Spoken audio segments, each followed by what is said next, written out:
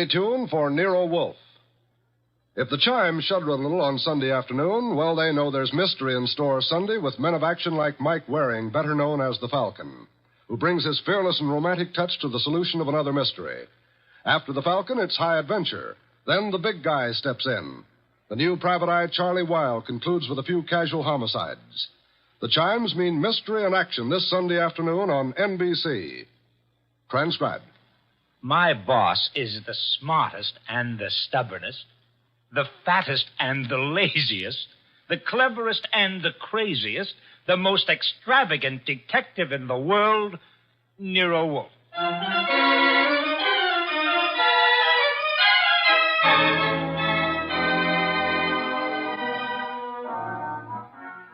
It's the adventure of Stamped for Murder, with that brilliant, eccentric private detective, orchid fancier, and gargantuan gourmet, Nero Wolfe, starring Sidney Greenstreet.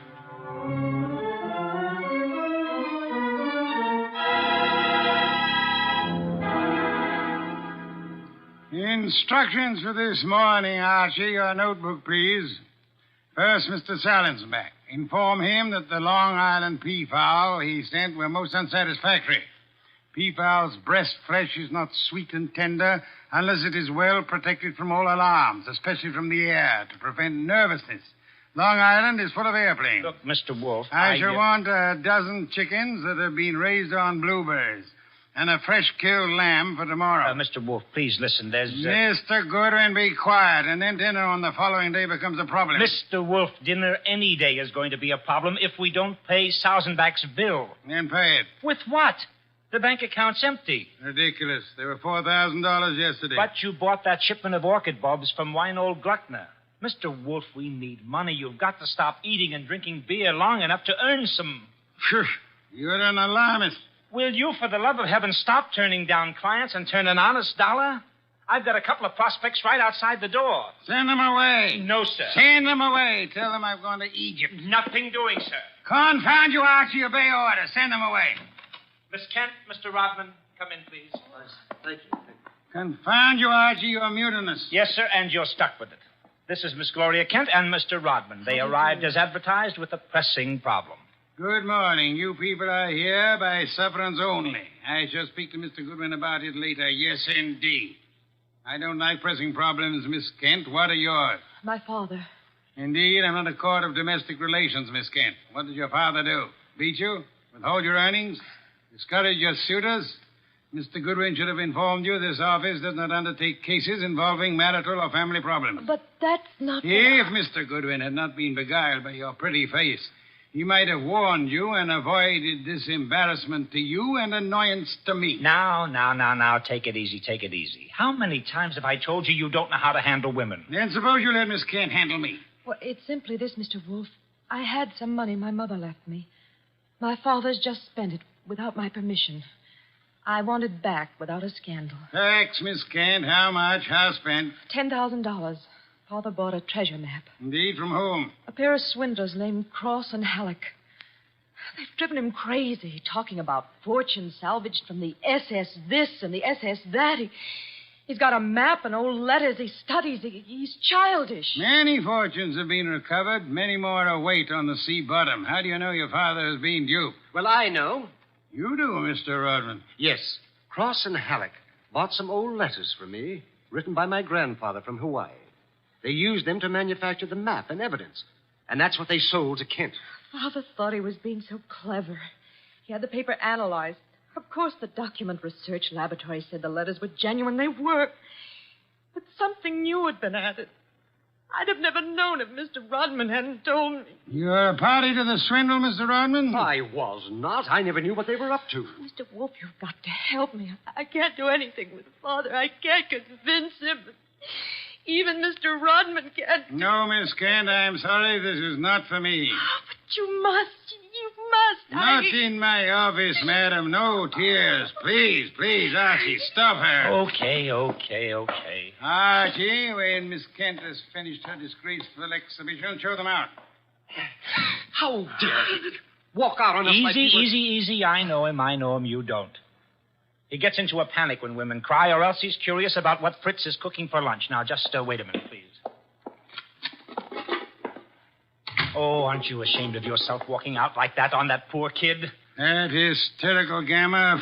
She's lost all of her money. She needs help. I charge high fees, Archie. So charge a small fee. Do you want her to starve? Good heavens. Starve? How monstrous. I'm not kidding.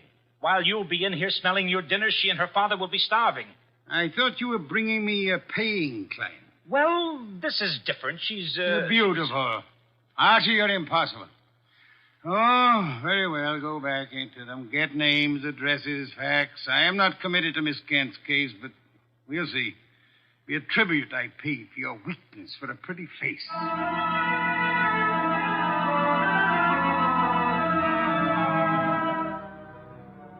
Rodman and Gloria Kent were gone, however. So all I had were the few facts they'd given me before they met Wolfe. I felt guilty about that when he came back into the office and sat down in his specially built chair.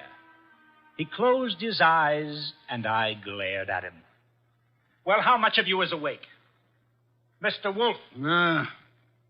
Well, they disappeared.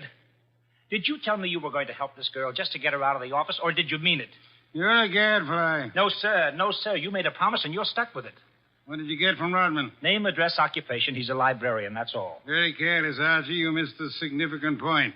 Such as, How did Rodman discover the letters he sold were being altered by forgery and used for swindle? How did he locate the dupe, Mr. Kent? I guess you're right. I'll ask him next time. But what about now? Are you going to get Gloria's money back? I assume you call Miss Kent Gloria solely in order to annoy me. It does. Stop it. Get Cross and Halleck. On my way. You'll find them at the Hotel Bogart. Wrong, sir. According to my notes, their address is... Never mind their address. The Hotel Bogart is the headquarters for successful, confident tricksters. They celebrate their victories there while the money lasts. You will possibly find Cross and Halleck drinking whiskey or lunching, probably both.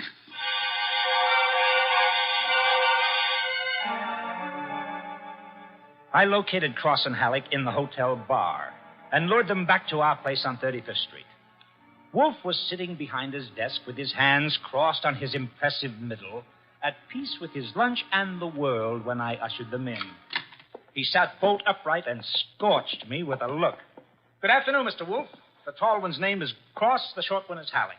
They want to help me invest my money. Gentlemen, Mr. Nero Wolfe. What? Who? Nero Wolfe. Hey, what is this? Confound you, Archie. How drunk are they? Not too drunk for business. Let's get out of here. Come on. Wait a minute. Chill, duck, decoy. You want me to keep him here, Mr. Wolfe? Not by violence, Archie. Come back here, gentlemen. Unless you want 7 years in the state penitentiary. Unless what? You got nothing on us, Wolf. Nothing. I have the Kent case. The Kent? That's a laugh. We're sitting pretty. You are not, sir. You imagine you possess legal immunity. Mr. Kent believes you are a grotesque balderdash and will not sue for fraud. Miss Kent cannot sue because she is reluctant to accuse her father of wrongfully obtaining her money. Ergo, you think you are invulnerable. Now, listen. But you forget me. I'm a detective with a fee to earn. A big fee. Quiet, Archie. I am determined to get that fee. Therefore, as Miss Kent's agent, I can and will bring action against you. I'm indifferent to her tears or her father's disgrace. I'm indifferent to anything outside of money. You will return the $10,000 to me at once, sir, or you'll be in jail by morning. You mean that? I do, Mr. Cross. Alec. Come here.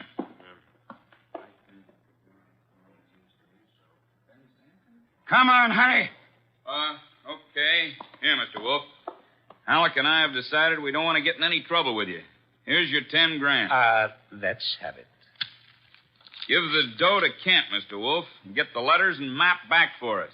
You got a reputation for being tricky, but honest. We trust you. Come on, Alec, let's go. Well, how about that? Preposterous. No, sir. Take a look. $10,000, genuine coin of the realm. That man Cross is a fool. Does he imagine I'm to be fooled so easily? What do you mean he left for money? He surrendered too quickly, Archie. Too easily. And that money in the envelope he was carrying all ready to refund. Why? Well, maybe he's got a better sucker. I heard him mention a Ben Sanford. Nonsense. Does he need Kent's forged letters and map to cheat this Ben Sanford? Couldn't he prepare another set? I guess you're right. Something's fishy. In any event, it's no concern of mine, thank heaven. Why not? I'm not committed to Miss Kent in any way. As a favor to you, I undertook to regain her money. I have done that. You may take it back to her and obtain the forged papers in return. But, Silence, Mr. Goodwin. Go to your red-haired charmer. Leave me in peace. I intend to spend this afternoon with my New World Atlas.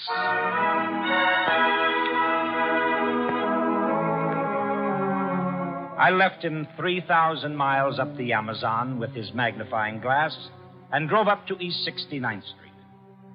The Kent house was a broken-down little brownstone, and as I went up the stoop, the door opened and Gloria Kent burst out like a skyrocket. Hey, Miss Kent, easy, easy. Let go of me. Let go. What's wrong? What's wrong?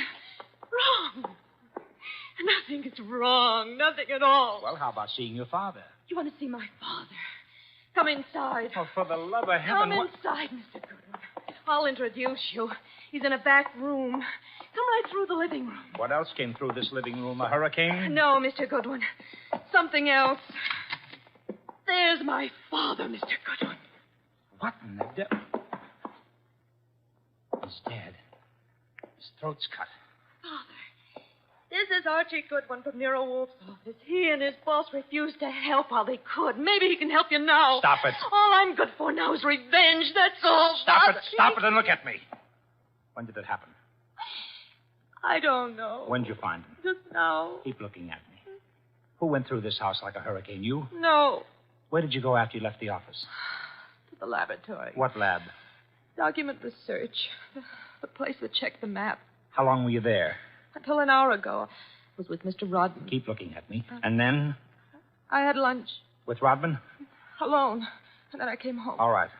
All right, now listen to me. I want you to go to Mr. Wolfe's house right now. Have you got cab fare? Yes. All right, take a cab. I've got to stay here, but I'll call Mr. Wolfe and tell him you're on the way. Now, get.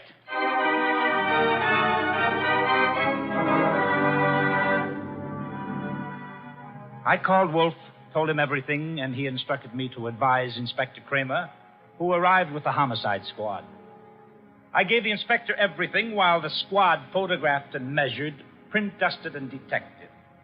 At 3:30, Kramer took me back to the house on 35th Street for a fight with Wolfe. It's a great story, Wolf. Great. Kent buys a phony treasure map. Everybody knows it's phony except Kent. But Cross and Halleck try to buy it back, and Kent gets himself murdered. Did you find the map and letters in the house, Inspector? No, I didn't. The killer was out for the map. The phony map? Certainly. Why? Well, if we knew that, we would know why Cross and Halleck so willingly paid back the money and why Kent was murdered. Maybe it's not phony. I'd better see the girl now. No, you fancy her for the murder. Well, I'll know after I ask a few questions. Tonight. She's had a shock, Mr. Kramer. She needs rest. Look, Wolf, I want her. Why bother with her when there's so much to be done? Yes, such as? Cross and Halleck, find them. And the mystery man they spoke of, Ben Sanford. These are the men you want now, not this poor, overwrought girl. Yeah. All right. The girl will be here for questioning tonight, though, huh? Tonight, Mr. Kramer. Okay. You'll hear from me later on. Well, you buffaloed him out of that, okay. Say, why don't you want her questioned? Is she guilty? I don't know. Well, what did she say when she got here? She said nothing. She never arrived. She never what? She never arrived. Well, then why did you tell Kramer she was resting? Would he have believed the truth? She must be found. More important, we must learn why forged letters and forged map produces turmoil. Find the killer and you find the map. You said so.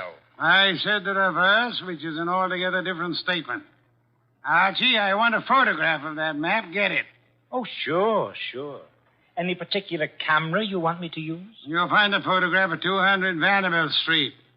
Are you kidding? The lab cannot check the authenticity of old papers without photographing them in ultraviolet light, infrared light, and so on. If this document research lab has examined those papers, they will have photographs. Get them.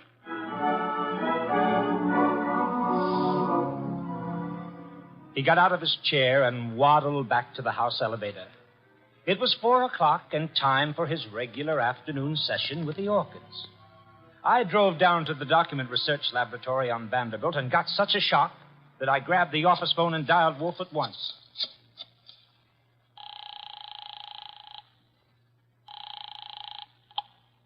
Nero Wolfe. Mr. Wolfe, Archie here. What's the matter? You lost? No, sir. No, sir, but I found something. Photographs? No, Mr. Wolfe, I don't think you'll ever see any photographs of the Kent map. I don't think any were taken. Indeed. But guess who runs the document research laboratory? No. Don't guess. You probably know. A man named Ben Sanford, and he's sitting right here looking at me. Bring him home with you. Home? But it's 4 p.m. This is the sacred hour when you pray over your orchids. Then Mr. Sanford can join the ceremony.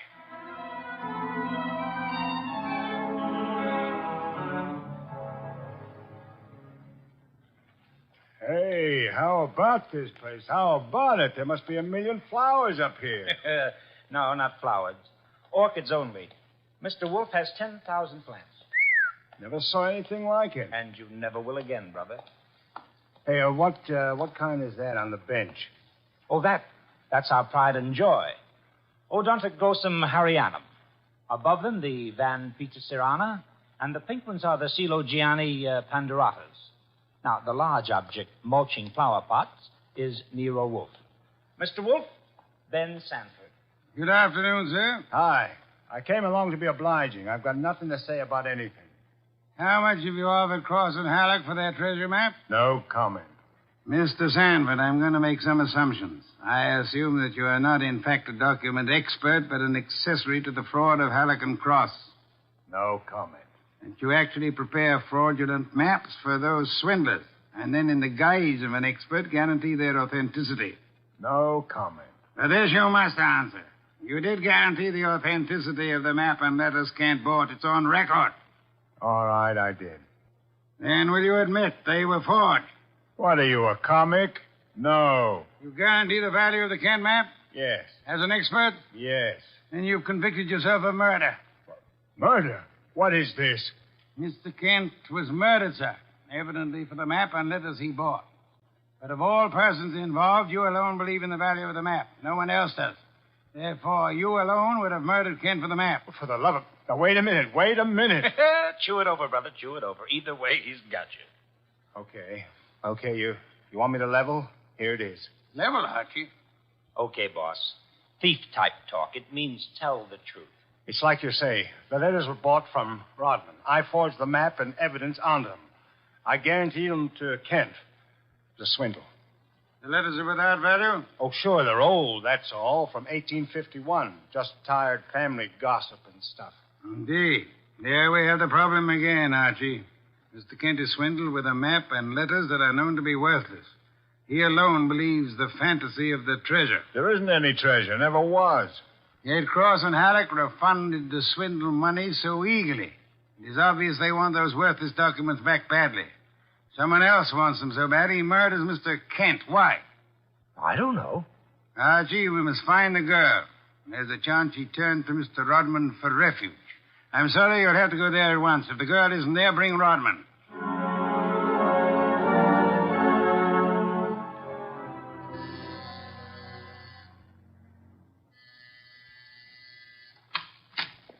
Yes? Hello, Rodman. Remember me? I'm Archie Goodwin from Nero Wolfe's office. Oh, yes, of course. I came to get Gloria Kent. There's been a change in plans.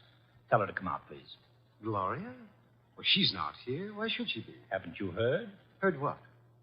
Well, I guess you'd better come down and see Wolfe. Mr. Goodwin, I'm afraid I can't. I'm rather busy. Look, Rodman, maybe you ought to know. Old man Kent was murdered. What? Yes, just after you and Gloria left us. Kent murdered? Well, this is awful, Mr. Goodwin. You want to see Mr. Wolfe now? Get your hat. Murdered? Well, believe me, I never wanted this. I'm going to tell Nero Wolfe the whole mess. Every word of it. Okay, then. Come on, let's go. Yes, of course. Just a minute. I'll get my hat in the bedroom. Murdered? Kent? I never dreamed. Oh. Come on, Rodman. Come on. What? I didn't hear you. Oh, Rodman. What the... Oh, Rodman. Oh, Rodman. Good Lord. What next? Come on. This is Nero Wolfe. Archie here. We've had a tough break. Yes? While I was waiting for Rodman at the front door, he went into the bedroom for his hat. The killer was there. How do you know? He cut Rodman's throat. Tell. The back window was open. It's a ground floor apartment. He was out and gone before I had a chance.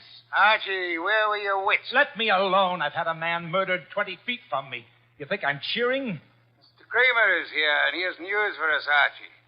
He could not locate Cross and Halleck in their apartment. They had not been home all day. The maid informed him that she was waiting for her weekly salary. Well, so what?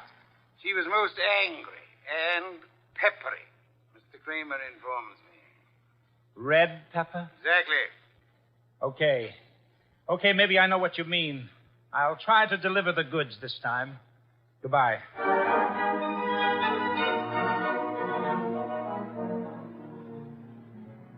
I drove down to the apartment house on Gramercy Square where Cross and Halleck lived, took the elevator up to the 10th floor, found the right door, and slipped in with a pass key.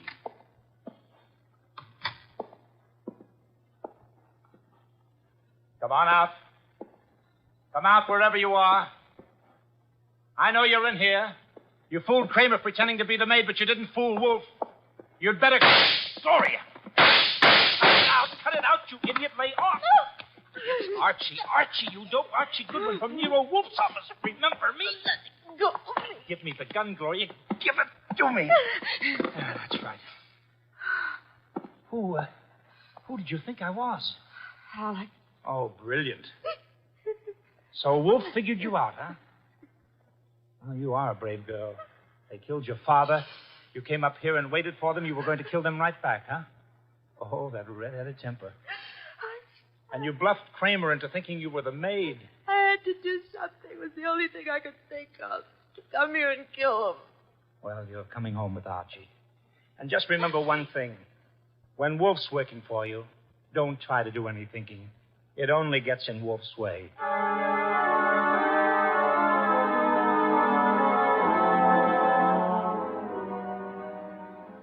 I got Gloria Kent back to the house at 7 o'clock. I parked the car, brought her into the office, and got the shock of my life. There was a convention on. Wolfe was there, with Inspector Kramer representing the cops. Cross, Halleck, and Sanford were there representing the crooks. When Kramer saw Gloria, he scowled first at her and then at Wolfe. So it was a slick one after all, Wolfe. You didn't have the girl. You had no intention of producing her. Please, Mr. Kramer, that can wait.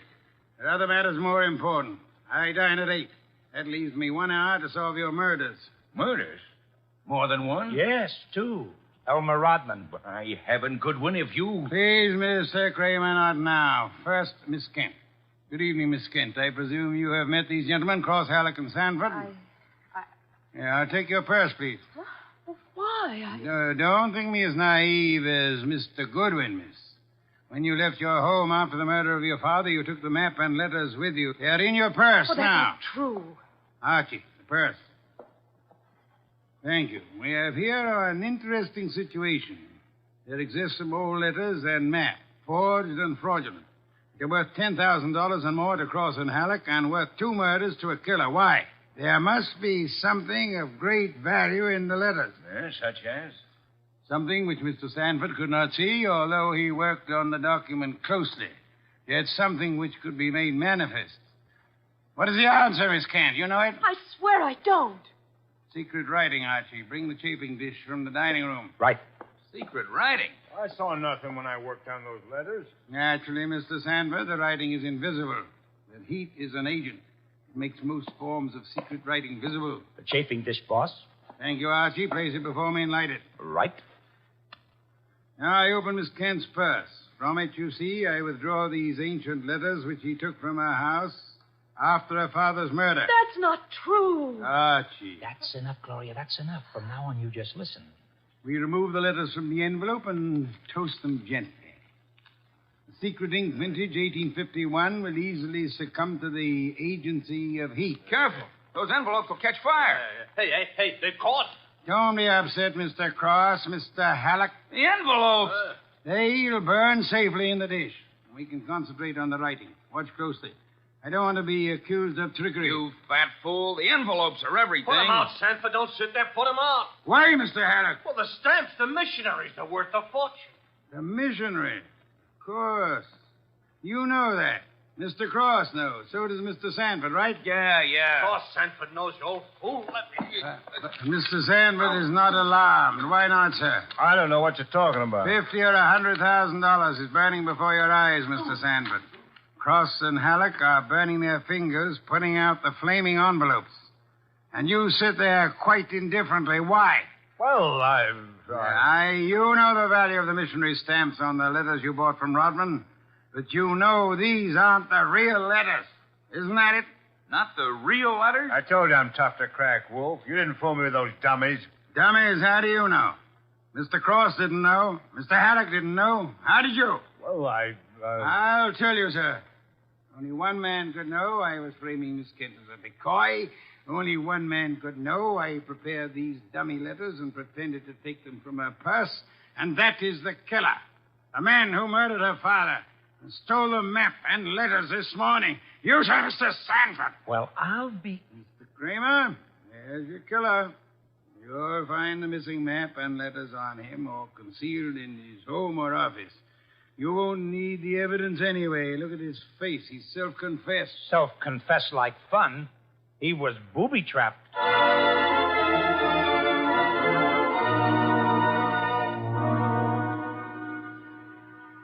No, Mr. Kramer. Not a complicated case, really. Very simple. Elmer Rodman sold a packet of old family letters to the swindlers for a small sum. They used the letters to perpetrate their fraud on Miss Kent's father. And the stamps on the letters were valuable? They were a special Hawaiian issue 1851, Miss Kent. Nicknamed missionaries, because missionaries used them for writing home. They are extremely rare stamps worth upward of $25,000 each. Hey, no wonder they were worth 2 murders. We found 5 of them on Sanford. Excellent. Somewhere or other, Rodman discovered the value of the stamps after he sold the letters. In his effort to get them back, he communicated his discovery to the swindlers, Cross, Halleck, and Sanford. So that's why they refunded the money so fast. Precisely, in an effort to have the sale rescinded. Rodman sought out Kent and tried to convince him of the fraud. Alas, he would not listen to the truth, Mr. Kramer. Oh, I get it. And while the others were hassling around, Sanford tried to steal a march and quietly resorted to murder. There you have it. Ha-ha! Great job, boss. Great job. So Gloria not only gets her 10 grand back, but 5 times 25, which is about 125,000 worth of goodies. Now, figuring your rates by the hour, that means you've done a gratis job worth about... Yes, Kent. I did not know will I demand a large fee for what I've done. I will not go back on my word. But I can beg for a favor. I'll only be too happy to... Wait. I ask something that will not be easy to grant. What is it? Will you use your red hair, your pretty face, your admirable figure, and your ample fortune to lure Mr. Goodwin away from this house tonight? I would like to enjoy my dinner in peace. That won't be difficult, Mr. Wolfe. Let's have an understanding right now, Gloria. Difficult for you or for me? I'll be delighted. Indeed. To spend an evening with Mr. Goodwin, there is only one word for you, Miss Kent. Intrepid.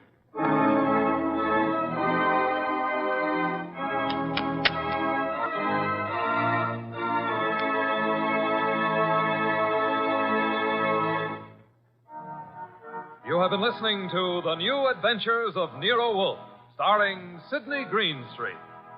Tonight's story by Alfred Bester was based on the famous characters created by Rex Stout, produced by Edwin Fadiman, and directed by J. Donald Wilson. In the cast were Wally Mayer as Archie Goodwin, and Gene Bates, Howard McNair, Jay Novello, Larry Dobkin, Bill Johnstone, and Herb Vigran.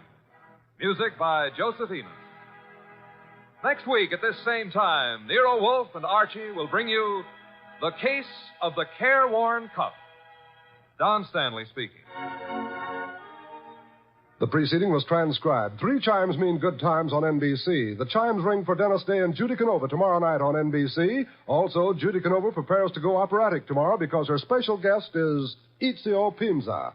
This is Chester William Bendix Riley. The Man Called X follows on NBC.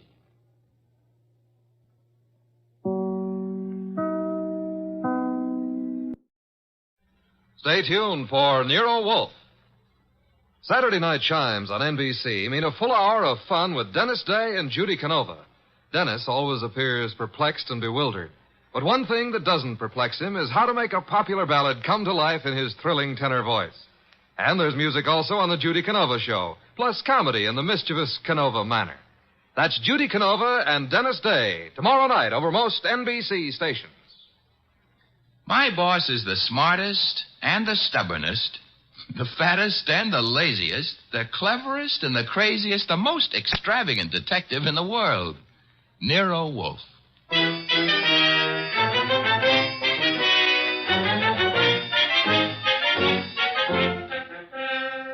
It's the transcribed adventure of The Case of the Careworn Cup, with that brilliant, eccentric private detective, orchid fancier, and gargantuan gourmet, Nero Wolfe, starring Sidney Greenstreet.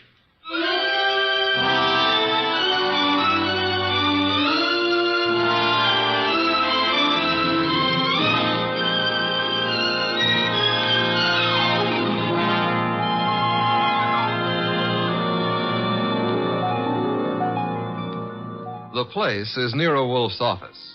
At the moment, the world's greatest motionless detective is sitting in the chair which was built especially to support his 300 pounds.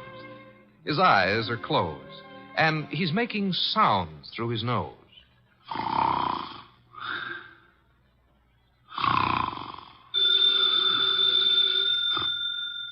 Archie. Archie. Archie! Yes, Mr. Wolfe, what is it? The phone, if you please, Mr. Goodwin. Well, it's on your desk, only 8 3/4 inches from your left elbow. All you have to do is lean forward. Found it, Archie? What do you think I am, an athlete? Hello. No, wrong number, mister. Well, I'm sorry, Mr. Wolfe, if that old phone awakened you. Wrong number, and I was not asleep. I was merely concentrating. On what? We're out of work. There's nothing to concentrate on. May have escaped your errant attention, Archie. But there are other subjects for thought besides murder. Sure, blondes. And blondes. You're right at that. Brunettes. Phooey. That's not a nice thing to say about any girl, even if she does happen to be a brunette. Archie. Yes, sir? Go away. You annoy me. Suppose I did. Who'd get your beer for you? Fritz. Tonight happens to be Fritz's night off. However, you can always get your beer for yourself. Don't be an idiot. There are exactly 23 steps between here and the kitchen. As you very well know, I abominate strenuous physical activity. 23 steps times 2 is 46. You could walk very slow. Nonsense. Now that you mention it, I happen to be mildly thirsty, Archie. Would you... Now that I mention it, you'd better let the beer go for tonight. Why? Our stock is running low. You being careless? I've been careful, because something else is also running low. What? Money? Fiddlesticks, there's plenty in the bank. Sure, but very little of it is yours. Mr. Wolfe, do you remember that batch of orchids you bought last week? Of course I do. Magnificent and very rare specimens. I got a magnificent bill for him this morning, too. It was large? It was large. Confound it, Archie. I shall have to do some work. You turned down half a dozen cases in the last few weeks. One of them may still require me. Most of them hired other detectives. However, there is a Mr. Wenceslas who might still be in need. His problem is what? As I remember, he's being followed by midgets. He wanted you to do something about it. Not that he minded the midgets so much. It was the elephants they were riding. The man needs a psychiatrist, not a detective. Anyone else? I can check my files, but I don't think... Aha! Saved by the bell. Another cliche like that, and I shall... Answer the phone yourself? Assassinate. You see what it is. Okay. Hello? Yes, Mr. Wolfe is in. Yes, he'll be in. He always is. What? But... That was a Mr. Charles Porter. He was in a hurry. He's on his way over right now. Should be here in 10 minutes. Prospective client, I trust? $1,000 worth of prospective client. Splendid, Archie, my beer. Okay, but, look, I'm not sure you're going to accept his offer. Indeed? What does he want me to do for his paltry fee? That's the point. If I heard him right, he wants you to do nothing.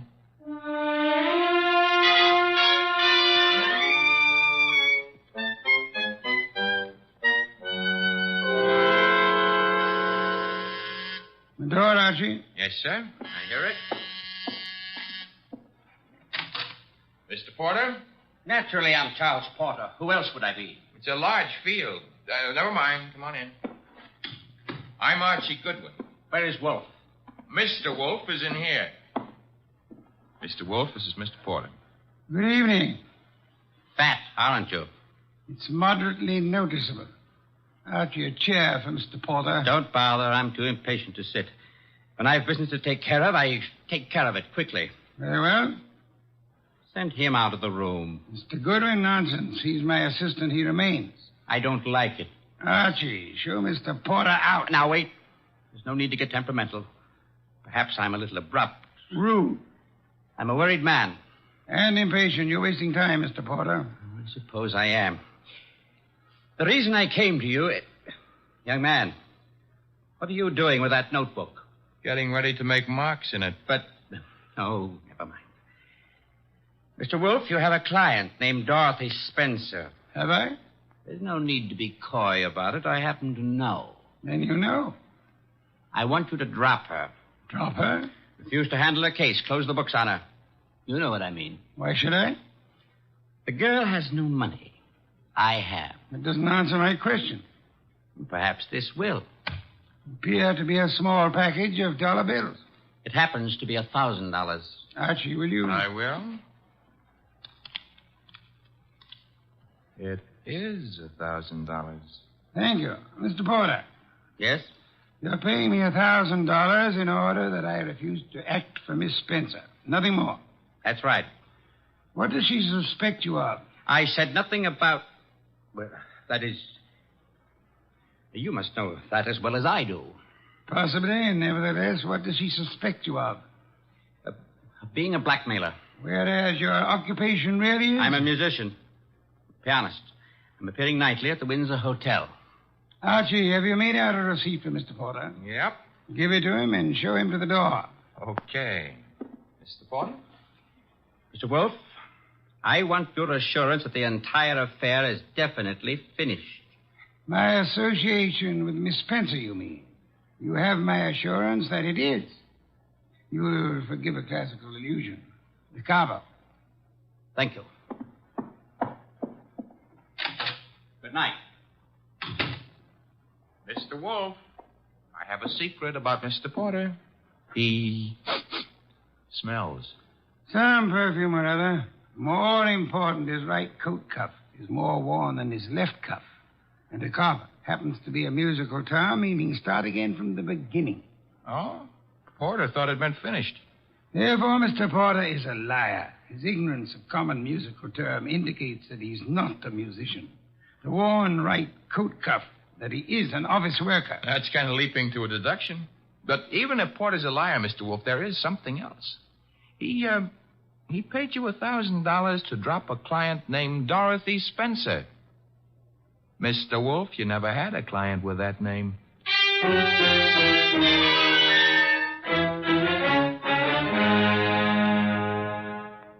Well, that's that. Dorothy Spencer is not in. Anyway, she's not answering her phone. Mr. Wolfe, I said... I know what you said. Bah. That a comment? I'm worried. Mr. Porter may have assumed erroneously that Dorothy Spencer had employed or was intending to employ me. That does not explain why he lied about his occupation. Maybe he didn't lie. After all, your deductions could be wrong.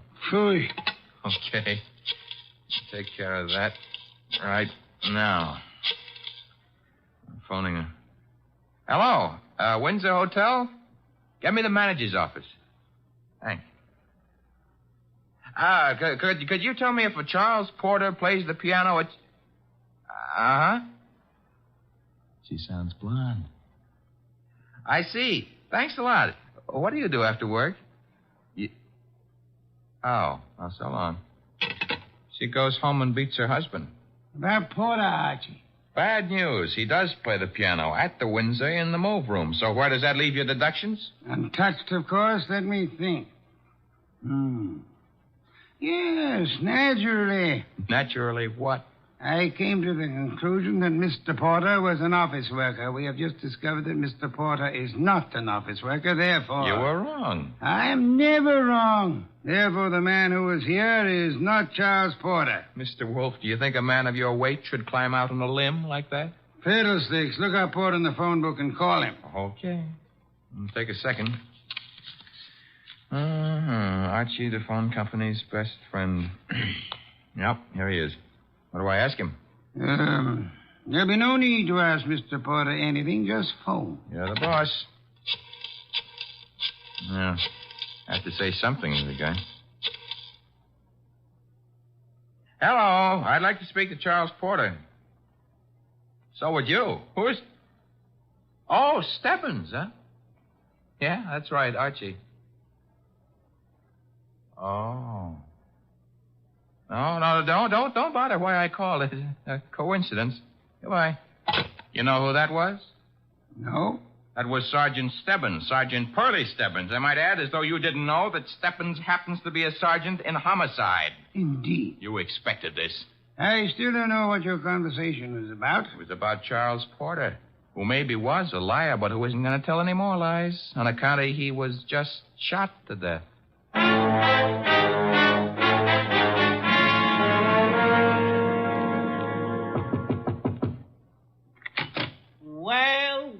Well, if it ain't Archie Goodwin. Come in, Goodwin. Thank you, Sergeant Stebbins. I've been expecting you. Oh, that's sweet of you to say that, Pearlie.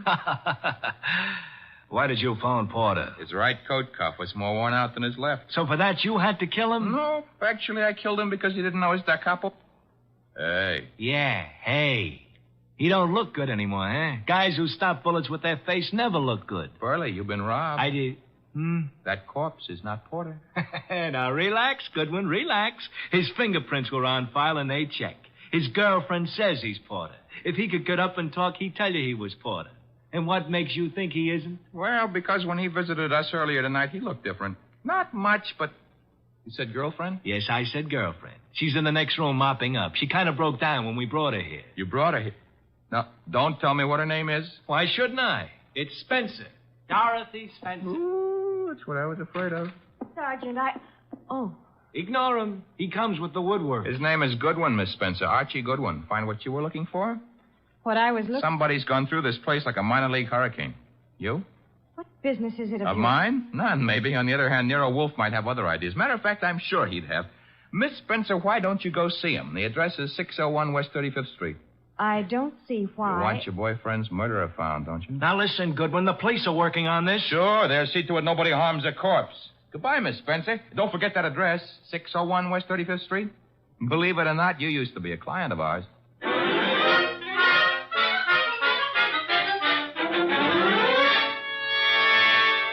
Oh, Mr. Wolfe, you're getting to be so brilliant, it's boring. Boy. That is, All right. Tonight you deserve it. I'll get you another can of beer.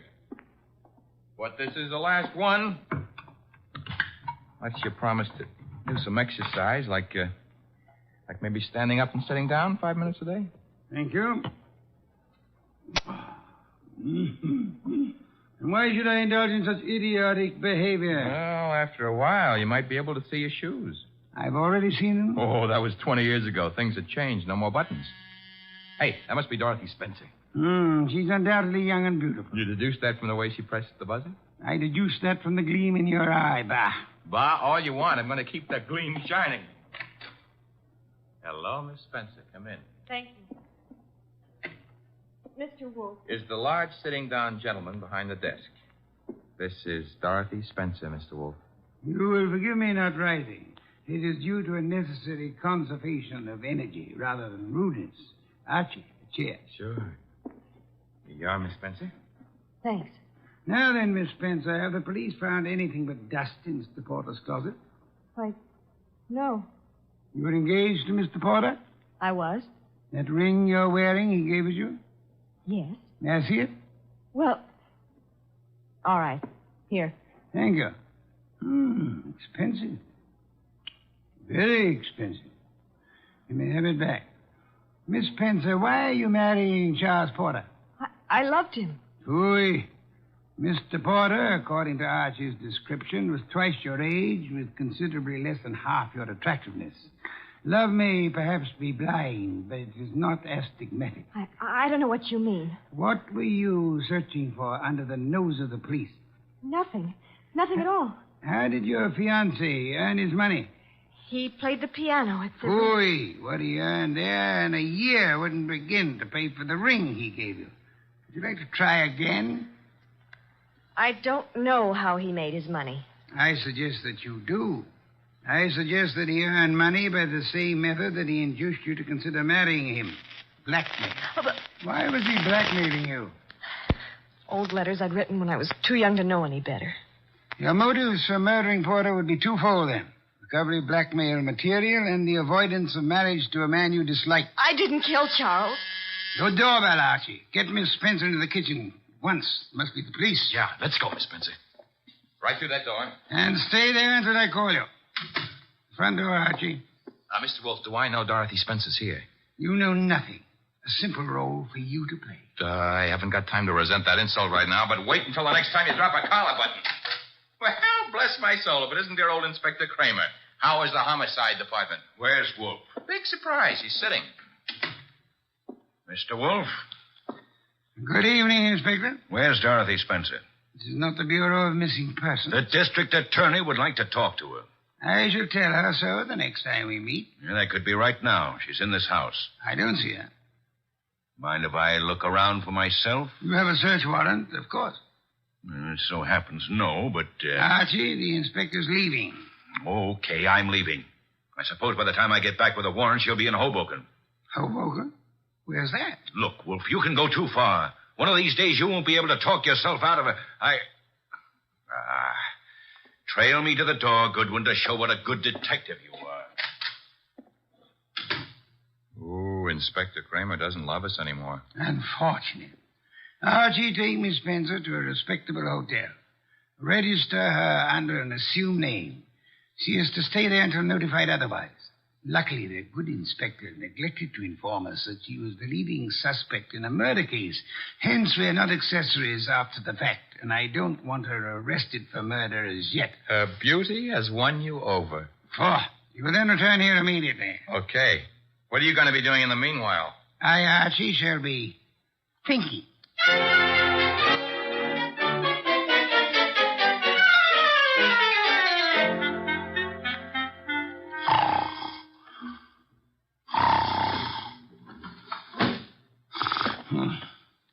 Archie? No. No, not Archie. Our impatient and non-musical friend came in through the window. How are you, Mr. Not Porter, of course. Where's the girl? Question is beginning to bore me. I don't know. I think she's here. So did the police. I might add that they were slightly closer to the truth. Incidentally, what makes you think she was Porter's accomplice? She must have been. Nonsense, she wasn't. Porter was blackmailing her, just as he was blackmailing you. In her case, it was letters. In yours, a previous criminal record, perhaps, that your employers might be interested in. I want to know where she is. Maybe this would help you remember. Good heavens, don't point a pistol at me. It annoys me. The police, I should think, opened the door for them like a good fellow. Oh, no. I'm leaving. But if I don't find that girl, I'll be back. Knock the blasted thing down if it isn't open. All right, well, I've got the search warrant. Also, no doubt, a fine tooth comb. Bah. By the way, Inspector. All right, boys, cover the house. All right, Inspector. Yeah, what did you want? As your men go through the house, will you have one of them shut the back window? I've just had a burglar, and I suspect he left it open. Unless the matter is attended to, the house might be filled with fresh air. Yeah, what's the matter with that? Fresh air, deadly poison. It clogs the lungs. And may I point out that the warrant you're clutching in your hot little hand is not a lease on the house. Finish your search quickly, if you please, and then, why not try Hoboken?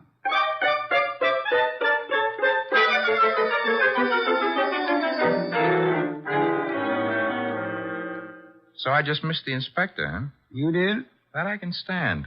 I'm sorry about the burglar, though. Perhaps we can arrange to have you meet him in the morning. He left his calling card with name and address on it?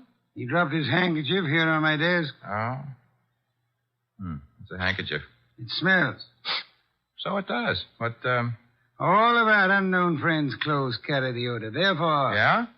You will go out immediately to the nearest drugstore, buy a specimen of every cake of soap manufactured in this country.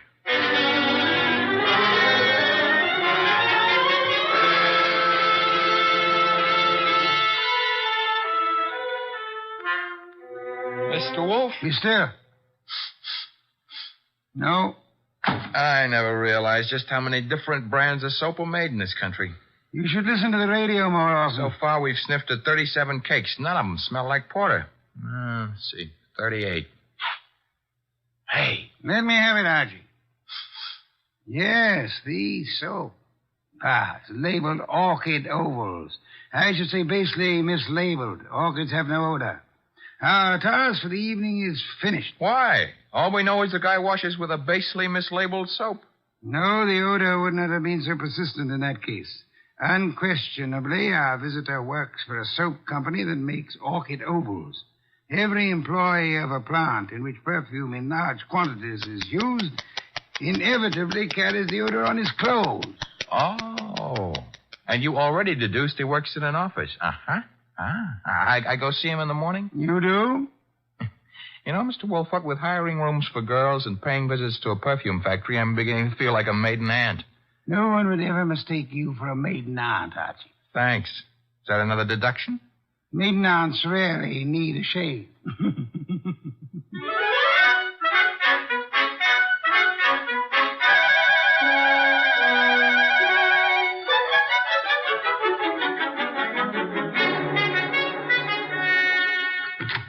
Orchid Ovals, good morning.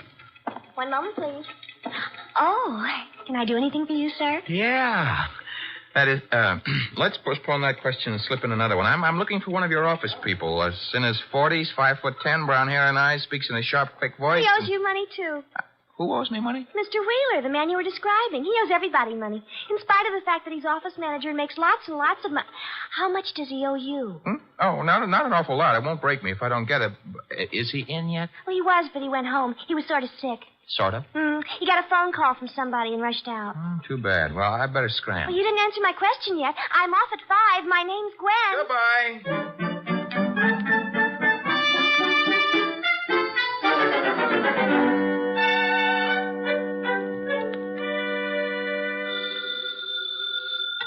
Wolfe speaking. Archie here.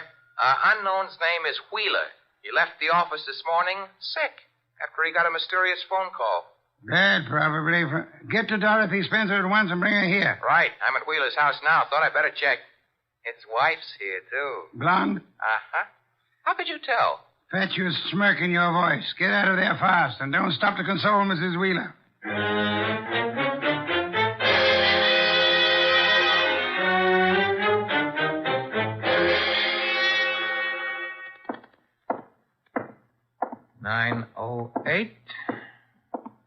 Room 909. Miss Dorothy Spencer.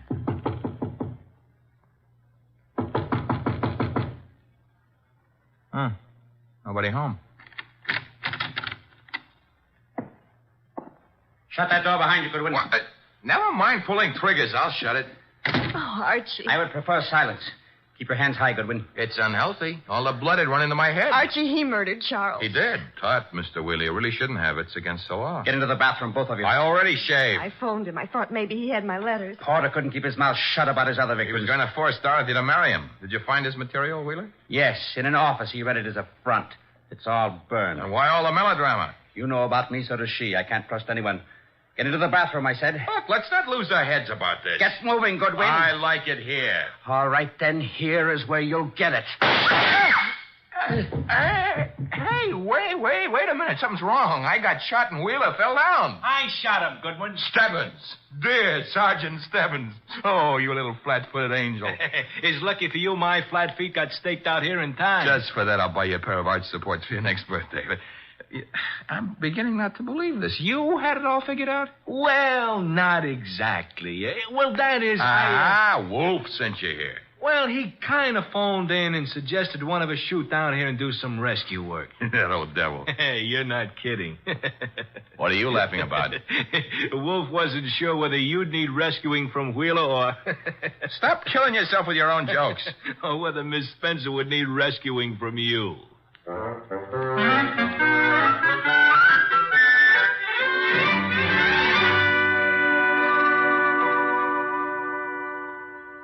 You've been a very foolish young woman, Miss Spencer. I suggest that in the future you exercise more care in your correspondence. Oh, I shall, Mr. Wolfe, but how can I ever thank you? Well, one way would be to listen wide-eyed while he explains how he solved the case. I have no intention. Oh, come on, Mr. Wolfe. Stop stalling. Please, Mr. Wolfe.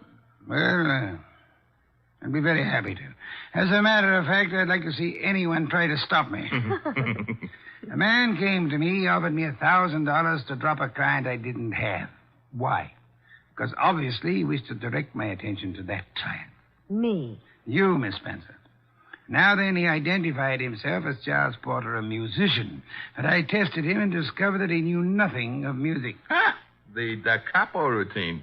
Precisely. Therefore, he was an imposter. His purpose? Yeah? To indicate by no means subtly that enmity existed between Porter and Dorothy Spencer. Huh?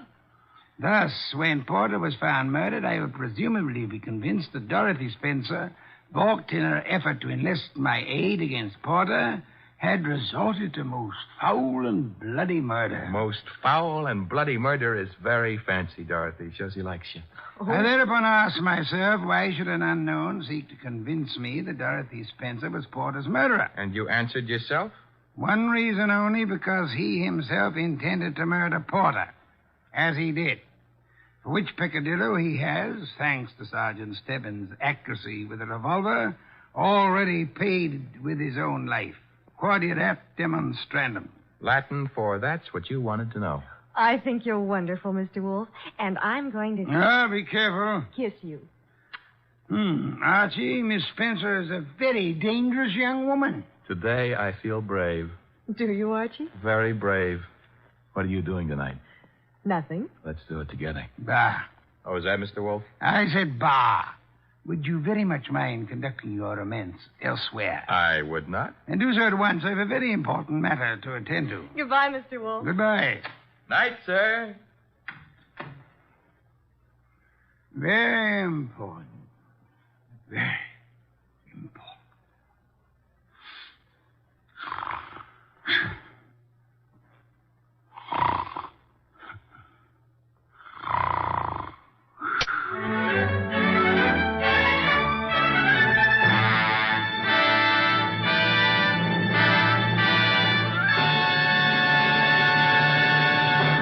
You have been listening to The New Adventures of Nero Wolfe, starring Sidney Greenstreet.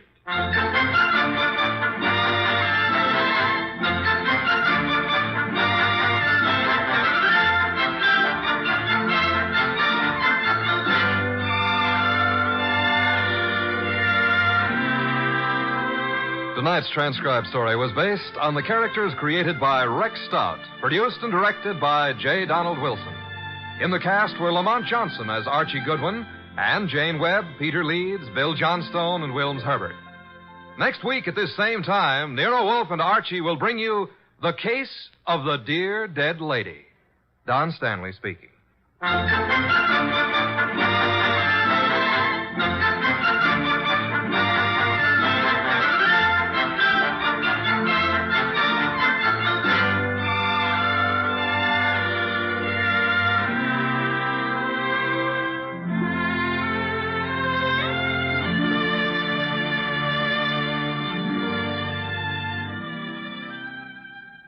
Three chimes mean good times on NBC. The NBC chimes are excited about The Big Show, an hour and a half every Sunday night with Tallulah Bankhead as Femme C. Comedy with stars like Jimmy Durante, Fred Allen, Jack Carson, Groucho Marx, and a host of others. Music with Meredith Wilson, Mindy Carson, and many more. It presents drama with Mr. Jose Ferrer and many more leading stars of Broadway and Hollywood. It's The Big Show. Starts Sunday, November 5th on NBC. This is Chester William Bendix Riley. The Man Called X follows on NBC.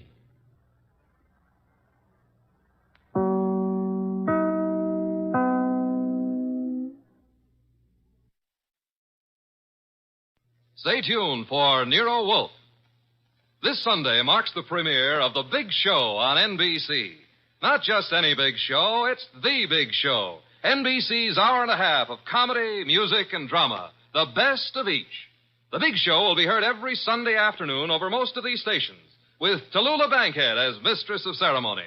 Your stars for this Sunday's broadcast include Jimmy Durante, Fred Allen, Ethel Merman, Frankie Lane, Mindy Carson, Meredith Wilson, Danny Thomas, and hosts of others. All this and Tallulah, too. No wonder it's the big show. My boss is the smartest and the stubbornest, the fattest and the laziest, the cleverest and the craziest, the most extravagant detective in the world, Nero Wolfe.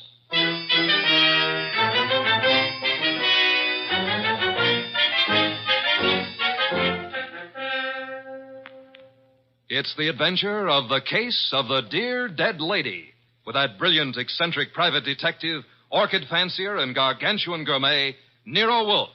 Starring Sidney Greenstreet.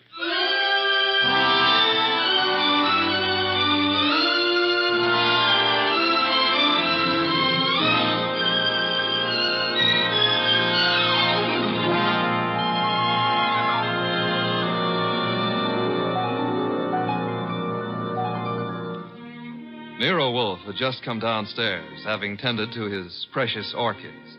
He was, as usual, seated in the library, which served as the office.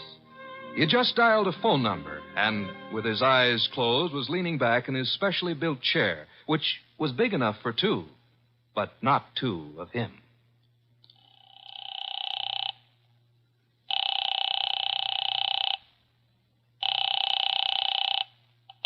Halsbecker's Market, domestic and imported delicacies. Mr. Halsbrecker, this is Nero Wolfe. Oh, yeah, Mr. Wolfe. I was just about to ring you. Well, I have need of 2 pounds of duck liver. I do not, of course, refer to the commercialized Strasbourg pate. Well, I appreciate the order, Mr. Wolfe, but... Next, my cook Fritz informs me that we require 3 fine fat geese. Look, Mr. Wolfe, there's a little matter of an unpaid... You might add 12 cases of beer, a bushel of Vermont apples, green for stuffing, and a gallon of Marquesa Patricia Roman oil. Mr. Wolfe. In addition, Fritz has listed 6 dozen eggs, 4 braces of Sussex woodcock, and a few pounds of Westphalian ham. You have all that? Well, I can get it, Mr. Wolfe, but my bookkeeper... Thanks very much, Mr. Halsbrecker. That will be all. Now... Now then, Archie. Yes, boss? You seem to be worried. Oh, I am. This means naturally that I'm supposed to handle Halsbrecker's delivery boy when and if he shows. I had thought of leaving that simple matter to you. And what about the simple matter of the money? Money? I hate to bring up a vulgar subject, but where is it coming from? Oh, of course. You're right, Archie. I should have said... Said what? Charge it. Boss, look, you don't realize I know, but we're into that truffle broker for $500 and change. All right. Then give him a check. Okay, I will give him a check. And I hope they'll let you keep the orchids in your cell. You're a wit, Archie. Mm-hmm. You know, I'm on the bank's mailing list. We got a notice this morning. You don't mean... Oh, but I do. Again? Yeah, you just can't take money out of an account, boss. Sometimes you got to put some in.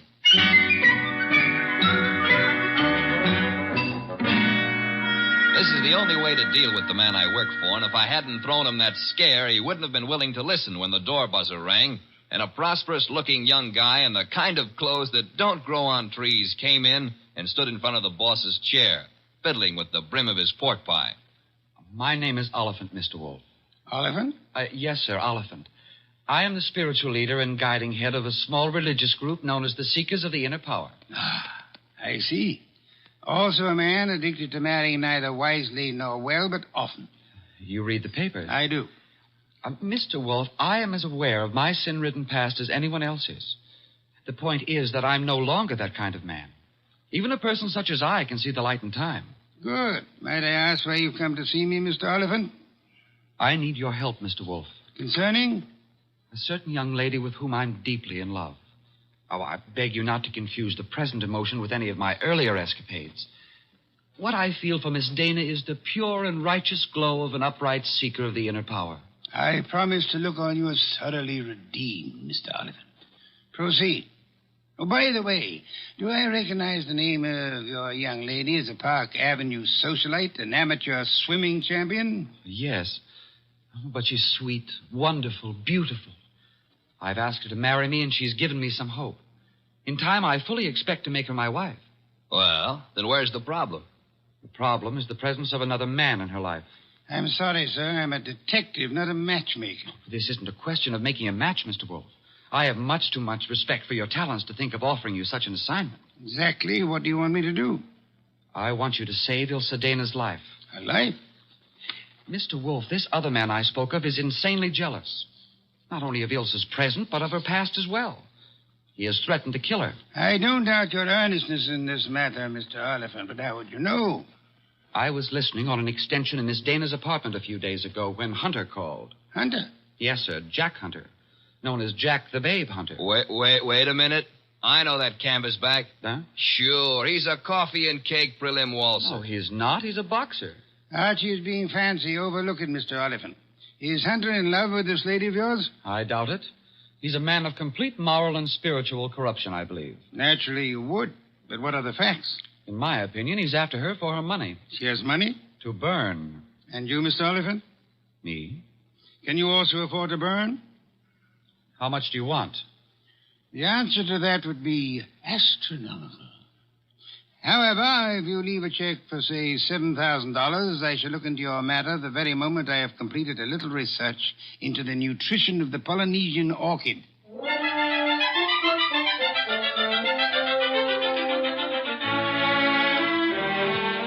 Oliphant's check gave our bank account a slight blood transfusion.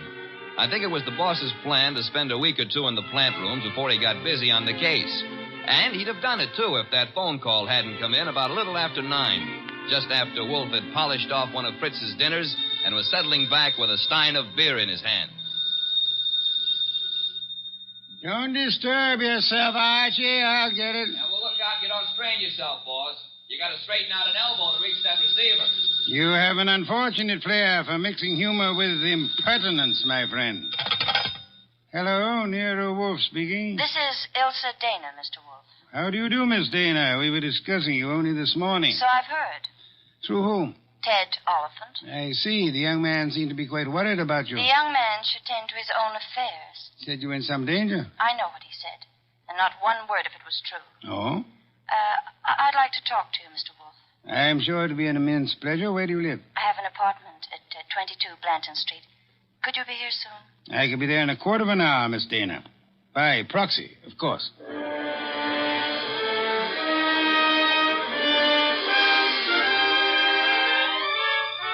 The proxy, naturally, was yours truly. 10 minutes later, at 20 past 9, I walked up to Ilsa Dana's door with a nosy elevator boy giving me the 00. The reason for his interest was that her door was open and the room inside was empty except for a little twisted pile of pale pink satin, which at close range turned out to be a woman. Which woman turned out to be Ilsa Dana. And Ilsa Dana was dead. She used to be pretty.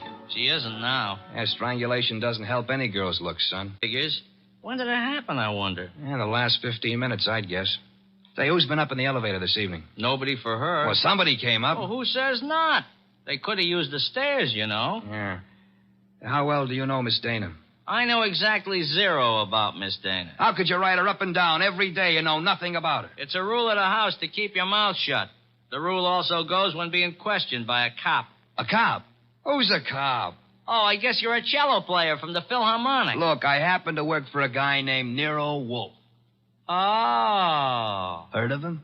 Maybe. Well, if your memory comes alive, son, I might see my way clear to spend a few dollars with you. Understand?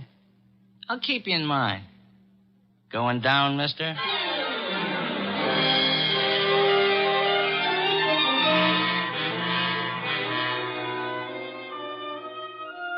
I spent time trying to get sense out of the superintendent and a set of chambermaids, but they were as quiet as a ballpark on Christmas Eve. Then I called the cops and told them about Oliphant and Hunter. By the time I got home, the house was dark and Nero Wolfe was sleeping. Next morning, I gave him the details while he drank 3 bottles of beer. When I finished, he sat for a long time and then started another bottle. The prize fighter. What about the prize fighter, Archie? Hunter? Well, I phoned the hotel he lives in before you got up. And? They told me he wasn't in. You know, I begin to think that Mr. Oliphant brought us a more absorbing case than he suspected. You know, I'm glad you like it. I don't like it. I don't like work of any variety. But this thing has its points. Well, what do we do next? Next, we investigate my client. What? Merely because the reformed playboy employs a detective doesn't exempt him from suspicion, Archie. Oh, now who's that? I'm afraid we have no choice but to open the door and see. My name is Young. Barstow Young. It's nice meeting you, Mr. Young. What do you want? I want to see Nero Wolfe. About? About a certain young lady with whom I am deeply in love. What? Will you repeat that? I want to see Mr. Wolfe about a certain young lady with whom I am deeply in love. Her name, please? Ilsa Dana. Is it possible that you entertain plans of making her your wife? Why, yes, but there's a problem involved. Another man? Yes. Well, do come in. Do come in. I think we've been waiting for you. Oh, Mr. Wolfe. Here's another one. Ah, Mr. Wolfe. You've come to me about Miss Ilsa Dana, sir? I have come to you, more specifically, about a man who has threatened her life. How unusual. He's the treacherous kind. Mild-mannered, you know. As we say in my profession, he underplays it. Your profession, then, is the stage. It is, sir. Go on, you interest me deeply. I was present recently when he told her that he would certainly kill her unless she mended her sinful ways. Sinful? No one denies that Ilsa has had, shall we say, a checkered career. But the man's attitude is totally fanatical. What's his particular brand of fanaticism, Mr. Young? Theodore Oliphant is a religious maniac. Well, what do you know? He's come to give Theodore a bad report card. I don't understand. I've come to ask Mr. Wolfe to prevent his murdering Miss Dana. Am I allowed a direct question, sir? Why, of course. Where were you between 9 and 9:20 p.m. last night? 9 and 9:20. Why do you ask? You said I was permitted a direct question. Oh, well, I was walking in the park, as I remember. Do you make a habit of walking in the park? I have lately. I'm preparing for an important role in a forthcoming production. What's so important about last night?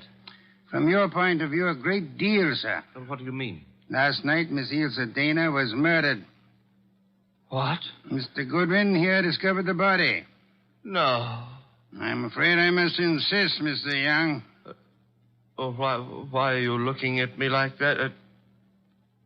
Are you accusing me of... I have accused you of nothing, my dear sir. Well, now, look, you're making a mistake. Oliphant killed her. You may be sure of that. I have your word. I know him. He was trying to reform her, wanted to make her a devout follower of his cult, the Seekers of Power.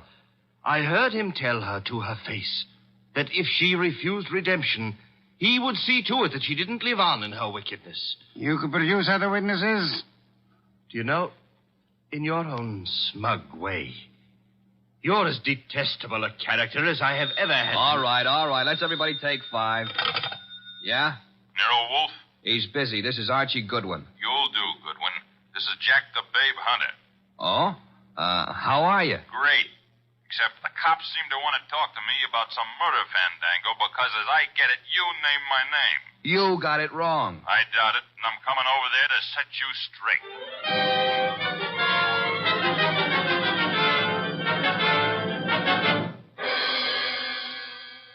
Why'd you ring me in on this mess, Wolf?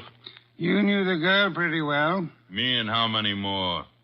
Besides, what time was she murdered? Last night between 9 and 9:20. I see.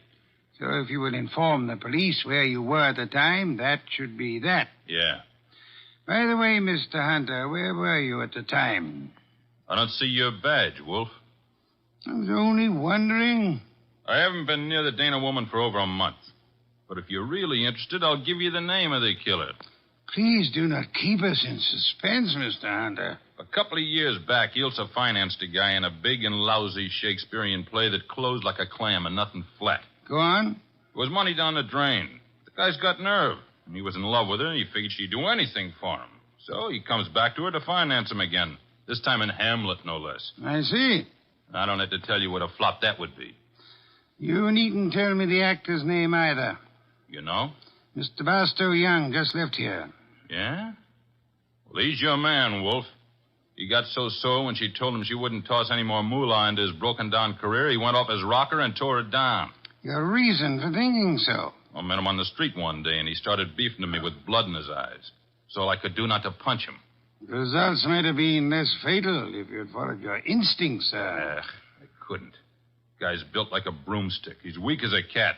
Hit him once, he'd crack like dry plaster. I see.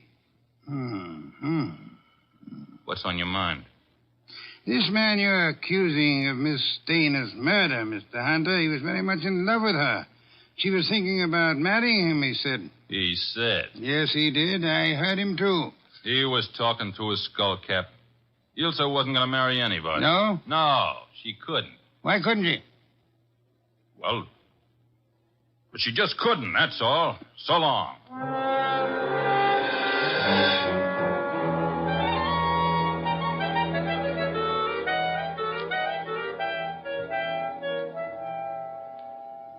Well, now we got a perfect circle with everybody pointing at everybody else and nobody able to prove a thing.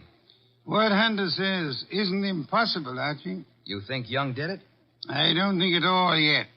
But if there's anything more dangerous than a woman scorned, it's an actor scorned.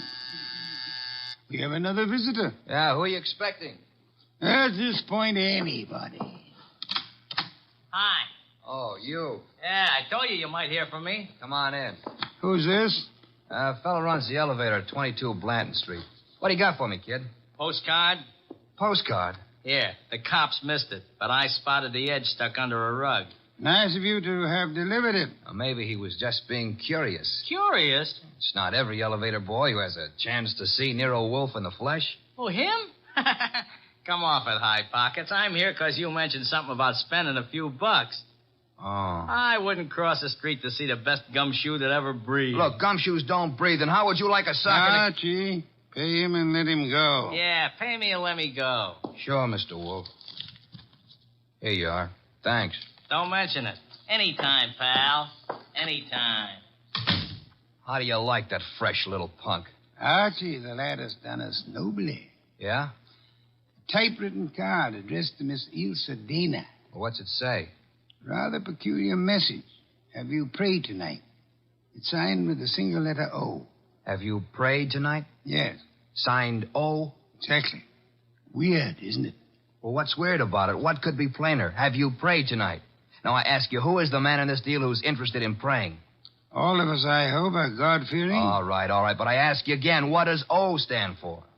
It could stand for O'Brien, Obituary, Omaha. What about Oliphant? Oliphant, too. Look, what's with this indifference? The case is cracking and you slough it off. You remember what Young said? Oliphant threatened to kill her because she wouldn't join that cockeyed movement of his. Don't exhaust yourself, Archie. We have a hard night ahead. Yes, but I don't understand. But I don't mean to stifle your imagination, my friend. But if you'd reserve your deductions for a little while, you could lend me some much-needed assistance. What do you want? I want you to become a burglar.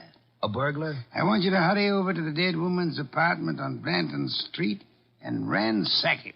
For what? How do I know? We need help. Anything may help us. Go through the place with a fine tooth comb.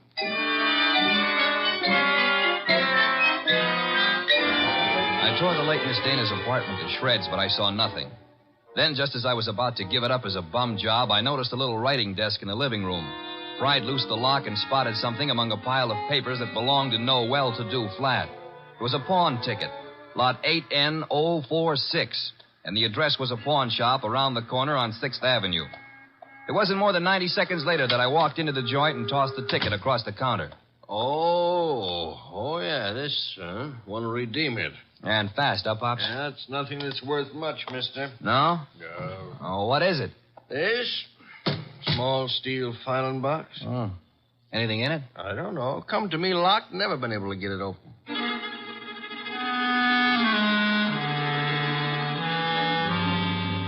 We got it open, Wolfe and I. Smashed the front end with a poker. There were some odds and ends inside, old earrings, some thumbtacks, a cigarette lighter, just trash. Then the boss stuck his fingers in and pulled out a plum. This is it? What do you mean, this is it? You fail to recognize this classic document? Huh? A marriage license, Archie. A marriage license. Yeah, well, whose marriage license? The wording is self-explanatory. Listen.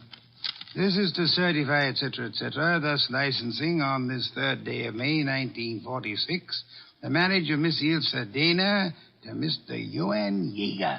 Johann Jaeger? Exactly. Well, who in the world is Johann Jaeger? We'll soon see. I don't get it. I can understand. It's a befuddling little puzzle. It'll be very easy for one to make a fatal mistake here. But, of course, you won't. I won't. 3 hours later, I'd herded all the suspects into the office, and he sat in his chair and glared at them. Oliphant, Young, and Hunter. It was tense and tight, and the boss let it stay that way, saying not a word to anybody while he calmly sipped his beer. It was Oliphant who cracked first. I didn't kill Ilsa. I couldn't have. Jealousy is a very compelling motive, Mr. Oliphant. And you came to me, remember, complaining that there was another man in Ilse Dana's life?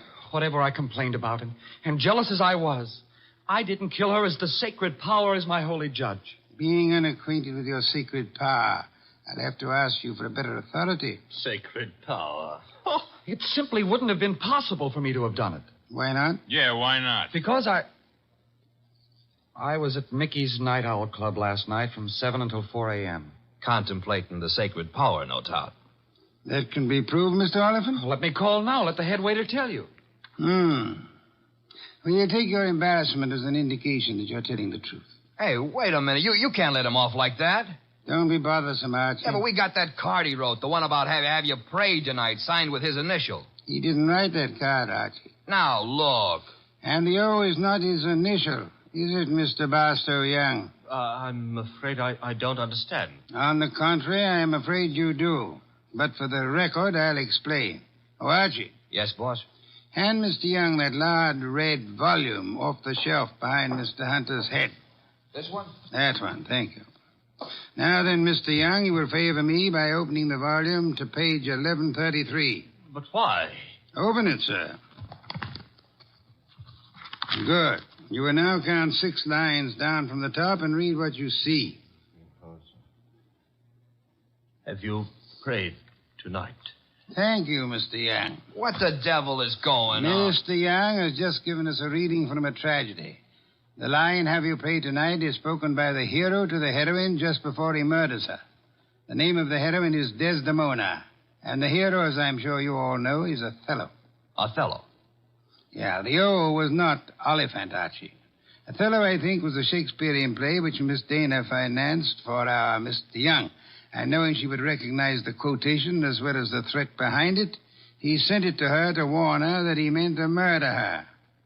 You won't have the unmitigated gall to deny that, will you, Mr. Young? No.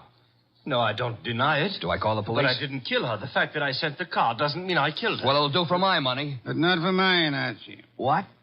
Mr. Young couldn't have killed Miss Dana. Why not? Because he lacks the strength to strangle such a healthy young woman, a champion athlete. Wide awake and full of fight.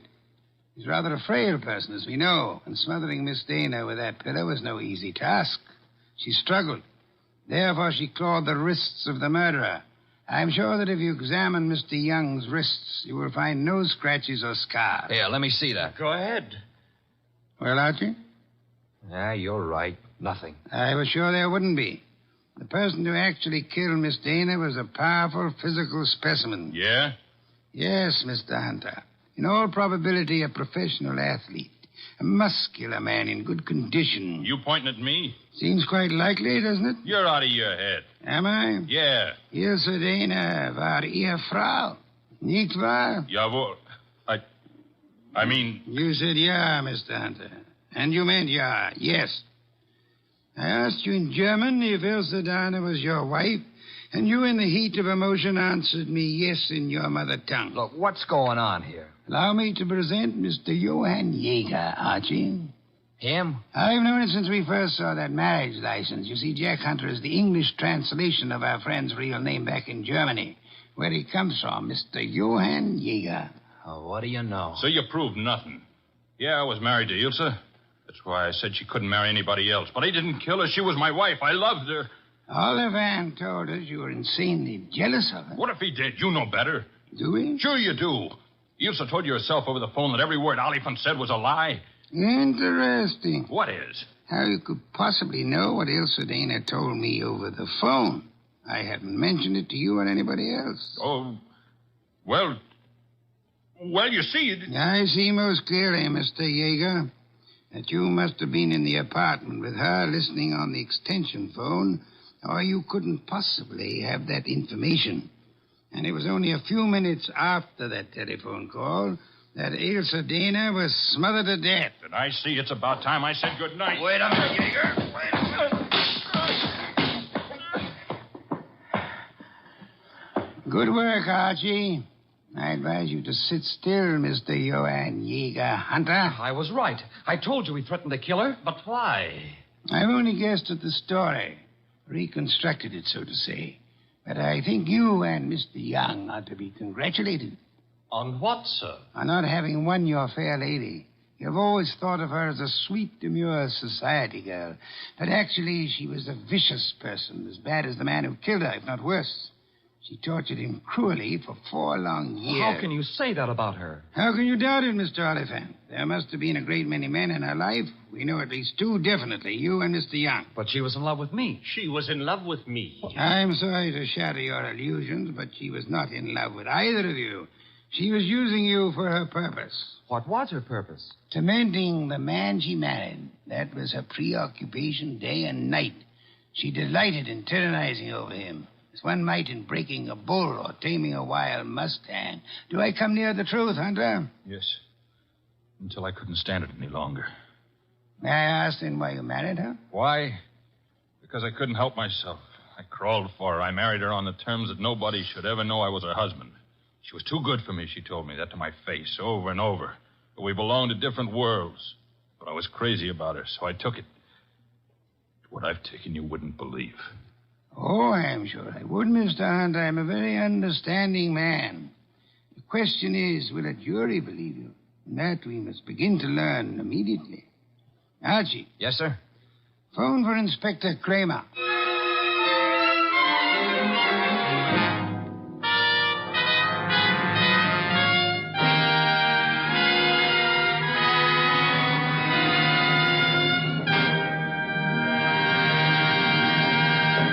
You have been listening to The New Adventures of Nero Wolfe, starring Sidney Greenstreet.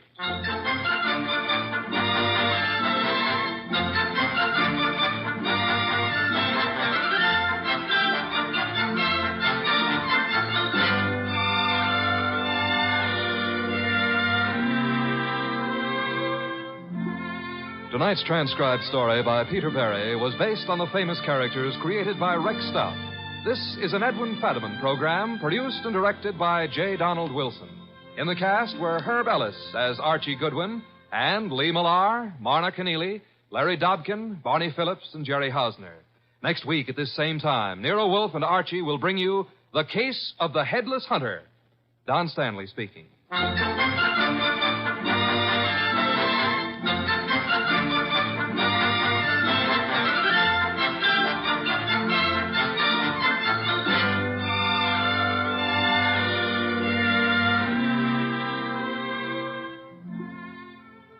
And don't forget, this Sunday marks the premiere of The Big Show on NBC. Not just any big show, it's The Big Show. NBC's hour and a half of comedy, music, drama, and the best of each. The Big Show will be heard every Sunday afternoon over most of these stations, with Tallulah Bankhead as mistress of ceremonies. Your stars for this Sunday's broadcast include Jimmy Durante, Fred Allen, Ethel Merman, Frankie Lane, Mindy Carson, Meredith Wilson, Danny Thomas, and hosts of others. No wonder it's The Big Show. And Theater Guild on the air this Sunday presents Judy Garland in Miss Alice Adams. So don't forget, Tallulah Bankhead brings you The Big Show Sunday on NBC. Stay tuned for Nero Wolfe, which follows transcribed in 30 seconds. What's on the menu at Duffy's Tavern tonight? Well, there's a full serving of laughs with Archie the manager, played by Ed Gardner, and his unpredictable friends, Miss Duffy, Clifton Finnegan, and Eddie the waiter. It's Duffy's Tavern later this evening over most of these NBC stations. And this Sunday, The Big Show comes your way once again with Bob Hope, Jimmy Durante, Perry Como, Jose Ferrer, Mindy Carson, Eddie Cantor, Meredith Wilson and his orchestra, and many, many more. And, of course, your MC once again will be Tallulah Bankhead. That's this Sunday for The Big Show. Now, ladies and gentlemen, we take you to the most famous brownstone house in New York City, the one located at number 601 West 35th Street. Oh, Mr. Wolfe. Mr. Wolfe.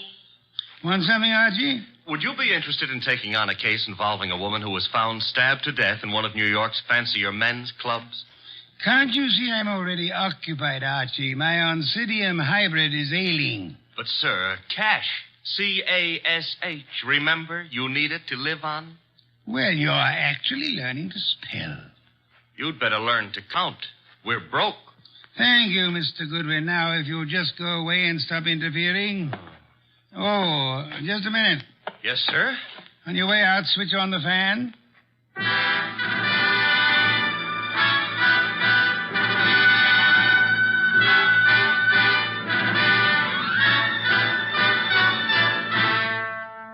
Yes, ladies and gentlemen, it's that one and only man of moves, the most famous detective in modern fiction, that corpulent, orchid-raising, beer-drinking gourmet who also happens to be a genius.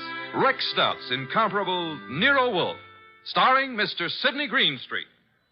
Tonight, Nero Wolfe's long-suffering assistant, Archie Goodwin, tells us of the case of the careless cleaner.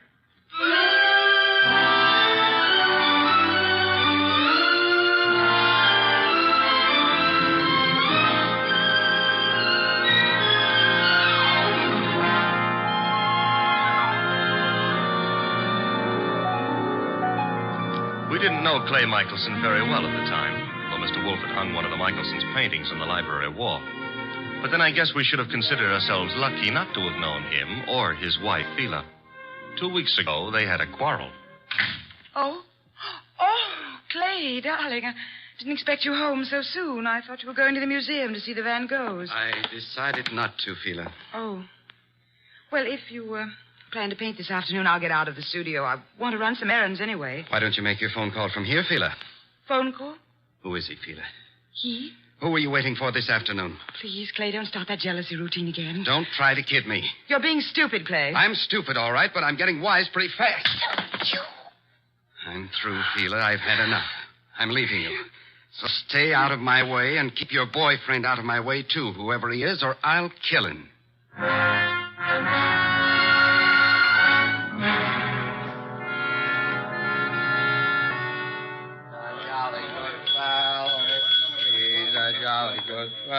Yes?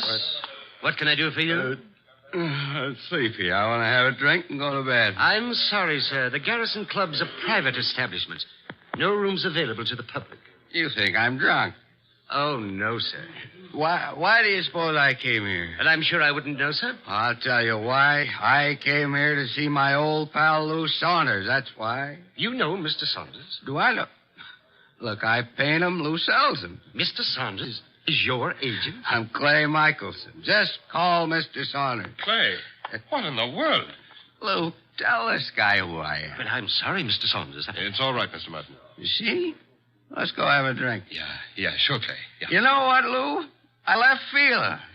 I walked out on her. Is there something I can do, Mr. Saunders? Yeah, have someone fix a bed in the other room of my suite. Mr. Michelson will be staying with me. At least for tonight.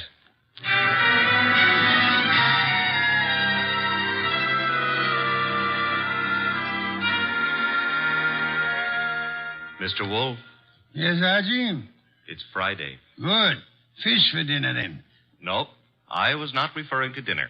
You were not? I can think of nothing more interesting at the moment. Oh, I can. My salary. Of course, according to the Julian calendar. We're on the Gregorian, so let's stick to it. Today is Friday. Today I get paid. Archie, there's a drop. Oh, don't exaggerate. You can't be getting the cold shutters just because I'm asking for my money. I can distinctly feel fresh air flowing into the room. Well, it's possible I might have opened a window 6 inches. You're insane. Shut it at once. Nope. Are you trying to blackmail me? Think it might work? Never. And the window stays open. You're fired. I accept your offer. All you have to do is pay up. I've hired you again. Oh, Mr. Wolfe, you've cleaned out the bank balance again? Well, that is... Well, had you seen those Miltonians? Would I have voluntarily given up my paycheck for them? Orchids are very beautiful, Mr. Wolfe, but blondes are... The door, Archie. I am unemployed. Found you'd maybe a client, and if it is, and we can extract a fee. You follow me, Archie? I'm already on my way to the door. Mr. Wolfe, I've got to see him at once. Well, come in. Thank you. Mr. Wolfe, this is... My name is Saunders, Mr. Wolfe. We've met before. I remember. As a matter of fact, you sold me a painting of Michelson. Yes, well, that's why I'm here. It's about Michelson, Mr. Wolfe, that I've come. Frankly, I think the man's about to go mad. He and his wife have split up, and such a splendid artist, too. A pity. I don't know what to do. He's drinking like a fish. For 2 weeks, I've been letting him live in part of my suite at the Garrison Club, but he's just steadily getting worse. I try a hospital. I can't. The publicity. Mr. Wolfe, Clay admired you so that time we all had dinner after the painting transaction. I thought maybe you could talk to him. Maybe you could get him on his feet again. I'm not a doctor, Mr. Saunders. But I'm sure he'd listen to you. Excuse me a moment, Mr. Saunders. Nero Wolfe speaking. Inspector Kramer. Good evening, Inspector. Got a guy called Lou Saunders at your place? Garrison Club said he'd gone to your place. Yes, he's here. Well, see to it that he doesn't leave until I get there. I'd hardly do that, Inspector. I have no reason to detain Mr. Saunders. There's plenty of reason. It so happens a woman's just been murdered in his suite. Murdered? Yeah. A Miss Hilda Lundgren. What's happened? Now will you hold him? Do you know a Miss Hilda Lundgren, Saunders? Hilda Lundgren? I've never heard of her. She seems to have chosen your suite to be murdered in. I'd better get right over there. Mr. Saunders says to tell you he'll be right over, Inspector. Now listen, Wolfe. Good day, Inspector. Murdered in my suite. Mr. Wolfe, you've got to come with me. Mr. Goodwin will accompany you after the formality of a retainer, Mr. Saunders. Oh, anything you say. Here, I'll write a check. Good. 500. 500? Fine. My friend and assistant, Mr. Goodwin, will go with you. I have great confidence in his ability to bring back every detail of a murder, particularly where a woman's involved.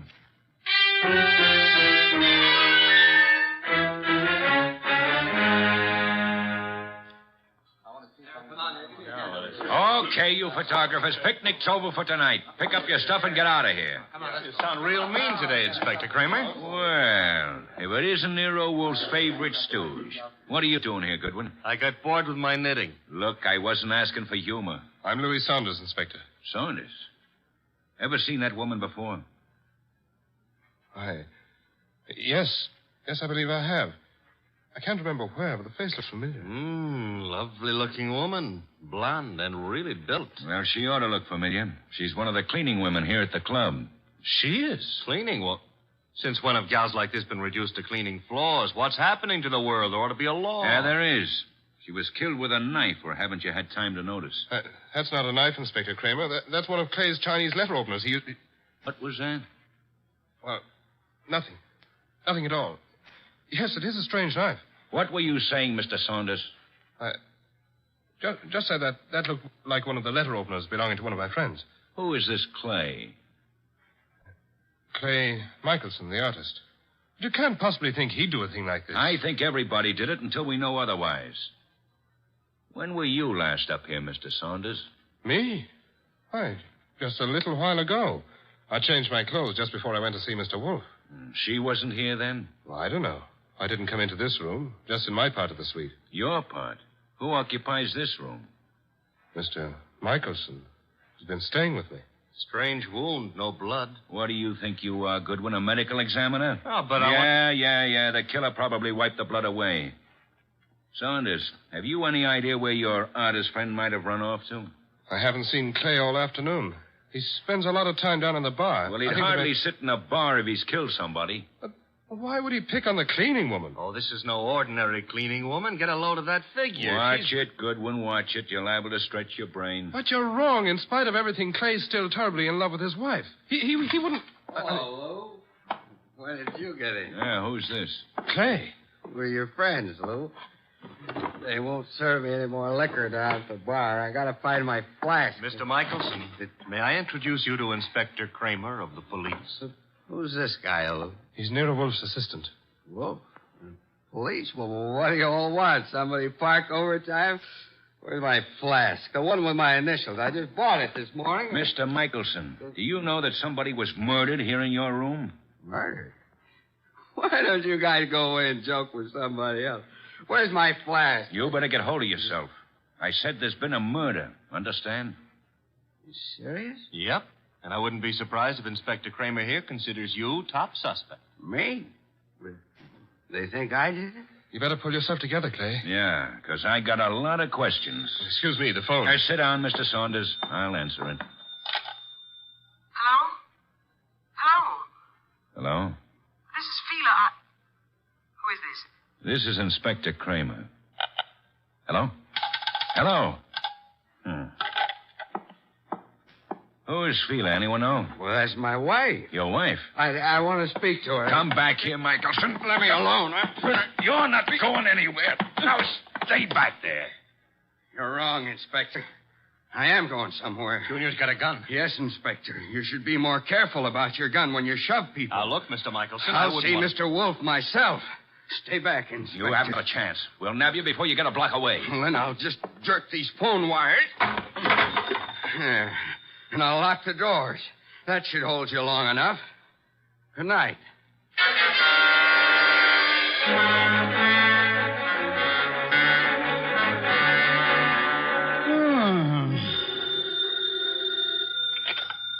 Nero Wolfe speaking. Wolf Kramer.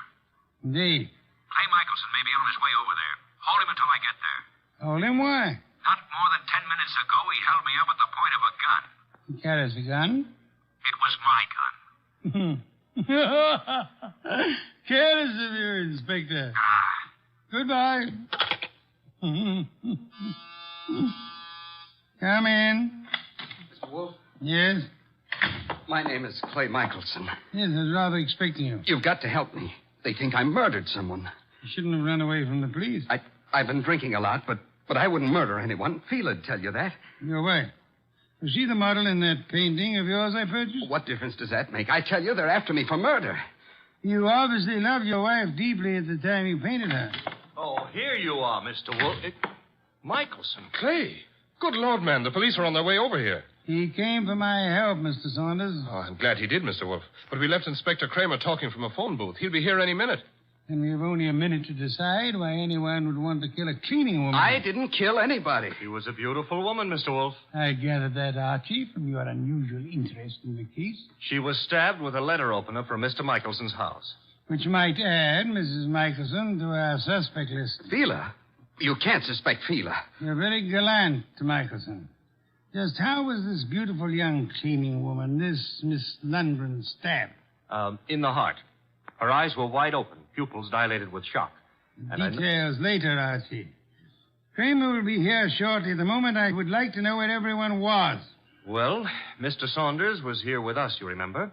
I don't know where Mrs. Michelson was, but I could go see her and find out. No, it won't be necessary, Archie. Mr. Michelson, where were you? Me? Why, I'm not sure. I can't seem to remember. That's hardly what we would call helpful. I was drunk. Maybe I went to Fila's. I've been over there lots this week trying to talk to her. Yet I must have gone over there. Have you ever seen the murdered woman before? No, I never saw her before in my life. I've seen her before, Mr. Wolfe. Indeed, Mr. Saunders.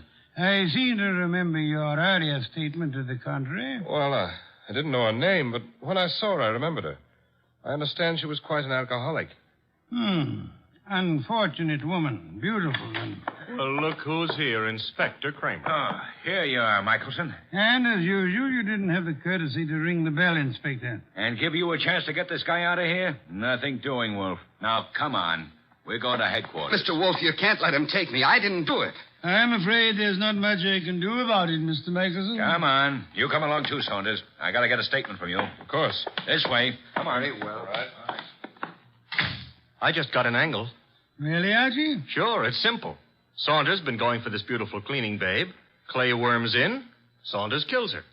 Perhaps there was jealousy somewhere in this case, Archie.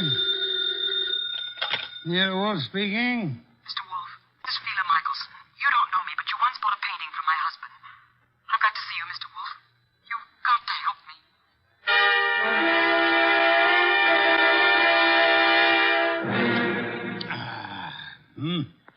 Mrs. Michelson, have some of this delicious beer.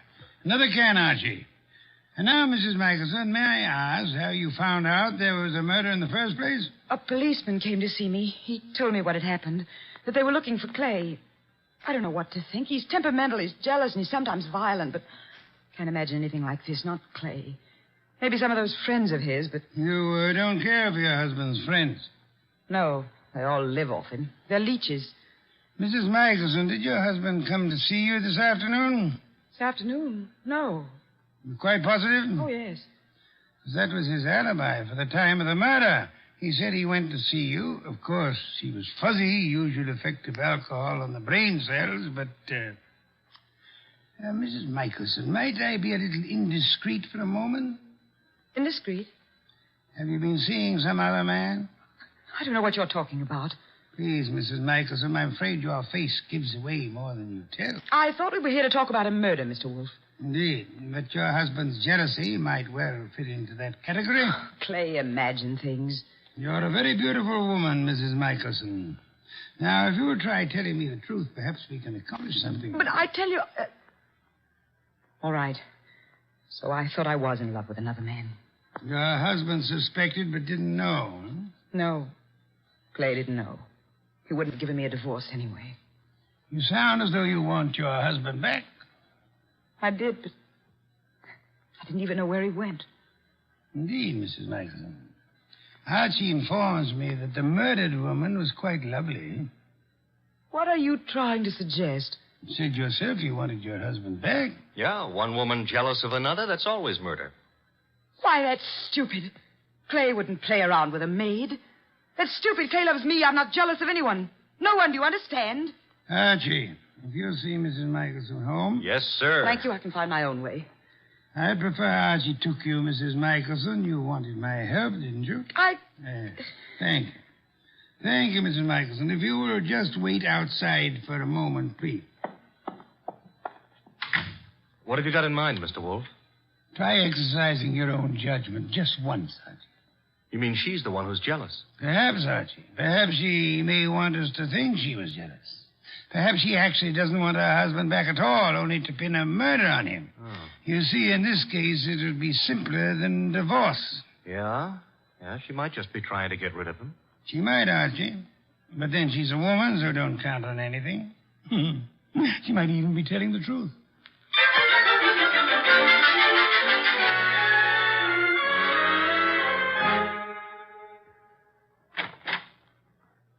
This is where I live, Mr. Goodwin. Nice. Very nice.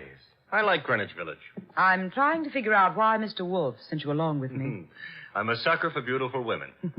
I wonder. Archie, Huh? does Mr. Wolfe believe me? He hasn't made an official statement yet.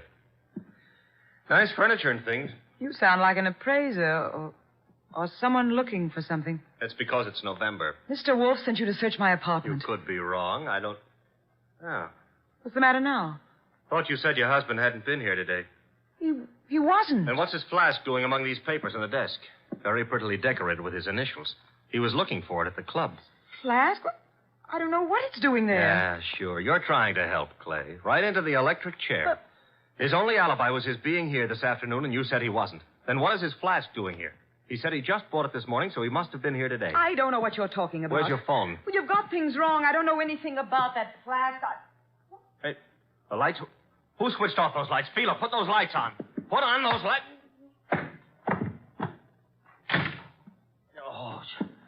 Oh, the lights. Get to the lights. That flask.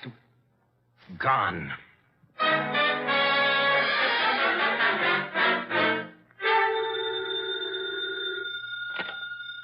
Nero Wolfe speaking. Wolf, where's Fila Michelson?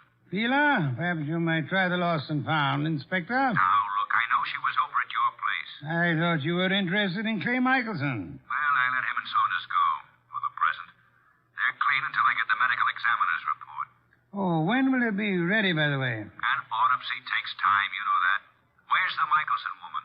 I believe she had a date with Archie. Why do you want her? I'm sure it never dawned on you, Wolf, but this cleaning woman who was killed was some dish. Maybe Mrs. Michelson was the jealous one. Your thinking is beginning to bear an amazing resemblance to Archie's, Inspector. Also, it maybe never dawned on you that Fila Michelson hasn't offered an alibi. right, Inspector. Yeah, you are. Come on, Wolf. Quit stalling. Where's Fila Michelson? What? Oh, I really don't know, Inspector, but perhaps as a last resort, of course, you might try her home. Good night, Inspector.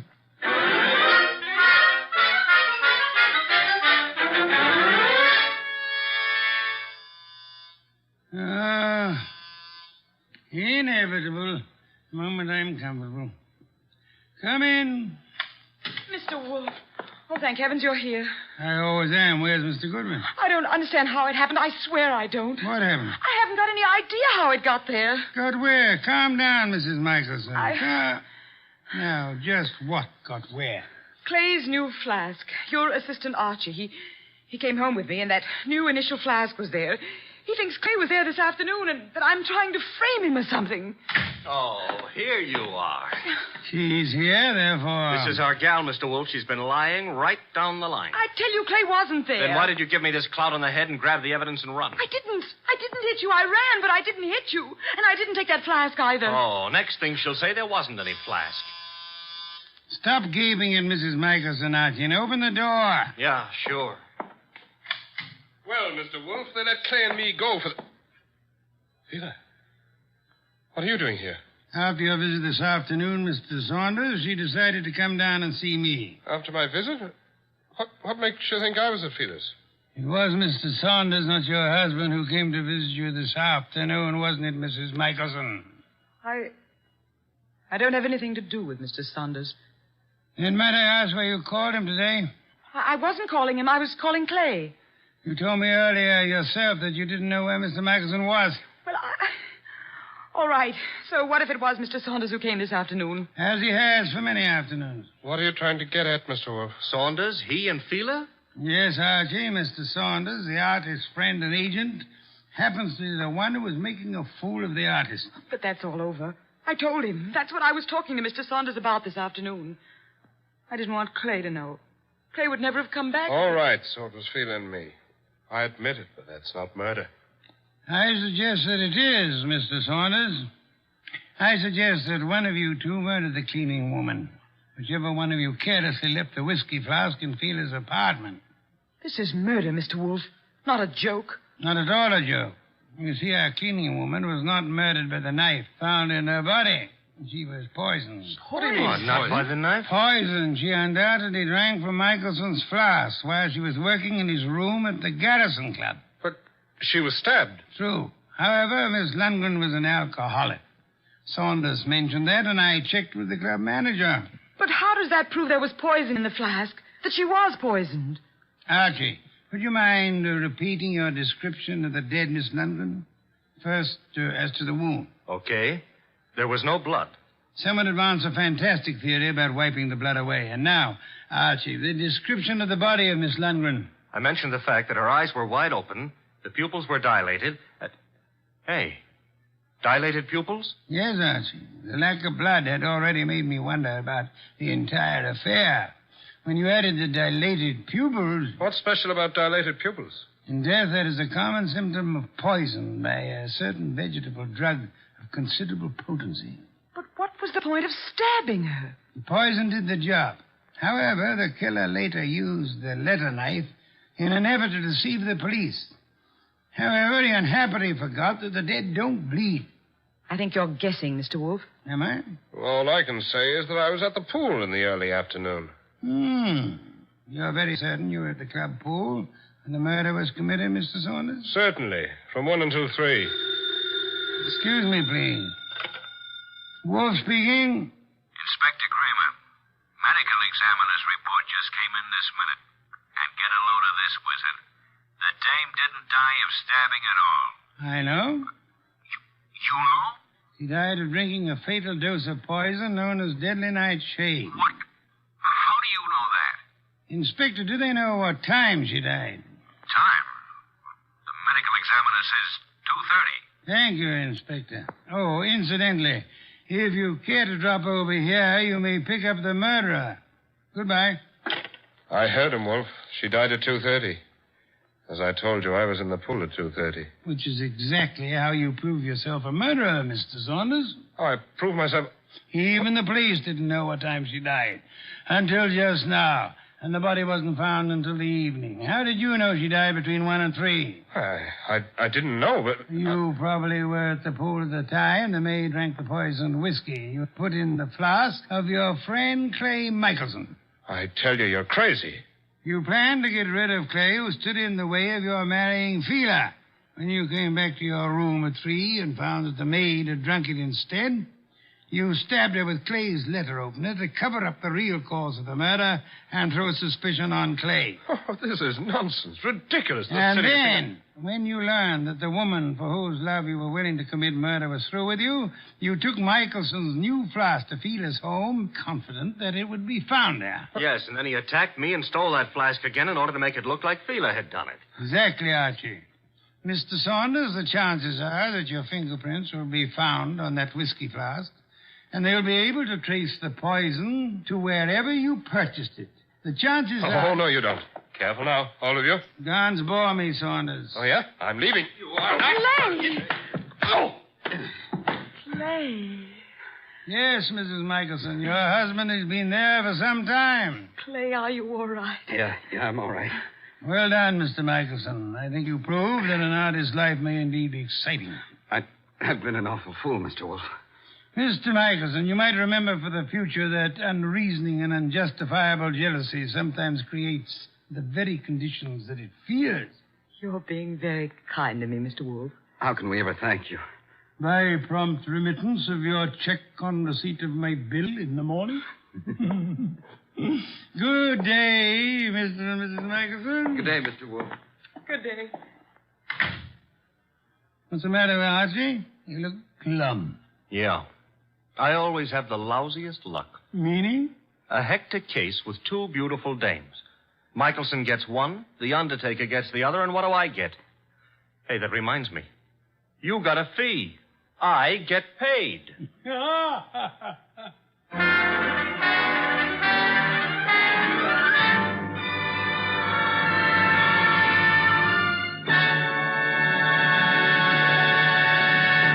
You have been listening to The New Adventures of Nero Wolfe, starring Sidney Greenstreet.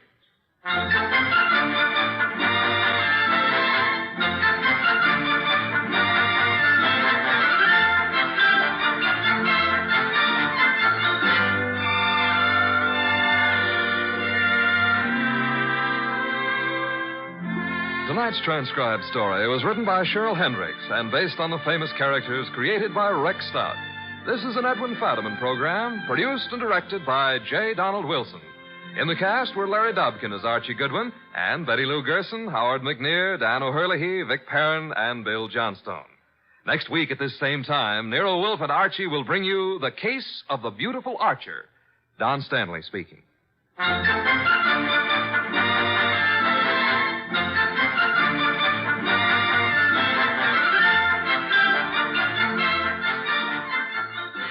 3 chimes mean good times on NBC.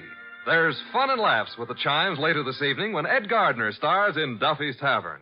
As usual, Duffy won't be there, but Archie the manager will definitely be on hand to spread his whimsical advice where it'll do the most damage. Tomorrow night, there's action on NBC with Herbert Marshall starring as the man called X in another exciting battle against the forces of international intrigue. Next, Sam Spade. Later, William Bendix on NBC.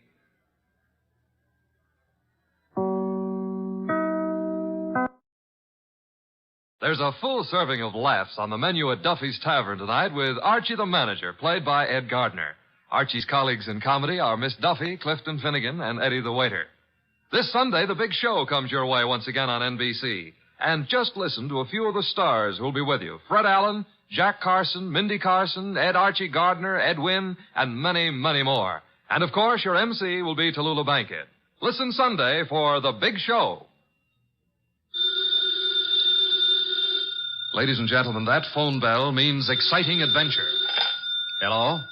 Hello. The handsome young man answering the phone is Archie Goodwin. A mountain of a man engrossed in deep thought in the oversized armchair is Nero Wolfe. Hey, boss. Oh, Mr. Wolfe. Mr. Wolfe.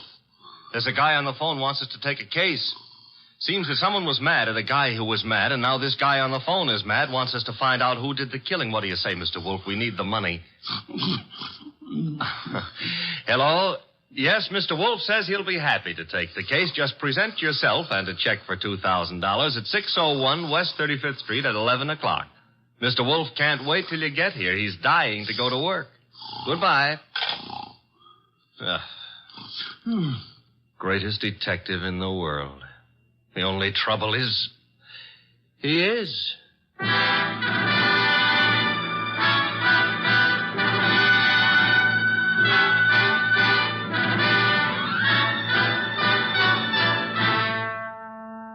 Yes, listeners, Archie is so right. He is the greatest detective in the world, and the fattest, and the least energetic. He's Nero Wolfe, created by Rex Stout and brought to you over this NBC network in a new series of adventures by Mr. Sidney Greenstreet.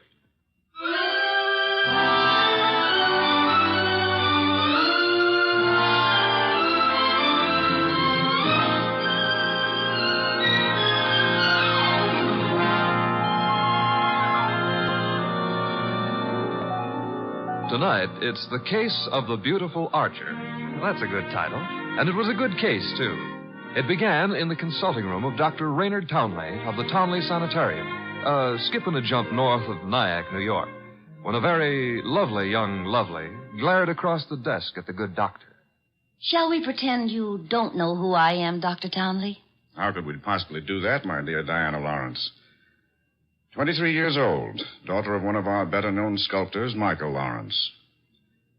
You were born in Johannesburg, educated in London and Paris, and live at present 100 yards from here in your father's cottage on Berry Hill Lane. How's that? It's intended to be staggering, isn't it? You take no cream or sugar in your coffee, were winner of the Women's National Archery Tournament for 1947, and have an exceedingly high temper. Let's stop the nonsense. You have an inpatient here named Willard Garth. Well, Willard Garth happens to be my fiancé. Yes, he has mentioned the fact during his analysis. And, well, has he by any chance mentioned his reasons for suddenly refusing to see me during the past 5 weeks? He didn't have to, Miss Lawrence. Well, what do you mean? I mean that I recommended he give you up as a bad job. What? Yeah, well, I suppose you had some purpose in saying what you did. Of course. I'm the boy's doctor.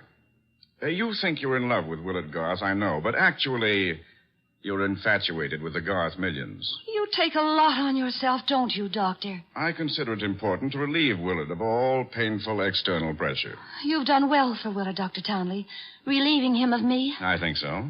Now, let's see you relieve yourself of me. You, purchased the gun for this occasion, Miss Lawrence? Yes. And what exactly do you hope to accomplish with it?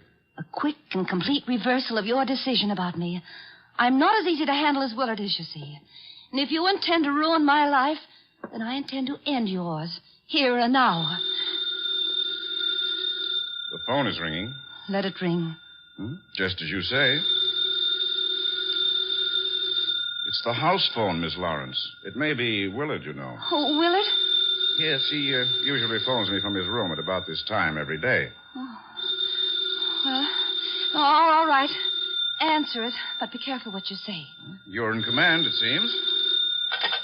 Hello? Oh, why, hello. I thought it would be you, Willard. Look, my boy, Diana Lawrence is here. I've had a talk with her, and I've reconsidered my opinion. Yes, I'm quite serious. If you're at all sensible, you'll see her regularly and plan on a marriage as soon as you're discharged. Yes. Oh, you do? Very well. I'll see if she'll talk to you. Miss Lawrence. Yes? Do you want to speak with him? Give me the phone. Of course.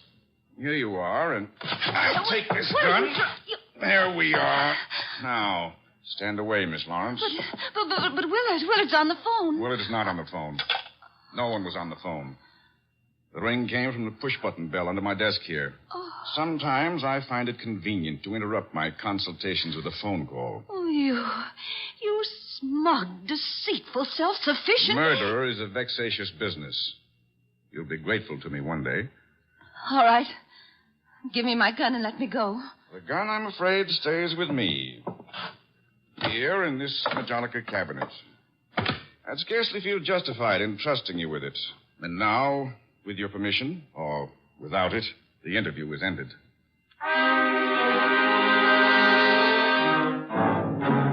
Later that day, the phone in the Lawrence house on Berry Hill Lane began to jingle. And this time it was no phony.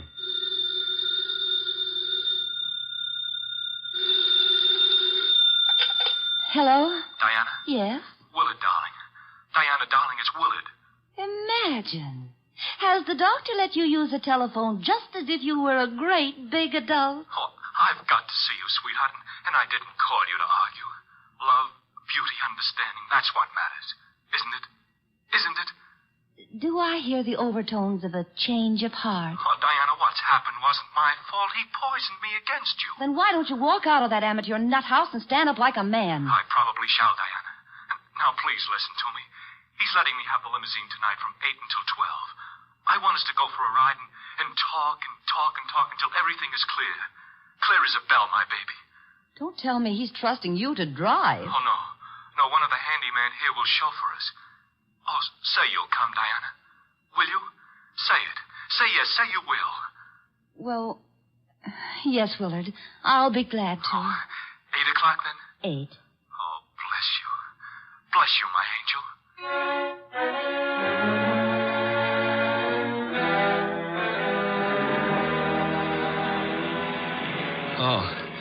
Oh, so that's it. You want my father's money. That's what you love, not me. Willard, the chauffeur will hear you. It's the way Townley says it is. He's right. He's right. Oh, why did I let you talk me into this? What a fool I was to have come at all. You're sick inside, Willard, so utterly, hopelessly sick. Oh, so now I'm hopelessly sick.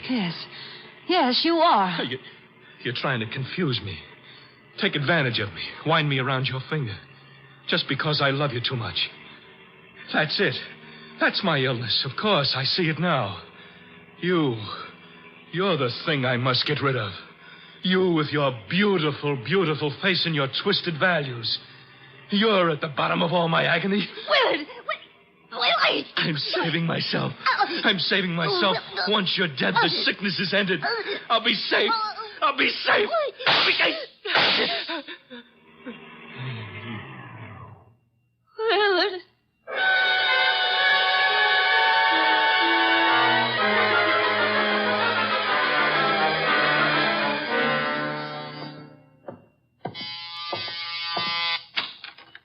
Dr. Townley?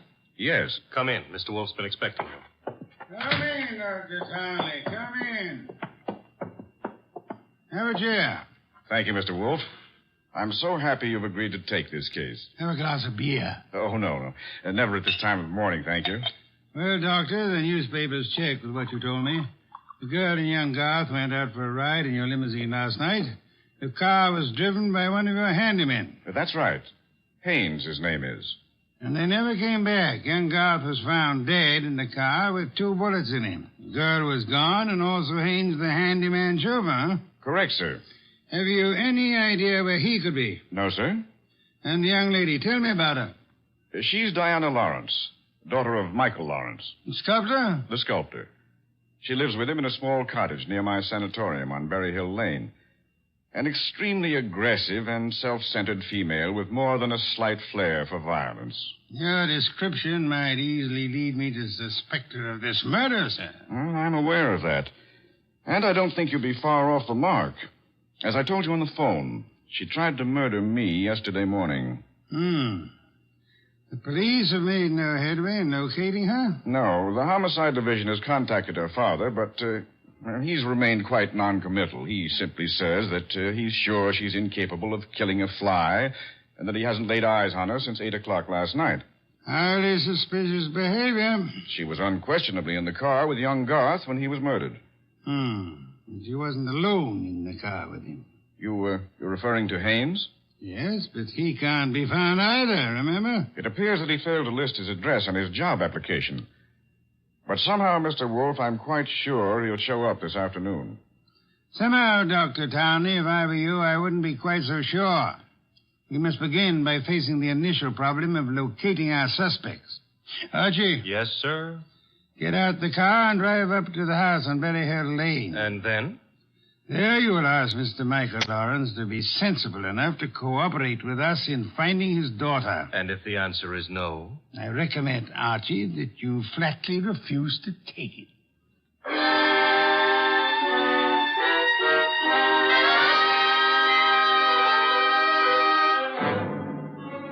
Mr. Lawrence was no simple baby to handle.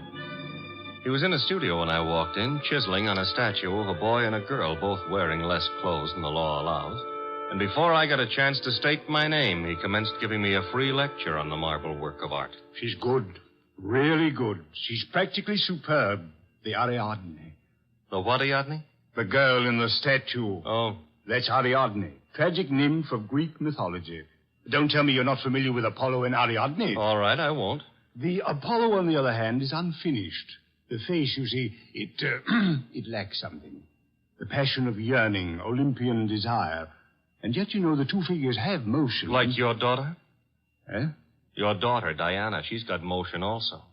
As I hear it, she's been in motion ever since she murdered Willard Garth last night in the back end of a limousine. So you're another flatfoot? Not exactly. I'm paid in private by Nero Wolfe. Nero Wolfe? Yeah. You don't mean that a creditable man like Wolfe thinks Diana killed young Garth? Well, he'd like to talk over the possibility with her. How laughable. Look at that face. Is there anything of the murderous in a face like that? In a face like what? Oh, I'm sorry. Diana posed for the Ariadne, you see, and the likeness is exact. Do you think a girl of this type, classic, sensitive, civilized, could descend to the clumsy, brute level of murder? Well, it's a little hard to imagine. There. Even you agree with me. On the other hand... Shall we discuss the other hand over a cup of coffee? I'm quite exhausted. If you insist. I do. Sit down and inhale the atmosphere of culture at its source. There's a pot warming on the stove. Pot of what? Coffee or culture? Well, wait and see what he means. Should never ignore a phone call. Who knows? Might be something important. Yes? This is Diana, Father. Oh, yes, Diana. It's all over the papers. Yes, I know. Well, I don't think they'll find me where I am, and I'm staying here until things quiet down a little. Where are you, honey? What did you say? I said, where are you? You said honey. Daddy, you never call me honey. I know it's because I'm excited. Where are you, sweetheart? Well, you mustn't let anybody find out. Not a soul in the world. Where are you? Well, you know where Tyne Pike turns off to the left beyond Bardsville? Yes? Well, I'm... Call me later, Angel. But, Father, Oh, get that motorman's number. You will live, my friend, but not long if you don't control your curiosity. With that mallet you hit me. What was the big idea? Do you really have to ask that question? Weren't you trying to trick my daughter into disclosing her whereabouts? The police are pretty interested in her whereabouts. Then let them find her. But you can't be surprised, my friend, if I choose to protect Diana's interests.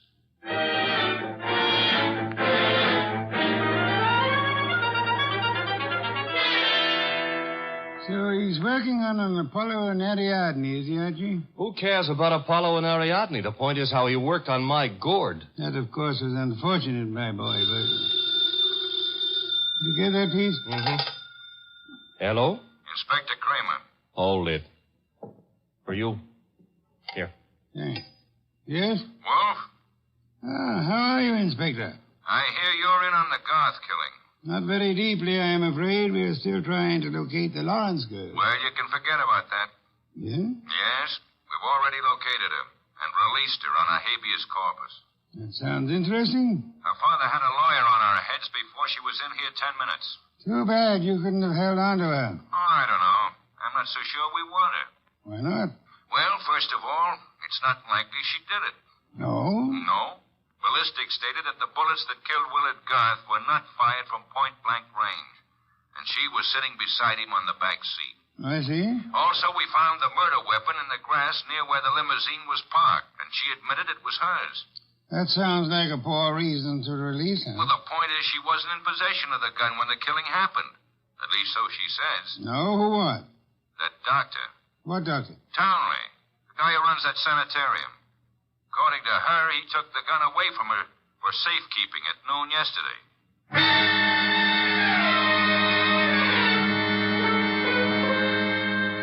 There was a little more talk between them, something about fresh cigar ashes that were found in the dashboard ashtray of the limousine. After that, the boss hung up and exerted himself enough to put a call through to the Townley Sanatorium. I'm afraid the doctor is very busy just now.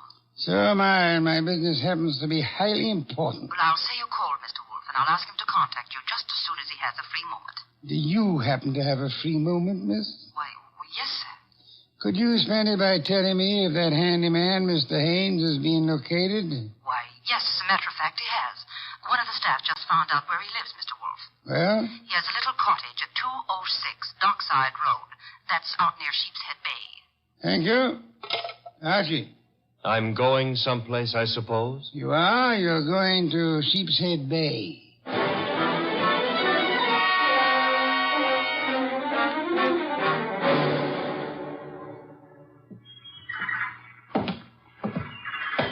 Hello there.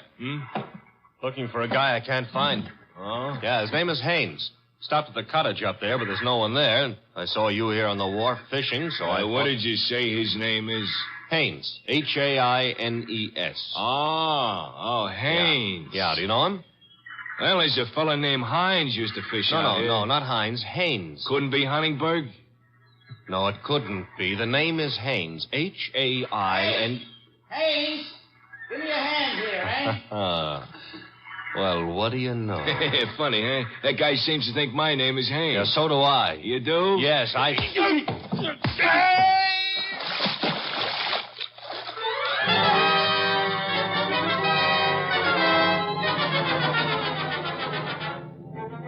got back to our house soaked to the skin and minus Haynes, and just in time to see the boss in the exhausting process of walking across the room to answer the phone.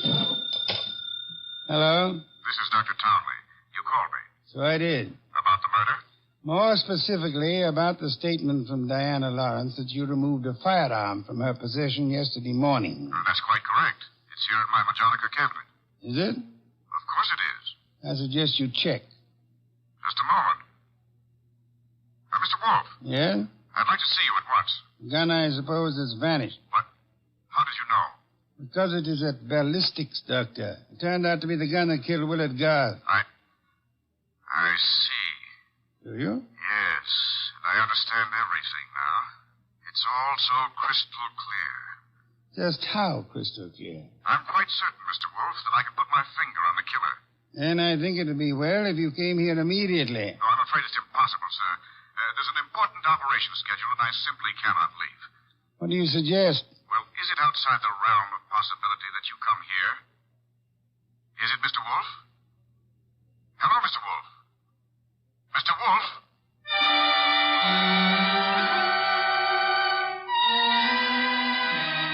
When my boss has to leave the house, it's a major tragedy. Sometimes he rages, sometimes he curses the whole detective business, lock, stock, and barrel. And sometimes he keeps very quiet and grips the side of the car desperately and tries not to inhale any fresh air. This was one of the quiet times. Just go slowly, Archie, but get there as quickly as you can. Oh, you don't want a chauffeur, Mr. Wolfe. What you need is a magician. Keep your eye on the road and don't strain yourself to make superfluous witticisms. Why don't you try relaxing a little? I hear there hasn't been a man-eating tiger sighted on the Sawmill River Parkway in the last 500 years. Your liberty is out of order. Don't try to make light of a deplorable situation.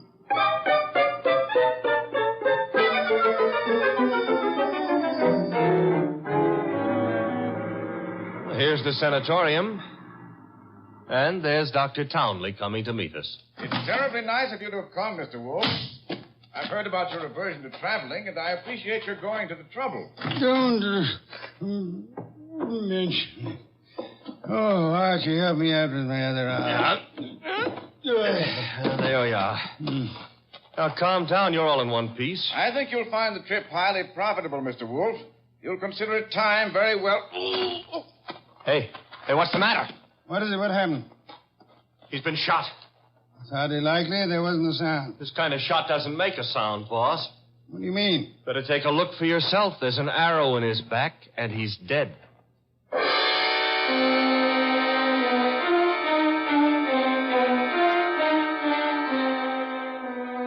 We remembered that Dr. Townley had said Diana Lawrence had won the Women's National Archery Tournament for 1947. The Lawrence house was visible through the trees 100 yards away, so we started for it and the sculptor's studio. There's no one around. So this is his latest effort, Apollo and Ariadne. Yeah. Done a little work on it since I was here. The Apollo's face is more finished and... Hey, boss. Yes? You know, somehow or other, Apollo looks a little familiar. I wouldn't be surprised, Archie. I think if you examine it closely... Mr. Wolfe. Our host. You remember me, don't you? I met you once at a dinner party at your house, the time they opened the new museum on 67th Street. Of course, Mr. Lawrence. And to what do I owe the honor? It's not much of an honor. Dr. Townley has been murdered. No. I am afraid Mr. Goodwin is being accurate. He's been murdered with a bow and arrow. And what does that mean to you, Mr. Lawrence? I'm sorry. I've been a fool. An awful fool. You can't blame yourself too much. If you'd cooperated with the police instead of looking out for your daughter's interest, the man would still be alive. But I assure you... Where's the girl? She should be here now. She phoned me a while ago and said she was coming by for passage money to Rio. You were looking for me? Lost. Diana. Put the gun down, Angel. And tie a rope around my neck? Might I inquire if your plan is to kill us all, Miss Lawrence? Oh, what would yours be if the world was after you for something you didn't do? Wouldn't you be willing to risk persuading a jury of that? Thanks, no. I'll skip that chance. Father, get me the money. Diana, sweetheart, don't make me a part of your murders. That's asking too much of love. Don't you know I'm not guilty? No, Diana, I don't.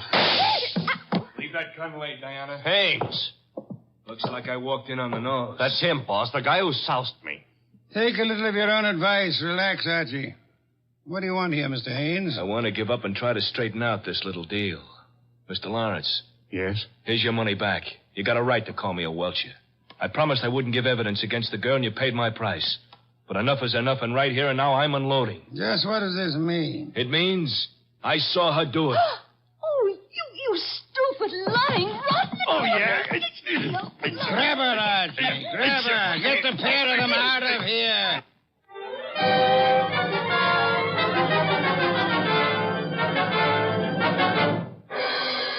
What can I say to myself now? What can I do? I'm sorry, Mr. Lawrence, but it's not necessary to eat your heart out. Many fathers before you have done their best and failed. But I had a special duty toward Diana. Special duty? Yes. Well, you see, you'll find it out sooner or later, so I'd best tell you now. I'm not a real father. I adopted her 9 years ago, and she was 14. I see. And I should never have done it.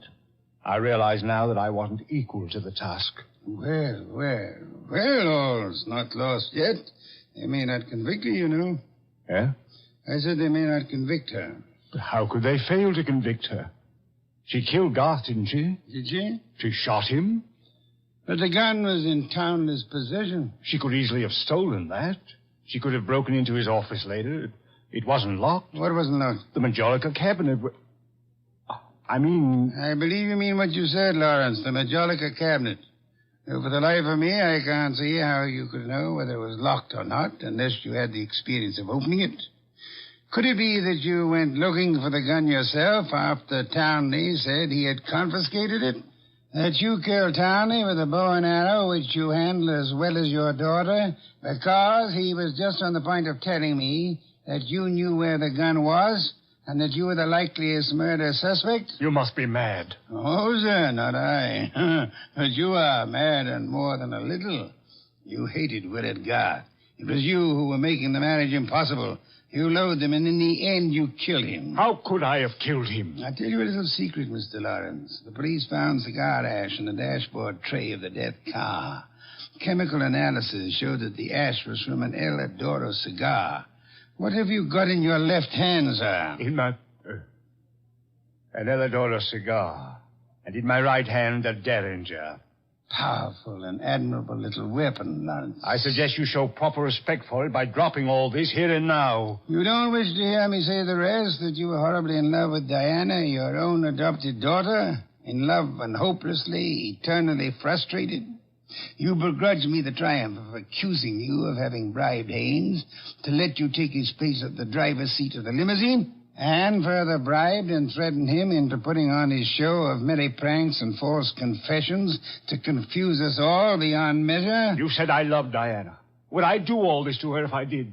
Oh, but of course, such love as yours is really hate. You were content to see her dead rather than relinquish her. Like all miserly, small-hearted men, you would rather kill the thing you love than muster the generosity necessary to seeing it attain happiness. That's enough out of you. I should think it was much too much. It is.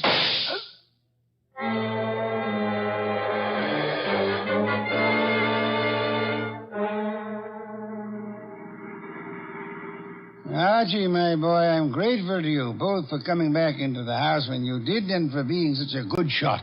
Hope you remember that next time you feel like insulting me. Mm-hmm. Tell me, what's with that cigar ash routine? Who told you the ashes in the limousine were from an Eladoro, boss? I never heard anything about that. As a matter of fact, neither did I. No one could possibly have determined the brand by any chemical means in existence. I knew that, you see, and I took the long chance that Lawrence didn't. Oh. But I still don't get the mainspring of the deal. How did you know he was in love with Diana? That was genius. I have to admit it. You see, it all hinged on the statue of Apollo and Ariadne.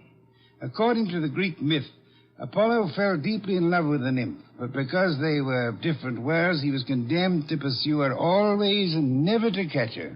Well, what's that got to do with the price of eggs? Isn't it perfectly obvious? Didn't he tell you that Diana had posed for the Ariadne? Yeah, but I still don't... And you yourself remarked on the fact that the finished Apollo looked somehow familiar, didn't you, Archie? Yeah, I did, boss. Don't you know why that was? You mean that... I mean that Michael Lawrence unconsciously revealed the true state of his heart. He didn't intend to, I suppose. But precisely and accurately, he chiseled the features of the tortured God in his very own image. Oh. And speaking of torture, Archie. Yeah? Will we be home in time for dinner? Oh, boss, you can't be that hungry. Oh, I am. Good heavens, Archie. Do you realize that I haven't eaten since lunch?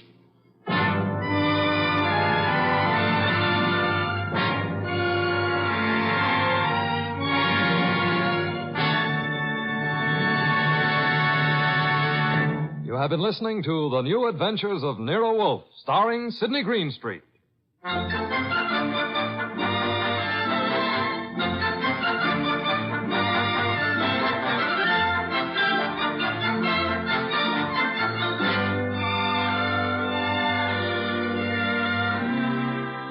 Tonight's transcribed story by Peter Berry was based on the characters created by Rex Stout. This is an Edwin Fadiman program produced and directed by J. Donald Wilson. In the cast were Larry Dobkin as Archie Goodwin and Gigi Pearson, Ted Von Elst, Bill Johnstone, Peter Leeds, and Jay Novello. Next week at this same time, Nero Wolfe and Archie will bring you The Case of the Brave Rabbit. Don Stanley speaking. There's fun and laughs later tonight when Ed Archie Gardner stars as Archie the manager in Duffy's Tavern. As usual, Duffy won't be there, but Archie will be there, armed with his own whimsical version of the English language. Another Friday favorite you'll hear later is The Delightful Life of Riley, starring William Bendix as Chester A. Riley.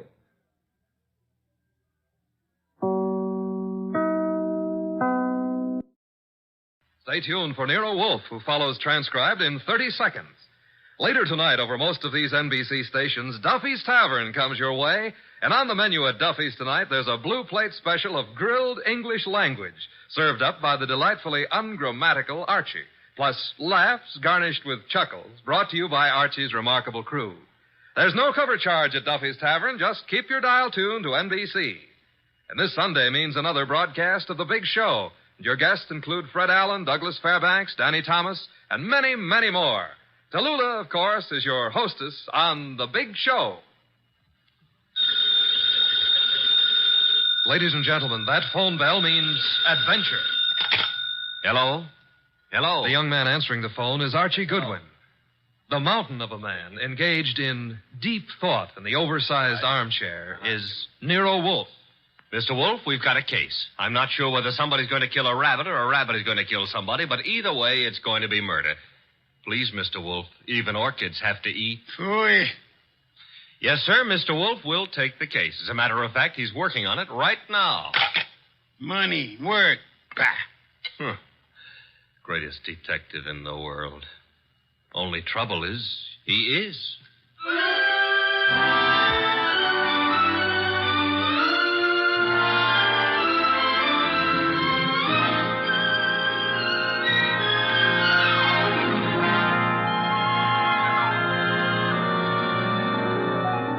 Yes, ladies and gentlemen, Archie is right. Nero Wolfe is the greatest detective in the world, and the fattest, and the least energetic. Nero Wolfe, created by Rex Stout, and brought to you over this NBC network in a new series of adventures by Mr. Sidney Greenstreet.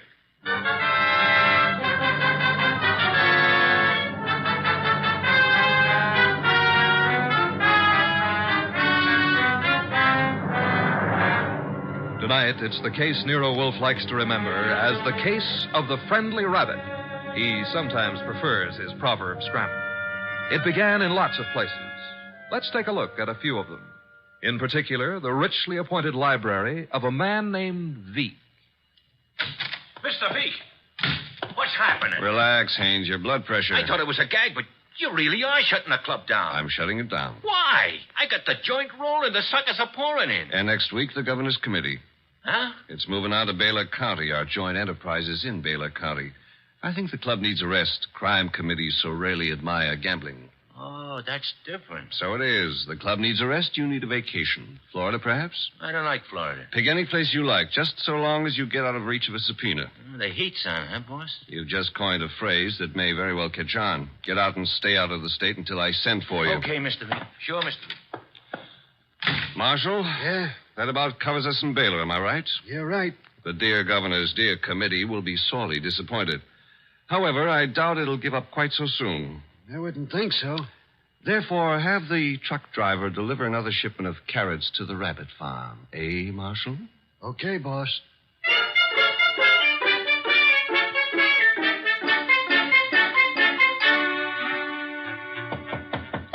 Come in, Williams. Good afternoon, Governor. Good afternoon. Williams, I'm disturbed. The crime committee, sir? It was doing well, very well. And then I know, sir. there's a leak.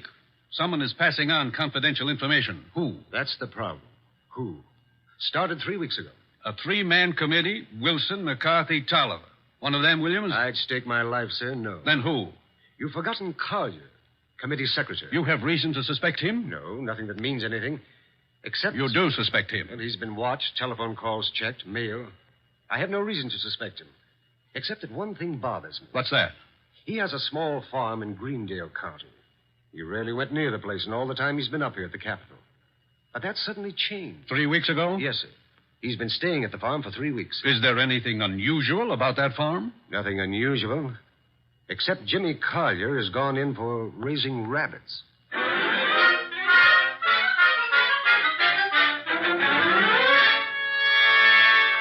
Jimmy, Who is... Oh, hello, Claire. you've been hiding from me. I've been out here with the rabbits. Jimmy, what's wrong? With what? You. There's nothing... You're lying. We grew up together, remember? We live next to each other, Jimmy. We were going to be married. Hey, wait a minute. We still are, last I heard. You haven't heard recently enough. What does that mean? It means we're not getting married. But, Claire... You've been avoiding me, and you've been getting money, lots of money from someplace. And in a shady way, I feel. All right, you know. So what? I've been concerned about your sudden devotion to these rabbits and the kind of men you've been seeing. What do you mean? Like the one up at the house now, waiting for you. Oh, there's somebody waiting?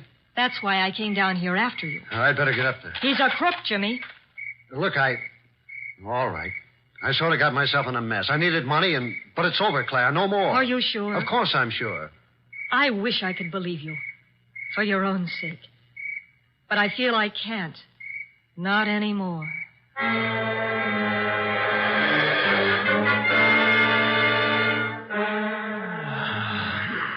Archie. Yes, Mr. Wolfe. Either stop breathing so heavily or... Take the evening off? Stop breathing. Old Dr. Tidmouse wouldn't approve of that. Who in blue and assorted blazes is old Dr. Tidmouse? My family doctor. Mavis keeps your puny mind, but you don't have a family. Answer the phone. Oh, but it might be a case. It might be very important. It might mean work, Mr. Wolfe. Archie. W-O-R-K. You've got millions in the bank. Why worry? Confound you. Do you want me to answer that phone myself? Now you've got me. No, Mr. Wolfe, couldn't let you knock yourself out lifting a telephone receiver. Nero Wolfe's office, Archie Goodwin speaking. What?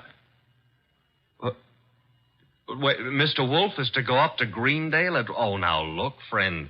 Mr. Wolfe does not go anywhere, and that includes Greendale. He wouldn't stir out of the house for anybody short of the...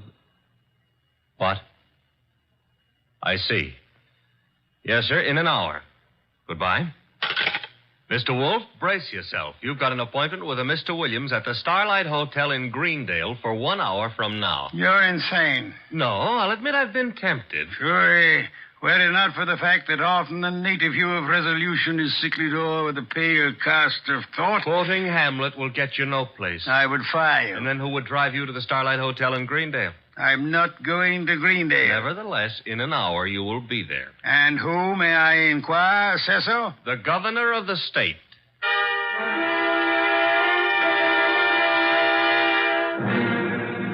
Is that all, Mr. Williams? That, Mr. Wolfe, is all anyone knows about the situation. Except the guilty man, of course. An admirably clear summary, Mr. Williams. Obviously, our meeting here at the hotel was necessary. I couldn't be seen entering your house, nor would it have been advisable for you to visit the governor. I can appreciate that. You're quite sure I need pay no attention to anyone on the committee except James Collier? Quite sure. Police surveillance of Collier is deemed unwise. He has suddenly taken interest in rabbits, but although keeping them may perhaps be considered suspicious, it is hardly in itself of value. You have no other evidence against Collier? I know we're clutching at straws, Mr. Wolfe, but there is a leak and work is being nullified. Something must be done. Hence the governor's call for you. Very well, sir. I shall attempt to be more than a man clutching at a straw. I said attempt. Archie, unpack. We shall stay at Greendale near Collier and his rabbits.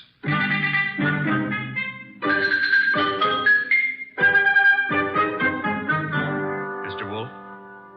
Mr. Wolfe? Oh, naturally, I know that shutting your eyes and pushing your lips in and out indicates you're thinking feverishly, but there's nothing for you to think about. Three. Oh, I accept your correction. What are you thinking about?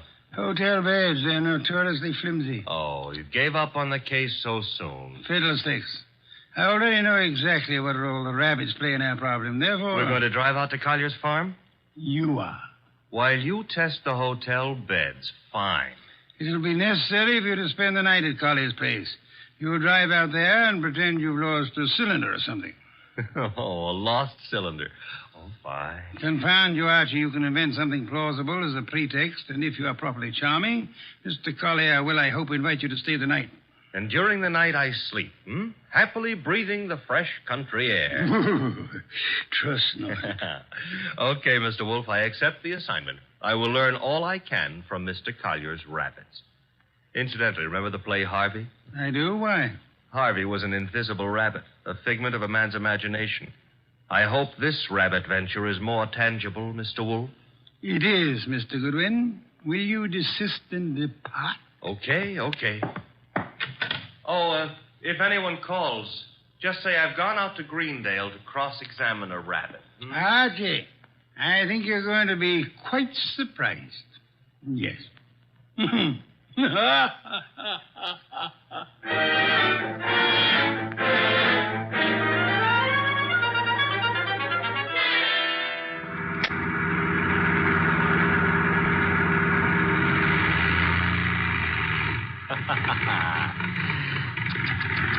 Running out of gas, and me such a big boy.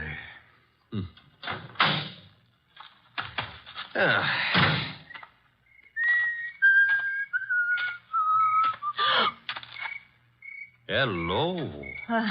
Hello. That tree a friend of yours? The tree? Yeah, the one you're clutching.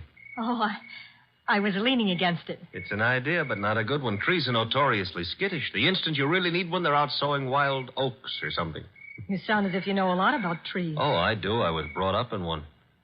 Look, now, if you really have to lean, I can recommend... No, thanks. Huh? I tried.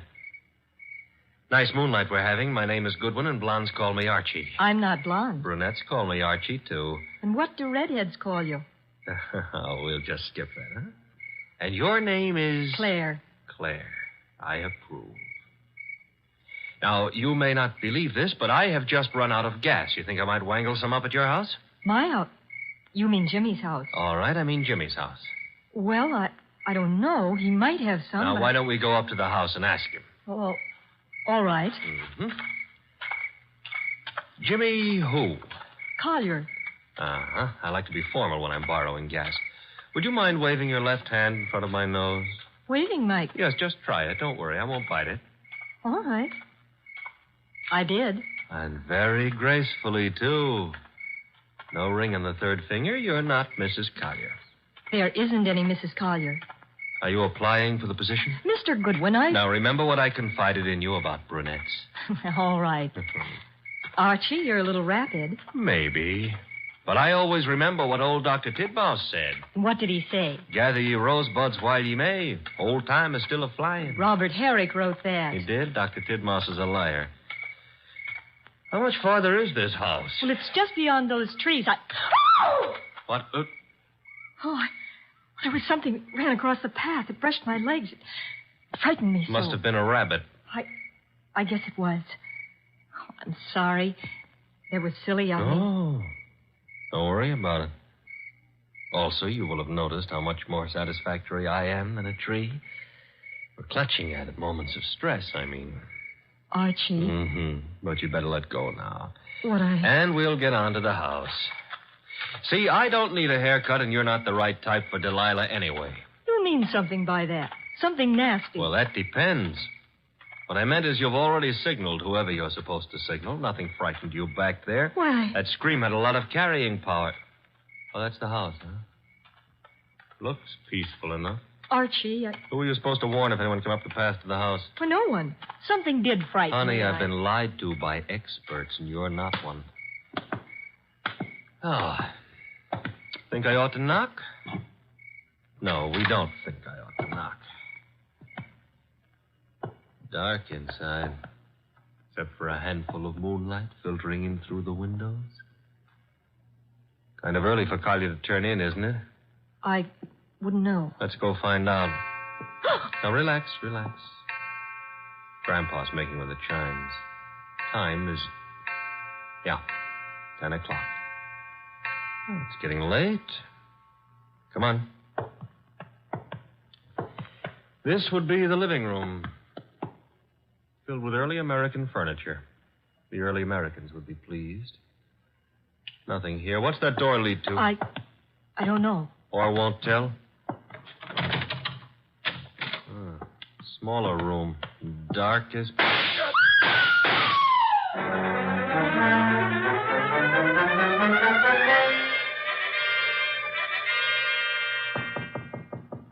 Come in. Put the beer on it. Oh, you're not the bellboy. I'm sorry. I should have remembered to bring some beer. Indeed, and you are? I'm a fellow guest at this hotel, Mr. Wolfe. My name is Veek. Veek, yes. A criminal of moderate intelligence and immoderate pretensions. We won't quarrel, Mr. Wolfe. I've something to offer you. You and your boy Goodwin didn't drive up to Greendale for the exercise. I dislike exercise. Shortens life. James Collier lives nearby. The Governor's Committee on Crime is unhappy. There's been a leakage of information. It hasn't helped them in their work. But it has helped you.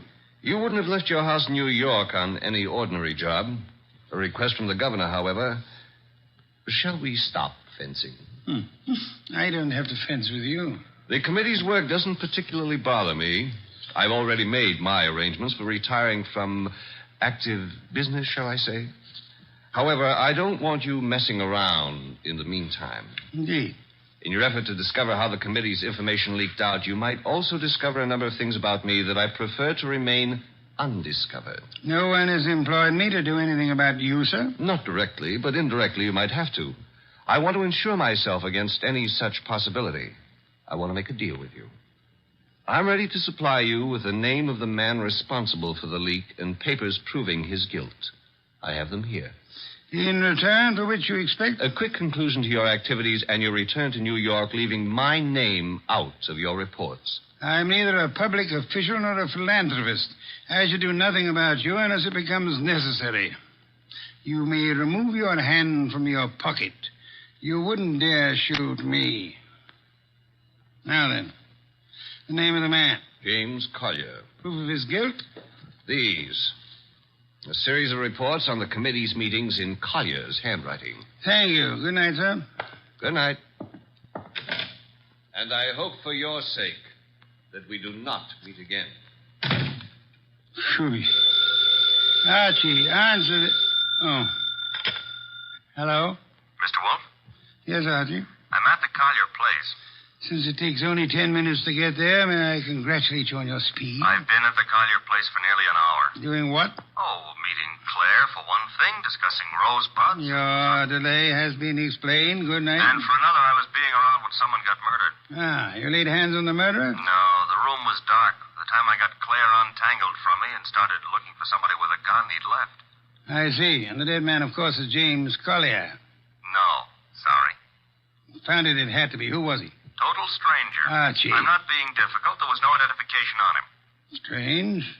A description. Early 30s, height maybe 5'10", weight around 175 pounds. Blonde hair, blue eyes, a very natty dresser. Suit custom tailored with a built-in shoulder holster. Don Juan shirts. Manicured but very dirty fingernails. And he... Uh-oh. Company. The police? Mm-hmm.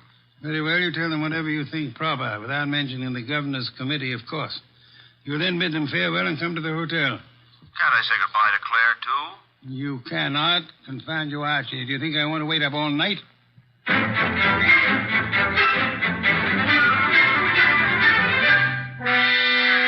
Police were not happy about letting me go, but I threatened to tell you on them, so they gave up.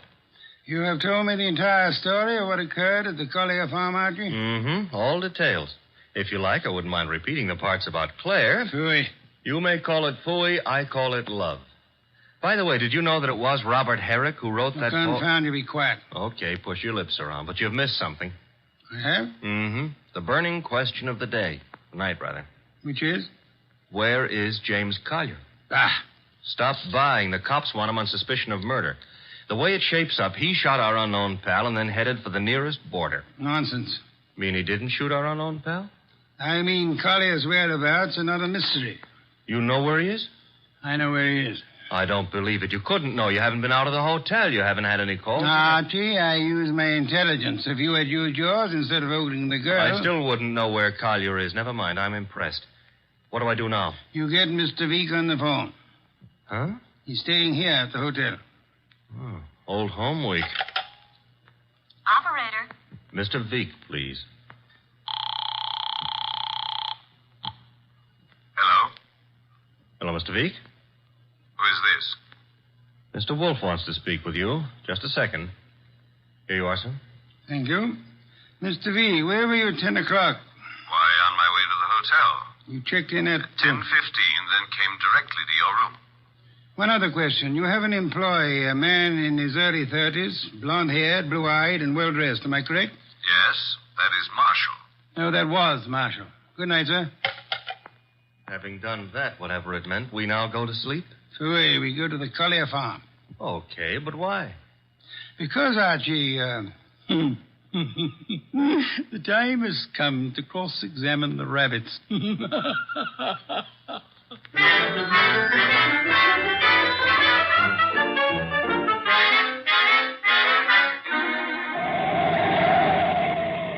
Confound you, Archie. You're not driving a truck. Be careful. Truck drivers are careful. Also, they're courteous. Indeed. Furthermore, they will always stop to help a motorist in time of trouble. Archie, are you training to become a truck driver, or have you fallen in love with a truck driver's daughter? Her name is Susie, her hair the color of wheat fields at high noon. Never mind turning purple. I'm about to change the subject. Boss, I have a theory. Stick to truck drivers. As follows. Our boy Collier had been selling information to Veek, had a change of heart, and decided to turn ethical. But Veek's man, Marshall, at Veek's orders, tried to apply pressure, so Collier shot him and headed for Canada. And the girl's role? Must have brightened my life. Oh, you mean about her playing sentry? Well, she's in Veek's employ, too. Phooey. Don't like my theory. It's charming. It merely happens to be wrong. Merely happens to be... Why is it wrong? Because, Archie, of a dead man's dirty fingernails, Marshall's fingernails. Oh. Well, you made me bring you to the rabbit hutches. We have arrived. There are the rabbits. Go ahead, cross-examine them. Good many hutches. A large pen for the rabbits to run about in. Notice that they're all cowering at the far end of the pen, ran as we entered. That's because they don't like us, maybe, huh? One of them, however, seems to be friendly. The one up here, and at the corner opposite us. Oh, yeah, there is one here. He's not friendly, Mr. Wolf. Indeed? He's dead. Somebody stove in his skull. Interesting. What's interesting about a dead rabbit? He may be dead now, Archie, but he was friendly. Too friendly.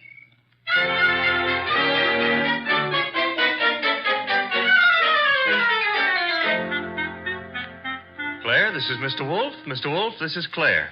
Claire, I'm Archie. Chair, Archie. A chair. Try this one. Be gentle with it. If you break it, all the early Americans will hate you. It'll serve. Steady. Well, now then. Mr. Wolfe, I'm dreadfully tired. The police have... Are idiots. What? For example, do they know that you were posted as sentry outside this house in order to warn James Collier of any intrusion? Well, they don't... I wasn't. Do they know that James Collier and the dead man Marshall were quarreling? No. Do they know that James Collier had armed himself in preparation for this meeting with the gunman? That isn't true. It is true. I don't have to say anything. You've already said more than enough with your actions, my dear. What do you mean? According to Archie's report, and Archie is always meticulously accurate, when you and he opened the door of the room in which the murder took place, you screamed at the shots. Well, of course. Any girl would scream with... Then you clung to Archie with sufficient force and for sufficient length of time to prevent him from chasing the murderer. Why?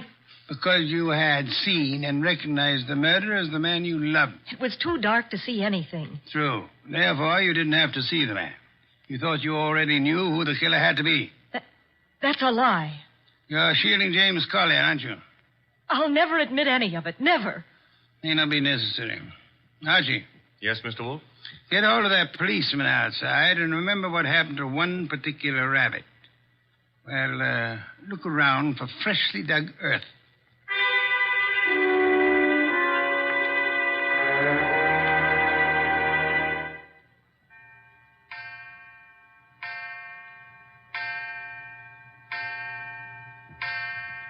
Midnight. What are we waiting for? A return? Archie's? No, it'll take him longer. Well, then whose? Mr. Veek's, of course, complete with revolver. Come in, Mr. Veek. It couldn't have been easier. No one outside, only the two of you here. I warned you, Wolf. Fiddlesticks. You merely tried to use me as a prop for an alibi and a rationalization for a motive. I don't understand. Mr. Wolf does. Indeed, I do. Did you really think me fool enough to believe your proposal, Mr. Veek? It was plausible. It was nonsense. You pretended you were handing James Collier plus the proofs of his guilt over to me in an effort to keep yourself out of the picture. But your proposition was silly. No matter how much I might have wanted to help you, I would have been powerless once James Collier went before a jury. You're too intelligent not to know that. That couldn't have given you enough to go on. It didn't. You yourself gave me more. I did.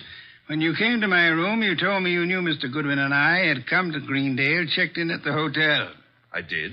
However, when I phoned you later and asked for an account of your movements between 10 and 10:30, you replied that you had driven to the hotel, signed in, and came directly to my room. Obviously, you already knew of my presence in the hotel. How? Only one way you could have known. You had seen Archie at some time prior to the time you checked in at the hotel, and the only place where Archie was here, at the farm. Yes, which told me Mr. Veek had been here at the time of Marshall's death. What was Veek doing here? Only one thing. Murder. Then he killed the gunman. No other possibility. But, Jimmy, I thought he did it. James Collier couldn't have killed Marshall because at the time he was killed, James Collier was already dead. Archie! What's this? Leave it. Let's play. Undrop that gun first. My arm. That's nice and cooperative, so... You'll be quiet for a while. The cop is back in the rabbit pen, Mr. Wolf, guarding Collier's grave. Grave, Archie? Yeah, with James Collier in it. Oh. Poor Jimmy. Vic knew the expose was coming. He had to shut Collier up. So he had his gunman, Marshall, kill Collier and bury him in the rabbit run back of the hutches. You spotted that, boss, because of... A dead rabbit. The others scuttled away from the man who bore James Collier's body to that lonely spot. But one rabbit overcame his fear. He was too friendly. And got killed for it. There was that And the dirty fingernails of Marshall, the gunman who killed and buried James Collier. Your description indicated extreme neatness. The dirty fingernails were a wrong note. Yeah, indicated he'd been digging. So we know now, don't we? Vic killed his own triggerman to frame a dead man for it. Collier would be thought guilty. He'd be hunted among the living. And all the while... Oh, I'm sorry, Claire. It's all right, Archie. I didn't love Jimmy. That was all washed up. Mr. Wolfe, I understand everything, except why did Jimmy suddenly start staying at the farm with the rabbits? He knew he'd be watched. He couldn't risk conveying his information by telephone or the mails. Nor could he be seen holding conversation with men who might be traced to Vic. But who would suspect a truck driver delivering carrots for the rabbits as being the go-between for Jimmy Collier and Vic? Nero Wolfe. Which is why I hope there's an adequate bed in this house for Mr. Wolfe. I'm sure I'll be able to find one. Splendid, Archie. You will have the police remove Mr. Vic, and then... And then maybe Claire would like to go gathering rosebuds, huh? By moonlight? I would like to. Fooey.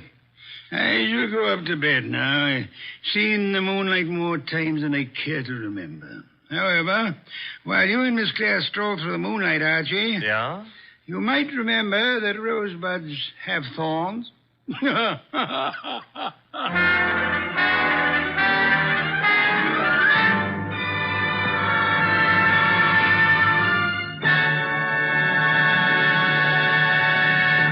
You have been listening to The New Adventures of Nero Wolfe, starring Sidney Greenstreet.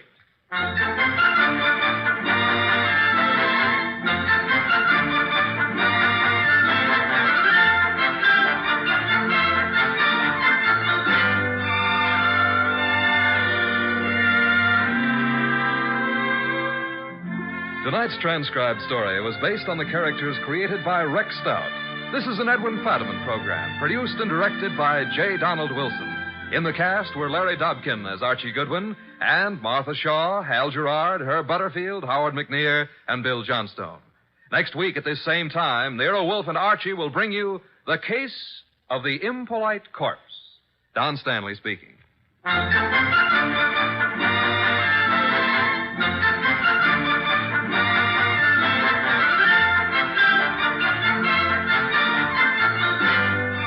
Three chimes mean good times on NBC. There's no cover charge at Duffy's Tavern. Just keep your dial on this NBC station this evening as Archie the Manager, played by Ed Gardner, and his remarkable friends serve up another blue plate special of grilled English language, fresh laughs and whimsy a la mode. Another Friday fun favorite is the delightful Life of Riley, starring William Bendix as the beleaguered Chester A. Riley.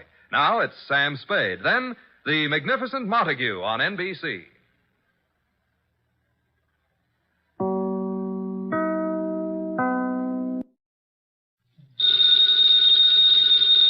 Ladies and gentlemen, that phone bell means adventure. Hello? Hello? The young man answering the phone is Archie Goodwin. And the mountain of a man engaged in deep thought in the oversized armchair is Nero Wolfe. What was that? Somebody's going to be murdered who has no manners? Well, what do you want Nero Wolfe to do? Teach him manners? Oh.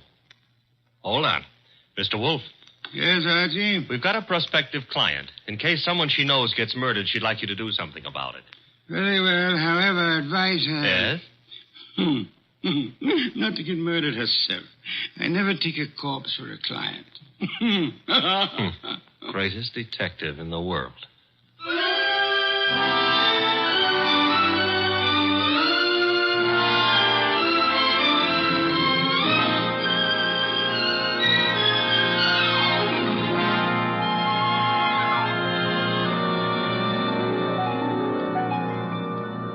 Yes, Archie is so right. He is the greatest detective in the world, and the fattest, and the least energetic.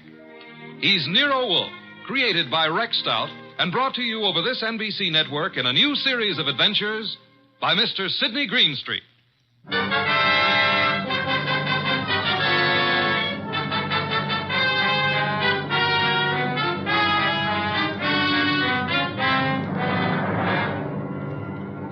it's the case of the impolite corpse. It began on a certain night at 8:40 when Walter Channing, an advertising executive, was dictating in his office to his charming secretary, Brenda Barkley. Brenda, take a memo. Yes, Mr. Channing. This is to be mimeographed and sent to the entire staff. The entire staff, yes, sir. Notice, effective at once, 1-hour lunch periods will be strictly enforced. Employees will post time of departure and time of return. Yes, what is it? Mr. Channing. Bennett, I'm busy. But I've got to see you, Mr. Channing. About this afternoon. This afternoon was unfortunate, Bennett, but it happened.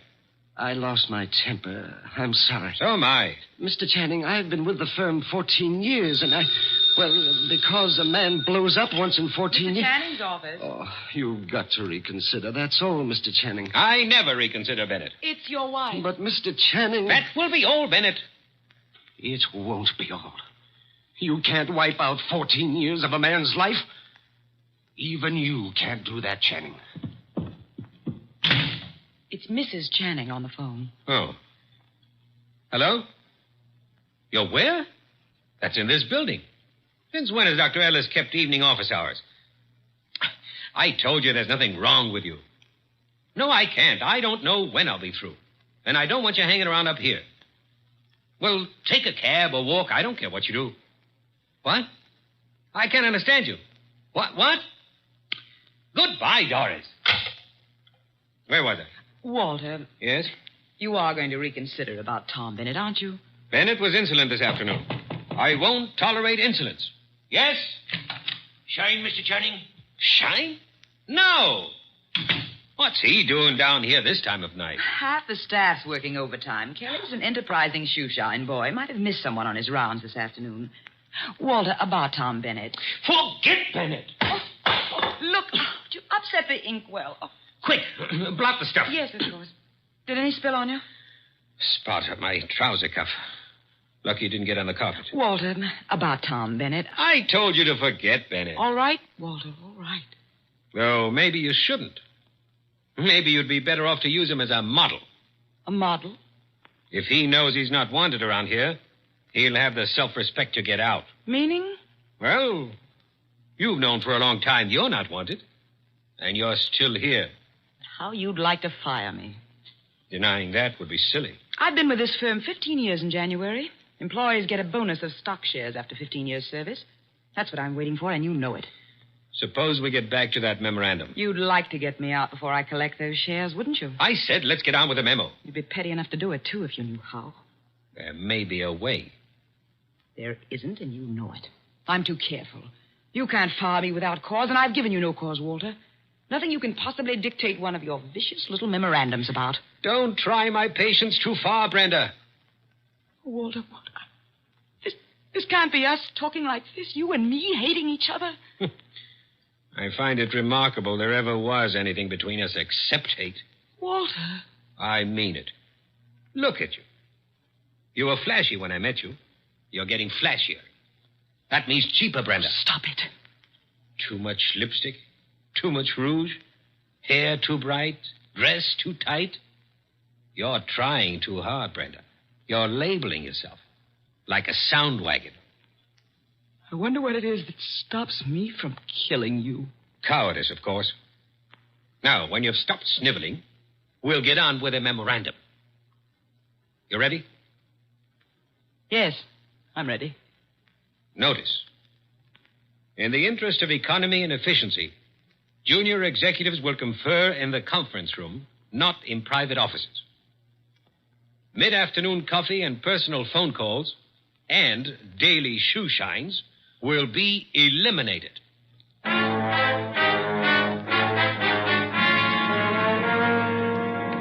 Your name is Barkley, Brenda Barkley. Very well, Miss Barkley. What can I do for you? Mr. Wolfe, I don't know how to begin. Well, maybe I can make this easier all around by briefing Mr. Wolfe on the Walter Channing case. Hey, that's funny. What? Violet eyes. I always thought they were something the poets made up. Archie. Huh? Oh, the the Channing case, yes. One moment. Miss Barkley, look this way, please. To me, an eye is functional object found in mammals, birds, fish, potatoes, and horticulture. Thank you. Go on, Archie. Walter Channing was the boy wonder of advertising. At 33, executive vice president of Winslow, Hart, and Straightmeyer. Just 24 hours ago, they found him at his desk, shot through the heart. They? Who is they? A night porter and a shoe shine boy, is that right? Yes.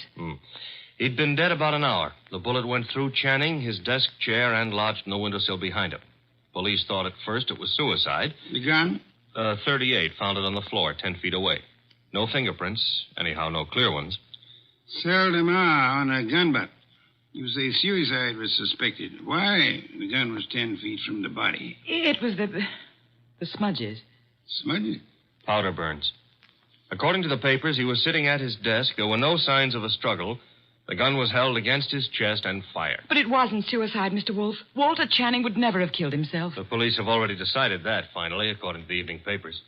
And I presume you, Miss Barkley, are the suspect. No, not yet. But you expect to be. That's why you came to me. When the police talked to her, Her? Doris, his wife. I've been Walter Channing's secretary for 8 years. At one time, we thought we were in love. Mrs. Channing was aware of this? Yes. Oh, it was a long time ago. It was over. It was finished a long time ago, but she never believed that. Neither did Alan. Alan who? Alan Mealick, head of the media department at the agency. We were going to be married when Walter and I... Well, Decided you were in love. Miss Barkley, who finally decided you were not? You or Mr. Channing? He did. I see. Mr. Mealick believes you did not share this change of heart. Yes. Oh, he's such a fool. I dare say you fear Mrs. Channing or Mr. Mealick or both will reveal the ill-fated romance. You know what the papers will make of it, what the police will try to make of it. Miss Barkley, did you kill Channing? No. Oh, no, I swear I didn't. Oh, Mr. Wolfe, I didn't. Please, for heaven's sake, no tears. Archie, put her in a cab. Yes, sir. Then come up to the plant room. There are some things I want you to execute for me. Yes, sir. Women. Bah. Yes, Mr. Goodwin, I'm Abe Jackson, the night porter. I was working late that night. Mr. Channing, his secretary, Mr. Bennett, Mr. Mealick, and his secretary. About 10:30, I met the shoe shine, Kelly, on Mr. Channing's floor. There was a light burning in Channing's plate. We went in to turn it off, Kelly and me, and there he was, sitting at his desk, a hole this big in his chest. Tell me, Mr. Bennett, did Channing have any enemies in the agency? Channing was a slave driver, Mr. Goodwin. The girls hated him and men were afraid of him. He'd send out memos like this one around. Here, take a look at it. It's typical. No coffee, no shoe shines, no office conferences. If you want my opinion as one employee out of 150, whoever killed Walter Channing did the rest of us a favor. You're Amy Long, secretary to Alan Mealick. Now, what can you I can tell you plenty. How she jilted Mr. Mealick, took up with Mr. Channing, got thrown over by him. I wouldn't go so far as to say Brenda Barkley would murder anyone. But if she did, Walter Channing would be 1A. Channing get his shoe shined by you? I called the agency men, sir. You know, it was Jackson and me found him. Everyone else had gone and left himself, poor soul, sitting at his desk, dead.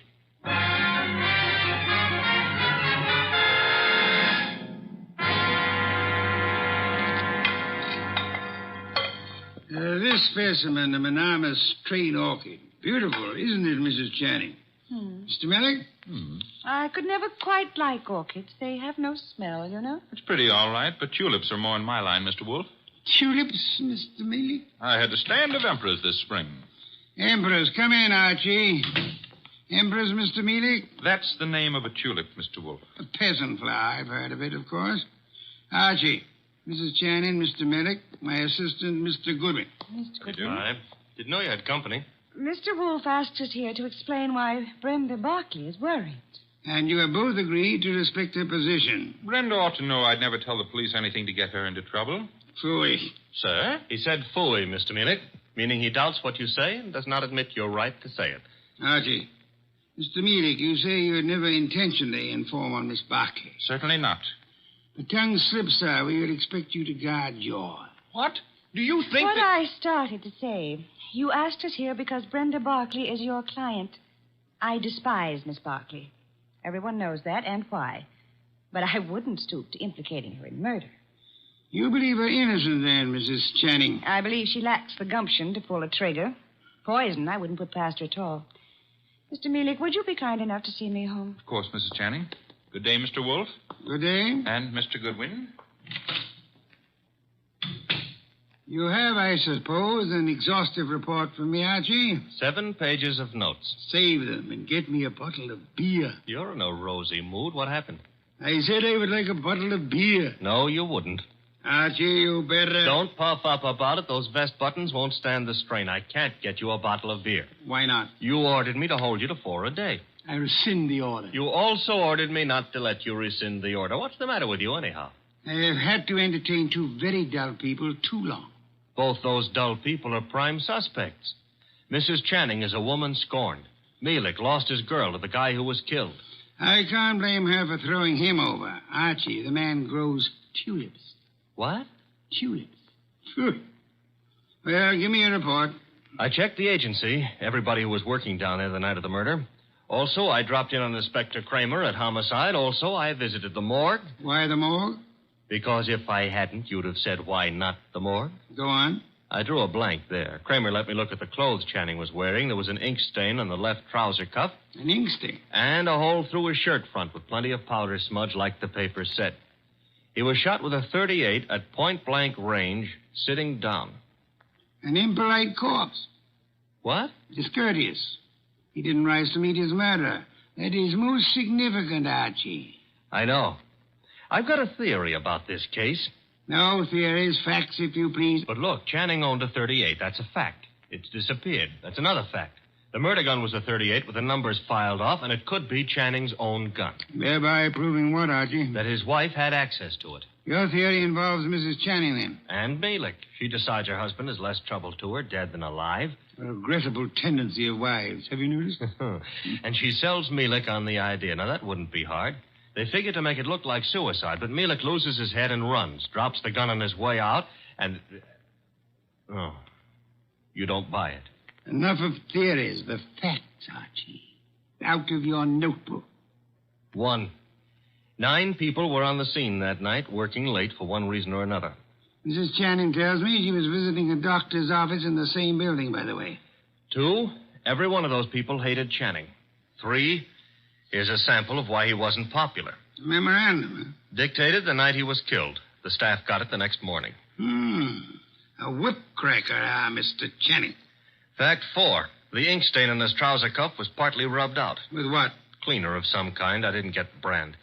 Fact 5. There's a spot on the carpet near Channing's chair. Spot of what? Ink? Blood? Looks like ink.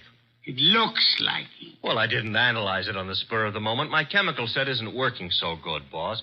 Phooey. Archie, I want 2 things. Yes, sir? Get over to headquarters. The police have Channing's trousers. Suggest to Inspector Kramer that he have the stain analyzed. Suggest also that the spot on the carpet be analyzed at the same time. Be around him when the information arrives. This is Be Kind to the Police Week? Phooey. I never have sought to beat the police on matters of fact, only on interpretation, deduction. Get going. Oh, and Archie. Yes? When you return, I should discourse upon the sanctity of deskhood. The sanctity of what hood? Deskhood. Now be off with you, and please remember you're tracking a murderer. Don't stub your toe.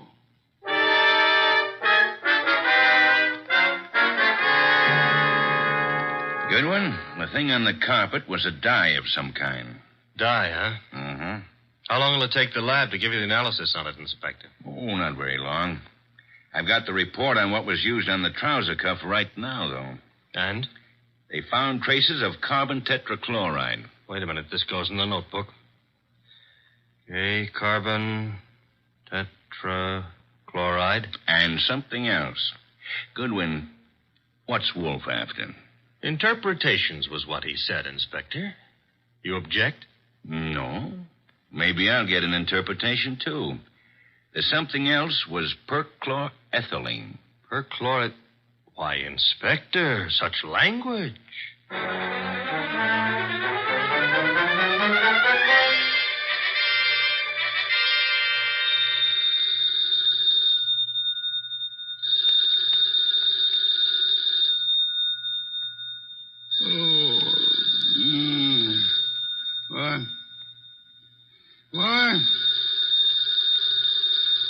Archie.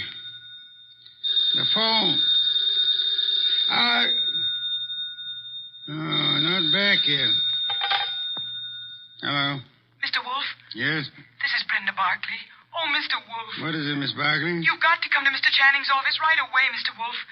Mr. Goodwin has been to your office. Everything I need to know. You've got to come, Mr. Wolfe. Nonsense. I don't go out. My digestion disapproves of it. I disapprove of it. But, Mr. Goodwin, he's in danger. What's that? Terrible danger. He needs you here at once. Archie, danger. Let me talk to him. Please come. Hurry. What's happened? Hello. Sparkly. Fritz, get out of the car. Bring me my wool muffler and worsted vest. See if you can find my galoshes. Confound it, I've got to go out.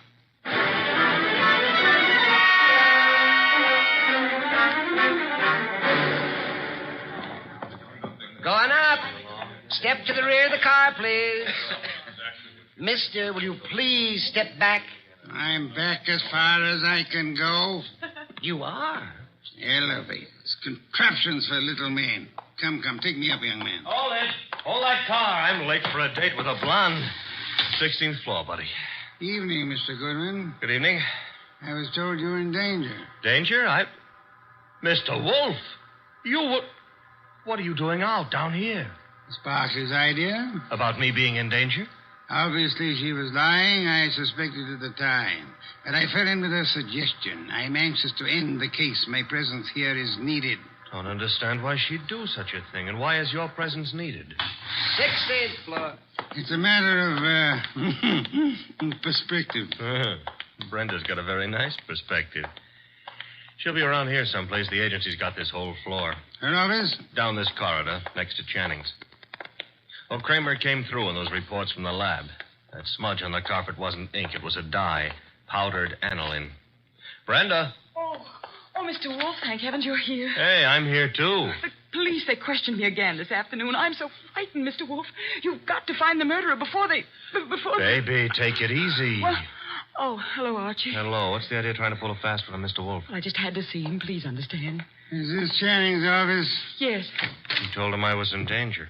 At last, the place to sit down. Well, I had to tell him something to get him down here. He's not happy. You comfortable there, sir? Miss Barkley, come here. Mr. Wolfe, I can explain. I thought if you were here, where it happened, if you could see for yourself, then you'd... Young woman, there are many things I'd like to say to you. Oh, now, wait a minute. She was scared, boss. However, I am too short of breath to do them justice. Archie. Yes? Round up everyone concerned with this case. Right now? Including Mrs. Channing. Get them in here. Yes, sir. You help him, Miss Barkley, and close that window. Yes, Mr. Wolfe. Fresh air. I've had enough today, thanks to you, to last me a lifetime. If after all that exposure, I live a lifetime.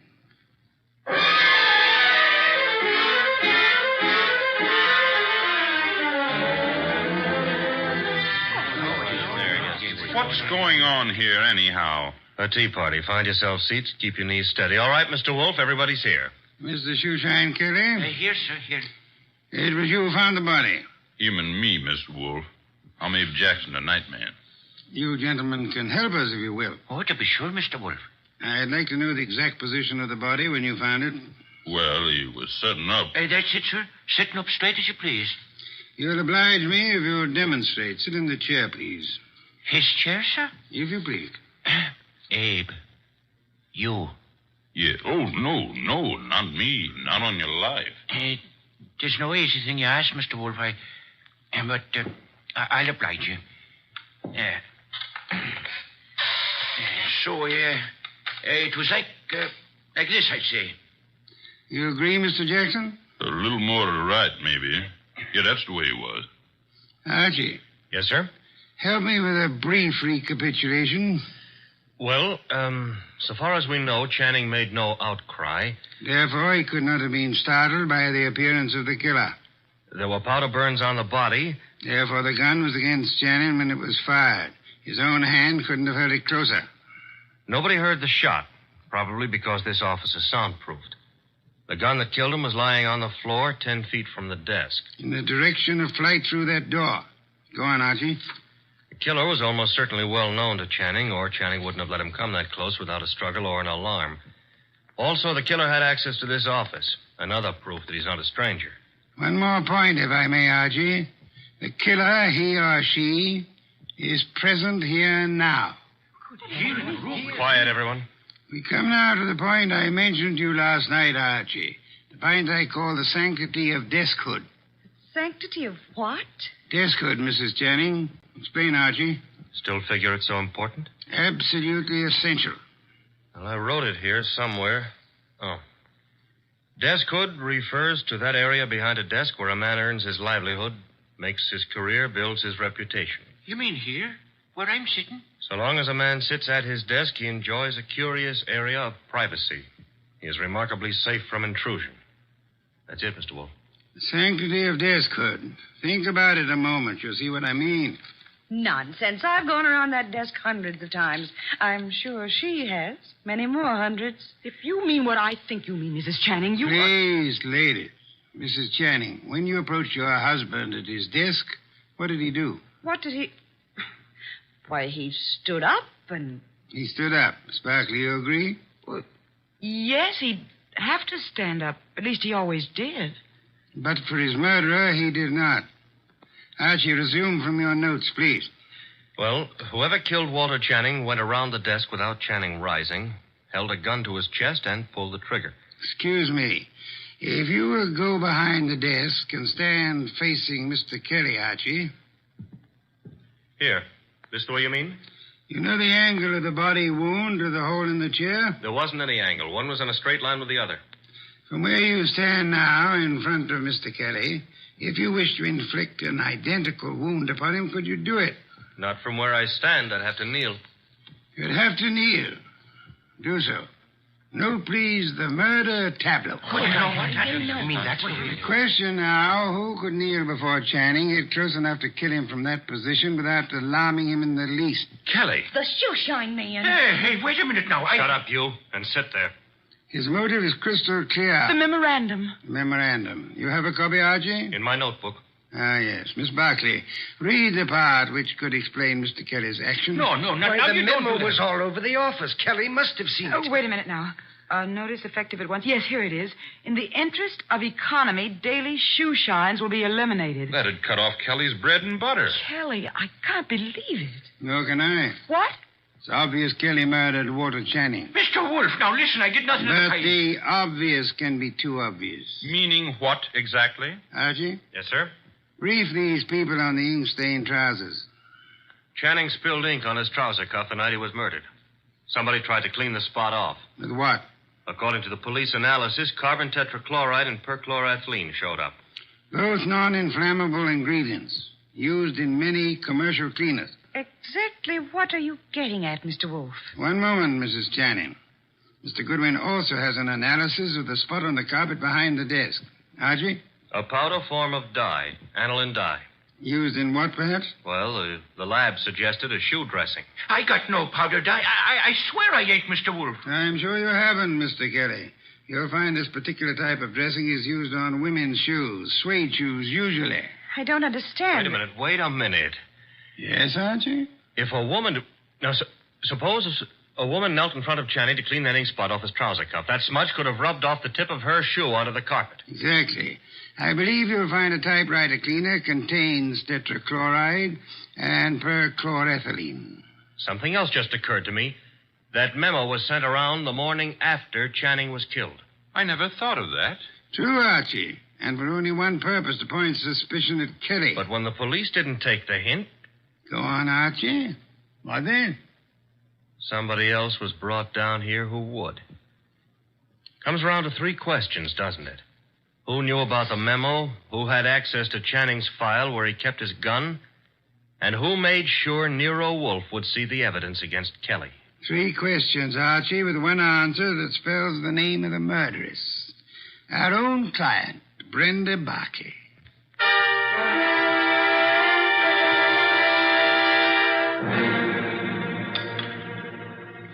Steak, Archie, marinated. You like it?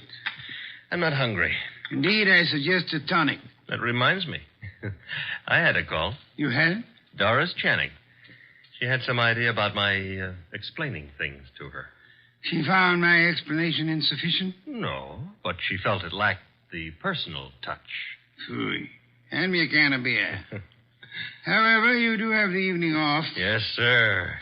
Keep out of trouble. Doris Channing is a blonde. That is, try to keep out of trouble. In the company of a blonde who wants to. Good night, sir. Good night, Archie. Good night.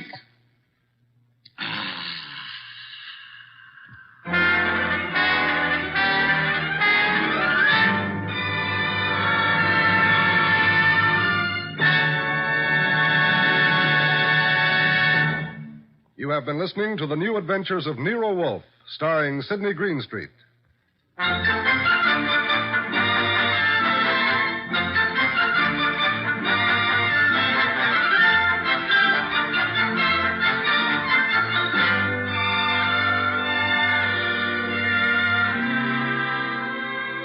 Tonight's transcribed story by William Kendall Clark was based on the characters created by Rex Stout. This is an Edwin Fadiman program produced and directed by J. Donald Wilson. In the cast were Larry Dobkin as Archie Goodwin, and Donald Morrison, Betty Lou Gerson, Bill Johnstone, Howard McNear, Mary Lansing, and Barney Phillips.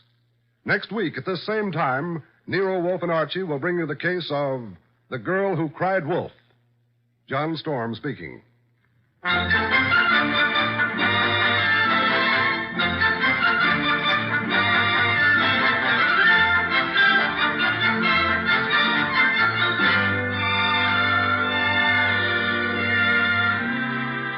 Nero Wolfe, Archie, and all of our cast hope that our listeners have taken time out from this busy Christmas season to help brighten some youngster's Christmas day. Be sure to send a thing, your choice of anything you think a child would like for Christmas, to the groups in your own town who are distributing these toy gifts to less fortunate children. 3 chimes mean good times on NBC.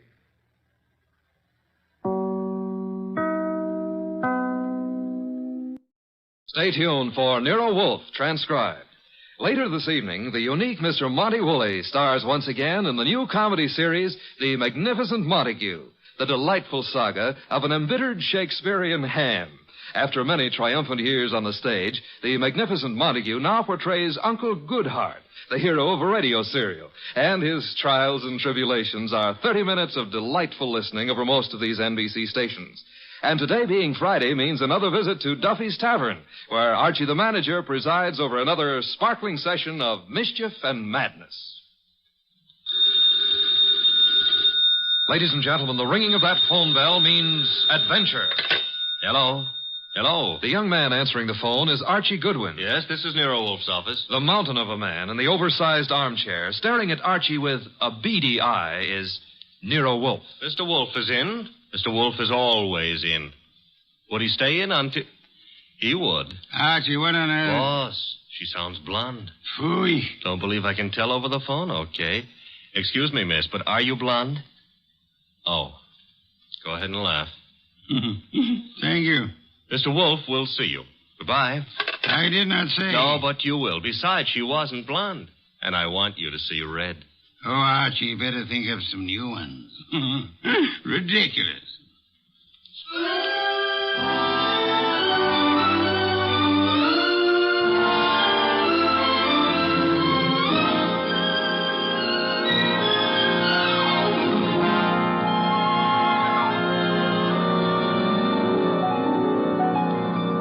Ladies and gentlemen, it's the bulkiest, balkiest, smartest, and most unpredictable detective in the world. That chair-borne genius, Nero Wolfe, created by Rex Stout and brought to you in a new series of adventures over this NBC network in the person of Mr. Sidney Greenstreet.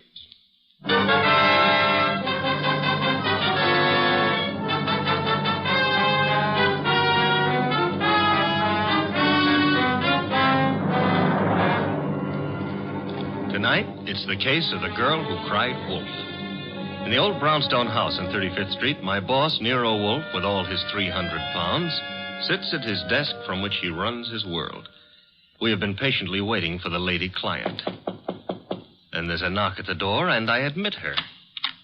A beautiful, frightened, and red-headed girl. Mr. Wolfe? Mr. Nero Wolfe? Not by 160 pounds. I'm Archie Goodwin. Oh, yes. I spoke to you on the phone.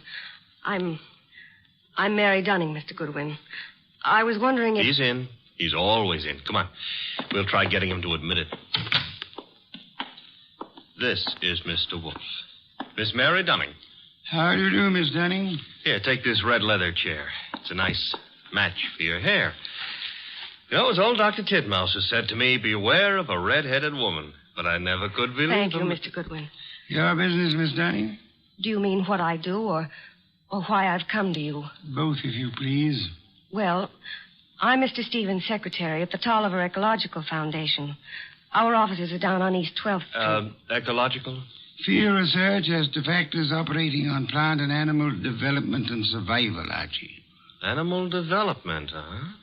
Miss Dunning, the foundation has several agricultural research projects throughout the country, hasn't it? That's right, Mr. Wolfe. And Donald Stevens is executive director. Or was until... Was? He's disappeared. It's been 3 days now. He's not been near the office nor his apartment. No message or... Apartment? Stevens been living alone? He's a bachelor. He's engaged to Laura Tolliver. She's a cousin of the original Tollivers. But she doesn't know where he is either. Have you come to me on Laura Tolliver's account or on behalf of the foundation? Well, neither, Mr. Wolfe. I'm just worried, and I'd heard of you as one of the finest private detectives in New York. You've heard of me, Miss Dunning. We see that you're here. I still fail to understand why. But I've told you. Mr. Stevens has dropped out of sight. And there's another thing. The last time I saw him, he had a caller with him in his office. Caller? Male? Female? I don't know. We're in a converted old brownstone house, and, well, the way the offices are laid out, I don't see all the people who come in unless they make a point of coming to my desk. Mm-hmm. I see. All I know is that Mr. Stevens stepped out for a moment, looking either scared or angry, I couldn't be sure which, and asked me to see if there was a policeman at the corner. Which corner? Archie, continue, Miss Dunning. Well, I started to go, and there were low voices arguing from the inner office. And then Mr. Stevens called me not to bother. Then what? He said I could go ahead and take my lunch hour then. So I did. And when I came back, he was gone. Leaving no message? Leaving no message. And you've neither seen or heard of him since? I've tried all over. By phone, going out myself. Miss Dunning, has Mr. Stevens been in the habit of making extended business trips? Well, once in a while to our research stations in Pennsylvania or New Jersey or up in Vermont, but not without letting me know. I have to make out his travel vouchers. Has there been any recent trouble at the foundation? Trouble? Financial trouble? Personal trouble? No, there's been no trouble. Miss Dunning, you're wasting my time and yours. This is a problem for the police, if there is a problem. Oh no, Mr. Wolfe. I'd have gone to the police, except, well, if there should be an innocent explanation, it didn't seem fair to the foundation to risk the unpleasant publicity I said for the police. Wait a minute, Mr. Wolfe. It's your say-so, but when a girl walks in here and asks... The young lady can depart by the use of the same rather trim legs that carried her here, Archie. Oh, now, look, boss, just because I Miss look at... Dunning, I can think of a dozen reasons that might take your bachelor director out of town for a few days without the formality of explaining his actions. Then you won't look into this? Despite Mr. Goodwin's frowns, no. Should Mr. Stevens not turn up tomorrow or so, I suggest you advise the police or whatever attorney acts for the foundation. There is such a person, of course. Yes. Jonas Dowd is counsel. He's also a Coke trustee. Consult him, then, by all means. But you don't seem to understand. If you'll excuse me, I'm overdue for an important conference with my cook. We have just received a shipment of truffles from France. Well, of course, if Mr. Wolfe, if you ask me... Precisely what I've refrained from doing, Archie. Would you be good enough to escort Miss Dunning to the door? To the door, Archie. Good night, Miss Dunning. Good night.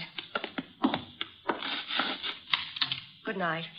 And thanks just the same. Look, Mr. Wolfe, it's your shop and you can get as surly as you please. But can you give me one excuse for that high-handed brush? One thin shred of an excuse? Miss Dunning was sitting in this chair... The girl was lying, Archie. Lying? How can you say that? At least twice. And possibly from the moment she opened that undeniably pretty mouth. Now, if you would excuse me, Archie, I have an appointment with a truffle.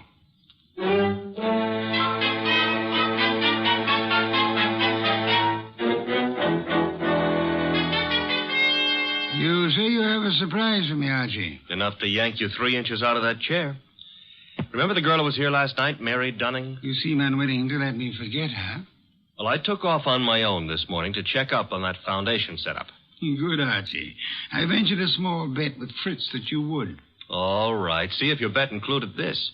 I found Stevens down there right in his office. Missing executive director. Yes, and the missing Mr. Stevens claimed he had just been on a business trip. Delayed getting back because his car had been smacked by a hit-and-run driver in New Jersey. Now, here's the payoff. He even tried to make out that he'd been thinking of calling you in on a problem. Hit-and-run accident? No, something about the foundation. But I didn't waste time letting him cloud it up for us. The point is... Archie, you brought him here, of course. Stevens? No, he's still down there. We'll want to grab him before the day is out, but I had something more important to run down first. It took me 3 calls on the way up here, but you can take it as confirmed. We've still got a disappearance case, and this one you're not sitting out. Indeed. And who has disappeared now? Mary Dunning. Stevens is back, but Mary's gone. Not at the office, not at her rooming house, and none of her clothes are taken. How'd you get going? Put a police call out on Mary? Back to 12th Street and get Stevens out of that office and up here as fast as you can. I'll phone him. You're on the way.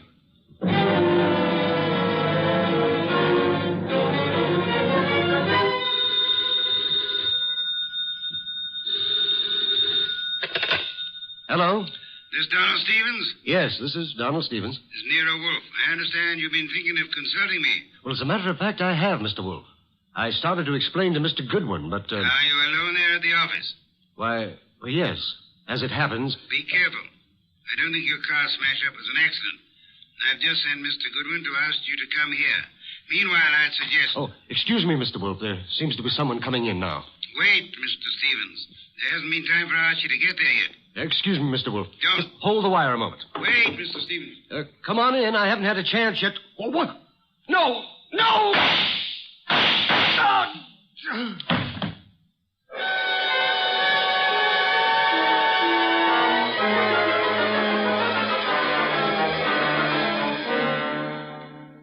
And that's all Inspector Kramer has been able to make of it, Archie? Not to hear him tell it, but that's all he's got. Stephen dead and the girl still missing. Did you find anything helpful at the office? I think the murderer started to tear up some account books and project ledgers, but I must have scared him away when I rang the bell.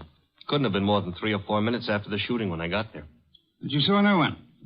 The murderer can cover a lot of ground in 3 or 4 minutes. You, naturally, by accident, since it is mildly illegal, you had a good look at the dead man? A very good look. Not to mention his pockets. Anything particular? Well, there was a half-eaten package of lifesavers in the left-hand trouser pocket. What's particular about that? The flavor was lime. I hate lime. Phooey. Archie, I called Jonas Dowd last night. The foundation lawyer? Yes, he set up the original charter under which Donald Stevens operated with an annual fund of $90,000. Ecology has its attractions. 90,000 attractions, to be precise. It indicates a possible reason for Stevens' murder. He was in sole charge of that money. Somebody donated 338 caliber bullets to him. Hardly a token of appreciation. Perhaps not. However, the shooting followed the attempt to stage an automobile accident. Archie, I've sent Saul Panzer on an errand for me. Saul, huh? He's expensive. True, he's the best man in the shadow job there is, but... You've got something, huh? Possibility. An angle I can't handle? Apart from your natural preference for curves, you've more than work enough here in New York. Finding Mary Dunning, for a starter. Or, her body? Or her body, as it may be. Is that what Saul's on, picking up a line on Mary? Among other chores, Saul is buying me some special groceries at the city market. You frown, Archie. I glower. But okay, play it cozy. You can send Saul off to Stockholm for smorgasbord for all I care. I'm still asking, what about Stevens and what about Mary? Where do we start? I'm expecting Laura Tolliver, the heiress, and the son of Jonas Dowd here within a few minutes. Jonas Dowd himself proved as difficult to pry from the office as... As you generally are from this one. Oh, good for old Jonas. Wait a minute, though. You said a son was coming. Would that be Peter Dowd? It would be. Could I trouble you to pass that second bottle of beer? It's your third. Stop auditing me, Archie. You reacted to the name of Peter Dowd. May I ask why? Kramer is ahead of you on that pitch. He's had Peter Dowd downtown already. And learn? Playboy, used to be in love with Laura Tolliver, now in line to take over Stevens' tidy $20,000 a year salary as executive director. To take over Phooey. Peter Dowd's no ecologist. He's got more important qualifications. His old man and Laura Tolliver are co-trustees under the Tolliver will, and the director can be anybody they name. Archie, you sound prejudiced against young Mr. Dowd. Yeah, that's what Kramer said. I'm just naturally suspicious of anybody who stood to pick up $20,000 a year, plus a whack at the $90,000 a year in house money, just by throwing 338 caliber slugs into Stevens. Particularly after getting rid of Mary Dunning to clear the way. The police still have no leads on Miss Dunning? A for effort, Z for results. Now, the way I see it, boss... Legwork now, Archie. Guess it's later. You might try Miss Dunning's landlady again for one, and try Peter Dowd's apartment. Now? Yes. I'd say go along and keep after the missing girl. Instead of sifting through the names in Stevens' appointment book you were asking about? It's two legs of the same animal. The names may help on the girl. Now, Archie, on your way.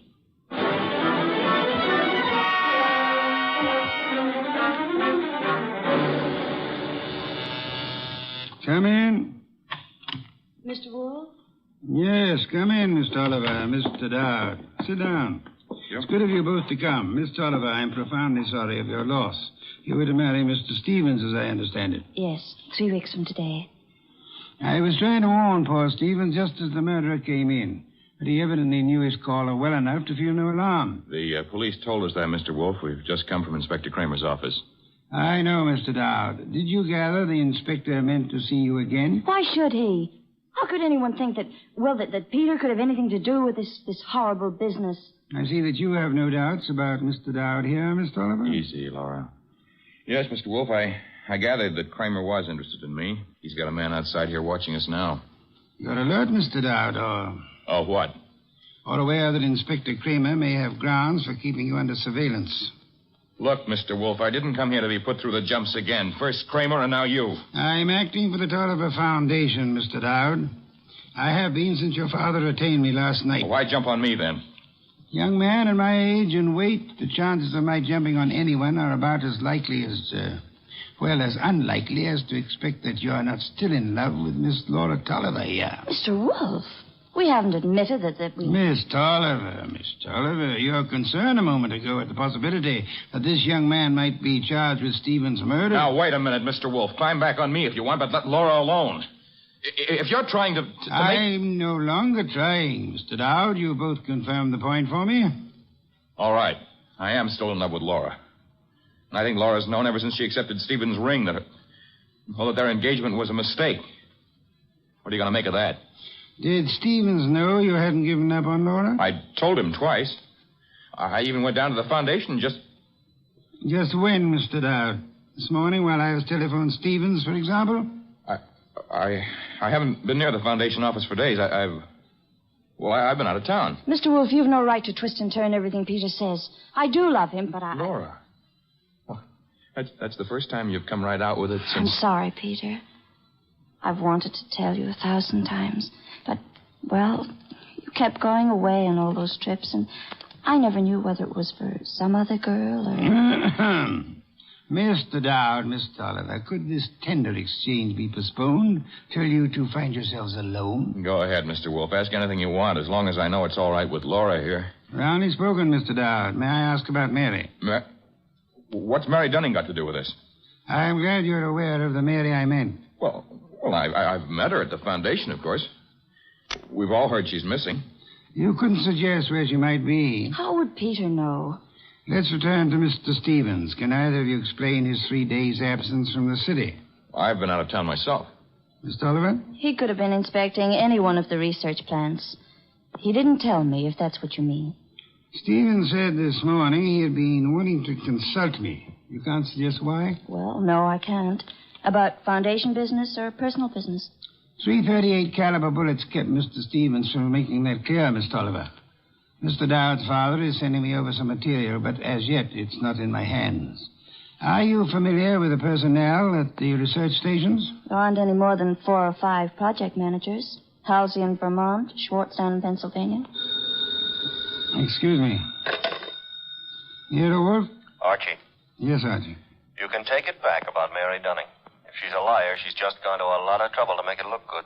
Dead? No, but knocked out with chloroform and stuffed in a closet in a man's apartment.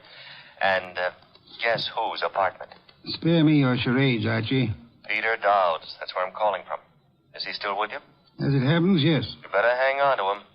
There's been another development. Inspector Kramer's got hold of a man named Schwartz. The Pennsylvania project manager. Right. Schwartz was at the Foundation office this morning, and he says Peter Dowd was going in as he came out. When? Within minutes of your call to Stevens. Kramer's on his way to your place now to pick up young Dowd. Any instructions? I'd like more company. Well, the ball game is all wrapped up, isn't it? I'd still like more company. Right. Mary and Schwartz? If you can get them here. And Archie. Yes? Get them here.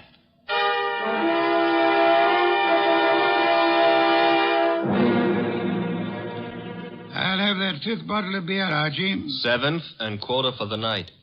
And when do you get around to calling in Mary and our friend Schwartz? In a moment, Archie, in a moment. After all that scramble to get him here.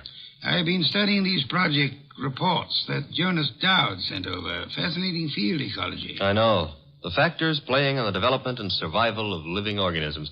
Too bad poor Stevens didn't figure on a factor named Peter Dowd. Archie, I am ready for Mr. Schwartz now. No Mary? I'll risk you in the next room with Miss Dunning for the time being. Okay. One Schwartz coming up. Oh, come in, Mr. Schwartz. Mr. Wolfe? How do you do, Mr. Schwartz? My apologies for this long wait you've had. And I'll try to make our business brief. Yes, sir. Mr. Schwartz, you managed the Tolliver Agricultural Research Station in Pennsylvania for some time. 2 years. I am not sure I didn't once enjoy a shipment of mushrooms that came from your place. You've experimented with Maya arenaria. Maya arenaria? Yes, of course. Yes, we've done some work with mushrooms. They were excellent.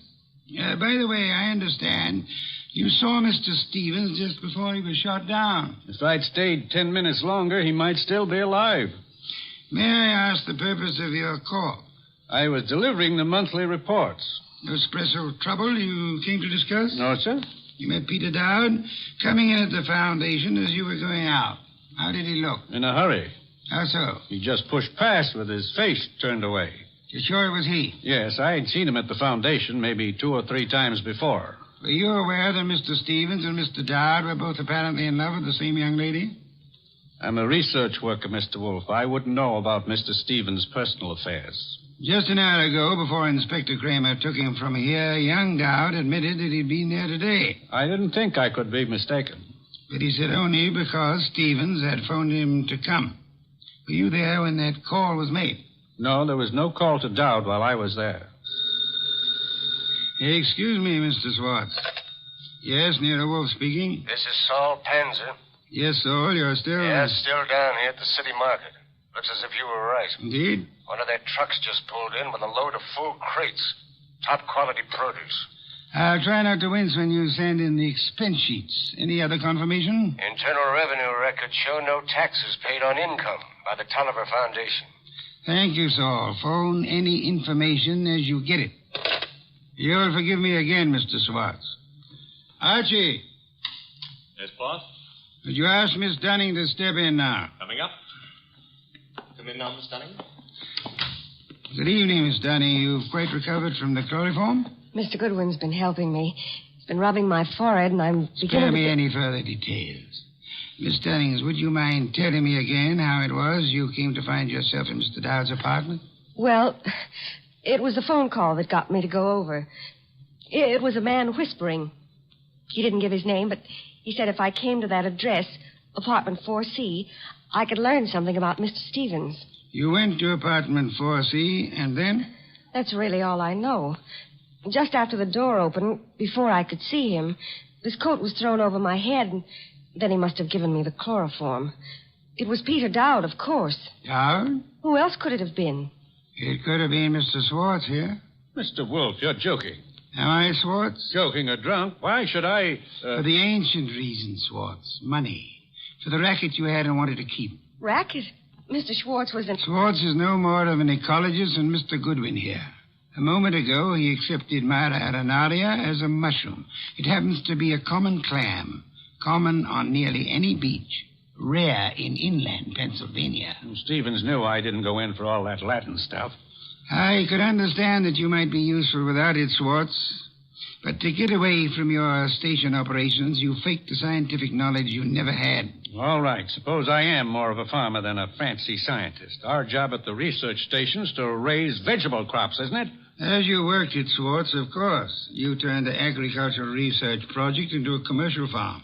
All expenses met from tax-free funds, and not a cent of return shown for the produce sold. So that's why Saul Panzer drew the rutabagus run.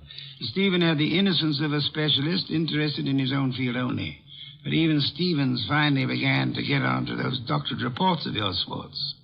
And when was it the Internal Revenue men began asking questions? Look, Goodwin, is this fat guy out of his mind? You had to get rid of Stevens after the last inspection trip. Were you even counting on taking over his job after Peter Dowd was put away for Stevens' murder? Merely, if you'll just explain to this lunatic... Watch it, Archie, watch it. I've got his gun. Adroitly done, Archie. Wait a minute. This is a 32, and it was a 38 that did the murder. Mr. Wolfe, that's my bag. You can't... Take this pistol from it, I have, my dear. And this extraordinary effort you put me to, of actually leaving my chair to secure this weapon, we'll add that to the score against you. Mr. Wolfe, if you aren't too tuckered to answer, that gun from Mary's bag. It's a 38. It may be the one used on Stevens. But Mary couldn't. She didn't. The ballistics tells us that this is the weapon. Then Schwartz must have passed it to her for safekeeping, till it could be planted in young Dowd's apartment or car or whatever. I didn't have anything to do with it. Miss Dunning, you had to do it more than you know. Do you realize that if Mr. Goodwin hadn't found you at the Dowd apartment when he did, that you might not be alive at this moment? You were the one person who knew Schwartz's crime. Mary, don't listen to him. She's listening, Schwartz. Miss Dunning, you thought the chloroform scheme was directed solely against Peter Dowd, and so you let Schwartz talk you into it. Mr. Goodwin tells me the door of that closet was sealed with Scotch tape. I didn't know that.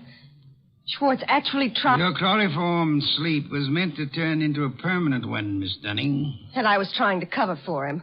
All right, here it is. Schwartz planned it all. He did try the hit and run, and he did shoot Stevens. He's a liar. Mary, you've been juggling those books since... Say the details for Inspector Kramer, Schwartz. There's guilt enough to be divided between you and guilt enough to burn you both.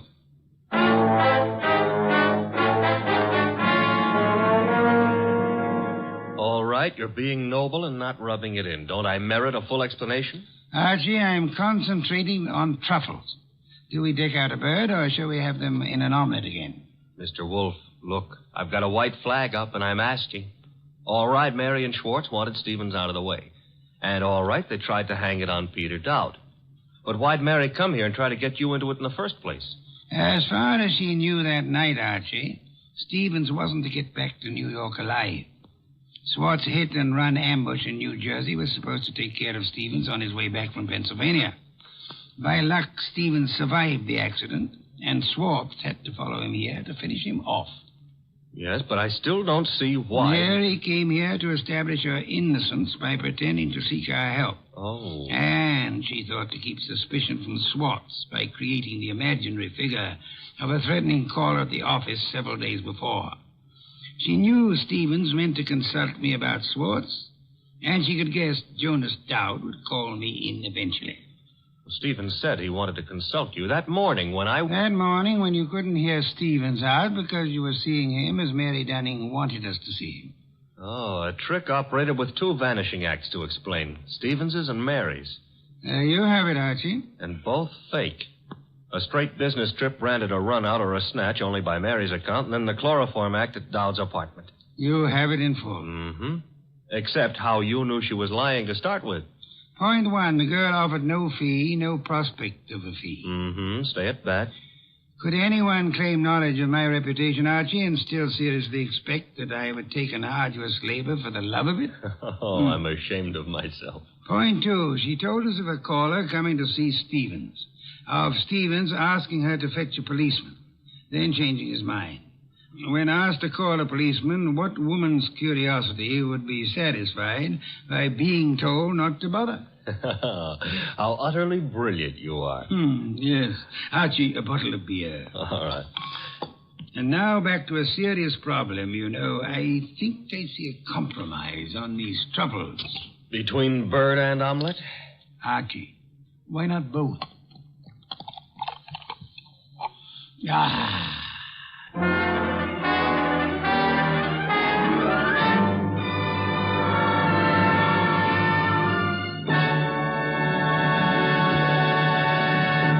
You have been listening to The New Adventures of Nero Wolfe, starring Sidney Greenstreet.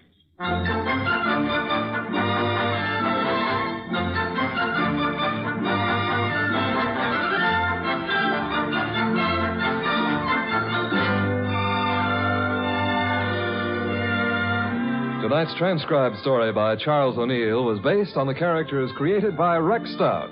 This is an Edwin Fadiman program produced and directed by J. Donald Wilson. In the cast were Larry Dobkin as Archie Goodwin, and Charlotte Lawrence, Howard McNear, Mona Keneally, Lamont Johnson, and Herb Butterfield. Next week at this same time, Nero Wolfe and Archie will bring you The Case of the Slaughtered Santa Clauses. Don Stanley speaking. 3 chimes mean good times on NBC. There's no cover charge at Duffy's Tavern. Just keep your dial tuned to NBC later as Archie the manager and his delightful friends cook up another mad and merry session at that remarkable restaurant, Duffy's Tavern.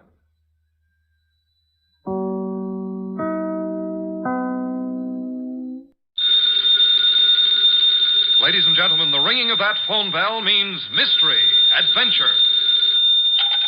Nero Wolfe's office, Archie Goodwin speaking. Yes?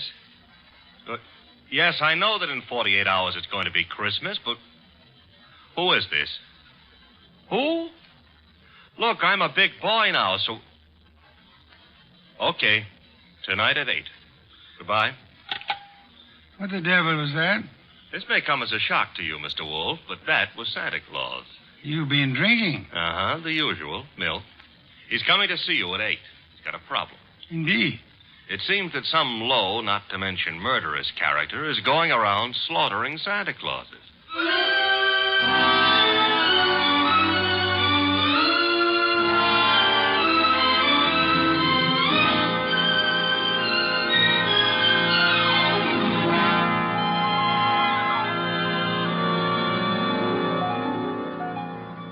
Ladies and gentlemen, it's the bulkiest, balkiest, smartest, and most unpredictable detective in the world. That chair-born genius, Nero Wolfe. Created by Rex Stout and brought to you in a new series of adventures over this NBC network in the person of Mr. Sidney Greenstreet.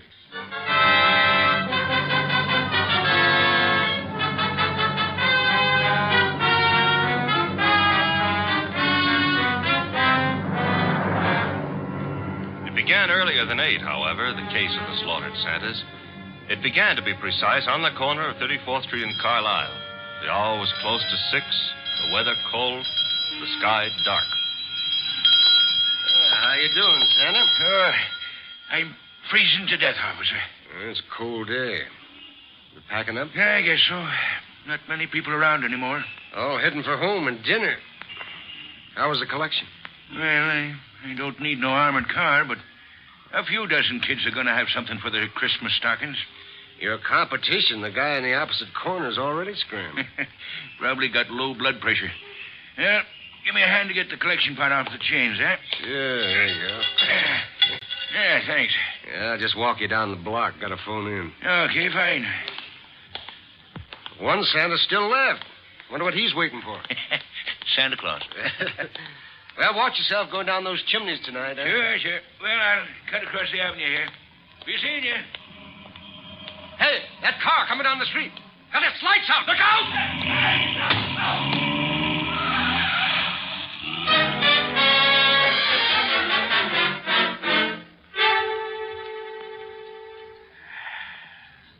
Hey, Peg.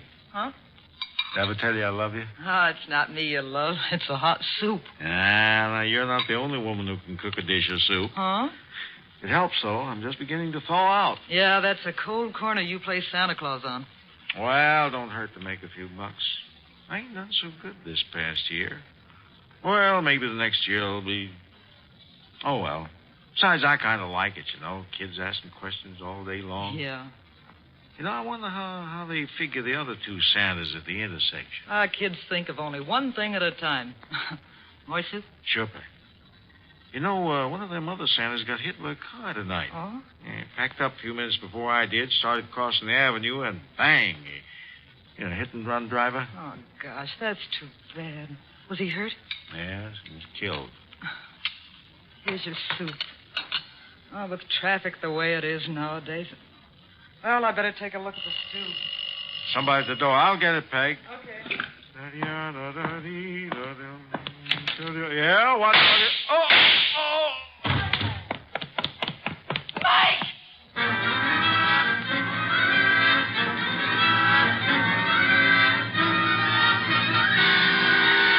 Wolf? Yes, Archie? I've been thinking. Good heavens. Oh, I admit it won't bring about a national emergency. But, Mr. Wolf, Christmas is only a couple of days away. If you're hinting about your present... No. I was just imagining you behind a team of reindeer. Your imagination is morbid. You'd make a wonderful Santa Claus. Ooh. You've got the perfect build for it. Of course, as for character... Archie. Yeah? Can you picture me scrambling down a chimney? Well, they might have to build bigger chimneys, but... Bah. There's that, too. However...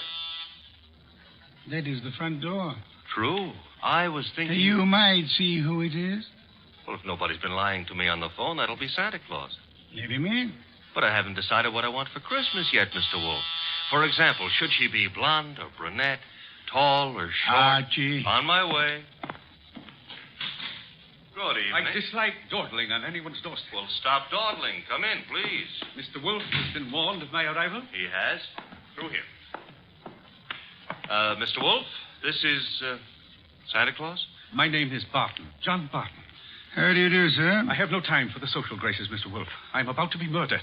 Hardly in my house. I have objections. I'm a frightened man, Mr. Wolfe. Indeed. This costume you see me in is responsible for it all. Why are you in it? I had a notion it might be, well, entertaining to play Santa Claus in public. I'm a wealthy man, sir. I can afford to have whims. Therefore, I have assumed this masquerade. However, it apparently is going to be the death of me.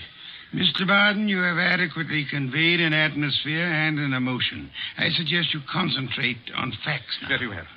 I have been acting as Santa Claus for the Tuberculosis Fund. My station is the corner of 34th Street and Carlisle Avenue. I might add the northeast corner. Why? Because at that intersection there have been two other Santa Clauses. One on the southeast corner and one on the southwest corner. 3 Santa Clauses, then, on 3 corners. Yes. Now then, earlier tonight, the man on the southwest corner started home. He was crossing the avenue when he was run down and killed by an automobile. A regrettable accident. The car was running without lights. It deliberately ran the fellow down and then vanished. Not an accident, Mr. Wolfe. You saw this yourself? I did. 1 Santa Claus dead. The man on the southeast corner got home all right. According to the radio news flash, that's where he was killed by bullets. Coincidence? Possibly, but I wouldn't want to risk my life on the chance. This is Friday night. In the nature of things, you would have made 2 more appearances. Very well, Mr. Barton. I'll write you a check as a retainer, then hurry along home. I'm late now. No.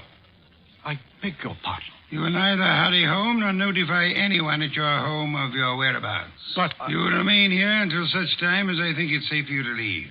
The house is well guarded. I can't do that.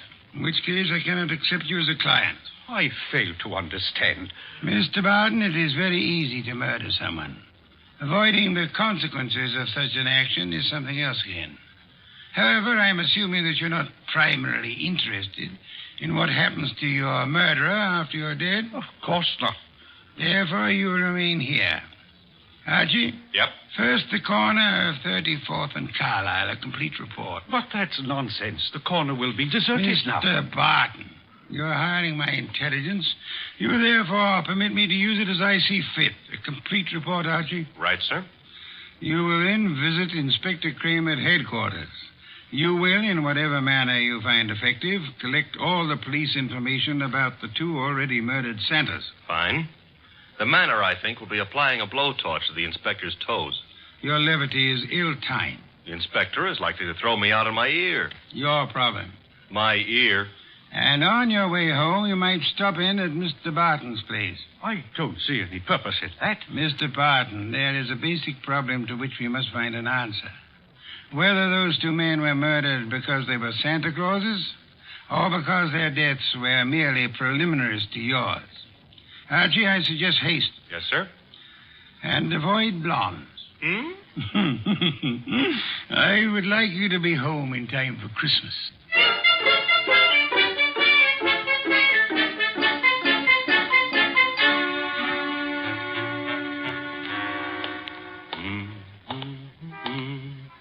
Hey, Bud. Yeah? Got the price of a cup of coffee? You sure you mean coffee? Either you're gonna dig it up or you ain't. Never mind the questions about my personal affairs, see? Oh, I apologize. Here. 2 bits. Thanks. You're welcome. Don't let me keep you. You're not. 34th and Carlisle, huh? During the day filled with milling throngs. Hey, that's a nice phrase. I'll have to remember it. Milling throngs. And now desolate and deserted. Well, that's life. Is that a fact? That's philosophy. Yeah?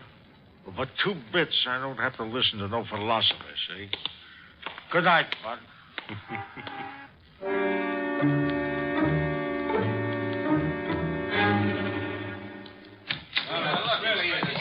Uh-oh. The inspector's got company. If all you reporters will shut up and ask your questions one by one, I'll answer. Inspector Kramer, it's true a couple of Santa Clauses have been knocked off tonight? It's true that 2 men who have been employed as Santa Claus by charitable organizations have been murdered, yes. Any connection between those 2 guys, or does somebody just hate Santa Claus? Well, so far as we know, there is no connection. That means it could be maybe some kind of maniac who decided he doesn't like Christmas or Santa Claus. Is that right? The department is investigating along those lines. Like how?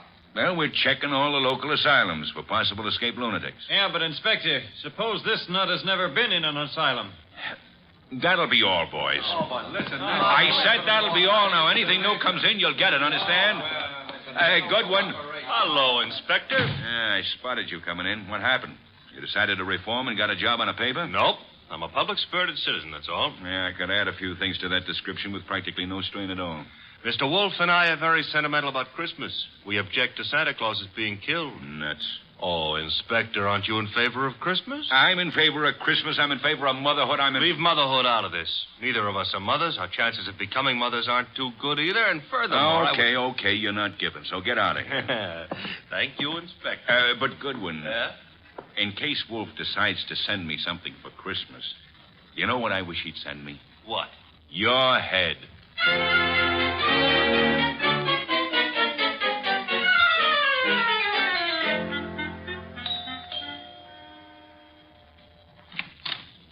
Well. Oh. Now I know what I want for Christmas. What did you say? I said my name is Goodwin and it's cold on your doorstep. Oh, I'm sorry. Come in. Mm-hmm. You didn't mention your name. I'm Laura Barton. Mrs. Laura Barton? No. Fine. That is, what relation are you to John Barton? His niece. Why do you ask? Oh, you've got a beautiful voice. All this marble and no butler? I don't know where Pleasant is. He should be here. Have him shot at sunrise. Oh, Laura. Wayne, this is Mr. Goodwin. I never heard of him. What does he want? Well, I don't know. Wayne what? Stevens. Uh-huh. Friend of Mr. Barton? Half-brother, but we seem to be doing all the answering. How about your answering some questions, Goodwin? I'll try. Come into the library.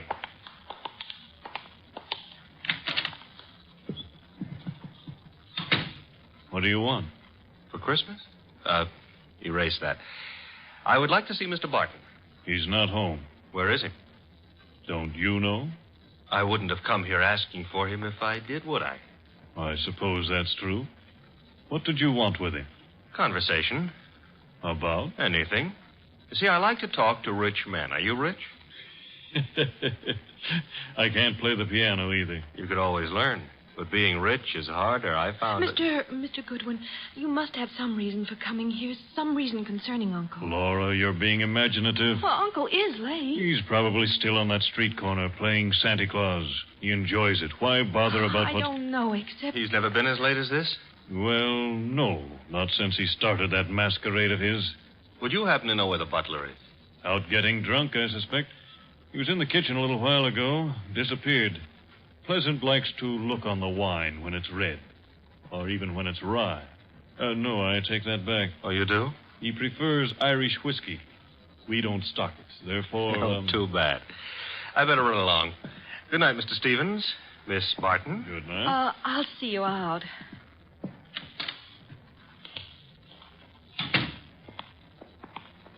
Prettiest butler I ever saw. Blonde. Now, old Dr. Tidmouse always said, beware of blondes because... Mr. Goodwin, Well, I'm waiting. Mr. Goodwin, you must know something about Uncle, something you didn't want to tell us. Makes you think so? Well, otherwise your visit was just pointless. Let's suppose I know. Now, I might be a kidnapper. Oh, no. My honest brown eyes. Your first name is Archie, isn't it? Archie? Archie Goodwin. Goes together nicely, don't you think? You work for Nero Wolfe. You're going back to him now? I might be, but then again, I might be going to the movies. I recognized you. Your pictures have been in the papers. Take me with you to see Mr. Wolfe. You can trust me. I never trust blondes.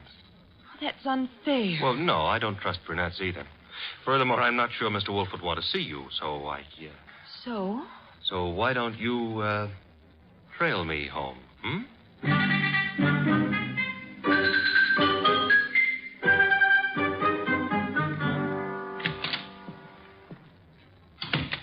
That you, Archie?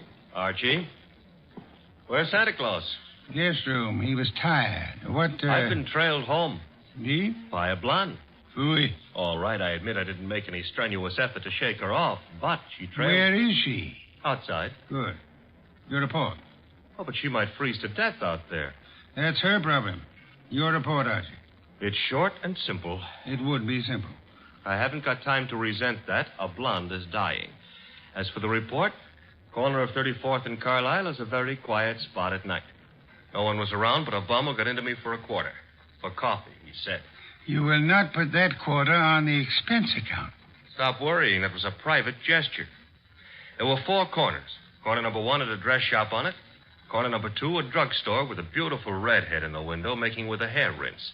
The ad said her name was Noreen, but it didn't give her phone number. Archie. 3rd corner was devoted to a shoe store, and the 4th corner had a bank on it. A bank? Uh-huh. Kind of thought we'd have a pause at that point. Mean something? Inspector Kramer's information consisted of... Oh, you're being coy. Kramer furnished the information the police could find no connection between the 2 murdered Santas. Except for the fact that they were both playing Santa Claus. Isn't that a little on the obvious side? This is an obvious case. The Barton home, Archie. Marble and old lace. The butler, his name is Pleasant, was among those missing. Among those present, Laura Barton, the old man's niece, and Wayne Stevens, his half-brother. Ah. Yeah, only for Laura. Stevens was not at all pretty. It was Laura Barton who followed you here. It was Laura. Archie, go upstairs and... Oh, now, wait a minute. The girl, the weather, common humanity demands that you have... Louis, you speak for yourself, not humanity. I'm human. On occasion, a debatable point. Very well. Let her in. Oh, thanks. Laura, come in. Laura Barton, Mr. Wolfe. How do you do? How much money do you inherit on the death of your uncle? What? That is known as a shock treatment. However, I need an answer. Uncle isn't dead, is he? That, for the moment, is irrelevant. How much? Half his estate. The other half? Wayne, Uncle's half-brother. Very well. Archie, will you go upstairs and inform Mr. Barton that his niece is here? Uncle is here? On my way.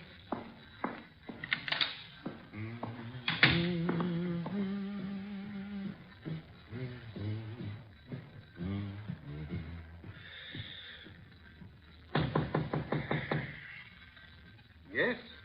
Archie, Mr. Barton. Come in. Mr. Wolfe would like you to come downstairs. I suppose he has a reason. Mm-hmm. A blonde reason, your niece. My niece? That's right. Where'd you get that? A man of my wealth finds it safer to carry a revolver. But it's not safe to point it at people, especially for the people. Turn around, Goodwin. But, Mr. Barton, we're protecting you. By letting that girl into the house, if I had the time, I'd be amused. As it is.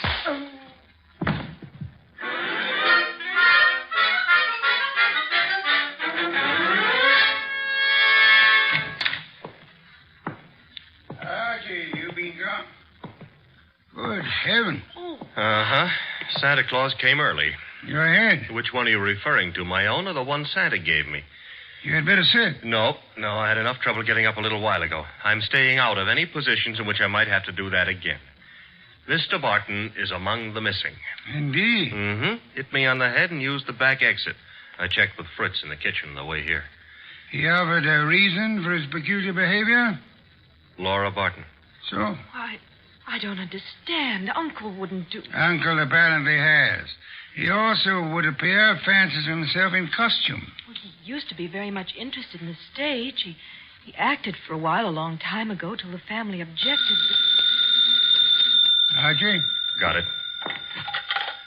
Nero Wolfe's office, Archie Goodwin speaking. You recite very nicely, Goodwin. This is Kramer. Let me have Wolfe, huh? Mr. Wolfe? Inspector Kramer. Yes, Inspector? The papers haven't been carrying it, Wolfe, but you're working on the Santa Claus case, aren't you? Possibility? You didn't send Goodwin down to headquarters on a possibility. Never mind. We're working on a line down here, Wolfe. Now, look, if it doesn't strain your professional ethics, you might be able to help. How? There's a bank on the corner of 34th Street and Carlisle. We got the thought that suppose a gang was preparing to take that bank tomorrow morning. Those Santa Clauses have been on the corner for nearly a week now. They might have noticed something about the bank's routine, guards or what have you, that could interfere with the gang's plan. A mighty ingenious and imaginative thought, Inspector. Hey, you didn't say yes or no. I have at the moment no opinion. That's all you're going to give us? At the moment. However, Inspector, in a very little while I shall give you, the murderer. Archie, Miss Barton will remain here. As for you... Yeah? You return to 34th Street and find our coffee-loving friend. You will persuade him in whatever manner you think best to return here with you. Huh? Yes. You know, I think it possible you may be able to put that quarter on the expense account after all.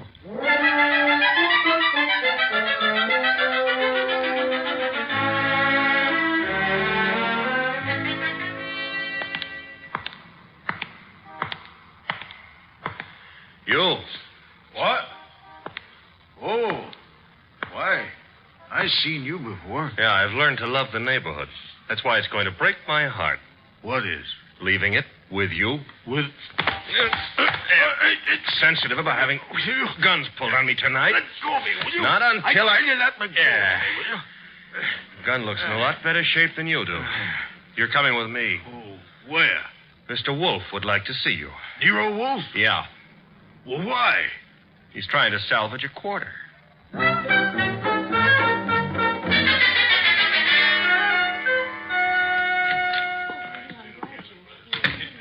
Archie. Uh-huh. Complete with, he wouldn't give his name. He did have a gun to it, though. This one. Yes. Archie, you know Miss Barton, of course? Hi. And Mr. Stevens? He joined us a moment ago. Miss Barton thought she'd be happy if he were here. Hello, Stevens. That's not the only reason I came. My brother is still missing. I'm concerned. Yes. You, sir, will you sit down? Watching people stand makes me uncomfortable. I don't have to. You do. Archie is stronger than you are. All right. That's better. If you don't mind, Mr. Wolfe, I've never been here before, never met you. But you look as though you could handle things. I think my brother's been kidnapped. Possibility we shall have to consider. Miss Barton, perhaps you have a theory, too? Well, I don't know. Uncle's been behaving strangely for weeks now. What way? Well, I'm not sure. Wayne... Well, of course, John's always been a little peculiar, but I'm afraid I saw nothing especially strange. Outside of this Santa Claus stunt, of course. I see. Miss Barton, your uncle played Santa Claus all week on one of the corners of 34th Street and Carlisle. I know. On 2 other corners, 2 other men indulged in the same activity. Those 2 other men are now dead. Oh, no. Well, wait. Mr. Wolfe, you mean they were killed by mistake for Barton? It is true that one man, made up of Santa Claus, looks very much like any other man similarly costumed. But the answer is no. One of the 2 men was shot in his home after he had removed his costume. Well, then, what connection? Miss Barton, in the event that you wanted to hide a tree, where would you hide it? Hide a tree? Why, I wouldn't even begin to know. If you were very clever, you would hide it in a forest. If you wanted to hide a murder and were very clever, you would adopt the same principle. Wait. You mean that if someone wanted to kill Uncle and didn't want to be suspected, he'd... Go about murdering several people with an ostensible, if lunatic, reason. He would, let us say, go about killing Santa Clauses. I get it. Then people would think the man he really wanted dead for a special and private reason had been killed for something that didn't point to him. True. That was why 2 Santa Clauses were murdered tonight. The 3rd Santa Claus, however, the real object of the murderer's attention, was luckier or suspicious. He fled. Do I have to hang around here and listen to all this? You do, my unwashed friend. Mr. Barton fled, and the murderer was in a quandary. He had, so to speak, invested in 2 murders merely to make the 3rd one confusing. But he found himself unable to commit that 3rd murder. He couldn't find his victim. Could he ask the police to do so? Hardly. But he might try to inveigle a private detective such as myself into the job. That makes sense, Mr. Wolfe, but why would my brother have deliberately fled from your house? I mean, he was protected here, so... But do I make myself clear? Very clear, Mr. Stevens. Archie, that gun you took from the dirty gentleman, you still have it? I still have it. Then would you mind pointing it at Mr. Stevens here until the police remove him?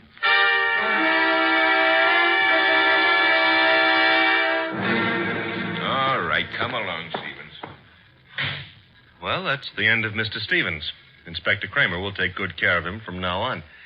But now, Mr. Wolfe, Laura and me and the refugee from a washcloth over here would still like to know how and why and who was involved. I knew 2 people had a motive for John Barton's death. Laura Barton and Wayne Stevens. One of them proceeded to kill Santa Clauses in the hope that the police would assume those killings to be the work of a lunatic. The paper certainly hopped on that assumption. Yes. However, John Barton, aware that his life was in danger, escaped his murderer and hid. In this house? No.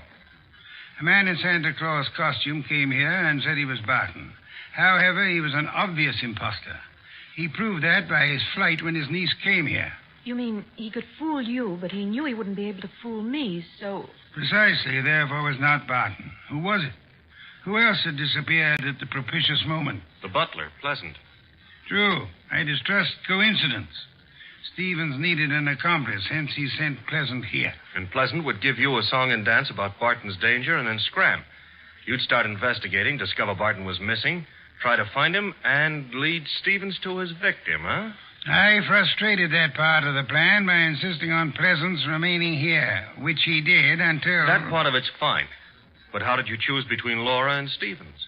It was Stevens who knew, without being told, that Barton had been in his house and had fled from it. Yeah. You yourself mentioned that Stevens had only been here a moment, so you hadn't told him.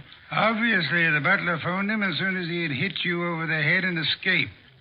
Furthermore, the butler masquerading as Barton had attempted to throw suspicion on Miss Barton.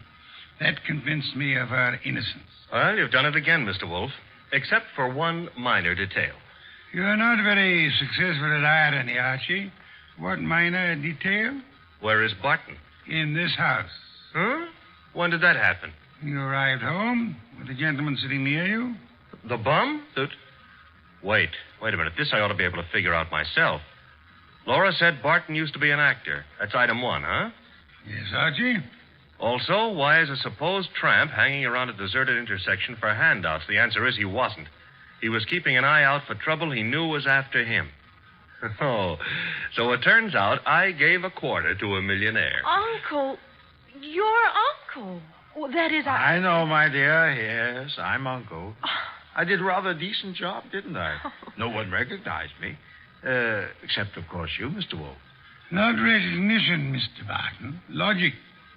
Archie, open some beer for us. Yes, sir. Logic, eh? Well, whatever it was, Mr. Wolfe, I owe you a good deal. How can I ever repay you? Oddly enough, the answer is simplicity itself. Make out a check.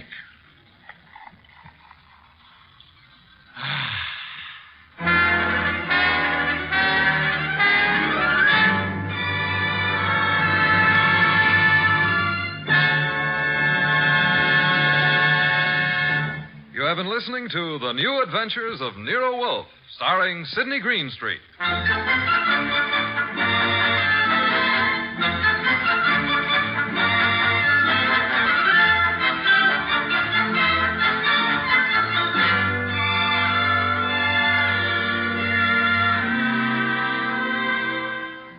Tonight's transcribed story was based on the characters created by Rex Stout. This is an Edwin Fadiman program produced and directed by J. Donald Wilson.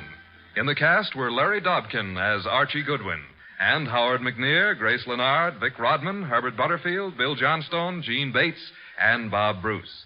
Next week at this same time, Nero Wolfe and Archie will bring you The Case of the Bashful Body. Don Stanley speaking. 3 chimes mean good times on NBC.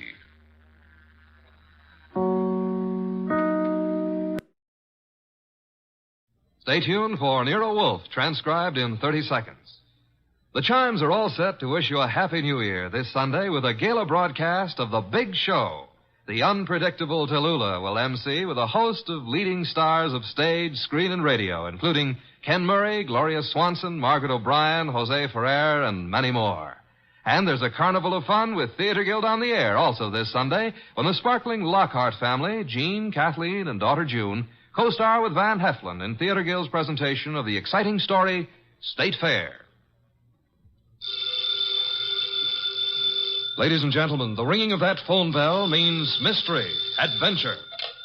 Nero Wolfe's office, Archie Goodwin speaking. Who? Oh, I see. Oh, and you think Mr. Wolfe might be interested in going over and... Hold on a minute. Archie, I'm not interested in going anywhere. Ill-considered movement is the curse of our times. Not to mention the mania for fresh air. Phew. Bottle opener, if you please. Here you are. But that was Zabro's flower shop, Mr. Wolfe. Indeed. Got a new shipment of orchids from upstate. In that case... Mr. Wolfe, remember the curse of our times? Not to mention the mania? I'll be there. He'll be there. After all, a man must risk his life sometimes.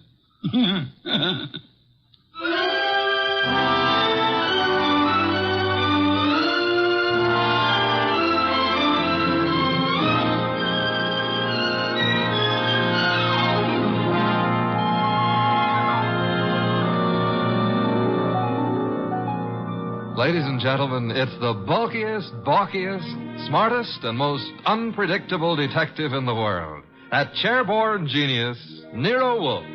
Created by Rex Stout and brought to you in a new series of adventures over this NBC network in the person of Mr. Sidney Greenstreet.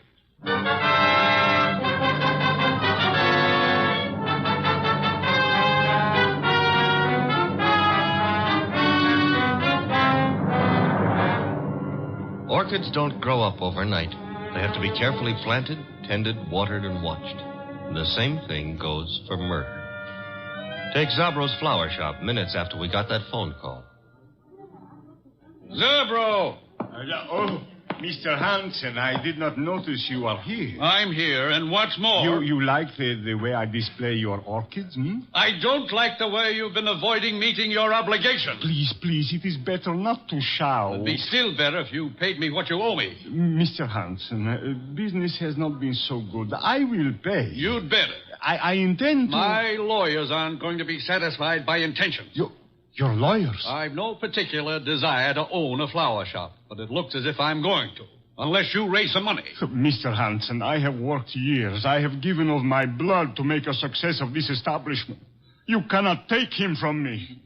You are a rich man. I intend to stay rich, too. You've got 24 hours, Zabro. A man can accomplish a lot in 24 hours. Yes, Mr. Hansen. Even maybe murder.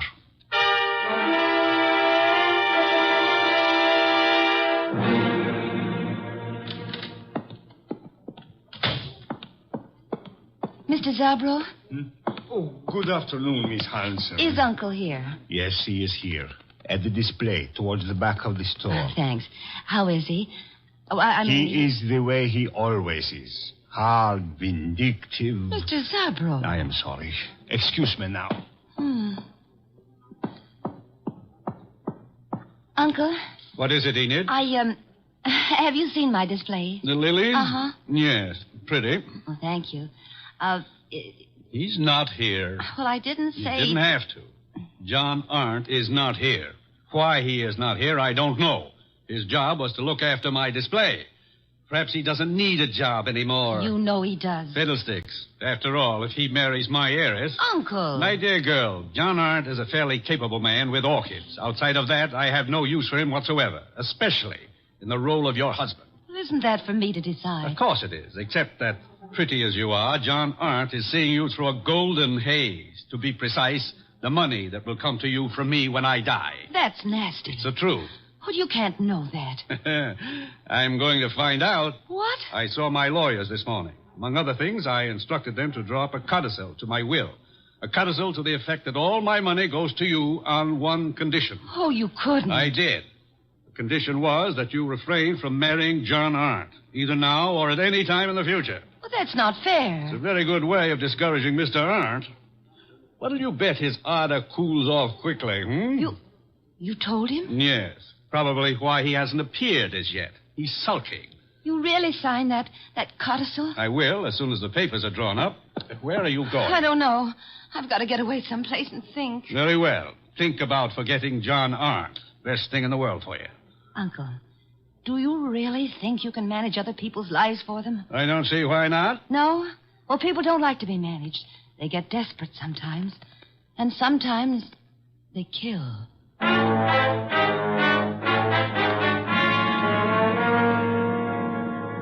Mr. Wolfe, what are you doing? Getting up.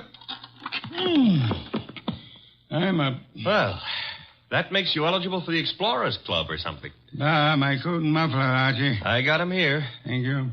You're really going out into that weather outside? Archie, must you try to be witty? It amuses me no end. Haven't you seen enough of those weeds yet? An orchid is not a weed. Another muffler, Archie, the woolen one. You've already got two on. Please, fresh air clogs the lungs, Archie. Sure, everybody knows that, but they won't admit it. Of course not. The conspiracy of silence. Archie, I'm ready. You sure? I can see a square inch of skin showing. Come, you're driving me to Zabro's. Mm-hmm. All right, careful. And take a deep breath. I'm going to open the door. You ready? Yeah, very well. Open it. Be brave, Mr. Wolfe. We'll keep the car window shut, and maybe you'll make it. Careful. The risks one takes. In you go.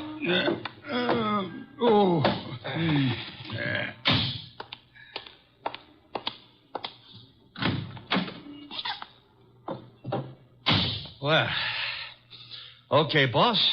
Now, where is Zabro's? 45th Street. Gee, 10 blocks. Grit your teeth, Mr. Wolfe. We're off.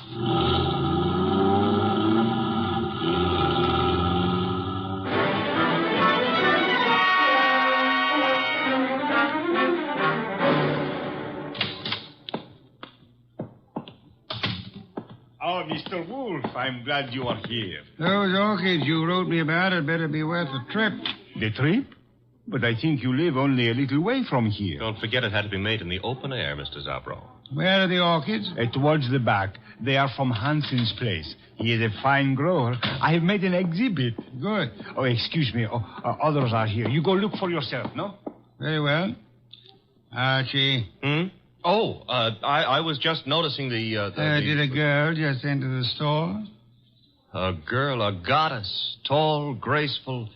Venus de Milo with arms. Arms that were made... Never mind. Let's go look at orchids. Thank you. Very fine. The exhibit is laid out like nature, huh? Reminds me of a spot in Central Park that I spent some of my happiest moments in. Then you do like flowers. I don't go to Central Park to look at flowers. I went there to... forget it. Gladly. Now go away and annoy someone else. Venus? I want to concentrate on these orchids. Goodbye. Okay. I'll leave you alone with your loved ones. Let's see, maybe I can arrange to be left alone with something I could very easily learn to love.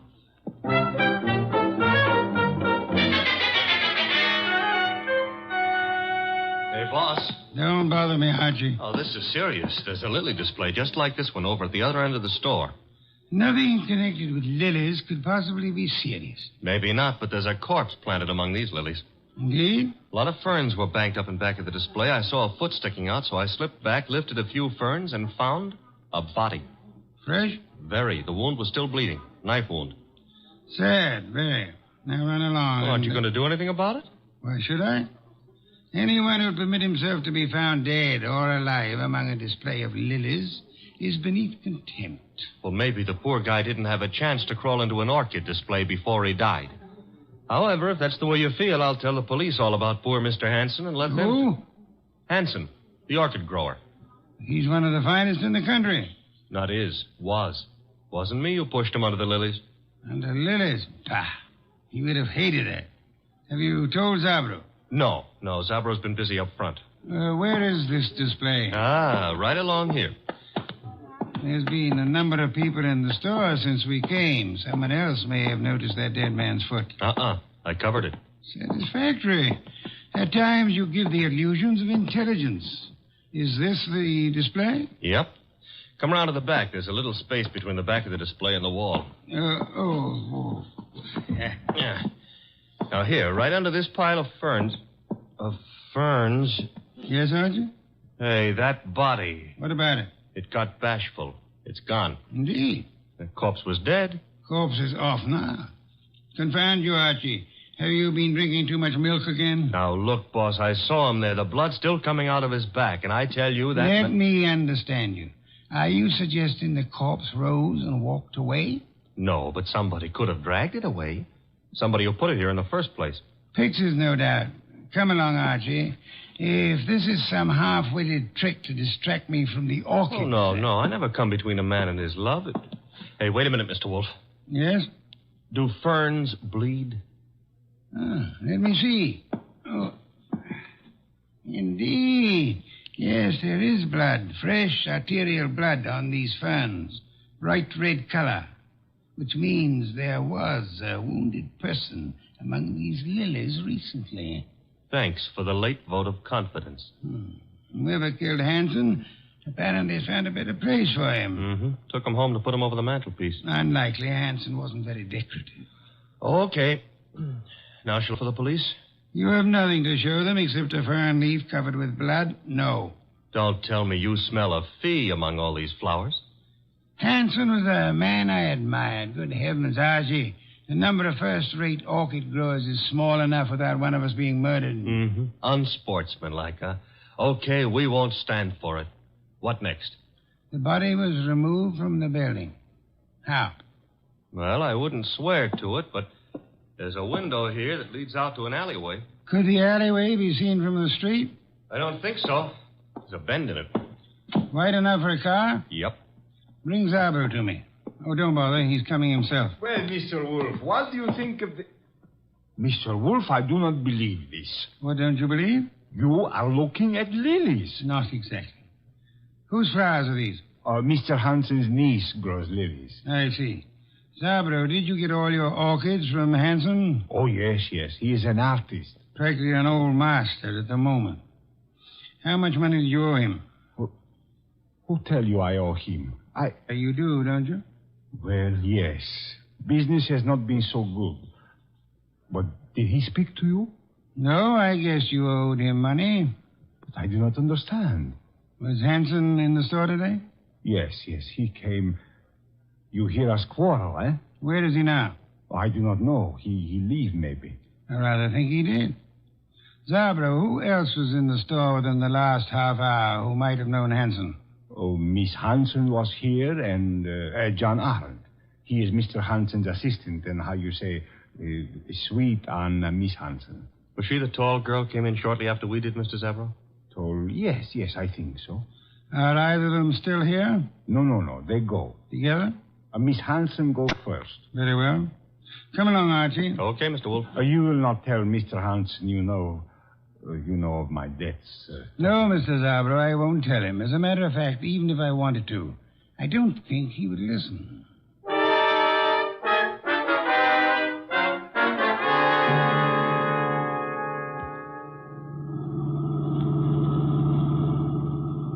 I love these long drives in the country. Where are we going? Hanson's place. Oh. You think you returned to it to haunt it, huh? He was returned there, I suspect. Uh-huh. In order to cast suspicion on himself. Miss Hanson lives with him. Mr. Arndt works for him on the premises, therefore... Miss Hanson will be there? I imagine so. Why? Oh, nothing. Nothing at all.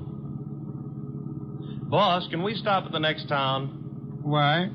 I want to buy a book on lilies. This sudden... You mean Miss Hanson grows them and bears them? Uh-huh. You see, that way we'll have something in common. Perhaps, but Archie, is an interest in flowers what you want to have in common with her?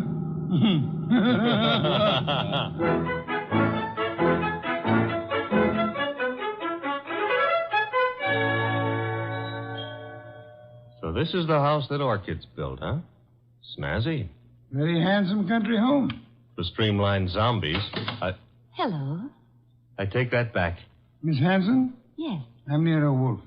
The person ogling you is my assistant, Mr. Goodwin. Oh. Well, Uncle's spoken of you, Mr. Wolfe. Oh, come in, please. Thank you. I was not ogling. I was merely tracing a resemblance. Oh, between Uncle and me? Between you and my heart's desire. Archie, stop being poetic. It doesn't become you. In here, please. My uncle isn't at home yet, but... Oh, John, this is Mr. Wolfe, Mr. Goodwin. John is Uncle's assistant. How do you do? How do you do? Mr. Hanson hasn't returned from town yet, Mr. Wolfe.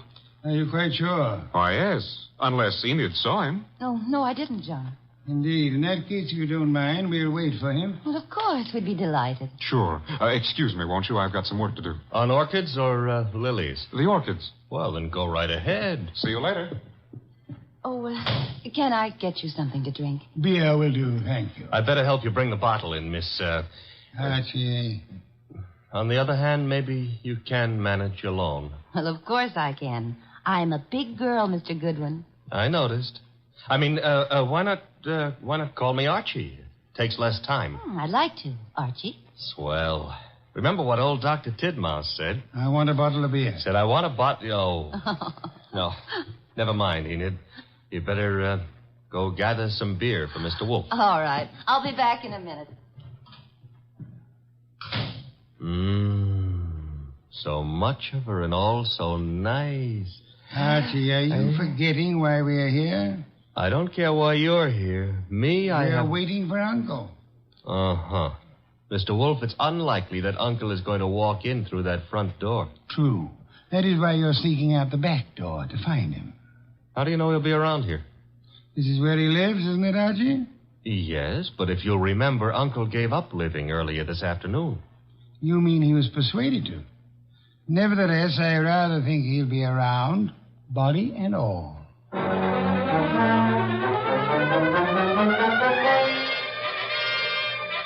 He wasn't in the house, so I tried the conservatory, hothouse, what have you. It was hot in that steam-heated orchid paradise. Also, it was full of orchids. Unfortunately, it wasn't full of Miss Hanson. I wandered hither and yon for a moment, dreaming of her, until I noticed a foot. Same foot I'd seen back at Zabro's, and peculiarly enough, the same corpse was attached to it. Uncle's. I was bending over to take a closer look when I felt a thud. I realized that thud was the sound of something hitting my head, and I began to realize, too, that I'd been knocked almost unconscious, which the second blow did.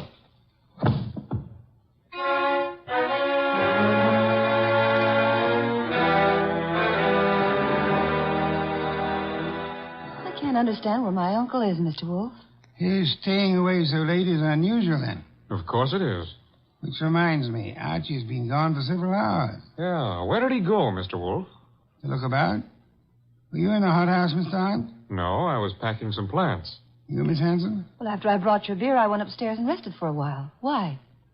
Because if either of you harmed Archie, I shall personally murder you. Oh, Mr. Wolfe. Come on, we got to find the boy. Why should either of us want to harm him? Because he probably found your uncle's body. His body? What are you... I don't understand. Mr. Hanson has been murdered. Oh no. Enid. Oh, stop that, Miss Hanson. You're a perfectly healthy young woman. There's no reason for you to swoon. Now, look here, you. Besides, I rather suspect she lost no love for him. Am I right, Miss Hanson? He was my uncle. You're aware of the fact? He opposed your marriage to Miss Aunt here, huh? That's none of your business. Which means he did oppose it. Mr. Aunt, Mr. Hanson was a friend of mine. I intend to find the murderer after I find his body. It shows a lack of proper respect to transport a corpse about the countryside. Come, both of you, we must find Archie.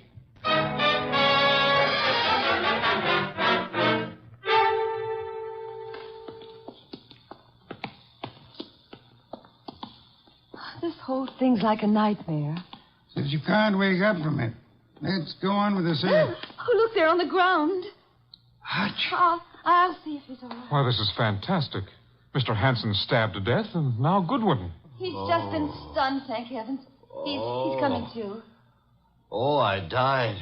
Oh, correct me if I'm wrong, but I'm dead. Archie, speak to me. Oh, I went to heaven. Are you all right, Archie? Uh-oh, the other place. Get up. Sure, if somebody will hold my head. Oh, are we having an earthquake? You poor boy. Take my arm here. I'll take both. Phooey, he's normal. What happened, Archie? Somebody hit me when I wasn't looking. Yeah? Why? I don't know. Oh, yes, I remember. Yes? I found Uncle lying right there. Right there. The poor boy's delirious. Don't tell me he's gone again. I'm afraid he has, Archie. Are you sure you saw him? I'm positive, and then somebody slugged me. That corpse is the shyest one I've ever met. Blood would have dried. There'll be no signs of his having been placed here. Bad. Why? Your testimony would be valueless, especially since you were found unconscious. The jury would suspect you of having hit the bottle.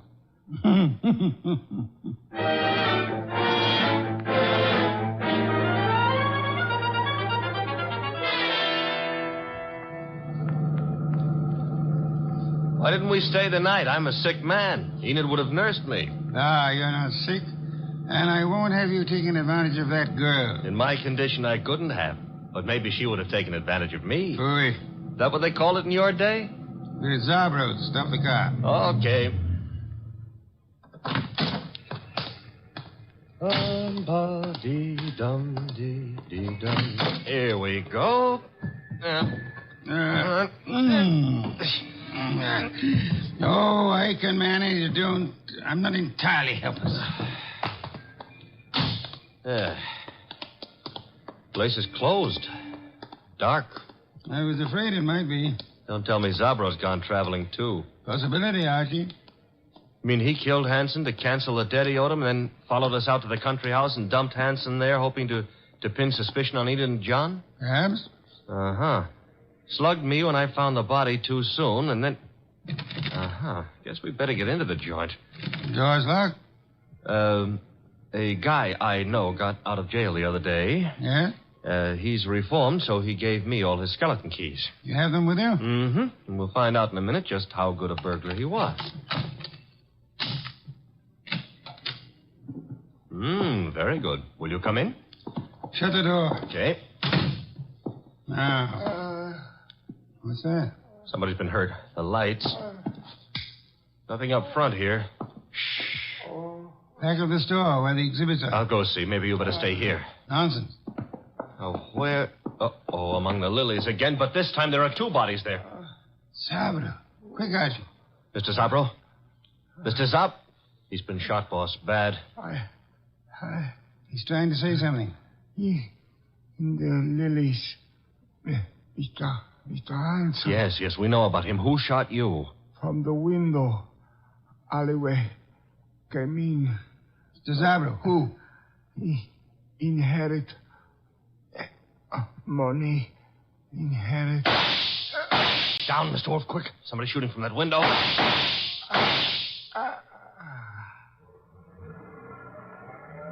Archie. All in one piece. Are you all right?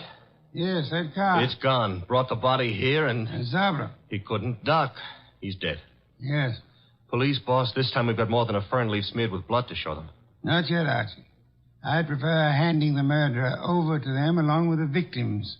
I'm going home. Archie, get Miss Hanson and Mr. Arndt there as soon as you can. Well, suppose they don't want to come. Knock them unconscious and drag them there. Not Enid, boss. Enid's... Hey, what Zabro said about inheriting. Don't anticipate, Archie. When you get them to my office, we'll identify the murderer then.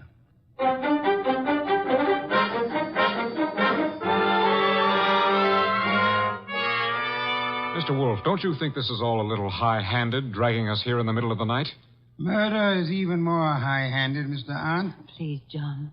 Miss Hanson, do you inherit? Well, I guess so. I'm Uncle's only relative, so I suppose. Wait a minute, Enid. Mr. Wolfe, are you suggesting that she had anything to do with this invisible corpse? The corpse is no longer invisible, Mr. Arndt. You've seen Uncle?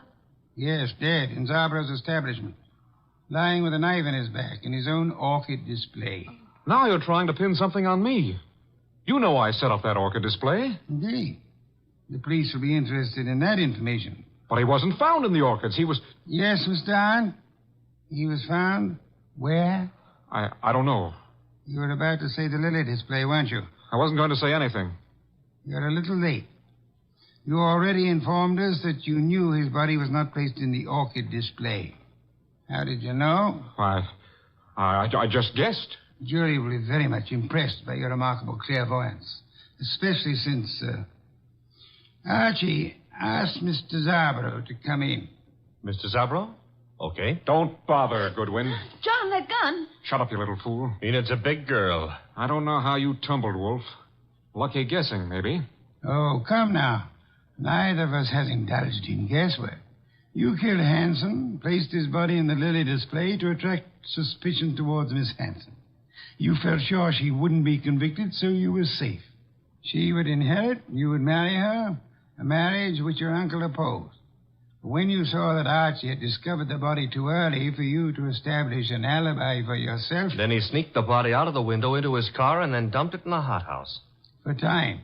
Go on, Mr. Wolfe.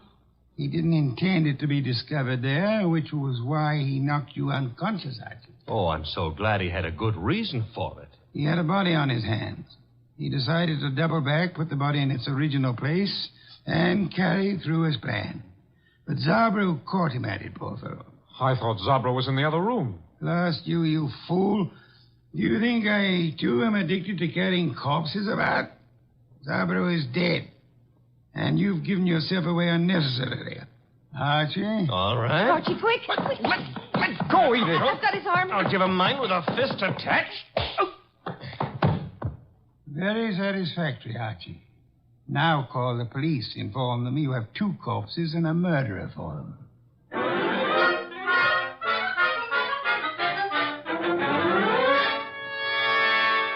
You should have heard Mr. Arndt's language, boss, when the police took him away. Oh, I don't think he loves you. I don't think it matters anymore. It used to me. Growing pains. You'll get over it, Miss Hanson. You trapped him, Mr. Wolfe, but what made you so sure he did it? At the hothouse, when you were unconscious, Archie, Mr. Arndt deplored the fact that Mr. Hanson had been stabbed in the back. And no one had mentioned how he was killed. Therefore... The reason Arndt knew was because he himself had killed Mr. Hanson. Murderers seldom get away with it, no matter how tightly they button their lips. Well, mine, however, are not buttoned up. Archie? Oh, the beer is on your desk. Thank you. Miss Hanson, stop brooding. Try some of this beer. But, Mr. Wolfe, my heart's broken. As a man who's lived a good many years, Miss Hanson, permit me to assure you that the easiest way of mending a broken heart is by filling the stomach.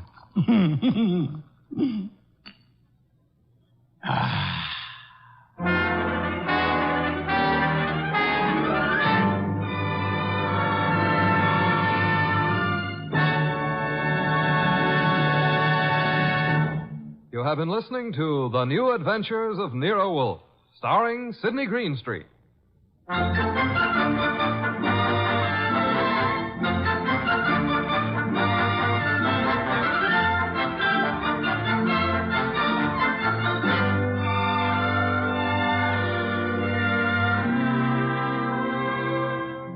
Tonight's transcribed story was based on the characters created by Rex Stout. This is an Edwin Fadiman program produced and directed by J. Donald Wilson. In the cast were Larry Dobkin as Archie Goodwin and Gigi Pearson, Jay Novello, Herb Butterfield, and Byron Kane. Next week at this same time, Nero Wolfe and Archie will bring you The Case of the Deadly Sellout. Don Stanley speaking.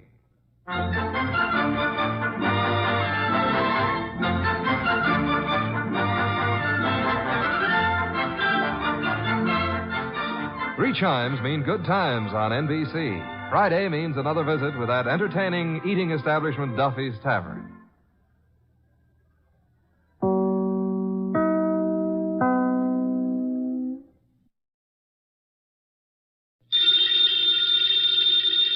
Ladies and gentlemen, the ringing of that phone bell means mystery, adventure. Nero Wolfe's office, Archie Goodwin speaking. You're up. And you've lost your... Oh. Archie, the answer is no. Hold on a second. The answer to what is no, Mr. Wolfe? I shall not attempt to find a blonde for anyone. You've got the man on the phone a little wrong, Mr. Wolfe. He's not looking for a blonde. He's looking for a prize fighter. Indeed. Have him come here. Okay. Mr. Wolfe will see you at 8. So long. I was all set to argue with you about taking the case. You gave in too fast. Nonsense. I'm fascinated by the thought of anyone misplacing a prize fighter. They're usually quite large, aren't they? They are. But what this guy is worried about is not only finding his boy, but finding him alive.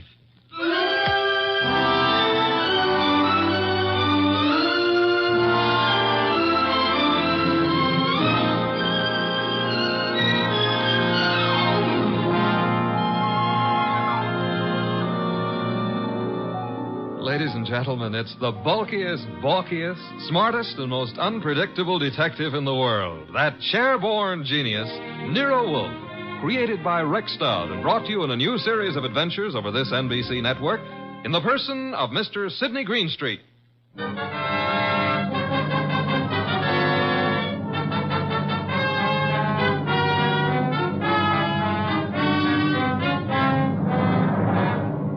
The case of the deadly sellout. That's what my boss, Nero Wolfe, called it. And it almost meant curtains for the firm of Wolfe and Goodwin. But let me give it to you straight right from the beginning. Although you ought to know that it wasn't until it was all over that I knew the very beginning of it myself. It all started in the New York flat of one Brock Rainey. Yes? The name is Jerry Fay. I'm supposed to know you? Being a very good friend of Pepe Gatto's, it's time you got to know me. May I come in? Sure. You've got a problem, Miss Fay? Pepe took a fall at the garden last night against a coffee and bum named Eubanks, right? As far as I know, Sister Gatto met his match. Please, Mr. Rainey, do me a favor. Skip the sausage meat. It happens I saw the $1,200 you counted out to him to take a quick dive in the first. You did? How else would I know? Okay, then here's my wrist. Slap it, Miss Fay. I'm a bad boy. Now, look, who's kidding who? I don't care if Pepe makes himself a few deals on the side. I should worry whether he gives those meat eaters on the benches a run for the ducats. What's it to me? If you're not worried, Sugar Plum, then neither am I. Also, I'm a very busy man. Not too busy to pay off, I hope. Pay off? To who? To me. For what? For keeping it to myself that you collected $5,000 from the Eubanks crowd for getting Pepe to take that dive. Certain people might not like to hear it. Miss Fay. Yeah? Drop dead. I don't think we understand each other. Which is just as well. Now get out of here. There's something Blow, else. bimbo. Okay, Mr. Rainey.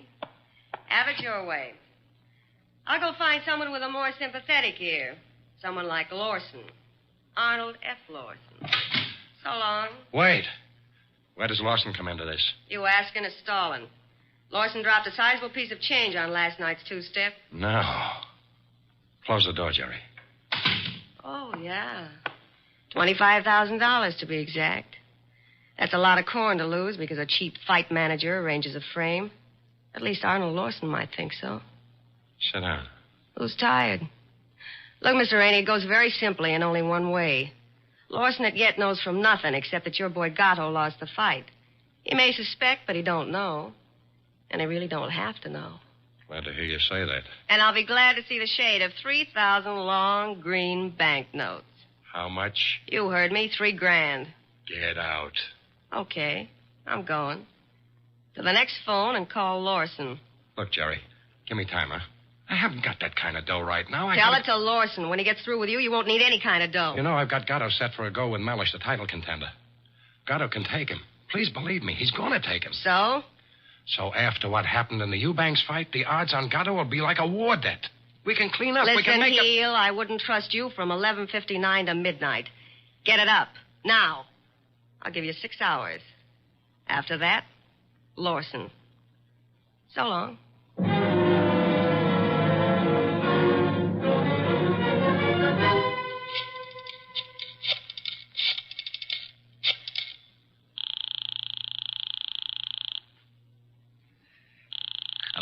Come on.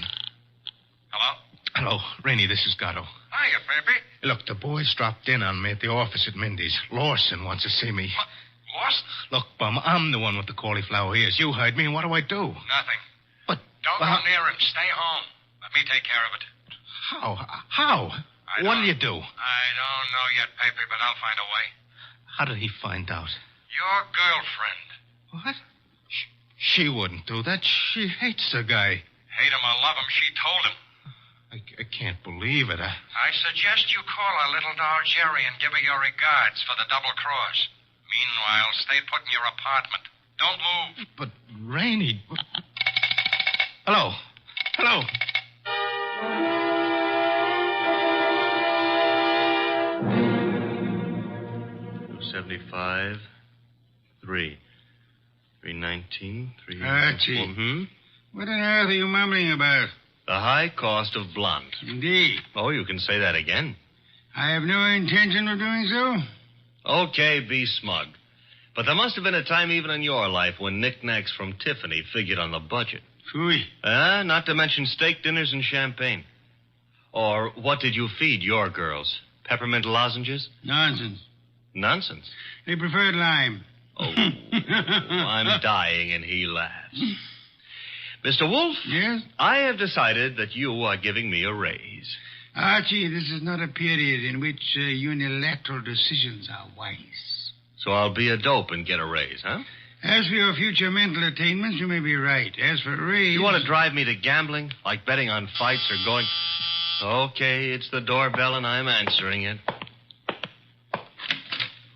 The name's Rainey. You're Goodwin? I'm Goodwin. Come in. Is Wolfe in? Mr. Wolfe is always in. Unlike prize fighters, I guess. Come on. Thank you. Mr. Wolfe, this is Mr. Rainey, the man who lost his prize fighter. How do you do, sir? I'm not doing so good. Mr. Wolfe, you got to help me. That will depend. On what? The fee? I digress. Your problem is what, Mr. Rainey? Mr. Wolfe, I manage a fighter named Gatto. Maybe you've heard of him. I have not. However, that is of little significance. You are having difficulty with this Mr. Gatto? I'm not having difficulty with him. I can't find him. Maybe you better let me give you the whole picture, huh? Very well. Well, Gatto is an up-and-coming boy, Mr. Wolfe. He had a little upset last week with a guy named Eubanks. But everybody knows in spite of that, Gatto's heading for the big time. I think he'll prove that when he goes against Mellish. Mr. Mellish being another pugilist, huh? That's right, Mr. Wolfe. Now, Pepe, that's Gatto. Pepe was due at the Turf Club this afternoon to meet the opposition management and go over the setup. He was due, but he didn't show. I waited all afternoon, and then I started the phone calls and taxis. The results? No results. I combed every joint I ever knew him to buy a beer in, and the score was 0. Matter of fact, nobody's even seen him for 4 days. You would have tried the gymnasiums, naturally? I did. Does this pugilist have a home? Yeah, 206A Rathburn Street. A penthouse on the roof. He was not at home during all this time? It's where I tried first. Was empty as a bank on Saturday afternoon. I see. And you want me to find him for you? If Pepe blows this fight, Mr. Wolfe, it'll ruin his career. And the preservation of his career is worth a good deal to you? I got a check for $2,000 right here. Archie? I'll get it. $2,000. Very well, Mr. Rainey. I shall take immediate steps. I got a cab waiting outside. We can get started right away. We? Phew.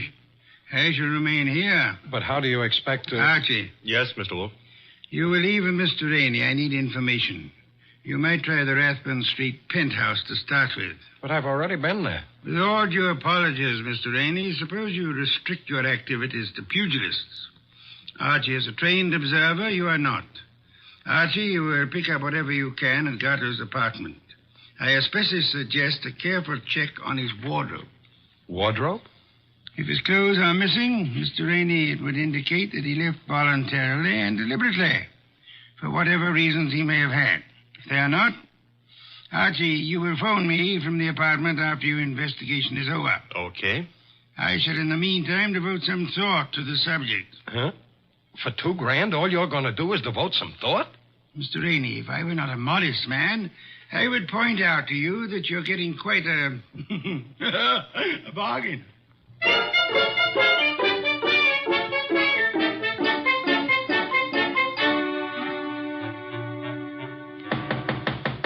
Gatto? Gatto? He's not here. I told you that. I was up here before. He left the door unlocked? I had a key. Guess I forgot to lock up after I left. Now, let's look around. Bathroom? Yeah. Empty. It's a nice penthouse. That a closet? Yeah. What do you think? He's playing hide and seek? Try it. Okay. Anything in there? Nothing I'm looking for. What's that you found? A hat. Well, let's see. A lady's hat. Yeah, smart and expensive. Label reads a Madame Yetta original. That bunch of lace and feathers cost somebody a fast $50. Yeah, probably one of his girls left it behind. And maybe she'll call for it. Come on, we'll take a gander out on the roof. I took a gander out there. It's bare as a bone. What have we got over there with the chimney? Where? Over there. Just an old awning. Got blown down in the storm last month. Be right with you. What are you doing? Looking under it. Oh, brother. You found him? Yeah, we found him, chum. A little late. 2 holes in his dorsal development and dead as a clay pigeon. Yeah. Well, what have you got to say? Well, now at least the bookies will cancel all bets. We both save our dough. Yeah. I got a phone, Mr. Wolfe.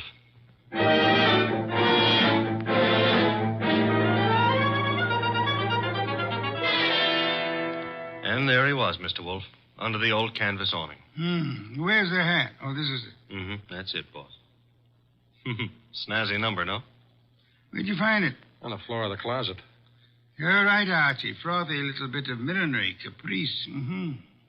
Have you any idea whose it may be, Mr. Rainey? I wish I did. You have to find out. Well, how, boss? The hat is an original. See, the label under the band reads a Madame Yetta original. Tomorrow morning, Archie, you will interview Madame Yetta. Yes, boss. And discover in your inimitable fashion for whom she made this chapeau.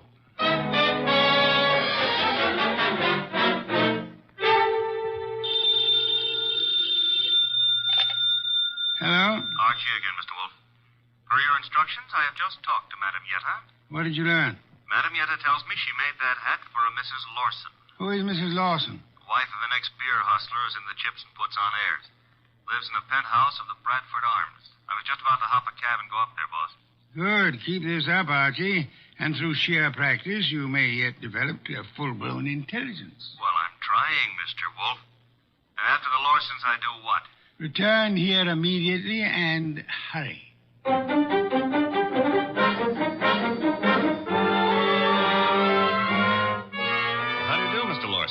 Oh, Mr. Goodwin. My secretary tells me you're a detective. My boss might argue with you on that, Mr. Lawson.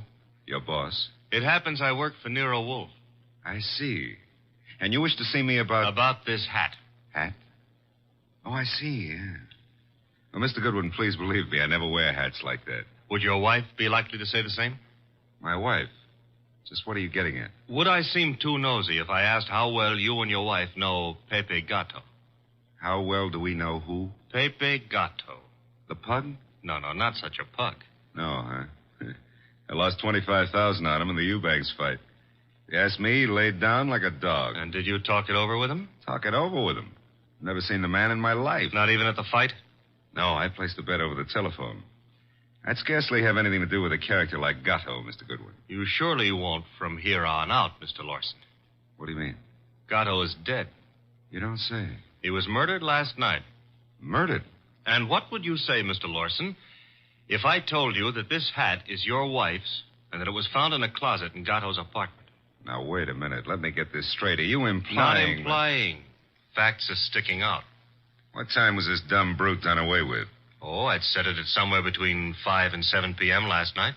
Well, you said it very conveniently. Thanks. Why? My wife and I drove out of the city at 4:30 yesterday afternoon. Didn't get back until 2 this morning. And this hat? It took wings and flew into Gatto's closet? Is that the answer? No, that's not the answer. Then what is? This is. A month and a half ago, I was with Celia on a bus top. She was wearing that hat, and the wind blew it off her head. I see. And from there, we figure that somebody picked it up, and it finally wound up at Gatto. You can figure anything you please. Personally, I don't feel in any way obligated to figure anything. Darling, I was just on my way out, and... Oh, I'm sorry. I didn't realize you were busy. Yes, I am busy, Celia. Wait a minute. He's not all that Run along busy. now, dear. You'll be late. But I want to talk Run to you. along, Celia. Yes, darling. Sorry. I'll see you later. Beautiful. Really beautiful. I've always thought so, Goodwin. You, didn't give me much of a chance to talk to her, did you, Lawson? If I didn't, it's for your own good. My good? I don't get it. Celia's a sensitive person, and I won't have her bothered.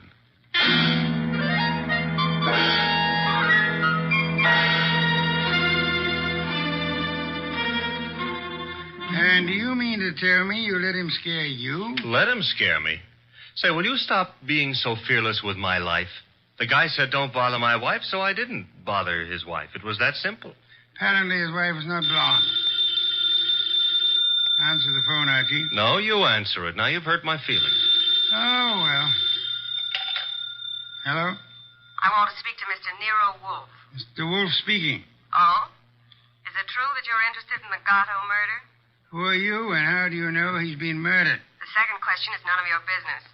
And as for the first, call me Jerry. Jerry. How do you do, Jerry? Jerry. Where do you call? Would you like to come to an auction? An auction? You know, going, gone, to the highest bidder.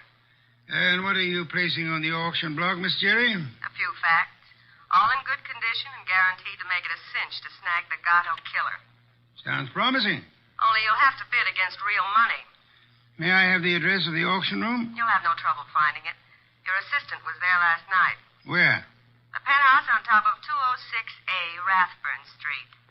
The big item goes on at 4 bells.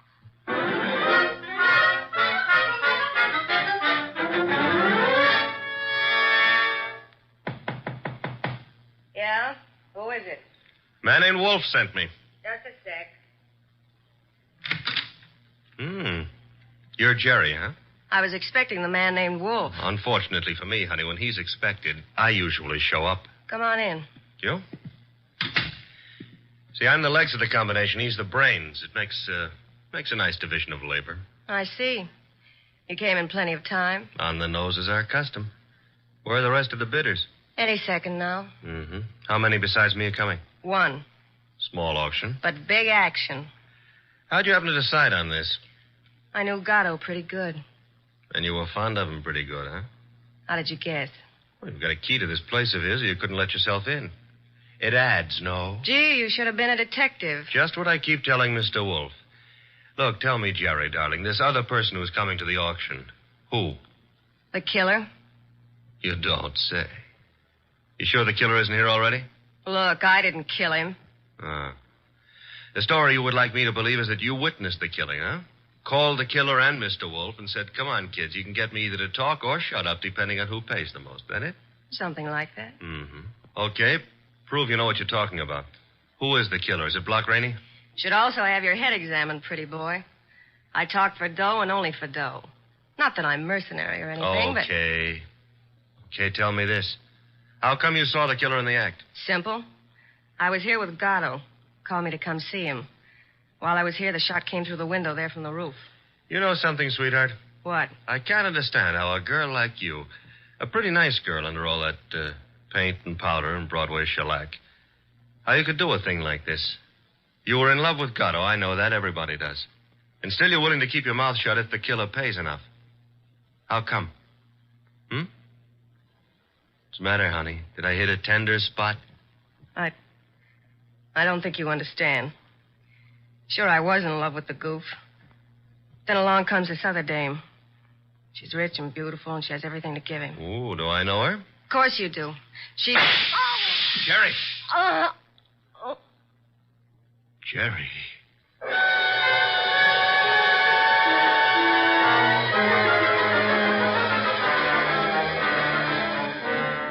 She was just about to tell me, and then the shot came through the window from the roof, boss. It's a flat roof outside. You didn't, I suppose, see the murderer? No. I caught Jerry in my arms. By the time I laid her down on the couch and got out on the roof, the killer was gone. Get right over here and bring our client with you, if you can find him. Rainey? That's right. He has a right to be in on the kill. Okay, boss. But keep away from that beer till I get there. Don't be impertinent. I shall be busy phoning Mr. and Mrs. Lawson. Meanwhile, I want them here, too. Besides, one bottle won't do any harm.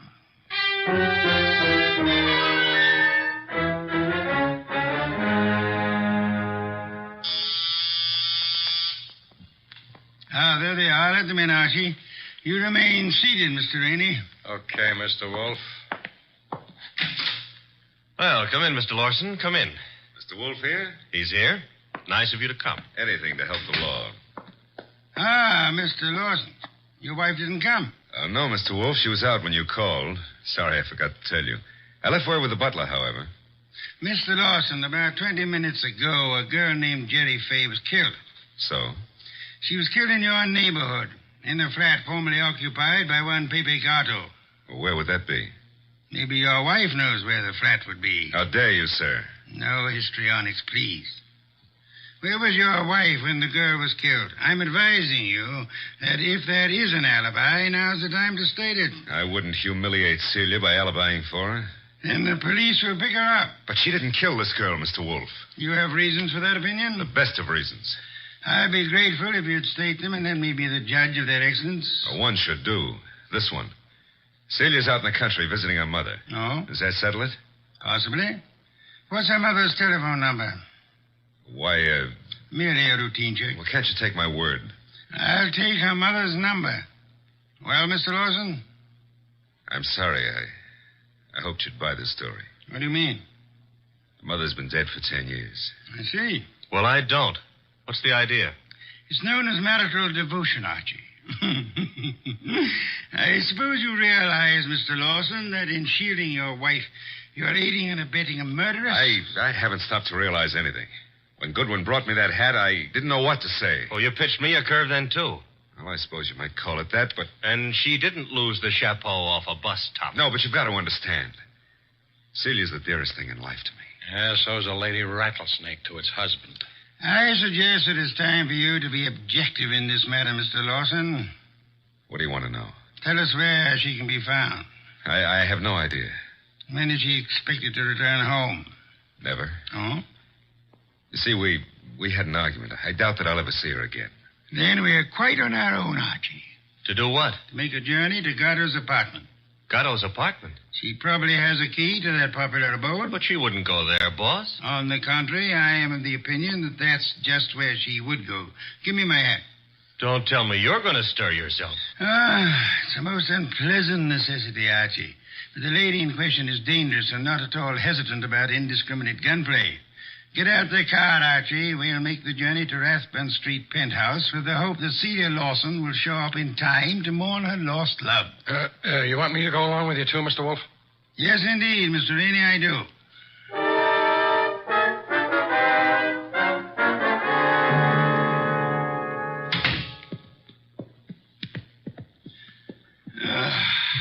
I trust this chair will hold me. Should. Biggest chair in the house. Mr. Wolfe. Yes, Mr. Rainey? Mr. Wolfe, am I to understand that the way you have it figured is that Mrs. Lawson killed Gatto, and then to keep the girl from pinning the crime on her, she killed her, too? What's the matter, Mr. Rainey? Don't you think the theory holds water? Well, yes. I mean, of course it does. Thank you. On the other hand, there is room for doubt. I'm glad to hear you say that, Mr. Wolfe. Would you mind explaining? I'll explain, Mr. Lawson. Mr. Goodwin was in this room when Jerry Fay was killed. Right, Archie? Right, boss. He ran as quickly as he could out onto the roof, but your wife was nowhere in evidence. What difference does that make? A good deal, I'd say. Wouldn't you, Archie? Yes, a detail like that would give a jury room for doubt. Oh, don't be a fool. How so, Rainey? Well, I was about to agree with Rainey. I mean on sheer logic. I'm afraid I miss your point, Mr. Lawson. Well, what if Goodwin didn't see her? That proves nothing. She fired the shots, and then she ran down the fire escape. What fire escape? The one a few feet beyond the chimney. Mr. Lawson. Yes? Who told you there was a fire escape there? Why, Yeah, who did? You can't see it from here, Lawson. Well, I just imagined there might be. Sensationally accurate imagination, Mr. Lawson. Allow me to congratulate you. I don't know what you have in mind. You have in mind to see your wife convicted of the murder of Pepe Gato, and so punish them both for having dared to fall in love. I love Celia. I worship her. Yes, that's what you expected me to believe, hoping, meanwhile, that a hat would convict her. You worshipped her until she became fascinated by a young savage animal known as Pepe Gato. No. At that point, the worship shifted into reverse, and you went green with hate. Hate that drove you to climb that fire escape that you know so much about and shoot him in the back. You're dreaming. Jerry Fay saw you in the act, and when she was about to divulge your identity to Archie, you killed her too, meaning to hang her murder on your wife along with the other killing. That's a lie. Mr. Lawson, I didn't bring you here to apprehend your wife. There's really no reason why she should come here. I suggested this visit in the belief that you'd betray some guilty knowledge of the place and circumstances, as you have so obligingly just done. You're clever, aren't you? Monumentally. But a little hasty. So, why? This gun in my hand, haven't you noticed? Of course, sir, but yours is not the only gun in the world. What? Sit still, Arnold, and don't turn around. Your wife, Mr. Lawson. Come in, my dear. Celia, what are you doing here? I came to get a hat that I'd left in Pepe's closet. It suddenly was clear to me what was in the wind, and I thought I'd better remove all evidence that you could possibly use against me. Celia, listen, you must understand I it's for you. understand one thing only. Pepe's gone, and you took him away. Listen, please, if you let me explain, you'll understand. Yeah? Please, honey, help me. Sure, I'll help you. Celia! Well, that's all, Mr. Wolfe. What now?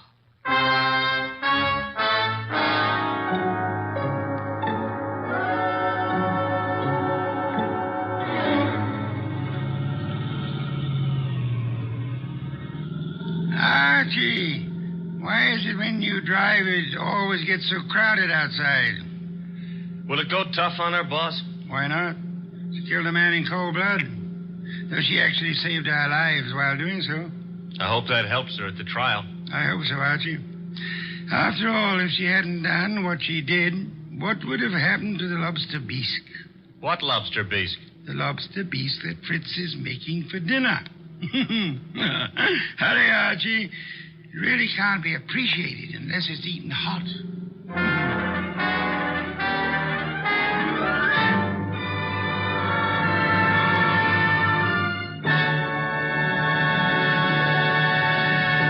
You have been listening to The New Adventures of Nero Wolfe, starring Sidney Greenstreet.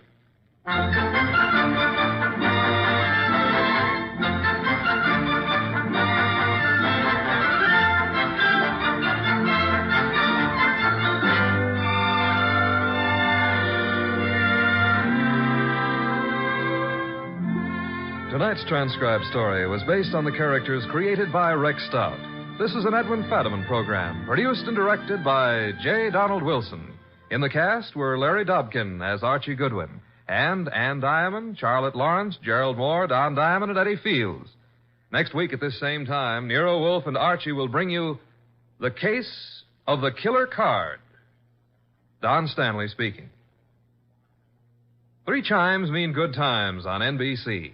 Saturday night is date night, and NBC has a lively lineup of music and fun to help your courting along.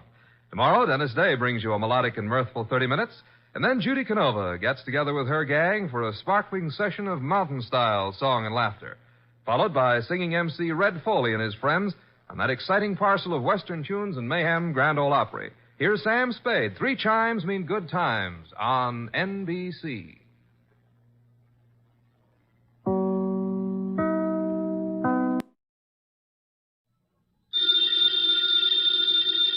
Ladies and gentlemen, the ringing of that phone bell means mystery, adventure.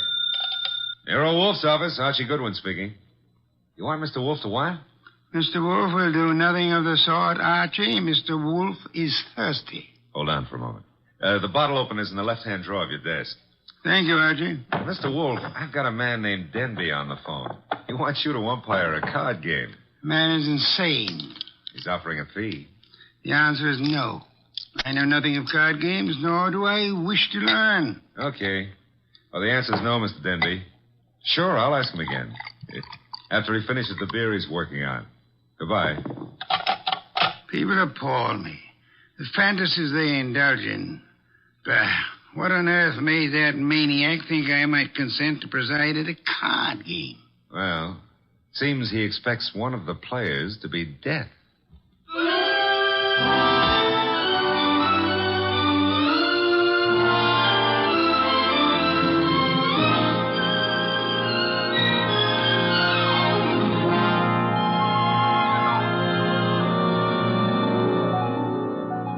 Ladies and gentlemen, it's the bulkiest, balkiest, smartest, and most unpredictable detective in the world. That chair-born genius, Nero Wolfe.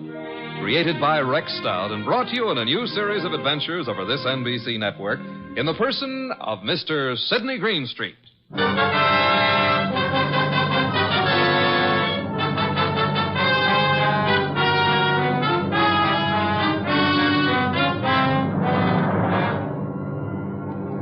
Would not attend, but the card game went on anyway.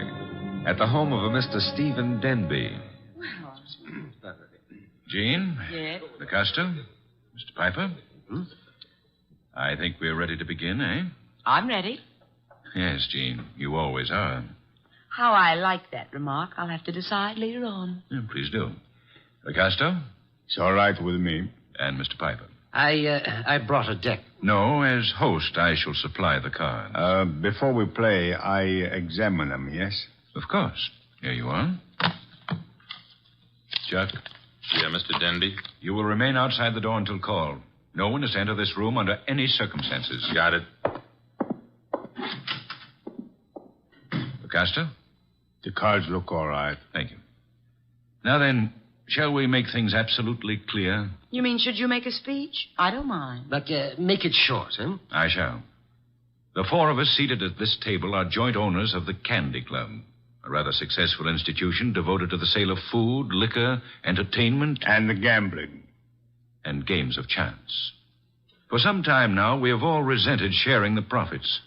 Some of us have attempted to buy out the others. Denby, you needn't babble on. No one wants to sell. We know that. True, Mr. Piper. Which is the reason for this little game of cards. One hand shall be dealt to each of us. A hand at poker. Whoever wins gets the club. The others retire as gracefully as they can. Agreed? That's why we... Agreed. Very well. The cards are shuffled. I'll place them in the center of the table. LaCosta, would you like to... I cut. Good. If nobody minds, I'll cut them, too. After Mr. LaCosta. Nobody minds? Happy now, Mr. Piper? Let's get going, huh? Very well. Unless Jean would care to... Oh, thanks. We're all crooks here, which sort of cancels out any funny business with a card. Very well. We shall all draw a card in turn until 5 cards are drawn by each player. Shall we start, Jean? Sure. LaCosta? Okay. Mr. Piper? Yes, of course. And myself. We just keep going in rotation. This is fun. Fun? No. There's too much money which rides on these cards. That's what makes it fun. Would you mind keeping quiet? I'm nervous. We all are, one way or another. I think we all have our 5 cards now. We all got them. Very well, then. In the same order that the cards were dealt. Jean? A pair of 3s. LaCosta? Nothing. Mr. Piper? Kings. 2. The light! Piper. Well, what?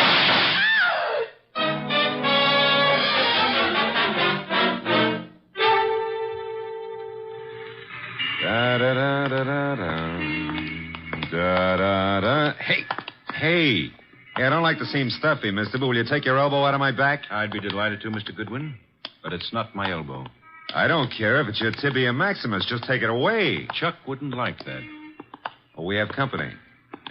Mind if I look around? Keep right on walking, pal. Well, that would be Chuck behind me, huh? And you are... My name is Denby. You may remember it. Oh, yeah. You phoned a couple of hours ago about a card game. Now, look, just what is your boy poking in my back? I think it's a 38. You're not sure? It might be a 45.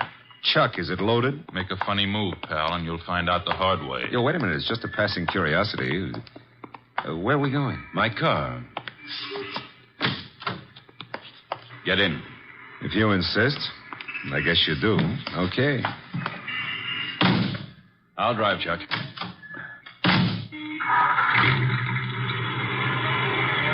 The car bulletproof? No, that's hardly necessary. Chuck shoots first. Well, that's a saving, I guess.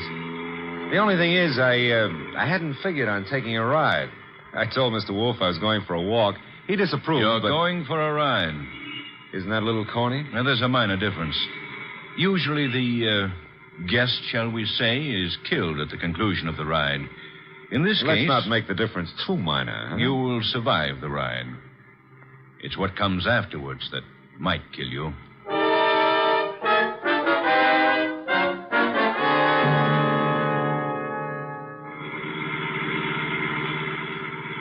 You see, Mr. Goodwin, my friends and I have a little mystery to solve. You want me to solve it? No.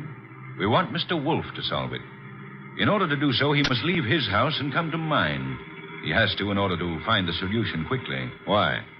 Neither my friends nor myself have any desire to improve our acquaintance with the police. Therefore, we want the mystery solved before the police are even called in. Hence our need for Mr. Wolfe. Hence our detaining you. Detaining is a pretty word in the circumstances. Now, this is my home, Mr. Goodwin. Oh, well, I don't like the architecture. I think I'll stay out. Get going, pal. On second thought, Mr. Denby, what makes you think Mr. Wolfe is going to leave his house and come here? You. Unless he does so, he will lose you. Forever. The door, Chuck. Okay.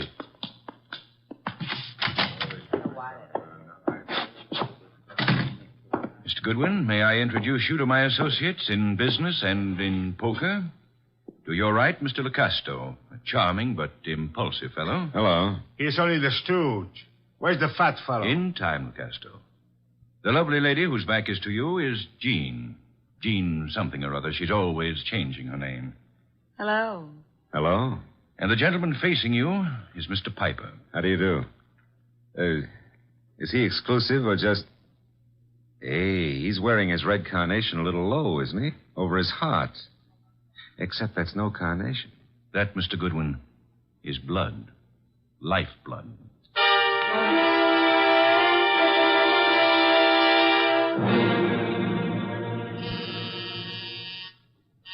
Archie. Oh, Pa, he's always taking walks. Come in. The door's unlocked. Are you... Yeah, you're Wolfe. Having made a magnificent discovery, suppose you remove your hat? Now, come on. I beg your pardon? Mr. Denby wants to see you. Mr. Danby can see me here. Here ain't where he wants to see you. Here, at the risk of minor monotony, is where he'll have to see me. Don't you want your boy Goodwin to keep on living? No one has ever been able to discourage him. Mr. Denby will. Archie's in custody? No, in Mr. Denby's house under a gun. I don't have to believe that. Take a look at this. A wallet. Archie's wallet. I shall accompany you. And permit me to warn you that if Mr. Goodwin has been harmed, nothing short of murder will satisfy me.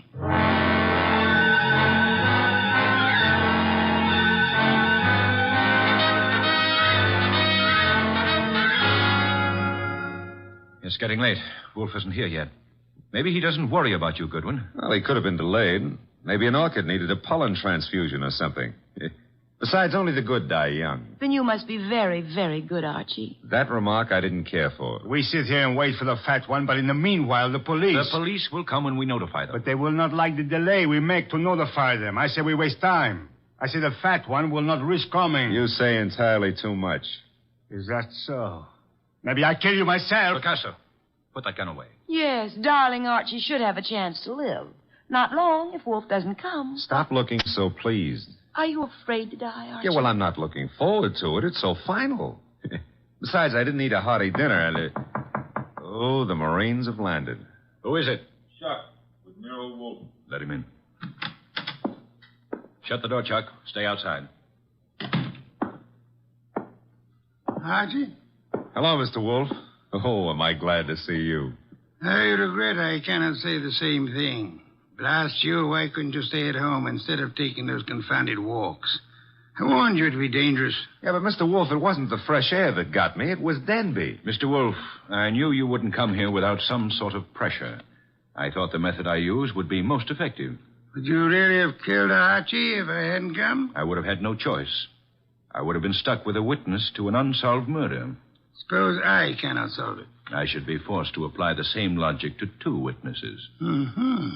Mr. Wolfe, you really came here to save my life, huh? Nonsense. I came here for a fee, Mr. Denby. I have a check for $1,000 already made out. Clear it up. You forget.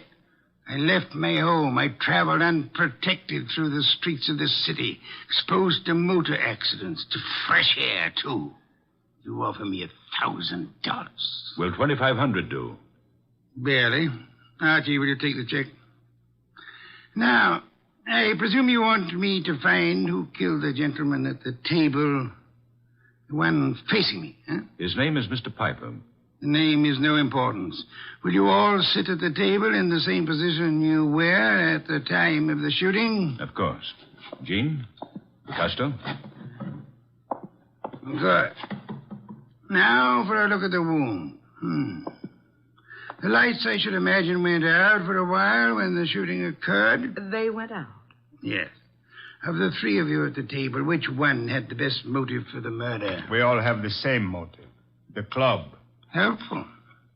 There was no one else in the room at the time? No one. The door? Locked, with Chuck on guard outside of it. So much for that. The windows, I notice, are closed. They were closed when the murder took place? They were closed. The window panes are all unbroken, which eliminates the possibility of the shot being fired from outside of them, unless one of them was raised and lowered. That wouldn't have been possible. The windows are secured by catches. Archie, will you check that? Okay, Mr. Wolfe. I shall for the moment assume that the windows are neither lying nor untrustworthy. Does anyone remember anything unusual occurring at the time of the shooting? Well, someone whispered Piper just before the shot. Indeed. You all heard that whisper? We heard it. Man's voice or woman? Well, I can't say. A whisper doesn't reveal much of anything. The windows weren't open, Mr. Wolfe. Which leads to... The fact that it had to be one of us in this room. But which one, Mr. Wolfe? The murder weapon. Ah, yes. Has it been moved? Nobody touched it. It's laying on the floor where it was dropped. Interesting. If you look closely, you would observe two oil spots staining the rug between the revolver and the lady's chair, indicating... who sat at the right of Mr. Piper? I did. Why? Mr. Denby. Yes? If I were you, I would turn Mr. Lecasto over to the police. You are a liar. I warned you about that gun, Lecasto. Was it necessary to shoot Mr. Lecasto? In the arm, yes. He was reaching for a gun. He'll live, however, till the police take him away. What do I tell them? You could point out the angle of the wound. As you notice, Mr. Denby, the bullet entered Mr. Piper's heart from the right. Yes, so it did.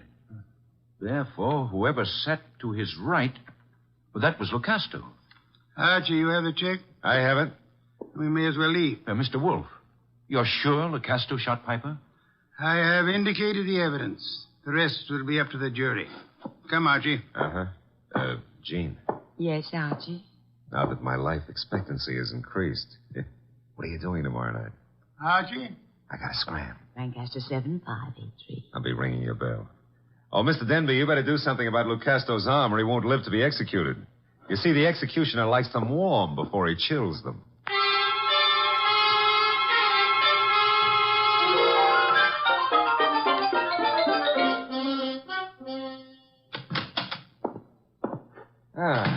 The old homestead looks very nice, Mr. Wolfe. Yes, Archie. You should stay in it more often. Yeah, but you never get to meet babes like Jean that way. You never get kidnapped either. Nor would I have had to leave my home in order to rescue you. Well, you earned a nice fee, fast. Indeed? You seem doubtful about it. I'm positive, Archie. I know. I have not as yet earned my fee. Huh? You mean Denby might not turn Lucasto over to the cops? Of course he will. The trouble is, you see, Lucasto did not murder Piper. No? He just thought a bullet in the heart might be good for Piper's rheumatism, huh? As it happens, Piper suffered from asthma. That's beside the point. Fine. Mr. Wolfe, I'm going to take it for granted that you know who did kill Piper. I'm also going to take it for granted that you won't tell me until you're ready. But why turn Lucasto over to the police? 2 reasons, Archie. First, I had no proof against the real killer. Secondly, we had to supply a scapegoat in order to be permitted to leave the Danby home.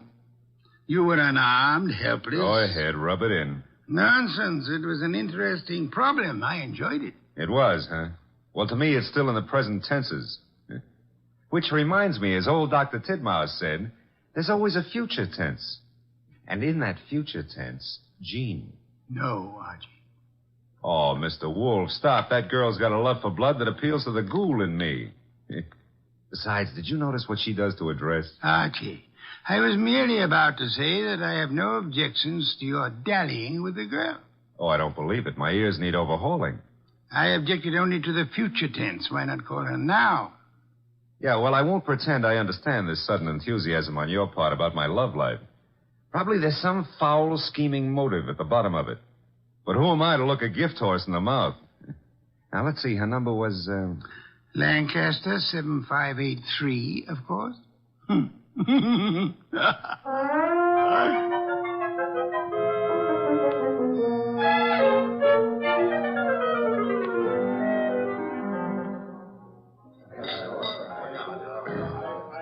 This is the most beautiful bar and grill I've ever seen, Archie. Drank, you mean? What? Never mind. All right. Archie, did anybody tell you were beautiful, too? Well, a girl here and there has mentioned it. Oh, were they liars? Tell me, Jean, how did you ever get into the gambling den racket? Because I'm a crook? Well, I suspected that, but, I want another drink. You've had enough. I want another drink, and when Jean wants another drink, no gentleman who is a gentleman... Jean, get down. Oh, let me go. I don't want to climb under the table. You'll stay under here until the barrage stops. I guess the war's over. All right, Jean, get up. No, now I'm here. I like it. I'm going to stay here for months and months. Jean, do you realize that somebody just tried to kill you? And I thought you had such a nice, honest face. No, not me. Somebody out in the street. I don't know why, but Mr. Wolfe will. Come on, pull yourself together and let's go see him. The nice fat man? All right, I like him. You do? Why? Because he'd make such a big corpse. Is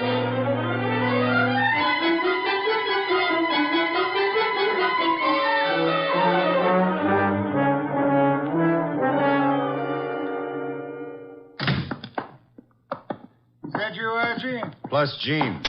What made you think I wanted her here? She's one of your fans.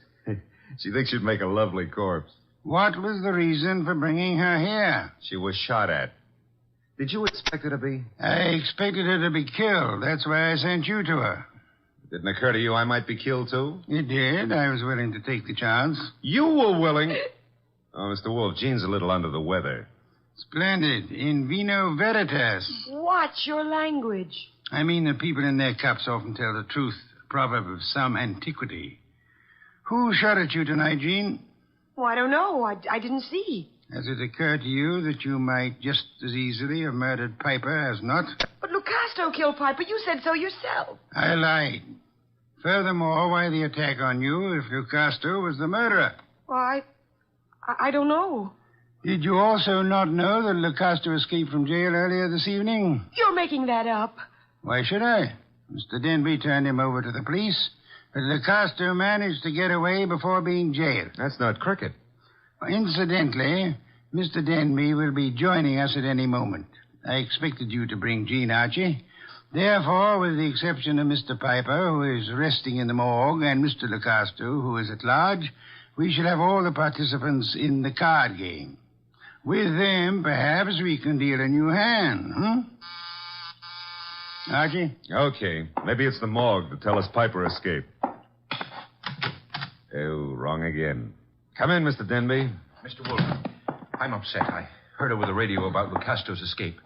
He'll try to kill us all. Why? Well, because we can testify that he murdered Piper. Truly?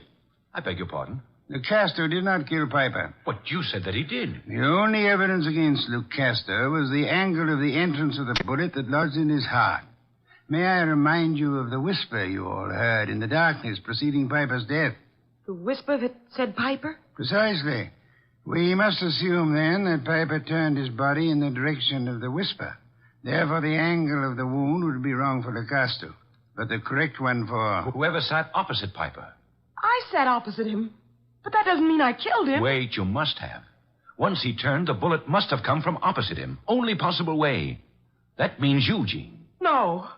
No, it's a frame. May I interrupt for a moment? Mr. Denby, if our present analysis is correct, it must have been you who whispered to Piper. Did you? I hadn't thought about it before, but... Denby, you're lying. No, he's not lying. Continue, Mr. Denby. Well, when the lights went out, I wanted to tell Piper something. He turned to me, and that's when he was shot. Archie, you've taken all this down. In my prettiest shorthand, Mr. Wolfe. Good. I don't know why you're doing this, Denby. Maybe you think if I take the rap, you'll get the club. But remember, Lecasto's still free. He's gunning for all of us. But it'll be you. Especially you he'll want. Maybe you can talk a jury into sending me up for something I didn't do, but you won't live to gloat about it. Oh, shut up, Jean. You killed Piper and... Who's that? This is, of course, the murderer of Mr. Piper. No comments? Archie, the door, if you please. But you said I was the one who... What kind of idiocy is this? Archie, I said the door. Okay, but shall I ask him in or sock him? You will act as the situation demands. Yes, sir. But for once, I'd like to know what the situation is. Raise him, Goodwin, and keep him that way. Now back up into the living room. I don't back up good. My gears... You want it here? Never mind. I'll strip a gear. Archie, what are you doing? Just what the situation demands, backing up.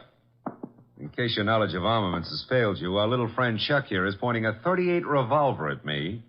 Won't save him from the chair. Maybe not. But it could give me quite a pain in the stomach. Chuck, what do you think you're doing? You double-crossing louse. Gentlemen, if you So please. you thought you'd run to the fat dick and pin it all on me, huh, Denby? You don't know what you're talking about. We haven't even mentioned you. You sure of that, huh?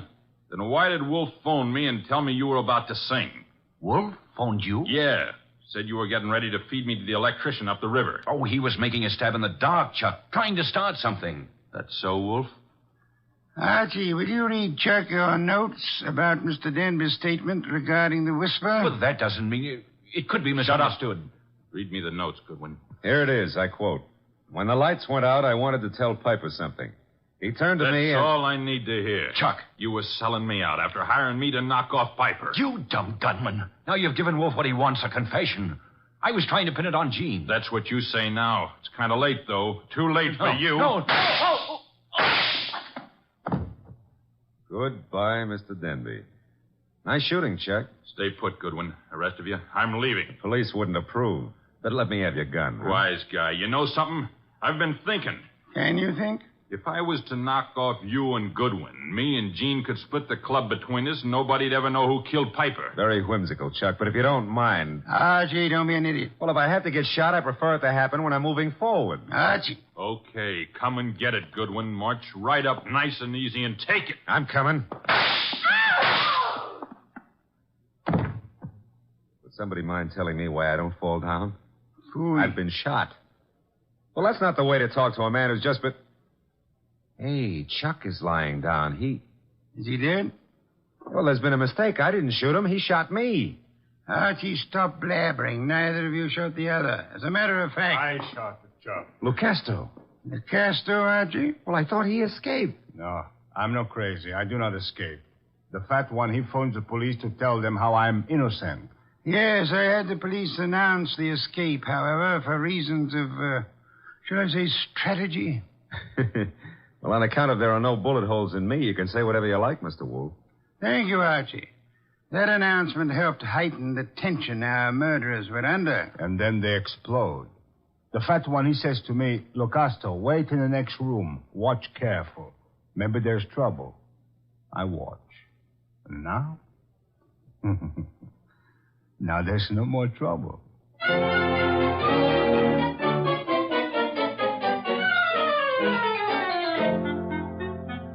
Well, place looks a lot tidier now with all those bodies removed, huh? Indeed. Archie, I'll get you the bottle of beer. But first, make with an explanation. The case was crystal clear, Archie. Maybe, but I'm no crystal gazer. Sure, I know. Denby had things arranged in advance with Chuck in case anybody held a better hand than his own. Piper did. So Denby whispered to Piper after kicking the light switch and set him up for a shot by Chuck from the doorway. The angle would provide evidence against Lucasto. True. However, we had only Denby's word for it and Chuck's that the door was locked. All right. We know, but you knew before Denby and Chuck blew up. How? The oil spots on the rug, Archie? Well, they only showed the gun had bounced when the murderer threw it away. Spattered oil, very well-kept gun. They showed more than that.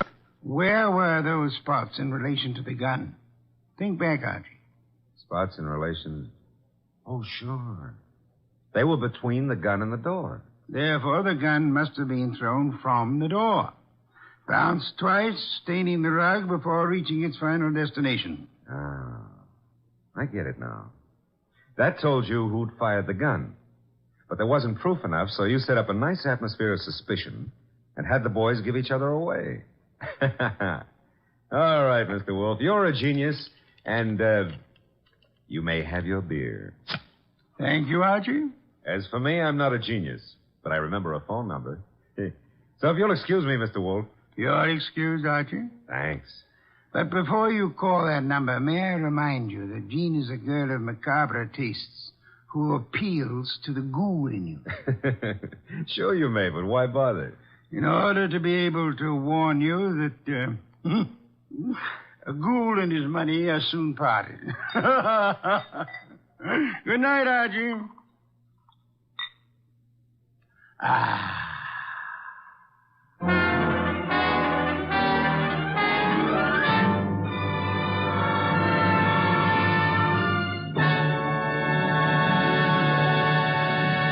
You have been listening to The New Adventures of Nero Wolfe, starring Sidney Greenstreet.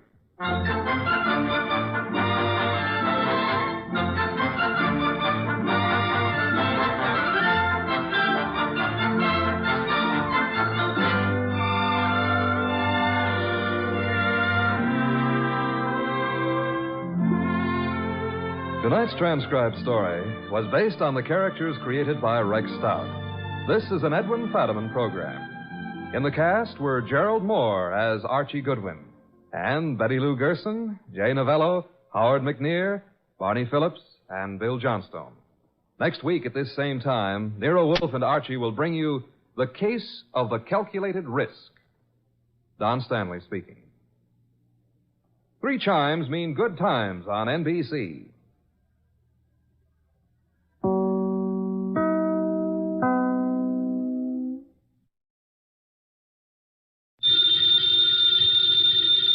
Ladies and gentlemen, the ringing of that phone bell means mystery, adventure. Nero Wolfe's office, Archie Goodwin speaking. Mr. Wolfe? Yeah, he's right here. Who's this? Archie, hang up. Don't ask questions. You have a what?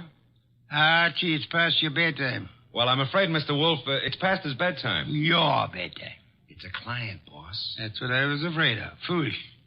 Hello? Hello? Well, why do you look so bewildered? He's coming right over. He says he's got a date with murder.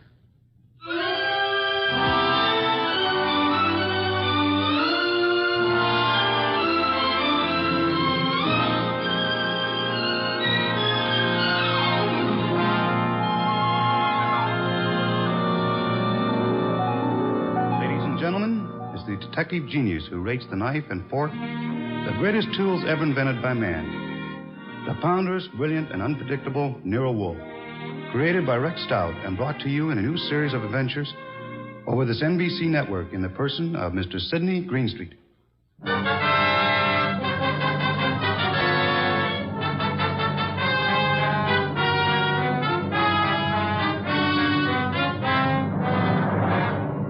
Tonight's story, The Case of the Calculated Risk, was as strange and baffling as any Nero Wolfe had to deal with. It started late one night when a big-shouldered man sporting a reddish beard and billing himself as Dave Caffrey pushed his way in, walked up to Nero Wolfe's desk, and rocked him with this opener. Tomorrow morning, Mr. Wolfe, I'm going to kill a man.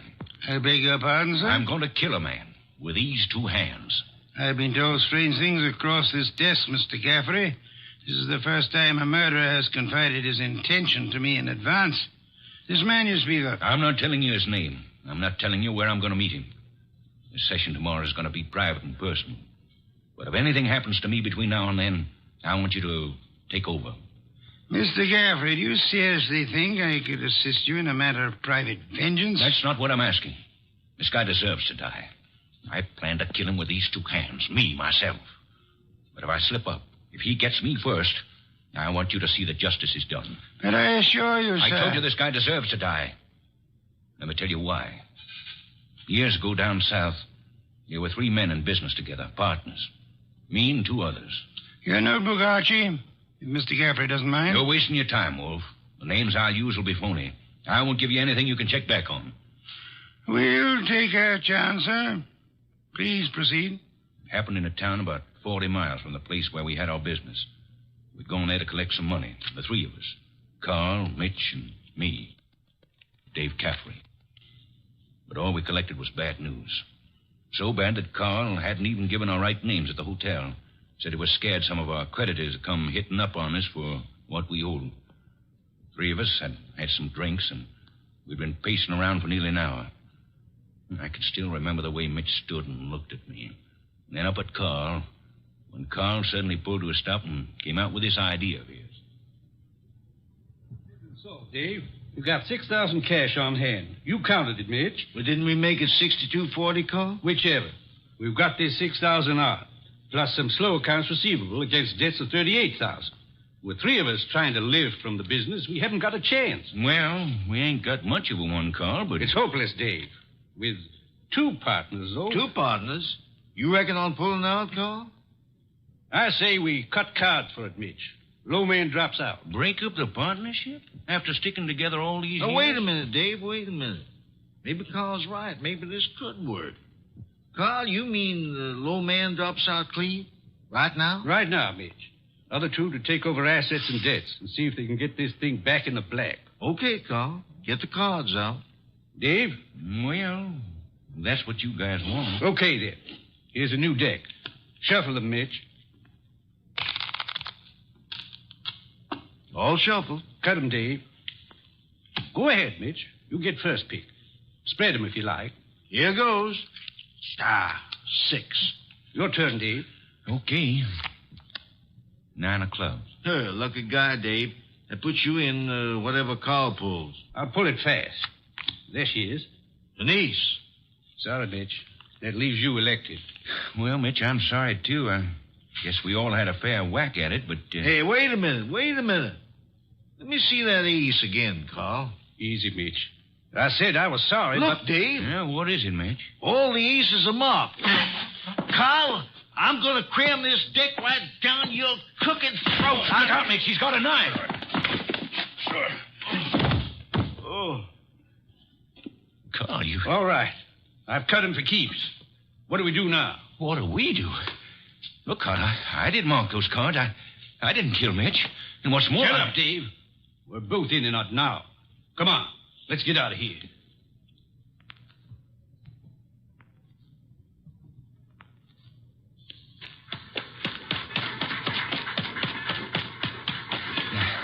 Now what, Carl? Look, Dave, this is where we split up. 2 men together, easy to trace. You head one way, I go the other. Yeah, but the dough, I got no money. Here, I'll split up the 6,000. This is your head. Here, stick the envelope in your pocket. Now, grab that freight. Get set. I'll catch the next one going the other way. Get going, Dave!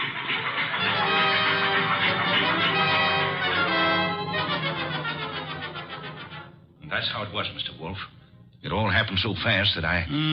This man you call Carl, he would seem to be one of the world's choice creatures, Mr. Geoffrey. When I thought to look in that envelope he gave me, I found $40 and a few folds of wrapping paper in it. I was mad enough to...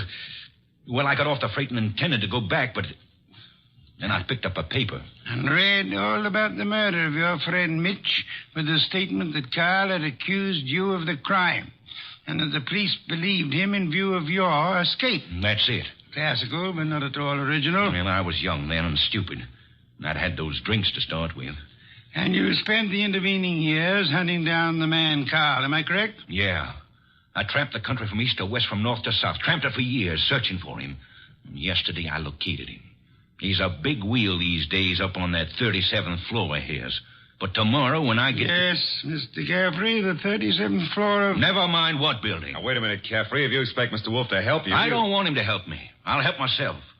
But if I slip up, I know Wolfe's reputation well enough to know that he'll never rest till this rotten, chiseling murderer is sitting in the chair. That's why I've come here. Just to provide a backstop in case my dear friend of long ago manages to get the best of me. How will we know? You see this envelope? Read what it says. Nero Wolfe, 601 West 35th Street, New York. Delivered to him in case of my death. That's right. And this envelope is $500. Nearly all I've got in the world. Along with it, the full details on that knifing. Real names, dates. The proof you'll need in case I don't finish it up. Go on. Tonight, Mr. Wolfe, I'm going to give this envelope to the manager of the hotel where I'm stopping. I'm calling on, well, Carl. Tomorrow at noon, right after his secretary goes to lunch. If I'm not back in my hotel at 1 o'clock tomorrow afternoon, the hotel manager will deliver this envelope to you. Is that clear? Perfectly. But you don't think I'm going to allow you to go through with this wire plan, do you? You can't stop me. And don't have Goodwin follow me. I'd lose him in 2 blocks. Good night. Shall I try to tail him, boss? It's no use, Archie. Get Inspector Kramer on the phone at once. I want the police to help us head off this murder.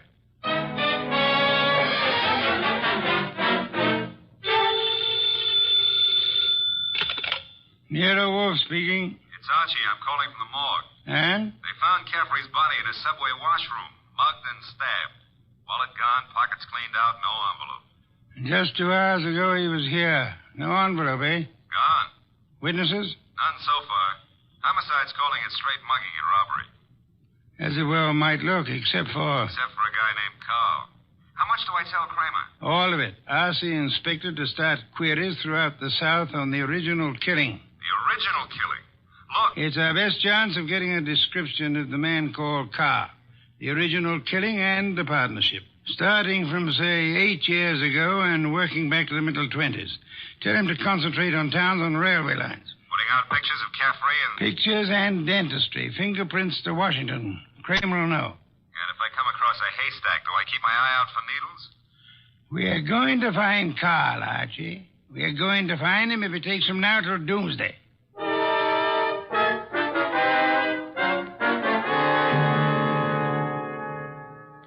Mr. Wolfe, let's face it, we're licked. Licked, Archie? 3 days now. We found Caffrey's hotel here in New York. No traceable phone calls. Not a witness has turned up on that subway washroom party. And Kramer says he's getting nowhere with those answers from the Southland. The original story is bound to come slowly, Archie. We are asking a check on the unsolved killings of a dozen states over a 20-year period. And what now? You start trudging, Archie. Trudging? Through office buildings, through 37th floors of many office buildings. You keep trudging till we find him. Oh, now, wait a minute, Mr. Wolfe. This is a big city, remember? I might have to go through hundreds of buildings. This morning, Archie, the Municipal Reference Library informed me that there are exactly 34 buildings of 37 floors or higher in Manhattan. Now, when you rule out the United Nations building, hotels, Okay. Maybe not so many 37th floors, but lots of offices per floor. Maybe 40 or 50. Call it 30 times 40, and you've still got 1,200 to start with. And you don't know what kind of business. You don't know what Carl's real name is. You don't even know what he looks like. There could be 4,000 men like him. 4,000 affluent men, Archie? Yeah, well, all right. Caffrey said he was in the chips, though. You know, for a guy who'd been bumming around, that could mean anything from 10 grand a year up. Say, wait a minute. That cuts your field to 1,000. 1,000 tall men? Tall? I've been over those notes. Caffrey didn't say he was tall. As plainly as you could ask. Caffrey was almost your height, but he said Mitch stood and looked at me. And then he looked up at Carl. Up, Archie. That makes Carl your height or taller. Yeah. Well, maybe Caffrey and Mitch were sitting down, and Carl was, Caffrey told us the three were standing at the time. Check your notes. I've studied them. Okay. Maybe that does cut it down some. Yeah, it's still a lot of citizens that start checking for a southern accent. Don't rely on accent, Archie. Carl has had many years to lose any accent he might have had. Yeah, that's true. And so we narrow it, Archie. A man almost surely tall. A man not using the name he was born with. A man with an unexplained gap in his past. I ought to be able to reach right out and tap him. You go skeptical again, Archie? Well, it's still a pretty big haystack. Let's see if we can't trim it some more. On these building lists I've been going over, I've ruled out for now the members of professions requiring lengthy formal training. Medical men, lawyers, scientists of most kinds. Yeah, that's chopping it down. I'll admit that. I'll have further eliminations as we get into it. And I'm putting Saul Pans on a second list this afternoon. Some of the credit references I'll handle by phone. So I start trudging, huh? You start trudging. And remember, Archie, since you'll probably be operating through secretaries, you're looking for a murderer named Carl, not for a new set of telephone numbers to brighten your winter.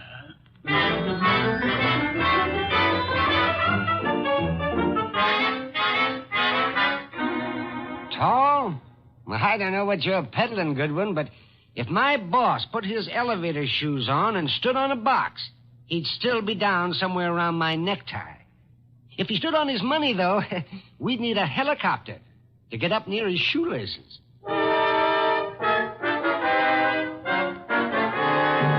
Oh, Miss Jonas, do you mind if I sit down? Why, of course not, Mr. Goodwin. Oh, thanks. You know, I've been in 12 offices on this floor, and you're the first girl who's seen the importance of this survey first crack out of the box. Well, I'm sort of new here, and I try to pay attention. Oh, you're not just beautiful. You've got a head on you. Is Mr. McLean in? Well, he's at lunch right now. Lunch? Oh, that reminds me. Know any good restaurants up this way? Well, I was just going to the downstairs drugstore myself, but I wouldn't say Well, that... come on. Put your bonnet on and let's skip the drugstore. This meal is on the Executive Resources Survey.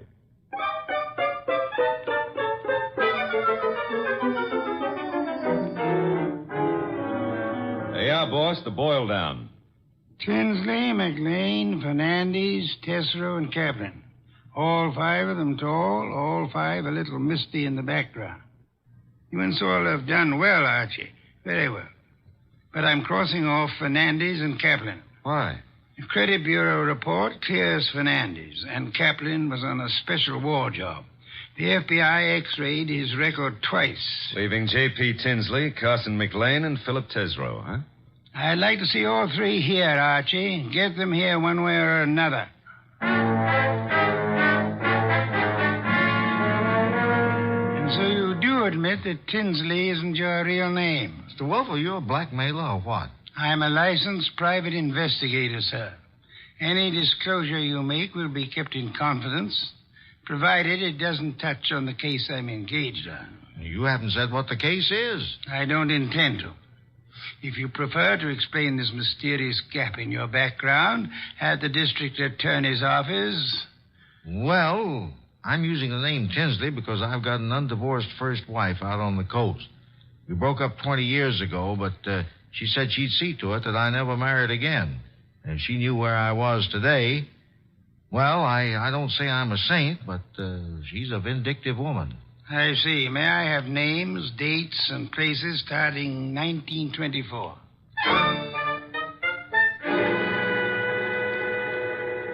I can't quite understand your interest, Mr. Wolfe. It's rather complicated, to put it briefly, Mr. McLean. I'm working in the interest of a client.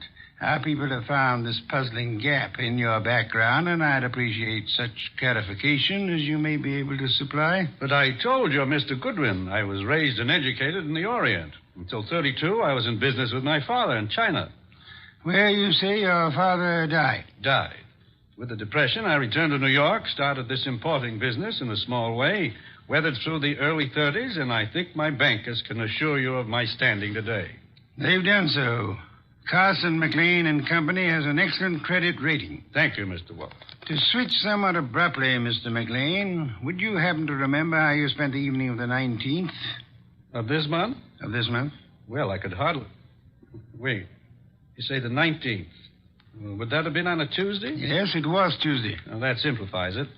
I'm nearly always at the office on Tuesday nights dictating the revisions in our weekly wholesalers' lists. Let me see. Yes, I was there on the 19th. Had a tray sent in. Miss Tunis and I worked till just after midnight. Miss Helen Tunis, the secretary Mr. Goodwin spoke of. She's been with me for 2 or 3 months. Miss Tunis can confirm this dictation on the night of the 19th? Of course. And Mr. Wolfe, your manner is so persuasive that I'd scarcely realize you're asking some extraordinary searching questions. May I ask why in the world you... If you'll indulge me, Mr. McLean, my prying is nearly concluded. You say you were in China until 1932.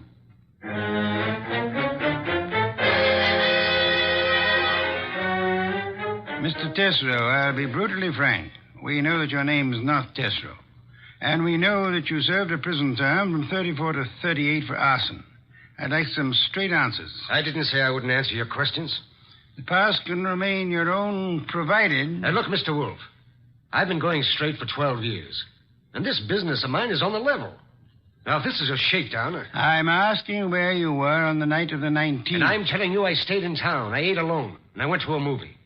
I caught the 11:35 for Stanford. And that's all there is to it. You're denying that you were ever in business in the South? I was born in the South, but I haven't been back there since I was a kid. What about the arson? I put in 4 years squaring for that mistake. Let's start again, Mr. Tesreau. You say you were in Cincinnati in 1931.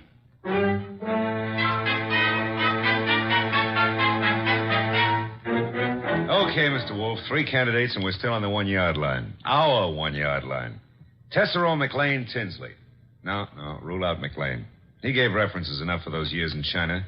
And with Helen Tunis, he's got the one firm alibi we've laid on to. Caffrey was killed before midnight. With conditions as they are in the Far East, Archie, it'll be weeks before cables came back on McLean's claims. Claims? You figure the whole Chinese background's a fake? I want you to see Miss Tunis again, Archie. Taking all precautions for her safety. And this is one time I give you permission to ply her with all the attentions you can contrive. Are we far enough to pull tails on any of these 3? I've got Saul Panzer on Tesreau. And Saul promised to have men on Tinsley and McLean. Pictures of the 3 have gone to Kramer for circulation in the South. Oh. No answer yet from the coast on Tinsley, huh? Not yet. For the moment, Archie, you'll concentrate on Helen Tunis.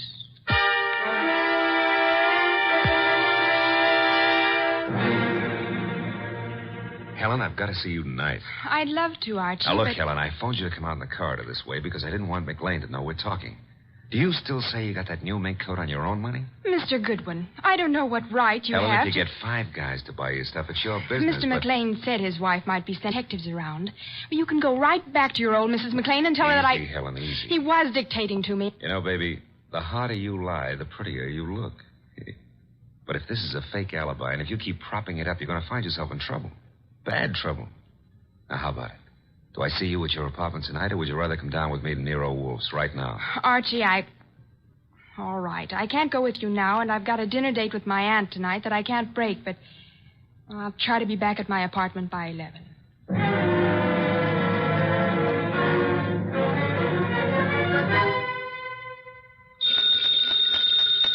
Archie.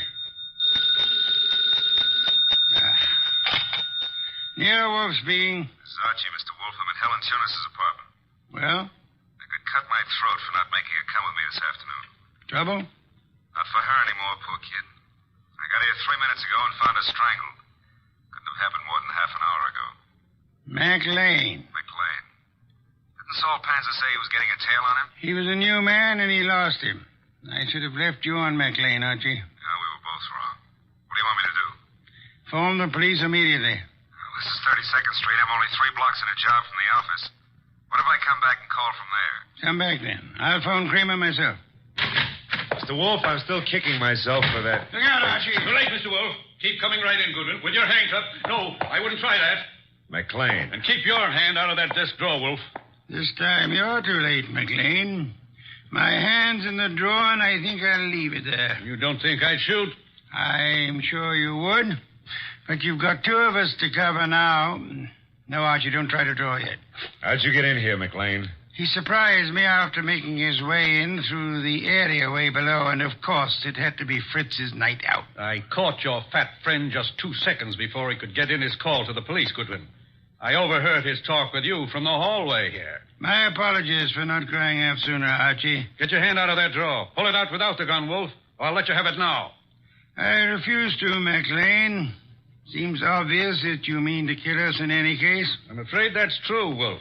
But when you called me here and Goodwin started making dates with Helen Tunis... Poor kid, I told her not to talk to you. She didn't, Goodwin. I've been scared of you and Wolfe since I followed Colby here that first night. Colby? You knew him as Caffrey. I caught up with him afterward in that subway washroom. No, keep that hand up. And watch that gun of yours, Wolfe. When I found that envelope on him and read the letter to you contained in it, I knew he hadn't spilled the whole South Carolina story to you. South Carolina? Would the original knifing have been taking place anywhere near Hampton or Jasper counties? Hampton County. But our business is over the line in Georgia. Doesn't matter now. Pity, Archie. We learned this afternoon that we were growing warm on South Carolina. Mr. McLean, may I ask what you hope to achieve by this insane project of disposing of Mr. Goodwin and myself? I'm buying time, Wolfe. I've $90,000 in small bills in that bag there, plus a plane ticket to Buenos Aires. I've got a silencer on this gun.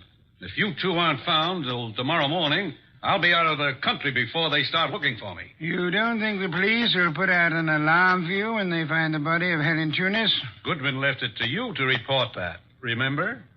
Let's remind ourselves to be prompter on reporting deaths, Archie. Starting with our own, Mr. Wolfe? Glad you can take it that way, Goodwin. You actually think you can knock the two of us off? I'm about to find out, Goodwin. One moment, McLean. You've never been a real gambler. You know that. With marked cards, of course. But you're not the man to face a sure loss now. A sure loss?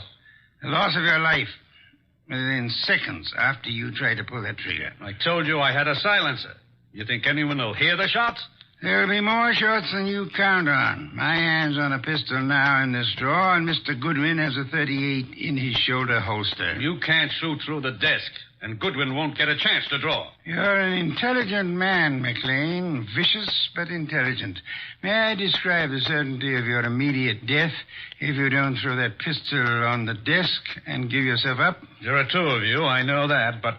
McLean, you must be aware that in the actual fact, exceedingly few men are killed instantly by a single shot, even from a pistol of heavy caliber. The one you hold is a .32. And it's a .45 in that drawer, McLean. I assure you, McLean, that neither of us will surrender the weapons we have.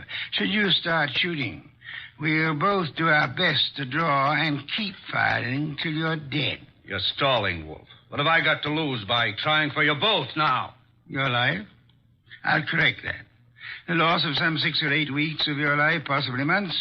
Whatever the time necessary to bring you to trial and to convict you and execute you for the murders you've committed. Suppose I cancel you out and then take my chances with Goodwin. A better choice, but still a dubious one. I'm fat, exceedingly fat. And for perhaps the first time in my life, I'm thoroughly grateful for that. My bulk affects the calculation, McLean. McLean, you could pull off all 7 shots and still not hit Mr. Wolfe where it counts. You have to start, you better start on me. You exaggerate, Archie, and I thank you for the gallantry of it. No, it's quite likely that with 2 or 3 shots, McLean might well dispose of me, but not with your first shot, McLean, and we'll not permit you many more than your first. Look, if I promise to do no more than tie you two up to give me my head start, will you toss in your guns? Of course not. Do I speak for us both, Archie? Check. I say let's start it now. Wolfe, if I give you half of what's in that bag, would you forget these admissions I've made and help on my defense? I've told you I refuse to bargain. I think that I shall count 5. If your weapon hasn't been tossed on the desk by then, I'll do my best to get my pistol into action. How you in the court, Archie? Start counting. Wait a minute, Mr. Wolfe. One. If I trade half that bag for no shooting and 1 hour start, no tying up, just your promise that... Two. All the bag for a half hour start, 90,000. Three. Are you ready, Archie? All set, sir. Except if you're the one who walks out of this, call up every number in my little red book, huh? And tell each girl I was thinking of her just before you got the 5. Agreed. I resume 4. Okay. You win. Holy sweet Susan, it worked. Commendable choice, McLean, for us at least. You see, I'm afraid I forgot to mention one slight factor which might have operated in your favor. What's that, boss? I must confess, Archie, that my 45 is in the upstairs den where I took it to oil it last night. Holy cow, you didn't have a gun? Why, you dirty... Take it easy, McLean. I've really got one. Oh, by the way, Mr. Wolfe, signal's off on those women, huh? When my heart gets back down out of my throat, I'll call them myself. I'll trouble you for a beer first, Archie. And then, if you'll be good enough to phone Inspector Kramer, you can bid him pick up his triple murderer. The one-time cutter of cards. Fortunately for us, who's never been a real gambler.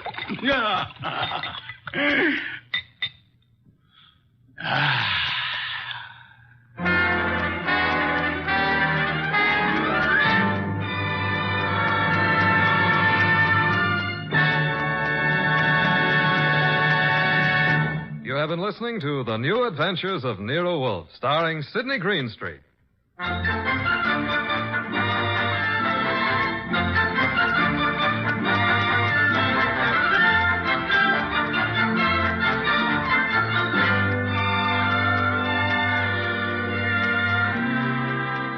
Tonight's transcribed story was based on the characters created by Rex Stout. This is an Edwin Fadiman program produced and directed by J. Donald Wilson. In the cast were Gerald Moore as Archie Goodwin and Lorraine Carter, Bill Johnstone, Howard McNear, Herb Butterfield, and Vic Rodman. Next week at this same time, Nero Wolfe and Archie will bring you The Case of the Phantom Fingers. Don Stanley speaking. 3 chimes mean good times on NBC.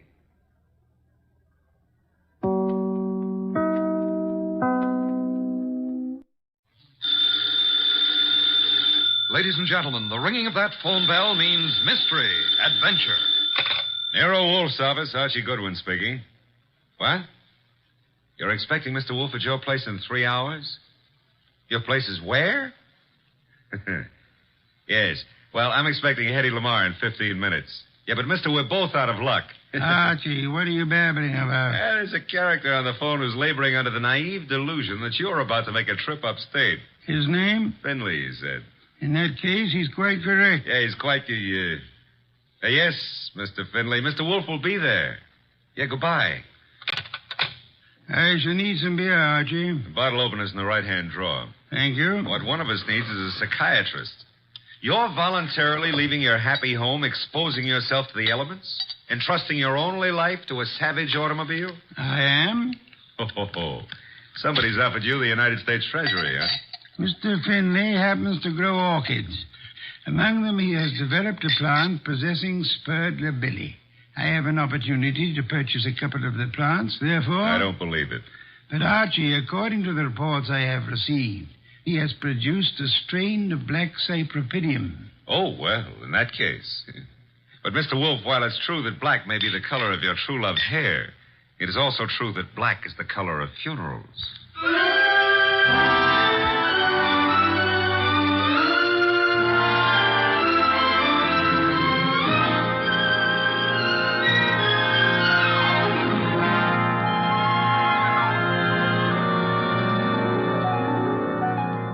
Ladies and gentlemen, it's the detective genius who rates the knife and fork the greatest tools ever invented by man.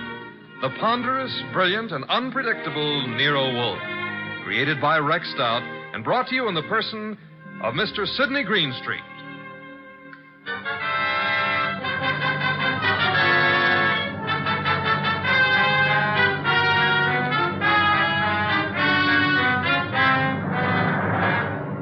The beginning of the case of the Phantom Fingers actually had nothing to do with black orchids. The first act was played in an old house at the end of an old dirt road. It was short and simple. As short as life. And as simple as murder. Joe, I didn't believe the letters I got. Didn't believe them until now. I've been a lonely man. No wife, children. Joe, it was all coming to you after I died. There was no need for you to steal from me. All you had to do was wait. Joe, that gun. Put it down. No.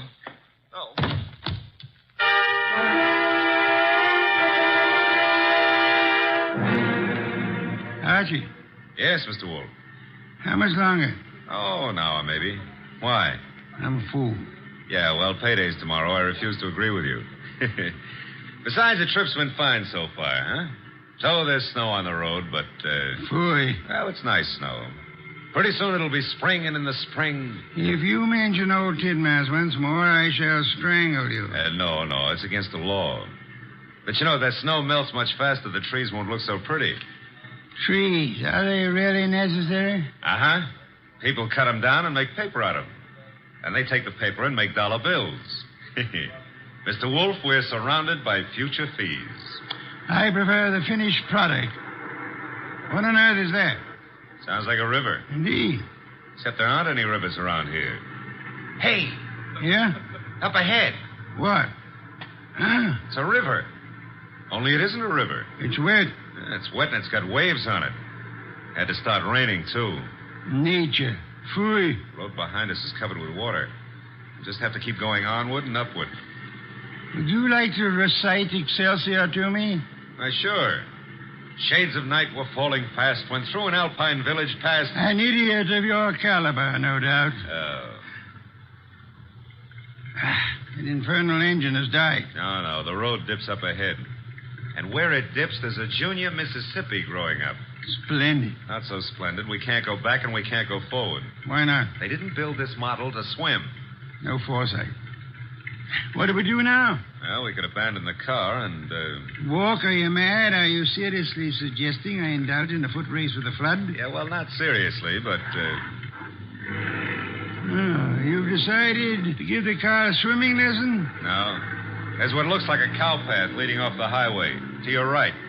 Maybe it's a road. We progress. We now follow the footstep of the cow. Ah, it is a road.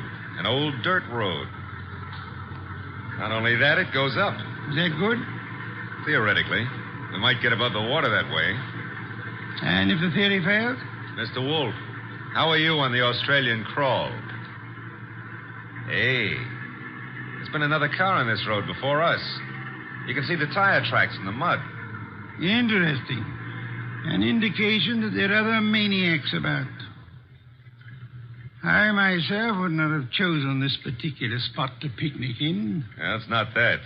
There's somebody lying on the road. People have peculiar habits. Ignore him and drive on. Hold on a moment.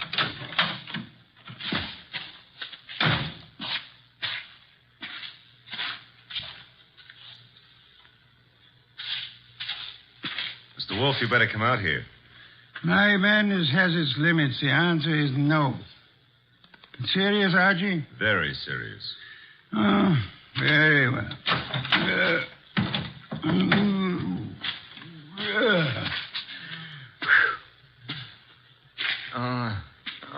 Good heavens. Yeah, still alive, but... The man's been shot. He's mumbling. Joe. He's yelling for Joe. Be still. Don't forgive stealing. Don't...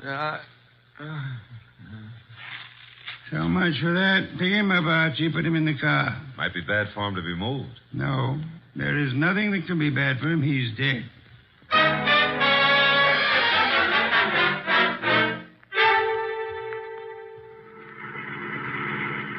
Is this blasted road leading anywhere, Archie? Well, seems to be a clearing up ahead. Maybe... Hey, it's a house. Splendid. I'm not so sure. It's perched up on top of a cliff, surrounded on three sides by nothing. On the side facing us, there's a deep ravine and a small wooden bridge. An island in the air. Yeah. High enough to keep above water, maybe, but... Now, that bridge doesn't look too good. Rain may have weakened it. I have no choice, Archie. I have no intention of being drowned in these barbaric surroundings. The bridge, Archie. Okay, hold on. No, the thing's collapsing under us. How momentum, sir? Well, if it doesn't, 37 blondes are going to be wearing black. Correction, 38. I forgot the one in Gimbel's bargain basement. Hey, we made it. The bridge will never be the same, though. There's a car ahead of us in front of the house. The car from which our dead friend, was thrown. Only one set of car tracks in the mud along the road, and here... And all we have to do is walk in, ask for the owner of the house, and, Possibly, and possibly not. Archie, go through the corpse's pockets. Oh, that's not cricket. Yeah, all right. I'm going through. Not much on him. Handkerchief, silver, driver's license. The name was, James Miller. Address Garner Lane. Walden. Now, I've got an idea this is Garner Lane, Mr. Wolfe. In which case, someone named Joe was looking after the house for him, committed theft, and murdered Miller. Miller's body was then dumped on the road in the hopes that the floods would wash the body away.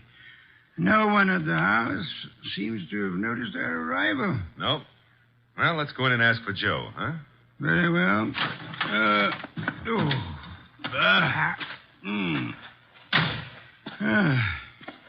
Hard. With the bridge down, there's absolutely no way of getting on or off this place. Except for a mountain goat. I don't know any mountain goats. I used to know a plain goat once, though. Indeed. He ran at the 5th at Jamaica. Stop maundering. I never maunder. Also, I never win bets on horse races. That's why I continue to work for you. That is also why you had better ring the doorbell. Okay. Nobody's going to break a leg rushing to open the door. I suppose you try. I have had more than enough of the weather. Is that polite? Besides, the killer may have some more bullets in that gun. Are you afraid? Sure. Fooey, the door, Archie. But old Dr. Tidmouse would say... Well, never mind. Hey, somebody was careless leaving the door open like that. On the other hand, has a spider ever shut its web? The answer is no. Are we flies? Yes. Out of my way, Archie. There are lights up ahead. Must be the living room. Excuse me. Sure. You're excused. Do you live here, sir? Do we? No, don't you? Of course not. This is very strange. I came out to see the people who live here, or the person. I found the door open and no one about. I've been sitting in this corner now for a long time. Well, it's a pity no one offered you a plum pie. Then you could have stuck in your thumb. You saw no one enter, sir? No one at all. I didn't want to go any further. It would have seemed like prying. Perhaps you had better come along with us. Well, all right. You know, this place, it has an evil atmosphere. Certainly has. What it needs is fresh air. Fooey. This would be the living room door. Ajar a bit. It is. Looks as pretty as a picture. Oh. Hello. Well, just think of it. 5 minutes ago, I didn't know you existed. And you didn't know I existed. And now... Archie, your existence would have a sudden end unless you keep quiet. Excuse us for intruding, Miss... Intruding? Oh, but I really should ask you to excuse me. You do not live here? I wish I did, but... You see, I've been out walking. I live maybe a mile from here, and then when the flood began, I thought I'd come in here and stay for a while. And you found? An empty house. That's not what I found. As old Dr. Tidmouse has often said... Go through the rest of the house, Archie. Go through the rest... Yeah, well, never mind. I'll, Shh. That sound? Somebody's walking. Coming downstairs. I'll go and see. Hey, you! Come on into the living room. Meet your guests in one or several pieces, as you prefer. What? Oh. Hiya, folks. A host at last. That's very funny. I think I'll laugh. May I ask why? Because this here ain't my dump. I was just casing the joint. I was just taking a stroll. Through the house? I'm eccentric. Oh, clever. However, I think you'd better stay. Why? Because you may turn out to be the owner of this house after all. I rather think introductions are in order. Well, I'm Peg Shirley. My name is Wagner. Joseph Wagner? Lewis. How about you, Stroller? Cregan. Sam Cregan. Peg, Louis, Sam. Mr. Cregan, while you were strolling upstairs, did you notice anyone else about? No. There was no one outside when Archie and I entered. The bridge is down, effectively cutting us off from further visitors. We may assume, therefore, that we are the only people in or about this house. Yeah, it's cozy, ain't it? Which further means that one of you three is a murderer. What's it you say? The murderer is the person who owns or lives in this house. All three of you denied being that person. Conclusion, one of you is a liar. I hardly expected a full immediate confession. However, we are absolutely isolated here. No one is going to come or leave until we have our killer. You know, you can't really keep us here. The flood can and will. Remember, the bridge is no longer. So you see, just the five of us alone. No one else inside the house, no one outside. Therefore... Correction, Mr. Wolfe. Maybe it's a branch or something tapping against the door. Unlikely. Archie. Okay, I'll go see who or what it is. Hey. Who in the world is that? I got him. Somebody shut the door. Yeah, all right, I get it. A disreputable and unwashed gentleman. Head badly hurt. Is he conscious, Archie? I don't know. He's mumbling something. Legs pushed off. Fell from the ledge. He's passed out. I guess he was trying to say that somebody pushed him out on a ledge. On the side of the cliff, maybe. He must have regained consciousness and crawled to the house. Where'll I put him, Mr. Wolfe? Bedroom, I suppose. We'll need first aid. We can't get a doctor. Cregan, where are the bedrooms? Yeah, one right up at the head of the stairs. And don't ask me how I happen to know. We shan't. Archie. Okay. I'll need somebody to help me carry him up without shaking him too badly. Cregan? Okay. Let's go. As for the rest of you, Mr. Wagner, Miss Shirley, I suggest we return to the living room. But I don't see any reason why we should take orders from you. One of you is a murderer. I include Mr. Cregan, of course. Oh, but that poor man wasn't dead. Not for lack of trying. However, I was not referring to him. You mean someone else has been killed? Precisely. That is why I hope we shall not hear another knocking at the door. It could only be a corpse.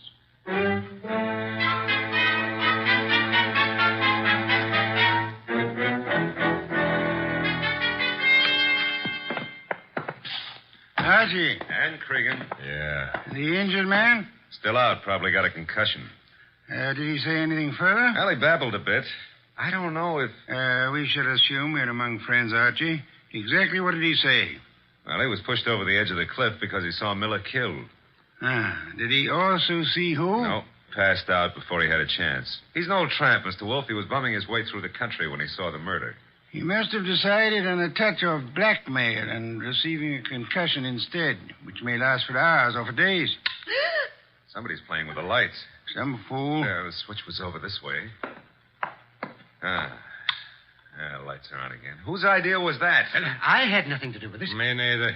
Miss Shirley, why did you scream? Well, someone brushed against me in the darkness. You were standing? Near the table, this table. Archie? No, nothing on the table except a bunch of keys on a ring. Something screwy. Why should a guy put the lights out just to deposit a bunch of keys on a table? Obvious.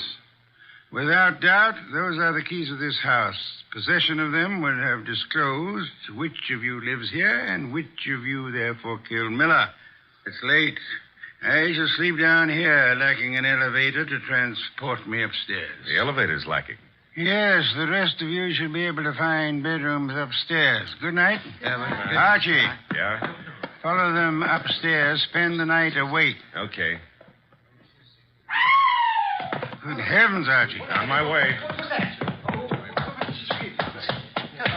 What's cooking up here? Somebody's playing with the lights up. Strike a match. You don't have to. I got a flashlight. Oh, here it is. Light switch. You know, this putting out of lights is getting to be somebody's bad habit. Well, all three of you seem to be okay. Stay here. Where are you going? Tramp's room right here at the head of the stairs. Think of all your good deeds while I'm gone. All right, downstairs again. What, again? Oh, dear. What happened? Well, it was more than a bunch of keys this time. That knife. There's blood on it. There should be. I just pulled it out of a man's heart. Well, Mr. Wolfe, one of these three babies doused the lights, popped into the tramp's room, deposited the knife in his chest, and popped right out again. The knife you're holding? Yeah. Intelligent of you to wrap a handkerchief around the handle. Well, whoever killed the tramp didn't have time to fool around with gloves, so... There should be prints on the knife handle. Satisfactory, Archie. That's mild enthusiasm. Archie, on that desk, an ink pad. Yeah. Miss Shirley, you carry face powder, of course? Yes, I do. Archie will need it to bring out the prints on the knife. He will then fingerprint each of you. Compare your prints with those on the knife, and we shall have a murderer to hand over to the police. Archie, will you begin, please?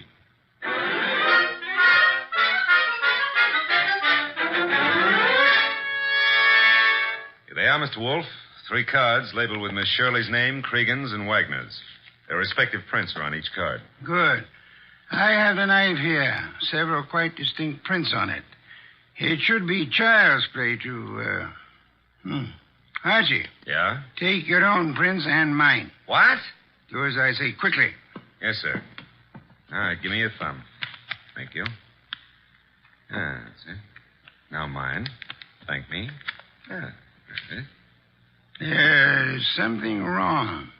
Something wrong and deadly loose in this house tonight. Well, there's a card with your prints and mine. Thank you. Now you got 5 cards altogether. So I have. Archie. What now? Take the ink pad and a fresh card with you. Where am I going with them? Upstairs? But, Mr. Wolfe, there's nobody upstairs except the corpse. Precisely. It is his prints I want.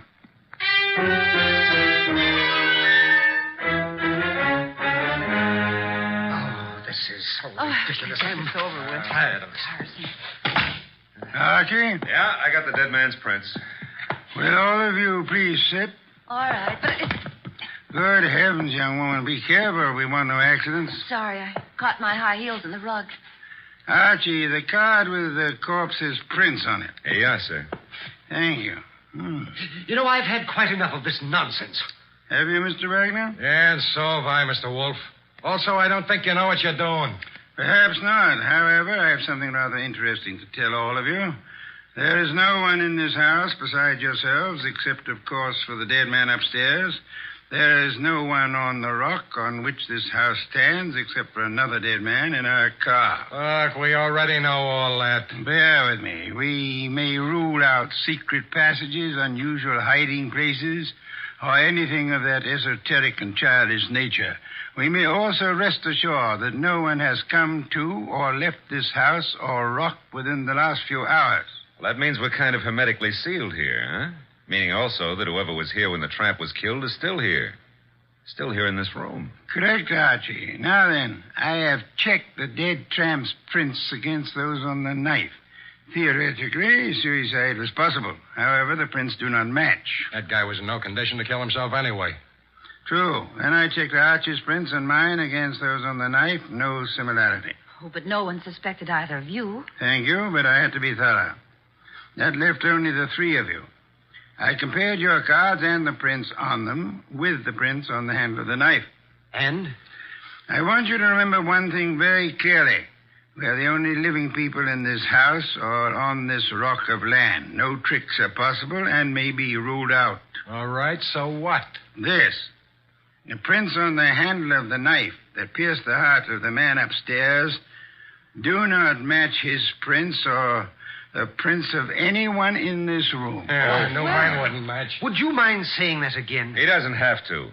And those cards, Mr. Wolfe, has the prints of everybody here. And yet none of them match the prints on the knife handle. But, well, in that case, who or what killed him? Why, there must be someone else in the house. I give you my word, there is not. Hey, you thinking about ghosts or something? Ghosts never leave fingerprints. I've got to get away. I can't stand this. Me too. Come on, lady. But I'll come along with you if you don't mind. Mr. Wolfe. Let them go.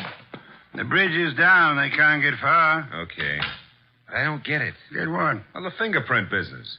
And who killed Miller plus the tramp? The identity of the killer, Archie, is quite obvious. It is? To who? To whom? Who's whom? That's a joke. Yeah, I'm stalling for self-respect. You know? Of course I do. I have no conclusive proof, however. I had hoped the fingerprints would be of assistance there, but they proved to be phantoms. I'm still smarting about the other thing. You know, it's at times like this that I almost agree with you about my intelligence. Lack of intelligence? Yeah, well, don't rub it in. Don't rub it in. Just go ahead. Yeah, well, maybe you better rub it in. From now on, you may refer to my brain in the negative. In the negative? Bless you, Archie. What I've just done, I don't know, but can I have a raise? No. I'll take it back. You can't. Get the others in at once. Mr. Wolfe, you now have the appearance of Mr. Wolfe being surrounded by several dozen bottles of beer. What have I done? You've explained the fingerprints, Archie. Hurry. I don't want to keep the killer in suspense.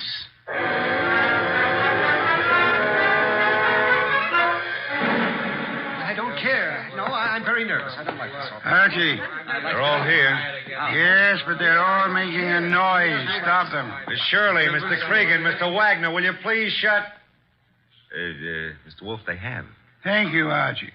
Now then, I have known for some little time which of you killed the tramp and Miller. I lack proof, however. And you have it now? I will admit for a while I was flummoxed by the negative evidence of the fingerprints. They seem to indicate that the tramp was murdered by a phantom. However, the word negative itself has solved the minor problem. Minor to who? To whom? Never mind. Shh. Archie, what is the salient feature of a film negative? Well, I suppose it's the fact that the darks are light and the lights are dark, huh? Precisely. A reversal, then, of the actual appearances. Now, are there any similarities between filmed images and fingerprints? Oh, in a way. You could call the whorls and hollows that determine the individual characteristics of a fingerprint the lights and darks, huh? You could. I shall. Miss Shirley, would you help in an experiment? Well, of course. Thank you. Archie, I want you to take Miss Shirley's fingerprints once again. Okay. Pad and card. Here you are, Miss Shirley. All right. Archie, quick. Huh? Grab her arm. I got it. Well, Usually I don't have to be coached, but... let go of me. What are you trying to do? Miss Shirley, you already had pressed your fingers on the ink pad once. Why were you about to do it a second time? Well, I just wanted to make a better impression. Hurry. Archie, wipe some of the ink off her fingers. Oh, but then it won't be any good. It'll be very good, Archie. I've done it. And take the print. No, let go of me. Maybe. I never hurt women if I can help it, but right now I won't be able to help it. Mr. Wolfe wants your prints all over again, so down on the nice white card. No. There, thanks. Will you let me have that card now, Archie? Sure. In the meanwhile, hold on to Miss Shirley. A pleasure. Indeed? Would you continue to think so, Archie, if I told you that Miss Shirley's first name is not Peg, but happens to be Josephine, for which the diminutive is Joe?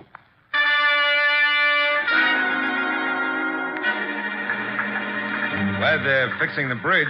I was beginning to think we'd be here forever. Boy, we have been. You know, if those black orchids have been holding their breath waiting for you, they're going to be red in the face. Hey, new breed, red orchids, huh? Archie, must you talk? Well, it's fun. Also, you've been holding out on me about the case. I surrender. Okay. You know, when we compared the new prints of Josephine with those on the knife, you could have knocked me over with a sash weight. They were identical. Naturally. She stabbed the tramp. Yeah, but what was the fingerprint gag? She merely loaded her fingers so heavily with ink that she falsified the markings. She filled up the hollows and walls with ink. The result was that ridges became hollows and vice versa, in the same fashion that a photographic negative falsifies lights and darks. You got that when I mentioned the word negative. It works, huh? Try it sometime. Yeah, the very next bank I robbed. But you said you knew who killed Miller and the tramp even before you exposed the fingerprint gimmick. How? We knew Miller's murderer lived in this house. Had been stealing from him and so on. Uh-huh. Stealing what? Cash, of course. He, as the girl admitted, was an eccentric, kept his money on the property. Cregan had probably heard of it, hence his casing of the house. Yeah? Our problem, therefore, was to discover who lived in this house. All three suspects denied it. Josephine Shirley told us, as you may remember, that she'd gone for a walk and then been driven by the flood to this house where we found her. Well, that's what she said. It could have been. No. Because, as you may also remember, she tripped at one point over the living room rug and mentioned why. Sure. Sure, she said she was wearing high heels. Uh-oh, because out in the country there are no pavements, so girls don't go for a walk in high-heel shoes. Therefore, she hadn't gone for a walk. Therefore, she was lying. Therefore, she killed Miller, and... I should have noticed those heels myself. You should have, Archie. Your trouble, I suspect, was that you didn't notice the feet for the legs.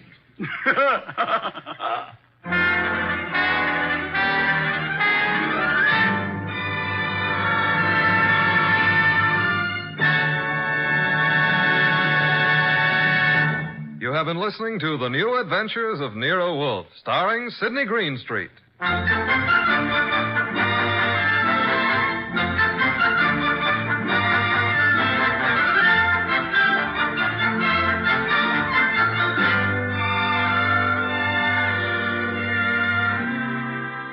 Tonight's transcribed story was based on the characters created by Rex Stout. This is an Edwin Fadiman program produced and directed by J. Donald Wilson. In the cast were Gerald Moore as Archie Goodwin and G.G. Pearson, Howard McNear, Tim Graham, and Eddie Fields. Next week at this same time, Nero Wolfe and Archie will bring you The Case of the Vanishing Shells. Don Stanley speaking. 3 chimes mean good times on NBC.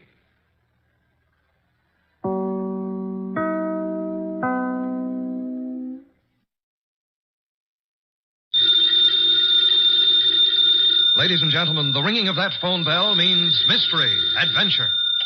Nero Wolfe's office, Archie Goodwin speaking. Mr. Wolfe? No, he isn't. Huh? Oh, well. For you, maybe he is. I'm not here. Oh, yes. He's always here. I've gone out. No. He seldom ever goes out. I won't start on anything tonight. Oh, sure, he'd love to start on a case tonight. What's your name? Oh, that's a beautiful name. Address? Archie, it's another woman hang-up. No, honest. I'm not Mr. Wolfe, but I'm his agent. Yeah, I'll be right over, miss. Goodbye. What's her trouble? Where are you going? Well, she said she's received some threatening notes and she's afraid to leave her hotel. So long, boss.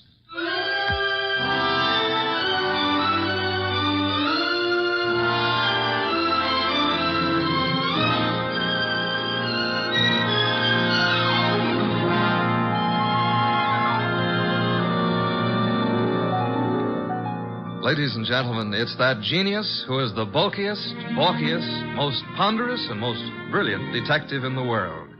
Yes, none other than that chair-borne mass of unpredictable intellect, Nero Wolfe. Created by Rex Stout and brought to you in a new series of adventures over this NBC network in the person of Mr. Sidney Greenstreet.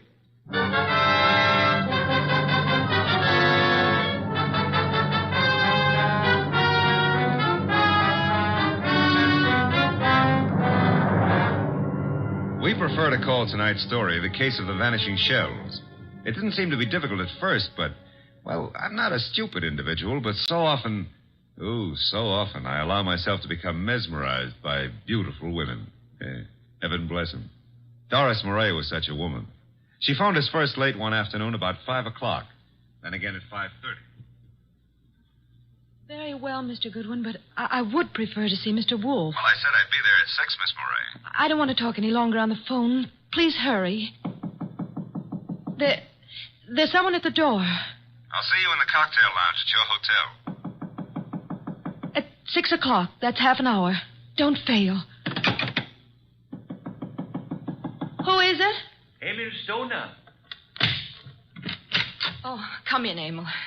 You got my call, darling. Here, let me take your briefcase. I'll just put it here on the piano, Doris. I'm terribly upset about those threatening notes, darling. I know it's upset you, too, but I'm determined to find out who it is.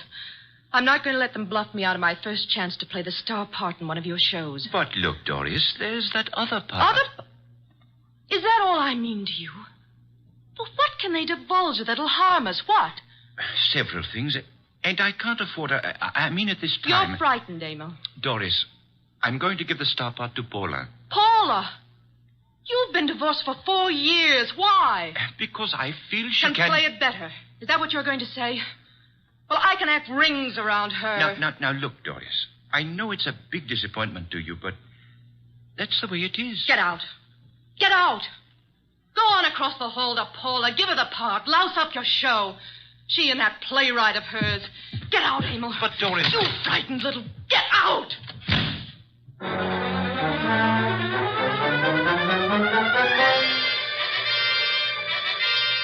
I believe, Mr. Wolfe, you're making a great mistake in not coming along. Indeed. I'm sure that what attracts you could not possibly be of interest to me. The gal needs help.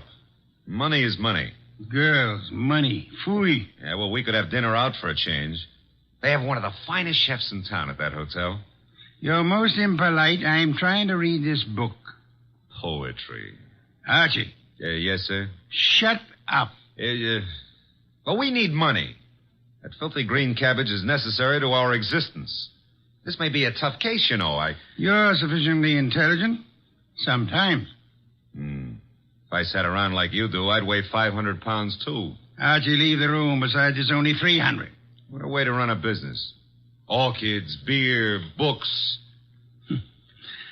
Don't keep the charming client waiting. Okay, I'm going. And always remember there is a telephone.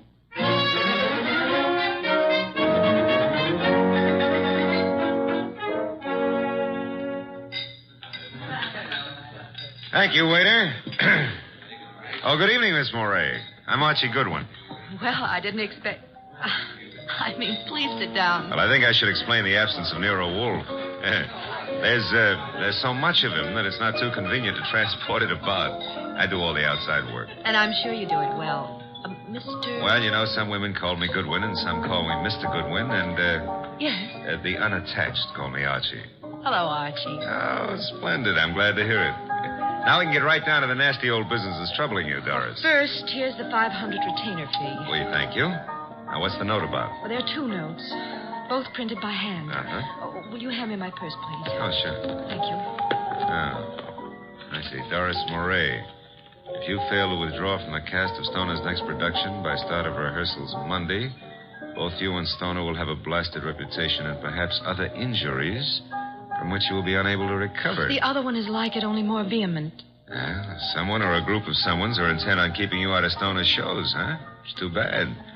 His next one is said to be a sure smash hit and a star-making part for the leading woman. Yes, Emil Stoner wants me to play it. He's been planning on it ever since David Banning wrote the play. What does David Banning think of you playing the part? Well, I don't think he's too enthused about it.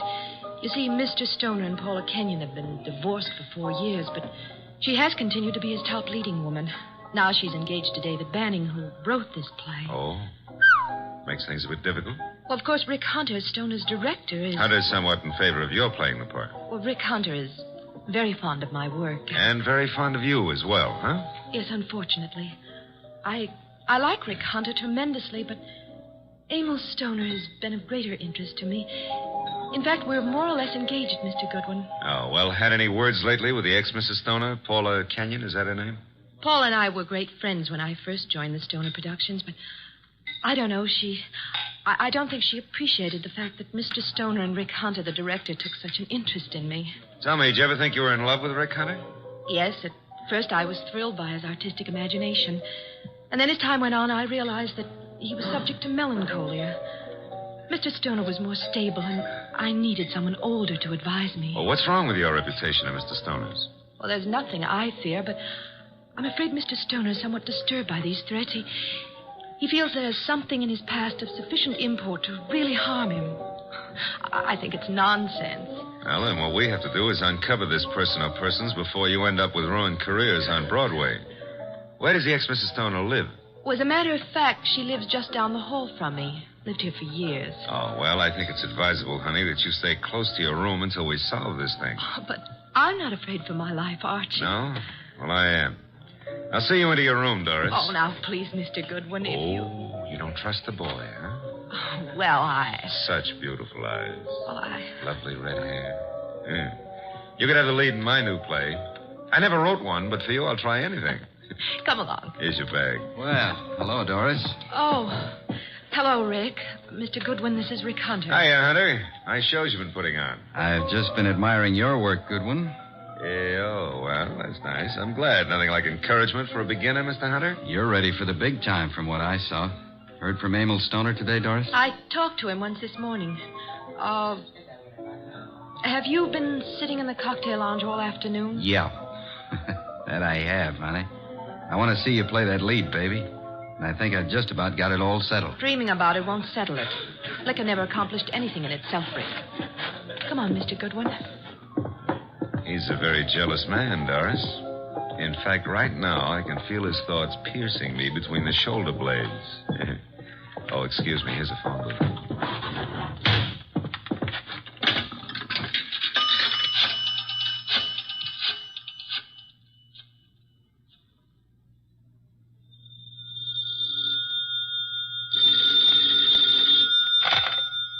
Yes, Archie? How do you know it's Archie? I felt the time was exactly right for you to call. I wish you felt it was time to earn some money. Is this a worthwhile case? Well, she's a beautiful redhead, and, That, of course, makes it very worthwhile. Yeah, well, I got 500 as a retainer. Phooey, a pittance, and probably all you'll ever get. What do you mean by that? She's probably guilty. Now, look, boss, she's the victim. Received notes threatening her reputation and her health if she plays the star part in Emil Stoner's new production. Also, they threatened Emil Stoner likewise. The playwright, Dave Banning, is engaged to Paula Kenyon. Incidentally, she lives here at the hotel, too, just down the hall from Doris. I remember her. And the playwright wants Paula Kenyon to play the part. Well, Archie, you have only the beginning. It is probably too late to prevent whatever is going to happen. Like what, for instance? Have you found a body yet? Call me after you find the body. What body? There's no body. But there will be, Archie. There's always a body where you're concerned. Either a body beautiful or a dead one. Bye.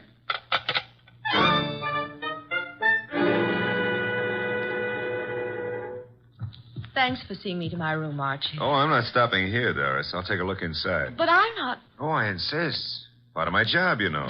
If I fail to take every precaution, Mr. Wolfe would never... Oh, look in that chair. Emil. Emil? Emil Stoner? Oh, 3 red dots on his shirt front. Doris, hold on. I'm all right. Yes, I'm all right. All right, sit down. That's it. Now, let's see. The body's still warm. What's this crumpled in his left hand? A horoscope. Between the fingers of his right hand, an unlit cigarette. Monogram PK. Paula Kenyon. This horoscope is for March. Something he picked up from your desk here? I don't believe in astrology. Where'd he get this cigarette with Paula Kenyon's monogram? Poor Emil. Poor Emil. I didn't believe anyone would really harm us. Why was I so stubborn? When did you see him last? Please, shouldn't we do something? Call the police? No, not yet. When did you see him? Why, I saw him this morning. I'm so shocked I can hardly think clearly. Doris. Yes? There's a briefcase here on the piano with a newspaper on top of it. What? Oh, it is. Yes, it's Emil's. He must have left it here this morning. That's strange. Emil Stoner was bald, but... But what? Well, I'm sure he's a man who always wore a hat, but I see no hat. He must have come up the elevator as I went down to meet you. Who would know he'd come up here? Your director, Rick Hunter, he said he'd been in the bar all afternoon. What else was it he said? Thought he had everything just about settled. Oh, no, Rick couldn't. He just... Oh, Mr. Goodwin, I couldn't believe that. I can believe anything about anybody. I learned that the hard way. In my book, everybody's guilty until proved otherwise. Even you, baby. What? Even you. Yeah. A Herald Tribune newspaper. Are you sure you haven't seen him since this morning, Doris? What are you doing? Absolutely nothing. Someone came in here and shot him. Call the police. I insist. Maybe... What? Maybe I did leave my door unlocked. Why did I do that? Well, they couldn't have opened the door otherwise, could he? No. Give me the check room, please. Oh, hello. Do you know Mr. Emil Stoner, the producer? You do? Well, tell me, did he check his hat with you this afternoon or this evening? He didn't, huh? All right, thanks. He must have carried it up here to this floor. Doris, do you have a gun? I own a gun. A small .25 automatic. But it's not here. Where is it? I had the handle repaired, and it's been in my dressing room for a week or two. I hate to do this, Doris, but I'm going to move the body away from the back of that chair. There. Yeah, 3 wounds. 1 bullet went through the upper part of the chest, out the middle of the back. I'd say right through the heart. By the angle of the wound, he was shot while sitting down. Please, Mr. Goodwin, must we stay here? I want to give this room a thorough going over. We'll go down to the lobby. I want to use that phone booth again. And, Doris, I hope... I know what you're going to say. You hope that gun of mine... is still in your dressing room at the theater.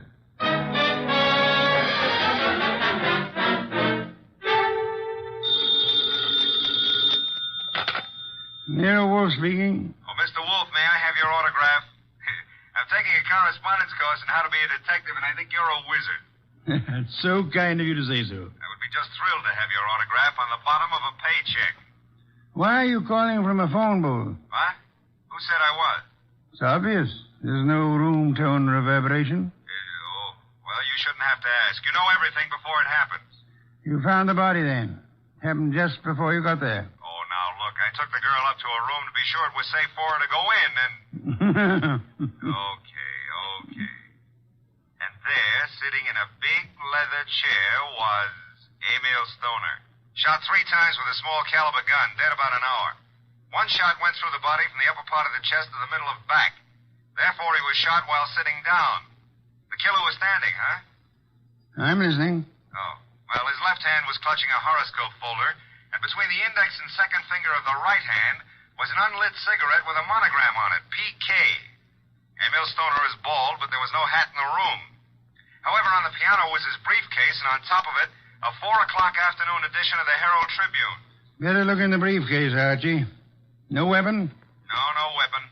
But Doris Murray says she owns a .25 caliber automatic, and it's in her dressing room at the theater. Also, she claims she hadn't seen Stoner since this morning. You found no empty shells about the floor? None. What did you do with the bullet? What bullet? The one which passed through his chest and lodged in the back of the leather chair. Are you there? Boss, I'm a very stupid fella. Stop bragging. The bullet. Boss, there ain't no hole in the back of that chair. I just realized it. Maybe he was standing up. Then the killer must have been on stilts. Archie, let us pretend, only pretend, that you're very observant. Now proceed to Paula Kenyon's apartment, just down the hall, you said, and see what she knows without divulging the fact that Stoner is dead, and look sharp. My gears must be slipping. Archie, do you know what great event will be celebrated tomorrow? Yeah, my birthday. What'd you get me? Cuthbert's correspondence detective course in 4 easy lessons. Bye.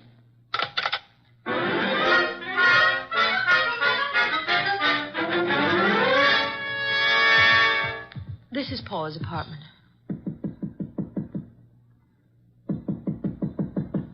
No answer. Let's see if it's open. Ah, there's no one inside. Come on in. Now, look, if anyone walks in on us, we found the door open and we just came in to wait, Which is the truth, isn't it? Yeah, that's right. Ah. Here on the desk, we have a stack of horoscopes, Doris. And a box of Paula's monogrammed cigarettes. Mr. Goodwin. Huh? This is Emil's gray fedora hat. Then he was in this apartment this afternoon. What are you staring at? Oh, small pearl-handled automatic. Yes. .25 caliber. Yeah, it's been fired very recently. We won't touch it now. Does it look like yours? Archie, it is mine. Your initials? I found old Jenkins, the stage doorman at the theater, to look in my dressing room, and... well, my gun isn't there. Did you leave the gun out in plain view in the dressing room? Yes, for several days anyway. Then I put it behind the mirror. I suppose many people have seen it then. I'm sure. I hope, Doris, that your fingerprints are not the only ones on that gun. If they use my gun to shoot him in my apartment, why would they bring the gun back here and leave it in plain Well, sight? maybe they didn't do it just that way. No? His hat's here, the gun is here, and yet he's dead in your apartment. How can you answer that? Well, maybe he was sitting here waiting for Paula, and someone called him out over to your place and shot him. That's no good. Doesn't make sense. Now, if he was sitting in this chair here and someone entered that door, Hey. What is it? Look in the chair back. Little round hole. Start looking for some empty shells around here. Find something? No, I want to make a call. He was shot with this automatic. 3 shells were ejected. They certainly vanished. Nero Wolfe speaking. Archie, I'm at Paula Kenyon's. She's not here. Found his hat, a stack of horoscopes on the desk, box of monogrammed cigarettes, a .25 automatic which belongs to Miss Moray, recently fired, but not an empty shell in sight. No blood, but a single small hole in the back of the chair near the desk. Doris Moray is with me. I will call Inspector Kramer now about the body and have ballistics check the bullets for the gun. And the bullet in the chair back? Did you find anything of particular importance in Emil Stoner's briefcase? Yes, I found... Never mind. Bring the girl here at once. Okay, boss. Say, don't you think I'd better wait for Paula Kenyon? Uh-oh, here she is. Bye. Bring her along, too, if you can. Goodbye. Hello, Paula. Well, Doris, what are you doing here? I wasn't aware that I left the door unlocked. Seems to be contagious this evening. I left mine unlocked, too. Hello, Dave. Miss Kenyon, Mr. Goodwin. Hello, Doris. Hello. Archie, this is Dave Banning, the playwright. How are you, Mr. Banning? How do you do? I've heard all about your new play, and I wanted to meet you. Doris thought you might be over here, and the door was ajar, so we, well... I've just walked in. I hope you don't mind, Paula. Certainly not. I'm used to people just walking in. We were here a while ago, went down to the cocktail lounge for a while. When does the play open, or have you cast it yet? Mr. Stoner handles that part of it. Are you a prospective investor, Goodwin? Oh, I've had a number of flings in the business. Matter of fact, I expect to see Mr. Stoner tonight. You do? Tonight? Here? I don't understand. What's this fencing all about? Doris, you're not just visiting me. We've hardly spoken for... Oh. Is that your gun, Miss Kenyon? It's yours, Doris. Yes, that's right, Paula. It was in my dressing room. When did you see Mr. Stoner last? But I haven't seen him today. I had lunch with him. Why? What hat did he wear at lunchtime, Mr. Banning? Why, the gray fedora. How did it get here? That's Emil's. What is this? What are you two doing here? Where is Emil? Come on, cut out the melodramatics. Mr. Stoner is dead. He's what? Paula. And without any further explanation, I shall have to ask you to accompany me downtown. Police? If you will, please.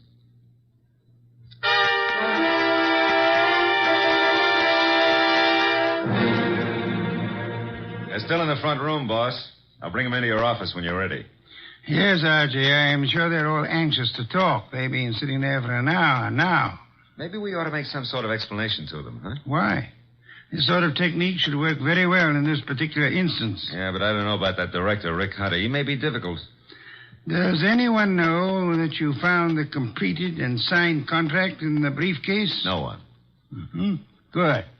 Now we have the threat notes, the contract, the afternoon newspaper, the briefcase, the fedora hat, the gun, no ejected shells, the horoscope, the cigarette, and the two chairs. One with a small hole in it. Come in. Ah, Inspector Kramer at last. What have you? Well, we covered every inch of that place and didn't find a single empty shell. There were 2 bullets in the body and the one that passed through him into the chair back in Paula Kenyon's place. They were all 3 fired from Doris Moray's little automatic. Any fingerprints on the gun? None but Doris Moray's. Not unexpected, to say the least. The bullet that was lodged in the chair in Paula's place went through his heart. Now, he was apparently shot in her room, but... But how did he get into Doris Moray's place?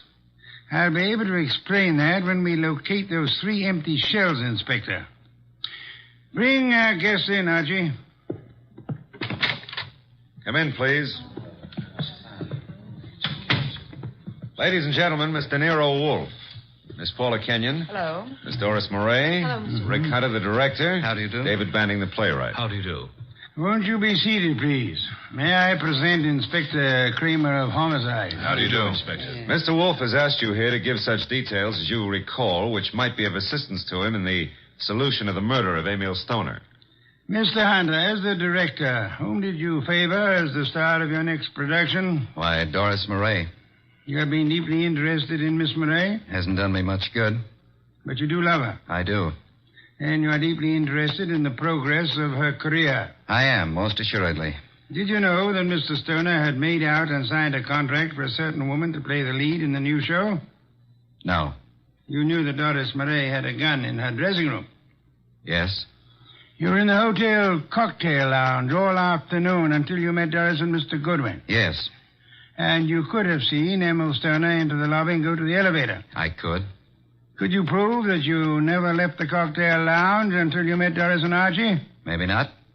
Did you see Mr. Stoner go into the elevator? I did. Mr. Banning, you wrote the new play. Were you in favor of Miss Moray playing the part? Why, no. I felt Paula Kenyon was better suited for it. You and Miss Kenyon are engaged to be married. Yes. If anything happened to Mr. Stoner, you, as next in line, could assign the role as you saw fit. That's correct. Did you know that Mr. Stoner had made a final decision on the part? I did not. He didn't tell you anything about it at lunch today? No, I made a strong plea for Paula. You know about the gun in Miss Murray's dressing room? Everyone did, apparently. Very well. Miss Kenyon, did Emil Stoner visit your apartment often? Not often. We were not on too friendly terms. Did you phone him to visit you this afternoon? No, who said I did? No one? I merely asked. Were you, by any chance, still in love with Emil Stoner? Now, see here, I don't appreciate that kind of talk. Just relax, Mr. Banning. I was not in love with Mr. Stoner. That was over. You and Doris Murray were at one time very friendly. Yes. Well, I found out how two-faced she was. Emil was a fool to fall for her, but you couldn't tell him anything. All she's interested in is a career. You're not interested in your career, Miss Kenyon? Well, yes, in a way. You wanted the star part. You phoned Stoner this morning. Yes, but he said he was going to give it to her. You knew about Doris's gun? No, I You didn't. recognized it immediately, boss. Well, yes, I knew. What if I did? Then you wrote these threatening notes to Miss Murray. I did not. I did not. You didn't know the contract had already been signed? No. Then you still had a motive to kill him. I wrote those notes. She had nothing to do with it. You can check them on my typewriter. We know, Mr. Banning. We've already done it. I know how it looks, but Paula didn't do it. I knew he was coming to her place. I called him. I knew Paula was out. I did it. If so, what did you do with the ejected shells? I threw them away. How many? 3. Oh, no, David, please don't. I don't believe you, Mr. Banning. Miss Murray, did you know the contract had been made out and signed? No. You're lying, Miss Murray. You said you didn't see Stoner this afternoon. I didn't. You called him and asked him to visit you. You did get the threat notes and they frightened you. But you didn't know they would frighten Stoner. I did not phone him, nor did I see him. Yes, you did. His briefcase was on the piano. And he was there in the late afternoon because he brought with him a 4 o'clock edition of the Herald Tribune. What if he was there? I didn't kill him. He told you then about his decision. He left Holiday. We got the briefcase and went to Paula's apartment to wait for her. That's not true. That's not true. Filled with rage, you got your gun, which you said had disappeared from your dressing room, then calmly put it into your bag, walked across the hall, and shot him as he sat reading a horoscope. No. Archie, a handbag. Thank you. Notice, I run my finger through a hole in the corner. She fired through the bag. And see, 3 empty shells. No. And here's a contract made out to Paula Kenyon. Too bad, Miss Murray.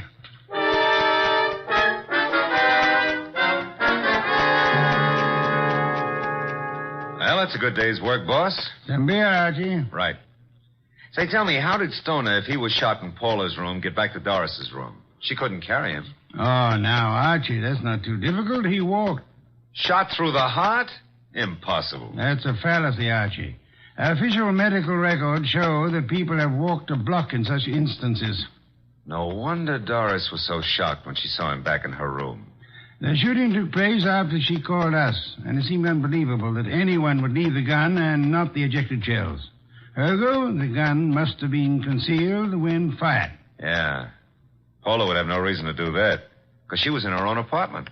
And these men are not the type who would have fired through their coats. And Doris, before she started down the hall, would naturally conceal the gun, huh? In her handbag. Where else? Boss, midnight. It's another day. I'm a year older. Yes.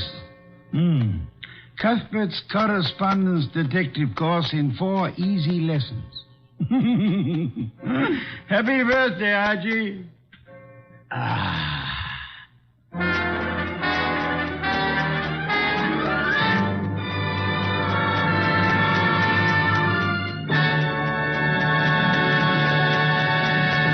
You have been listening to The New Adventures of Nero Wolfe, starring Sidney Greenstreet.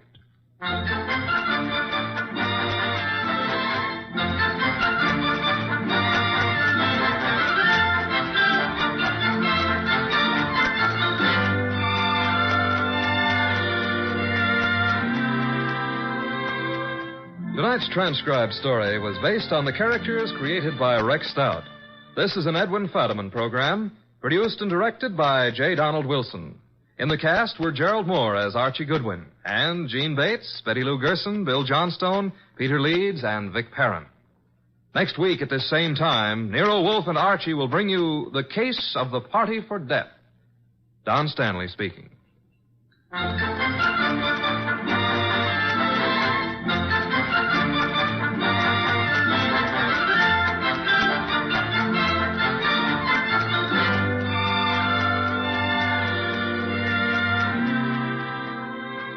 3 chimes mean good times on NBC.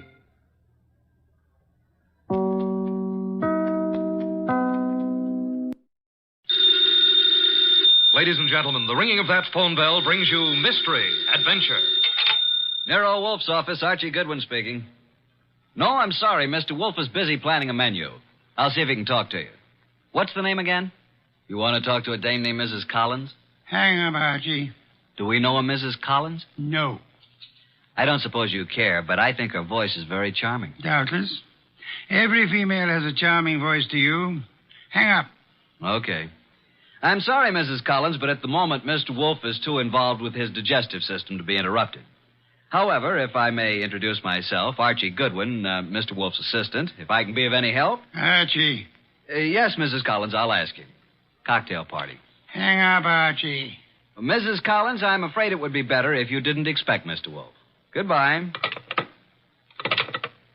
Cocktails. Phooey. Absurd. Perfectly absurd. She says you promised to come to her cocktail party, and why aren't you there? Because you are going to attend the cocktail party and the probable unpleasant ending.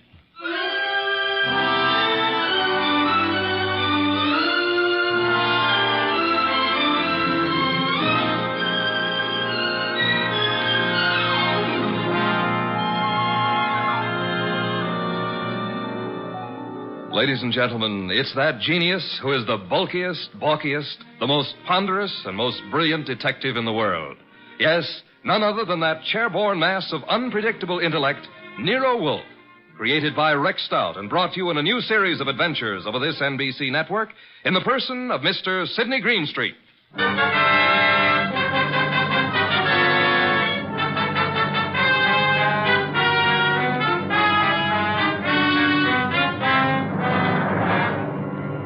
Mr. Wolfe and I refer to this as the case of the party for death. Nero Wolfe really should have gone to the party since he'd accepted, but I was delegated. I can't complain now, since it was there that I met Georgia, the most beautiful redhead. Well, that's my weakness, redheads. Yeah, blondes and brunettes. Well, anyway, Mr. Wolfe was adamant about going to the party. I've never been to a cocktail party in my life. You know, I drink nothing but beer. You could take your beer with you, couldn't you? I could not. Do we know a Mrs. Collins whose cocktail party you said you'd go to? The phone rang and I picked it up. Where was I? Exactly. Okay.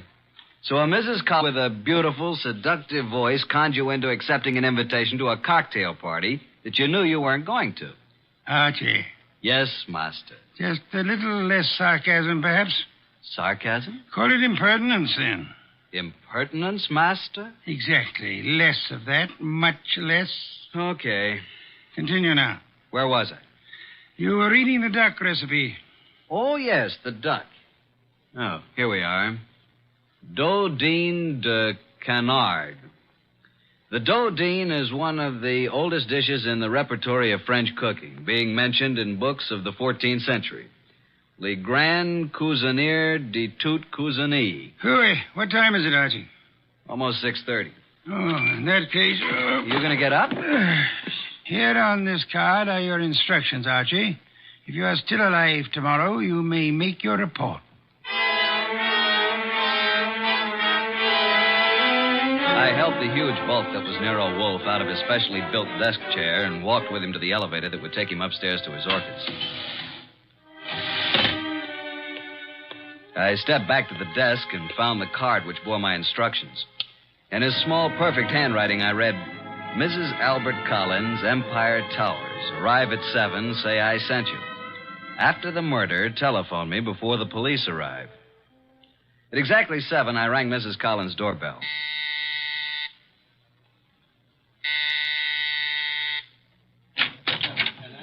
Mrs. Collins? I'm Mrs. Collins. I'm Archie Goodwin. We talked on the phone a little while ago. Oh, Oh, yes. Well, come in, Mr. Goodwin. Mr. Wolfe begs to be excused. At the last moment, he was unable to attend. Well, I'm glad you could come. You're not disappointed? No, I don't think so. I'm rather upset. I'm afraid, Mr. Goodwin, for my life. That's why I called Mr. Wolfe. Oh, just drop your hat and coat there, Mr. Goodwin. May I tell you something, Mrs. Collins? Well, of course, Mr. Goodwin. Archie will do. Archie? When I spoke to you on the phone, I thought I knew what you'd look like. And? You do. Well, is that good? It's not bad, Mrs. Collins. Janie will do. Janie will do. Archie, Mm-hmm. I think it would be best if I say you're an old beau of mine. From where? In Hollywood. When I went to Hollywood High School and you went to USC. Okay, but don't expect me to remember much about it. I'll be flattered if you remember anything about it. I want you to keep your eyes and ears open. Observe everything tonight. Well, now shall we join the party? Oh, Albert, this is Archie Goodwin. Archie, this is my husband, Albert. How do you do? Hello. And this is Joe Boyce, my husband's partner. How do you do? Boys? I've told you about Archie, Albert, but well, I guess you probably don't remember, do you? No, I don't. When I was in high school and he went to USC. Oh, yeah, sure. What'll you have, Goodwin? I'd like a plain lime and soda. Oh, now, really? A teetotaler now? Yes, I used to overdo it, remember? So you knew my wife in Hollywood? Quite a while ago, though. Uh-huh. Been here long? Oh, a while. Did you and my wife run into each other again just lately? Yeah. A few days ago? About. Joe Boyce here is my partner, chemical business. Makes this sort of an old home week, doesn't it, Joe? In a way, Al. I guess it does it that. Joe knew my wife back in those days, too. And they're still very friendly. Yes, indeed. You two have got something in common to talk about, haven't you, Goodwin? Mrs. Collins, you mean? We never knew each other very well. No? Okay, Goodwin, let it go. Why, look. Look what I found. A new man. Just what I need. I'm Georgia. Archie. Archie, dear, will you fix up my drink, please? Anything for a lady. Let's go to the bar. Eh, Archie? I'm determined, Joe. You're only the money, our only Jane. I might listen. Oh, Al, can't we talk about it later? I like talking about it now, Joe. You're going to be sorry about this, Al. I am already. But you'll have 20 years or so in prison just being sorry. I've got the papers you forged right here. You're hysterical, Al. Let's face it. The firm went broke, but I suffered too. So let's forget it. Yes, Joe. The firm went broke, but you didn't. And I don't think my wife did either. The two of you had everything figured for yourselves. Well, I'm turning the papers over to the DA tomorrow.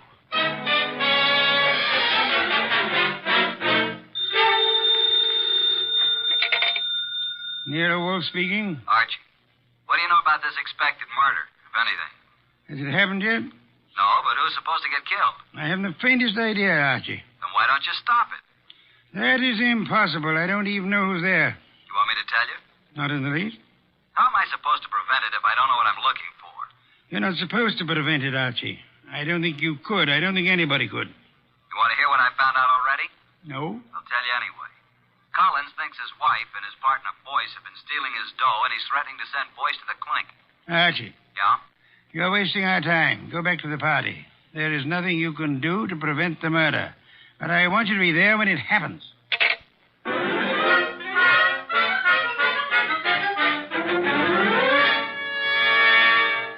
Now that all the guests have gone, let's sit down here, Georgia. When Janie was in Hollywood, she must have had more good-looking boyfriends. Let's get personal about this, Georgia. Yeah, let's. When you say good-looking, do you mean me? I don't mean anybody else, Archie. You know, I think you're pretty, too. You'd better not let Jane hear you say that. You think she'd care? I thought you knew Jane. Only slightly. You don't like Jane too well, do you? Why? Why? Why what? Why don't you tell the truth about it? No man as attractive as you ever knew Jane slightly. Either they knew her or they didn't know her. Maybe you think I'm getting a little tipsy. The idea never occurred to me. No? Well, it has to me. Refill your glass? I'll come with you to the bar.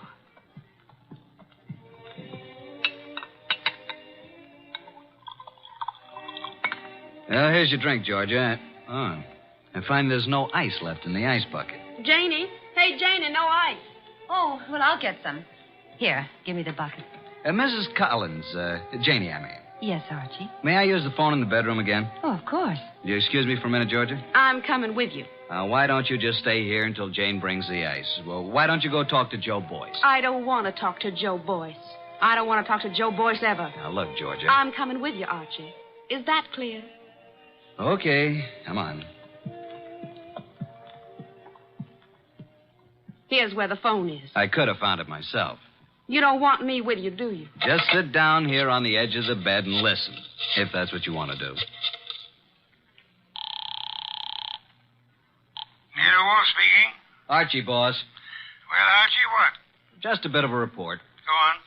At this moment, I am sitting on the edge of one of two twin beds in the apartment of Mr. and Mrs. Albert Collins. Sitting next to me is a gorgeous redhead named Georgia. Georgia what, dear? Boyce. You mean you're the wife of Joe Boyce? Of course. Didn't you know? I am sitting next to the gorgeous redheaded wife of Albert Collins' partner, Joe Boyce. Archie, you annoy me. From what I just learned, I can see there's another friction going on. You mean Georgia and Jane? Yep, fireworks between them. This one no like other one. Have you anything more to say? When I called, I was going to ask if there's any reason why I shouldn't come home now. I wrote your instructions for you, Archie. After the murder, call you. Yeah, that's perfectly clear, isn't it? But what if there isn't any? Don't call me. Simple, isn't it? Hello. He hung up. Archie. What? That was a strange conversation. Do you want me to explain it to you, honey? What was that business about murder? Shall we join the party? Murder. Archie, wouldn't you be surprised if there was one? Yeah? Who's going to do what and to whom? I don't know. Maybe I will. Elucidate, honey. Do you intend to figure as the killer or the corpse? I don't intend to figure as anything. But you never know.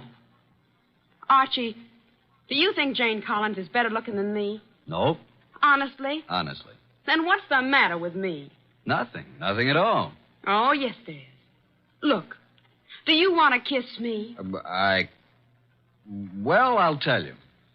When I graduated from Sunday school, I took a vow. That's what I mean. But if I were Jane, you'd want to kiss me, wouldn't you? No, frankly, no. Why not?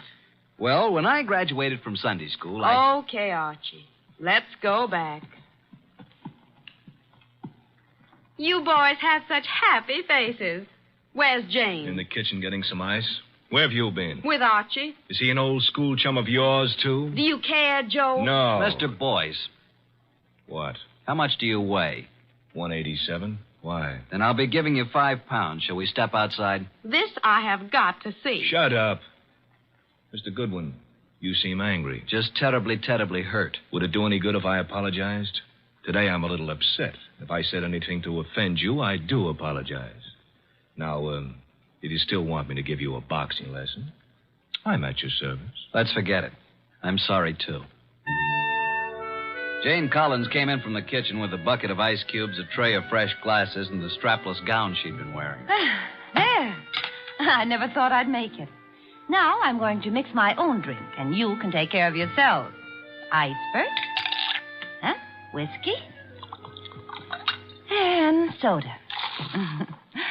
It's a simple recipe, isn't it, Archie? All it needs is the ingredients. Well, I drink to the ingredients. Nice. Janie, darling. What, dear? Would you mind very much if I took Archie away from you? Haven't you done that already, dear? To listen to those girls, you'd think, wouldn't you, Goodwin? Me, I never think. What do you do, Archie? I concentrate. On what? On not thinking. I did some serious concentrating on not thinking about Nero Wolfe or about the conflict of the partners, Albert Collins and Joe Boyce, about the jealousies of Jane and Georgia. The next 5 minutes hardly seemed an hour.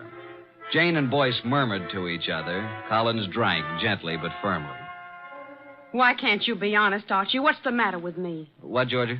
You weren't listening, were you? To every gorgeous word you said. What did I say? I want to hear it again, just the way you said it before. I said, why shouldn't there be a murder? Why not? It's an order. It's just not considered the thing to do. Thing to do. Can you think of anything better? No, frankly. I can. My glass is empty. My glass is empty, too. Jane. Jane! Oh, I'm sorry. I'm not much of a hostess, am I? Oh, don't answer that. Oh, you're all empty. But I've only drunk half of mine. You don't usually drink so slowly, Jane. Well, I'm just not in the mood tonight. I usually drink faster to keep you from drinking mine. See, Albert always gulps his and then reaches for mine. What's the difference? Well, I'll fix you some fresh drinks, but put my drink over there by you, Georgia, and lay off, Albert. I only had about 3 swallows of it. Besides, you don't need any more. I suppose we know what dear Jane is going to do, don't we? Lay off, will you? Lay off. It's my husband who said that, Archie. Archie, meet my husband, Mr. Boyce. I will now explain why dear Jane took our glasses away to the kitchen when she could have bought a drink right here. Listen, Georgia, will you... Mr. Boyce is speaking, Archie. What, Mr. Boyce? Nuts. Mr. Boyce says nuts, Mr. Goodwin. What do you say, Mr. Collins? I think Joe has covered the field. We were talking, weren't we, Archie? Possibly. We were talking about dear Jane. She's got to be always the prettiest, always devastating. Right now, she's putting on a completely new face. And in about 20 minutes, when our tongues are hanging out, she'll come back, all horsed up and bright and smiling, with another tray of drinks. Yeah, she'll take all night to fix them. Well, I'm going to get some air on the balcony. Don't jump off. Al, you're drinking too much lately. I should worry you, Joe. Especially now. When you start drinking, not only your drinks, but everybody else's, too, well... Jane's right. Is that what worries you? Slide Jane's glass down. The ice is all melted. You see what I mean? Okay, Joe, let's not be nasty until tomorrow. That gives me an idea. Think I'll propose a toast. Until tomorrow. You know, it may be rather fitting that I should drink a toast from the glass that Janey left. Until tomorrow.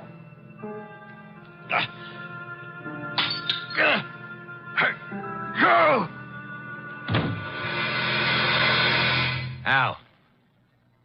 Al? Jane? Janey! Albert! Oh, Albert.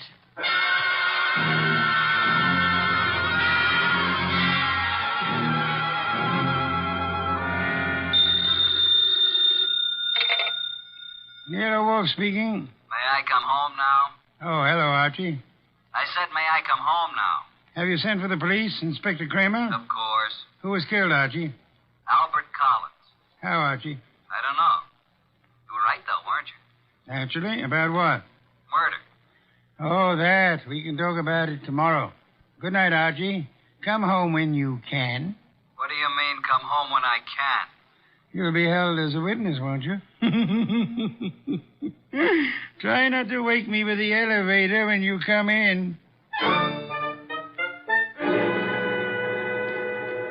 Well, Inspector Kramer, you've had me here at headquarters for a long while. For quite a long while. Haven't you asked me enough questions? Goodwin, you say you never saw these people before, Collins or Boyce or their wives. Yet when all the other guests had gone, you were still there. I guess I just don't know how to say goodbye. You didn't know they were partners in a chemical company. You didn't know that Boyce had forged a lot of papers with Collins' name. All I know is what you tell me. Goodwin. Yes, sir? I'm trying to be nice. Yes, sir. Now, I know, of course, that you went to that party because Nero Wolfe told you to. Do you? My question is, how did Wolfe know it was going to happen? Why don't you ask him? I already have. He told you? He says he never heard of Collins or Boyce. Did he say he'd ever heard of me? He says he isn't responsible for you or your shady friends. Maybe he knows I found a poison pellet in George's bag. Inspector, may I make an important call? Go ahead.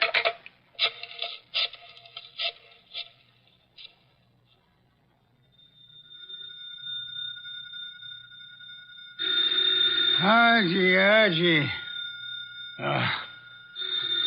Confounded light. Hello? What time is it, Master?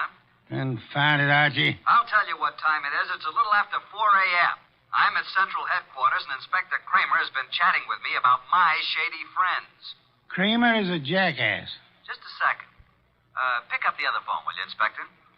Sorry, Mr. Wolfe. What was that you were saying about Inspector Kramer? I said Kramer is a jackass. Thank you. Wait a minute. Wolf, Oh? Eavesdropping, Inspector. I was just talking about bringing you down here for a little questioning, Wolf. Fooey. What's that? Fooey. It can be spelled in several ways. I spell it P-F-U-I. Fooey. You think I won't bring you down here as a material witness? Yes, I think you won't. I think you'd be making a great mistake if you did. A great mistake? Why? Because I might not tell you who killed Collins. Then you wouldn't know which one of these people to prefer charges against. Now send Archie home. Even he needs an occasional night's sleep.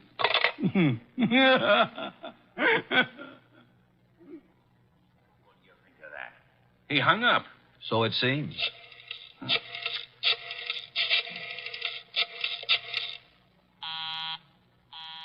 Busy?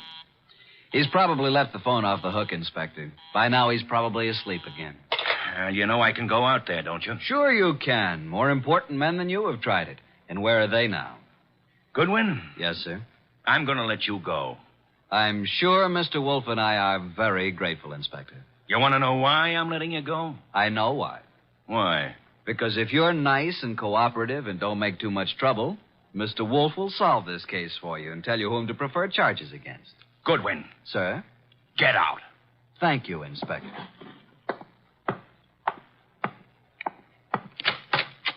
Good morning, Inspector.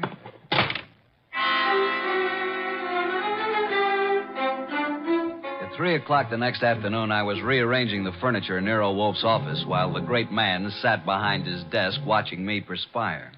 Are you finished now, Archie? I guess so. And tell me where they sat. There were 2 couches, like this, in front of a fireplace. Collins and Boyce were sitting together on one couch. When Georgia and I came in, they were looking at some canceled checks. Where was Mrs. Collins? I told you she was getting ice and fresh glasses. Why was she getting fresh glasses, Archie? Where were the empty ones? I don't know. Maybe they were the same ones she brought back, washed and polished. Archie, I trust your powers of observation absolutely. That's why I sent you to Mrs. Collins' cocktail party. Okay, how did you know there was going to be a murder? If it was a murder. It was a murder, Archie. But isn't it obvious?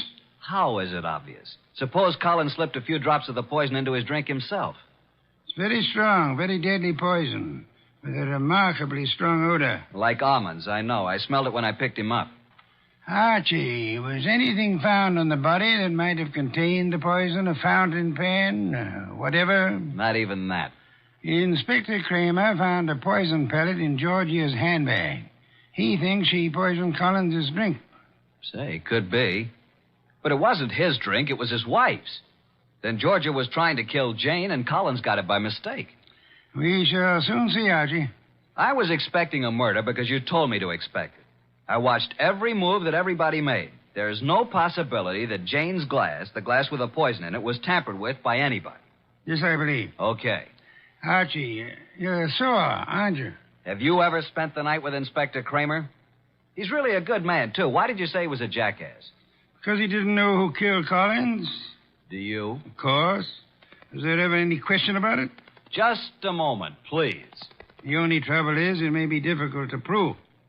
That's why we are giving this little cocktail party this afternoon with the help of Inspector Kramer.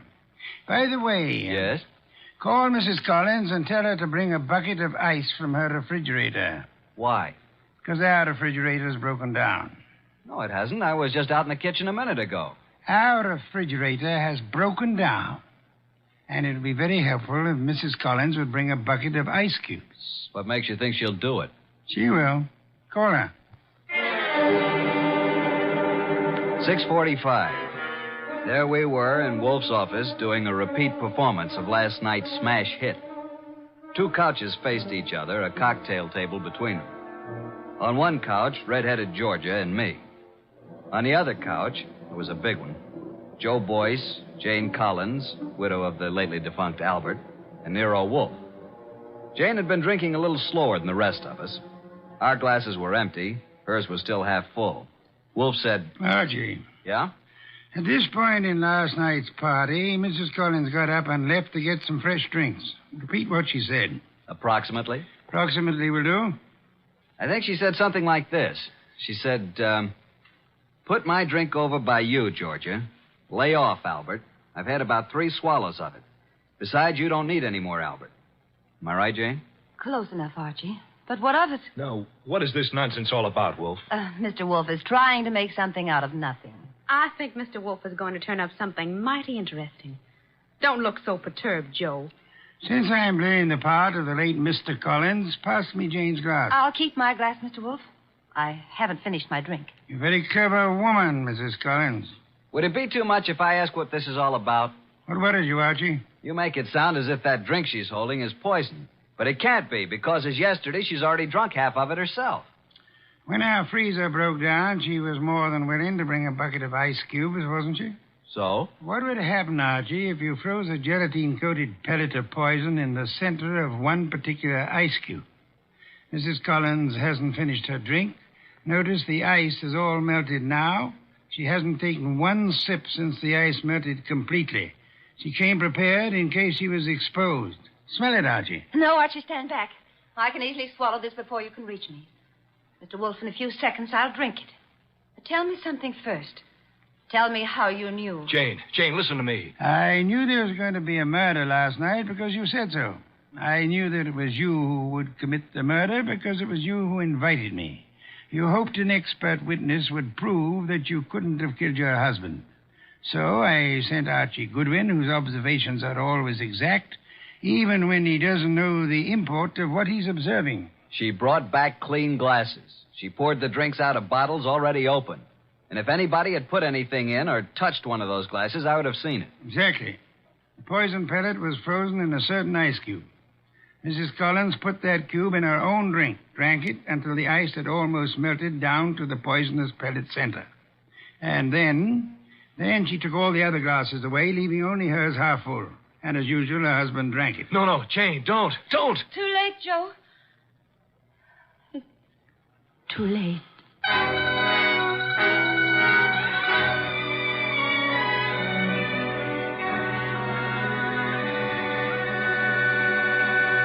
Well, boss, Jane didn't get away with a suicide try. That was clever thinking you did. I prepared a cube of ice in which I had frozen a gelatine capsule containing nothing more than a vitamin compound. I substituted for the cube in which Jane had placed the poison for herself. Wonder why Jane Collins wanted to have Joe. He'd stolen practically all the money in the company. He was just a crook. Birds of a feather, Archie. I don't believe Joe Boyce had any idea that Jane was planning a murder. And he still had all the money. Well, the forgeries will put him away for a long time. And poor Georgia could have had it pinned on her if it hadn't been for me. Yes. You knew all along, didn't you, that Jane had planned to have Georgia accused by planting another pellet of the poison in Georgia's handbag. Jane would have gotten rid of her husband and Joe's wife in one stroke. You knew all that, didn't you? Well, how about a bottle of beer, boss? Could you spare the time? Georgia. Beautiful redhead. Wonder where she is tonight. I'm sure I haven't the slightest idea, but in case you do... Well, just be quiet with the elevator door when you come in.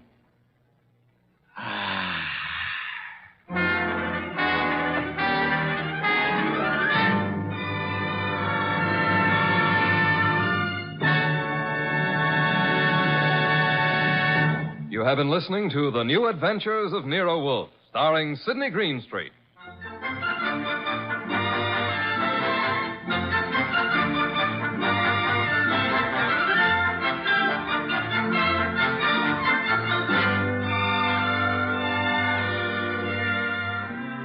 Tonight's transcribed story by Mindred Lord was based on the characters created by Rex Stout. This is an Edwin Fadiman program, produced and directed by J. Donald Wilson.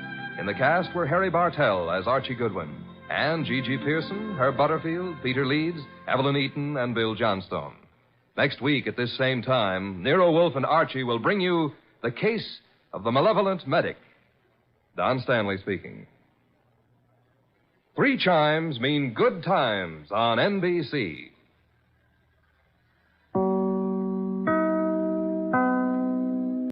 Stay tuned for Nero Wolfe, transcribed in 30 seconds. Tomorrow, you're invited to a 1-hour concert by the renowned NBC Symphony. The orchestra will be under the direction of Bruno Walter for tomorrow's performance, and celebrated violinist Joseph Szigeti will be featured soloist. Selections for tomorrow include the overture to Mozart's Marriage of Figaro and the same composer's brilliant concerto for violin and orchestra. You're invited every Saturday to a concert by the NBC Symphony. Ladies and gentlemen, the ringing of that phone bell brings you mystery, adventure. Nero Wolfe's office, Archie Goodwin speaking. Who? Mr. Hal Horton, United Industries? Oh, I see. Well, I must warn you, Mr. Horton, Mr. Wolfe doesn't take kindly to big industrialists. Says their great wealth upsets his digestion. Why do you want to see him? The connection's bad. I don't hear you. Who? Who? Mr. Horton, who? We're cut off. What is it, Mr. Goodwin? Mr. Hal Horton called. I understand that. I won't see him. Tell him what money I have to invest I put into orchid plants. Mr. Horton wasn't promoting anything. And what did he call you for? The great Horton needs a detective. Maybe just my occupational reflex, but I thought he said somebody'd been murdered.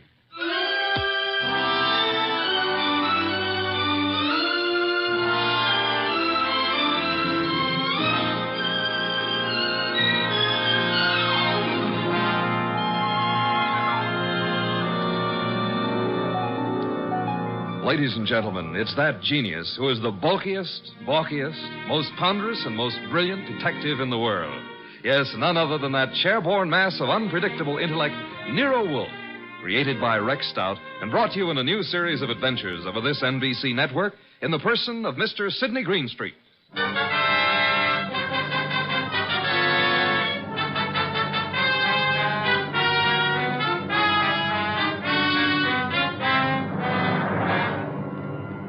It turned out that what Horton had said had been murder, which became celebrated in the case of the malevolent medic. But its solution wasn't a simple matter of following up his accusation. It had false clues mixed all through it like raisins in a pudding. The man we came to know as the malevolent medic was young Dr. Benjamin Sloan. The case began on the sunny afternoon when Grace Banks, his nurse, came into his private office. Waiting room's finally empty, I take it? Well, there's one more patient, darling. I'm sorry, doctor. Mrs. Horton's here for another of the thiamine chloride shots you ordered for. I said you could give her those, Grace. She doesn't have to wait to see me. Oh, she's hung up her mink coat, parked her orchid and her alligator bag, and filled up all the ashtrays with lipstick cigarette stubs. Mrs. Horton prefers to wait for you. She seems very upset. I hoped she'd get hold of herself. Mrs. Hal Horton with all that money. Whatever gives her such jitters? Darling, if I ever get in that condition after we're married, please shoot me. I've advised her to go to a specialist. Hers isn't a true medical case. Well, I'll do what I can. Get a needle ready, will you, Grace, and show Mrs. Horton in. Yes, darling. I mean, doctor.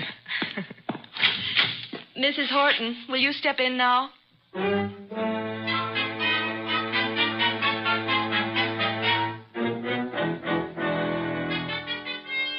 Been in that waiting room for hours. Ben, I wrote you every day this week. Why didn't you answer me? You say your health hasn't improved, Leslie. I'm worse. Much worse. Still chain smoking, drinking, and the sleeping pills? I have to take something. I can't walk the floor all night, can I? Thinking. Why are you so unhappy, Leslie? You have what you always said you wanted. Money, clothes, excitement. You have the right to say that.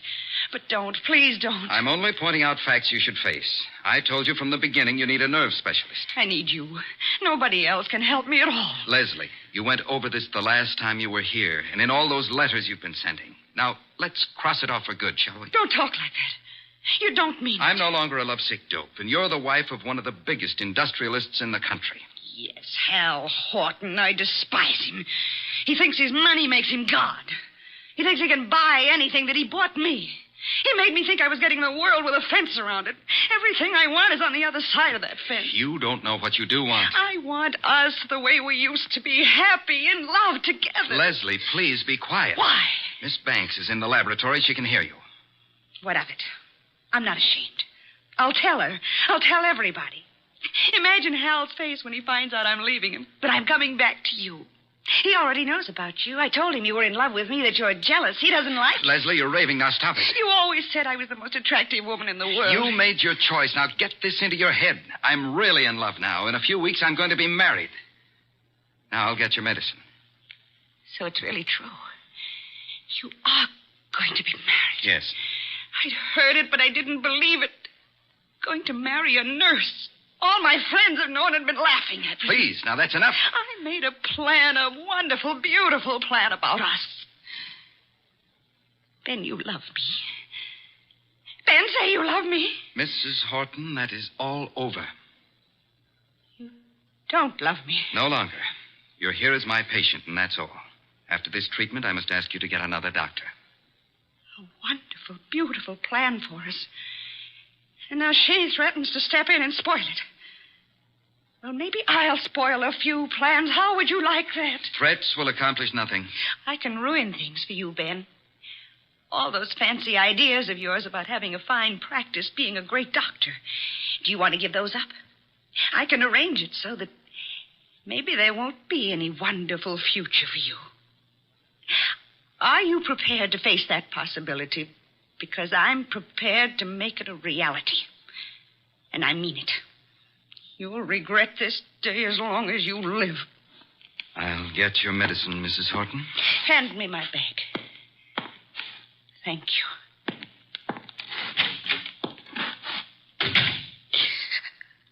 Oh, I hate you, Ben. I hate you both.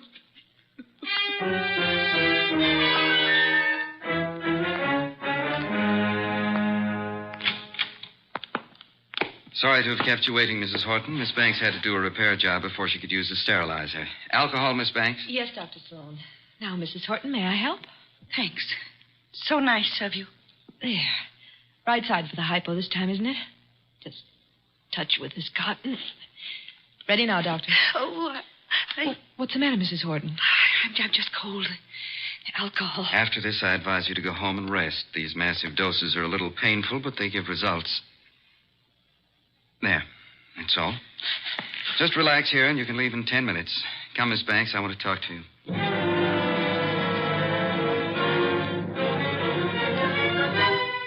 Doctor! I feel sick. I feel very sick. You might as well stop acting. I can't get up.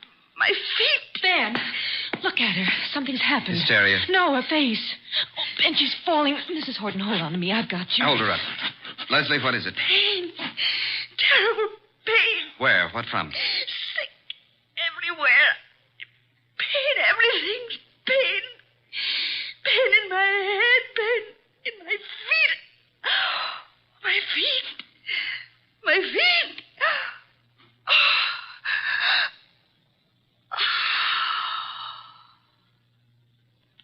Doctor, she's dead. Yes, Grace.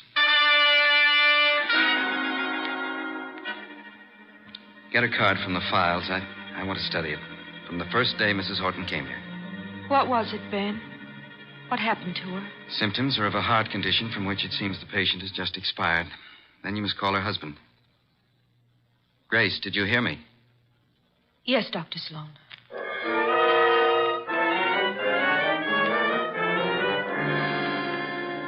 Well, I discourage your visit here, Mr. Horton. I do have a sort of curiosity about the operation of so-called big business. Maybe I'll be a glass of beer and hear an explanation of the rise and fall of this morning's stock market. You don't think I've come here socially? I wish to engage your services for... Not available. You're a detective, aren't you? Specializing in cases that interest me. Sherry, Mr. Horton? I don't need it, thank you. But Mr. Wolfe says he specializes in cases that I've just got here. I haven't told my story. I don't believe you even know who I am. Oh, yes, we do. We do indeed. A millionaire. Did I offend you by speaking of a fee? No, on the contrary. It is that portion of your conversation which interested me most. Frankly, I plan to spend the evening examining the first edition of Henry James I'd like to purchase, and the word fee suggested a possible way. Now, what have you done, sir? What have I done? One doesn't have to be a detective to recognize you're in trouble, Mr. Horton. Look, Mr. Wolfe, I have done nothing. But I've got a question I've got to have answered. I need facts. They tell me you're the man who can give them to me. If Nero Wolfe can't get them for you, they're not facts, they're fancies, Mr. Horton. Well, my story's involved. But the gist of it is your beautiful wife, a former model, died last week. The death certificate indicated a heart attack. You suggest she was murdered. How did you know? Never mind how I came to my conclusions. How did you come to yours? Leslie had been going to a Dr. Benjamin Sloan. She said he was a specialist. Some friend had recommended. She'd been upset. He was giving her vitamin B shots, she told me. You doubt that was true? Dr. Sloan informed me, after she died in his office, there'd been a heart condition from the beginning. Well, I don't believe it. Leslie was a very emotional girl. She'd have been quite frightened of a heart ailment. She'd have told me about it. Maybe she didn't comprehend its seriousness. Dr. Sloan did. Why didn't he get in touch with me at once about it? Then, when I went to clear up Leslie's room, I discovered something. Leslie didn't go to Sloan through a friend. She'd known him when she was a model and he was a hospital intern. She'd kept letters he'd written to her then. Love letters. Indeed. Well, doesn't that give you an idea, Mr. Wolfe? Sloan lost Leslie to me. No man who'd been in love with Leslie would ever get over it. Would a man be jealous enough, kill a woman he loved, rather than have her belong to another man? An interesting theory, Mr. Horton, one frequently advanced in fiction. Shall we investigate and see how it works out in fact? You'll take the case, then. The intricacies of the feminine nature are challenging if you do not have to come in contact with the creatures. The practical research in such matters I leave to Mr. Goodwin here. It is a field in which he specializes. But it's you I want. Our method of operation is not under your control, Mr. Horton. If you'll be so kind, Archie, get a first-hand report of Dr. Benjamin Sloan and the women in his life.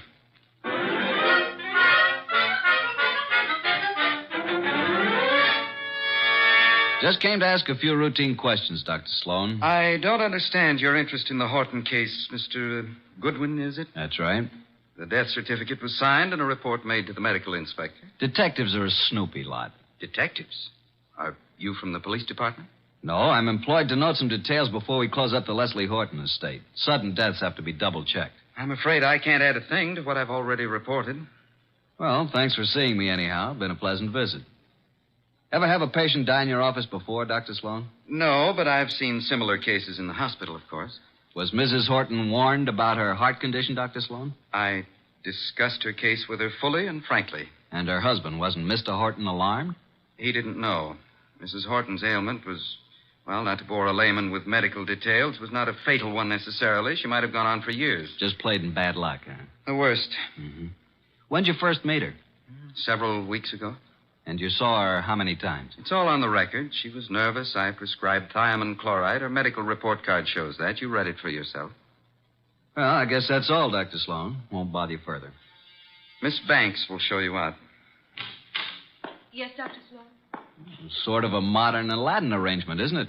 Wish I could press a buzzer and have a beautiful girl like you appear. Mr. Goodwin is leaving. Oh, this way, Mr. Goodwin. You can use the side door. The waiting room's full of patients. So long, Doctor. This way through the lab. There's a door from it into the corridor. Cozy place, all those bottles. I suppose there's enough stuff in here to kill an army. To cure one. Miss Banks, may I say that you're the kind of a nurse that patients dream about? Make it a pleasure to go to a hospital. Blonde hair, blue eyes, winkers an inch long. Are they real? If you'll excuse me. What do I have to come down with to persuade you to take care of me, huh? I don't take cases. I'm a technician. Good day, Mr. So you work just for Dr. Sloan? That's too bad the way he's involved in this Horton case. It looks serious. Mrs. Horton simply died of a heart attack in Dr. Sloan's office. If you wanted to help your boss, Miss Banks, you'd stop rushing around and answer a few questions. I'm sure Dr. Sloan gave you the necessary information. Guess he doesn't realize the trouble he's in. If you can supply any details that'll change the picture, you'll be doing him a great favor. He's a nice guy. I want to help. What is there to say? The report... Let's get it in your own words. Just what really happened here that day. Well, Dr. Sloan gave Mrs. Horton the vitamin B shot. That was routine. Mm-hmm. But she didn't get up afterward. She said she was sick.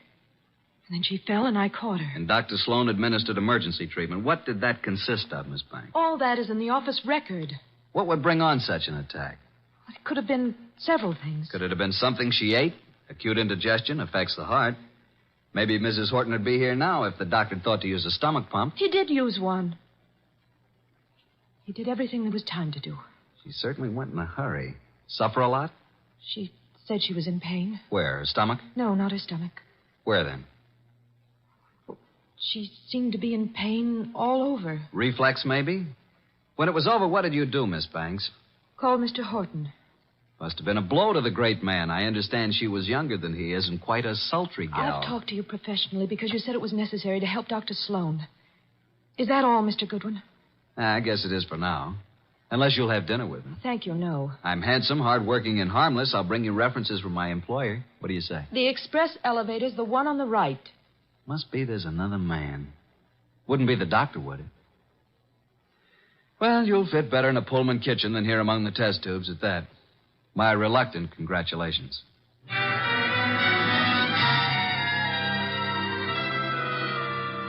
The verdict, Archie? Innocent as lambs, both Sloan and the nurse. Evidence to prove it? My unfailing sensibilities, not the murderer type. Nice couple, doctor and the nurse. I suspect they're engaged. She's so much in love with him, I could have been you, and she wouldn't have known the difference. Very flattering.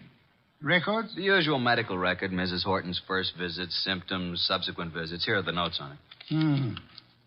Vitamin B shots. No chance they brought this on, huh? Dr. Sloan says absolutely not. I checked that with other doctors. But Mrs. Horton did go into this right after the hypo. Nurse's story jives with Sloan's? A little more detailed. She says he did everything. He even used a stomach pump. The woman was in pain? What's this? Head to feet? My way of saying pain all over. What other papers did you examine? Only the medical record. Get back to Sloan's office late tonight and examine all the papers in his desk. Can't you trust me? I tell you, there's no reason even to suspect these two. When you have one of your adolescent's infatuations on, blood dripping from a dagger in a girl's hand would look to you like crushed rose petals. With this Grace Banks out of the way, maybe you can recognize evidence. Sounds like a long, bleak evening. Hand me that medical book, and then be on your way. I want to think.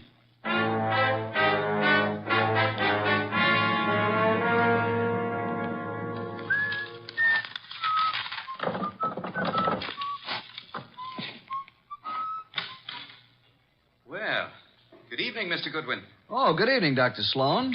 This is a surprise to us both. I didn't anticipate that you'd be keeping office hours after midnight. What are you doing in my office at 2 o'clock in the morning, Mr. Goodwin? Reading your mail and having a ghoulish time surrounded by all these shiny instruments of yours. You've been rifling my desk. I wouldn't do that if I were you. I've put things back very neatly, even the letters from this little secret compartment, which isn't secret at all to anybody who knows about desks. I've kept only Give one. me that Easy. It's the "My darling, mine first, shan't ever give you up one way or another" one. You remember it? I'll bet that nice little nurse you're engaged to never wrote that, did she? What do you intend to do with it? Mark it Exhibit A in the Horton murder case. Maybe you'd like to come with me and explain it to Nero Wolfe. Very moving, very flattering, very interesting if you like women, but also very incriminating, Dr. Sloan. What does it prove? A silly woman with a nervous breakdown imagined she was infatuated with me. A woman who is now dead, you must remember, under, shall we say, unusual circumstances. You signed a death certificate which stated Mrs. Horton died of a heart attack. As you signed it, Dr. Sloan, did you remember she had threatened you and heave a sigh of relief that fate had done you such a good turn? I didn't bear Leslie any ill will. I was sorry for her. You felt adequate to the situation. You called no other doctor, though there are several in your building. My first thought, of course, was that it was some extraordinary allergic reaction to the vitamin dose. It was not until an hour or two after she was dead you decided she expired from a heart attack. Yes. How did you explain the pain?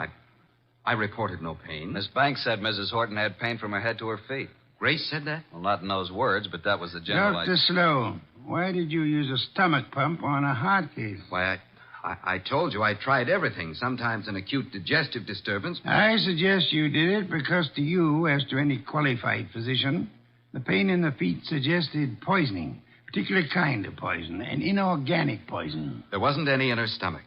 You maintain that?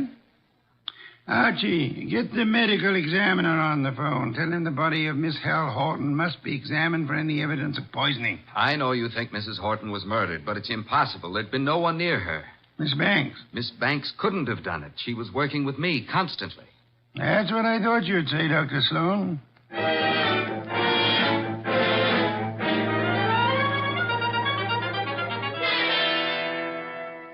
Mr. Wolfe, I had to see you. This is the most dreadful thing I've ever heard of. Trying to accuse Dr. Sloan of murdering a patient. It appears he had a reason to want Mrs. Horton dead, Miss Banks. She was that thing the poets write about, a woman scorned. She had sent him this hysterical letter threatening scandal if he rejected her. He couldn't control her. She kept coming back to his office making scenes? He gave her nothing but thiamine chloride. I know. I fixed the shop myself. Don't start covering for it. I'm not. I tell you, I filled the needle. And I didn't put anything but thiamine chloride in it. You haven't any reason to think anybody did, except for that letter you stole.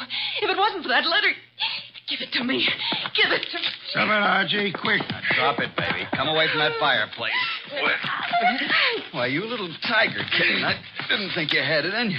Come on, let go of it. Let go. Give it to Papa. Now, look what you did. You almost got Nero Wolfe out of his chair. Destroying evidence is a serious offense, young woman. She kept coming to the office, writing and pestering him. I heard her from the laboratory. You read her letters, too, didn't you? You knew if something didn't stop her, Dr. Benjamin Sloan was a ruined man. But he didn't kill her. I know he didn't. I don't believe he did. You don't? Well, then who? You've just provided an excellent motive for having done it yourself, Miss Banks.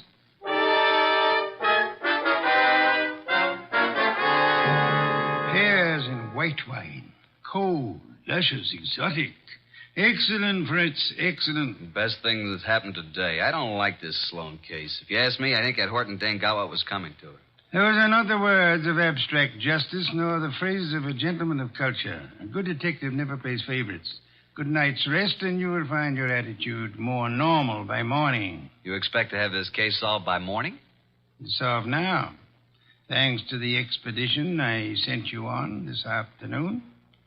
The arrests can wait. No one will escape. I feel like a murderer myself. If I hadn't wormed it out of Grace about the Horton woman complaining of pain, and if you hadn't jumped at the word feet... That, Archie, my dear fellow, is the purpose for which you exist, to discover pertinent facts. Have we quite finished? Copy in the study, then. Here's the door. I'll go. Mr. Wolfe in? He isn't seeing anyone this evening, Mr. Horton. Well, he's seeing me. Archie, if that's Mr. Horton, I'll see him. You'd better. Sorry you found Mr. Goodwin so impossible, Mr. Horton. He came to pay you a call this afternoon. I sent him, but he didn't find you in, did you, Archie? No, but I made myself at home. I knew anything that would help to solve this case you'd want us to have. What do you mean? You were in my house? What did you take? Nothing of monetary value, I assure you, that will not be returned in due course. But before I announce the solution of a case, I like to have all my little props in place. I appreciate a well-rounded performance. Mr. Wolfe, I've had enough of this foolishness, this delay. I hired you to convict Sloan, not to play parlor games. You must be patient, Mr. Horton. Don't force me. I want action. Well, I had planned to wait until the morning, but if you insist... These papers here may interest you, Mr. Horton. Mr. Goodwin here collects them, your wife's letters. Leslie's? You recognize the script? These are addressed to Dr. Sloan. Do they prove anything against him? The lady's correspondence should be kept private. This other letter, however, was sent to you. To me? Leslie's? What? Give it to me. Easy, Horton, easy. Don't grab. No, but that letter's mine. You stole it from my desk. There is a point in a case, Mr. Horton, where letters cease to be personal property and become evidence. What evidence can that letter provide? It seems you had reason for wanting to kill your wife, Mr. Horton. A man can get annoyed by a note saying his wife never loved him, that all his money isn't enough, and that she's going to another man. You accusing me of murder? It could have been the perfect crime. Poison in one of those pills she was forever taking, or on the tip of the cigarette she chain-smoked, in a doctor's office to die in. If you hadn't been fool enough to try to pin it on Sloan, you might have gotten away with it. If I had known while she was alive what Leslie was, I might have done anything. But that letter you stole from me was one she left under my pillow. I didn't find it until after she was dead. I didn't kill her. Sloan did. You hired me to prove that, Mr. Horton. Suppose you let me go about my business. Nero Wolfe's office. Yeah? Oh, you did? Good boy. We'll expect you. I'll tell Mr. Wolfe at once. Medical examiner's officer. Just as you thought, they found poison in the body. Listen to me. Inspector Kramer's picking up Dr. Sloan and Grace. They'll be here any minute. Kramer's set to make an arrest. I told you. The police know it's Sloan. Put the letters in Mrs. Horton's bag on my desk, Archie. Leslie's alligator bag? You stole that from my house this afternoon, too. Those things are mine. Inspector Kramer will want to take them with him. What, do you think I wanted made public what Leslie did to me? Kramer can't have them. Maybe the inspector will want to take you, too, Mr. Horton. Let them in, Archie. Come in, Inspector Kramer. Dr. Sloan, Miss Banks. Wolf asked me to bring them here first before I locked anybody up. Mrs. Horton was murdered, all right. I'm sending a man for Horton, too. You won't have to. Mr. Horton's waiting here to join the party. Come into Mr. Wolf's office. Good evening, Inspector. Good evening, Wolf. Will you all please range yourselves around the room as I indicate? Miss Banks here. Dr. Sloan, Mr. Horton. Archie, you stand between the two men, if you please. Mr. Wolfe, this is a dreadful mistake. I swear the doctor didn't... Stop thinking about the doctor. What about you? If you're accusing Miss Banks, I might as well tell Hold you it, now. Dr. Sloan. From here on, anything you say will be held against you. That's what I want. Let Grace go home and Well, I'll... for heaven's sake, why don't you arrest the man? Isn't it obvious he's guilty? You and your trumped-up charges against me. I'll do the talking now, Mr. Horton. Mrs. Horton died from a certain inorganic poisoning. Poison administered in your office, Dr. Sloan, with a hypo syringe. Let's get it over with. I gave her the hypo. But I filled the needle. There you are. They're both guilty. Which would solve the case if they weren't lying. Miss Banks believes Dr. Sloan killed Leslie for her sake. Dr. Sloan thinks Miss Banks put poison in the hypo to save him from professional ruin. They're trying to protect each other. The fact is, the hypo they gave was perfectly harmless. It did not kill Mrs. Horton. Then what did? Mrs. Horton came to your office in desperation, Dr. Sloan. But she came prepared for the worst. You see this handbag? Can any of you identify it? Yes. It's hers. Is it Mr. Horton? It's Leslie's. The bag she carried to the office the day she died. Open it, Archie. You will see it contains her change purse, billfold, cigarette case, matches, her handkerchief, nothing more. That is, not unless you look closely. Then you will observe this lining has a double fold. A secret compartment. Exactly. We open it this way, and there we find it. A hypodermic needle with which the unhappy woman committed suicide. Miss Banks, Dr. Sloan, you can stop protecting one another. Mr. Horton, the world need never know you were a betrayed husband. Mrs. Horton killed herself while in a confused state following a mental breakdown. The case of the malevolent medic is closed.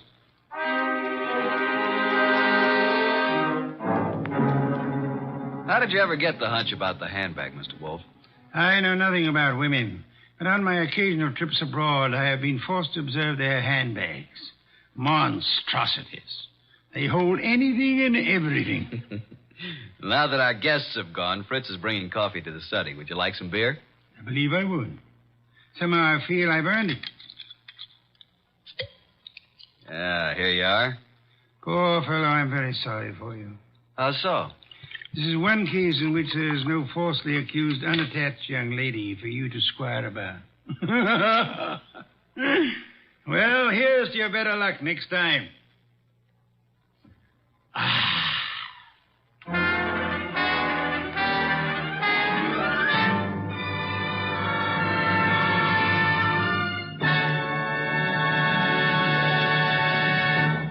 You have been listening to The New Adventures of Nero Wolfe, starring Sidney Greenstreet.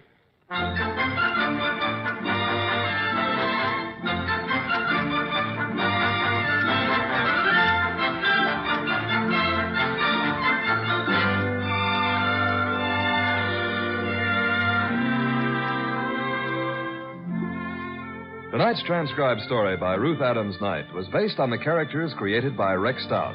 This is an Edwin Fadiman program, produced and directed by J. Donald Wilson. In the cast were Harry Bartell as Archie Goodwin, and Gene Bates, Vic Perrin, Bruce Payne, Bill Johnstone, and Mary Lansing. Next week at this same time, Nero Wolfe and Archie will bring you The Case of the Hasty Will. Don Stanley speaking.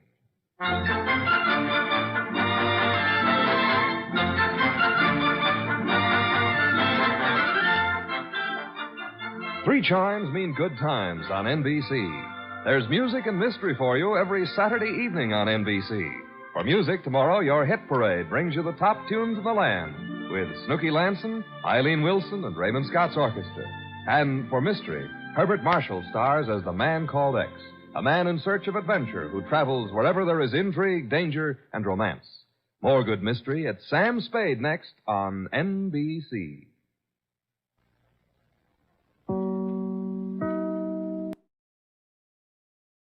Three chimes mean good times on NBC. You're invited every Saturday over most of these NBC stations to a 1-hour concert by the renowned NBC Symphony. Tomorrow's symphony performance features Metropolitan Opera star Helen Trouble as guest soloist. For tomorrow's broadcast, the orchestra will be under the baton of the widely acclaimed conductor Wilfrid Pelletier. For the world's great music, hear the NBC Symphony brought to you tomorrow and every Saturday. Transcribed. Ladies and gentlemen, the ringing of that phone bell brings you mystery, adventure. Nero Wolfe's office, Archie Goodwin speaking. Yes, who's calling? Mr. John Blake? Well, is this a matter of business? That's fine, Mr. Blake. I'll just call him. Archie, I'm not here. Tell him I'm up in the plant room with the orchids. I was going to call him to the phone, but he's up in the plant room with his orchids. What sort of a case is this, sir? Really? Really, is that so?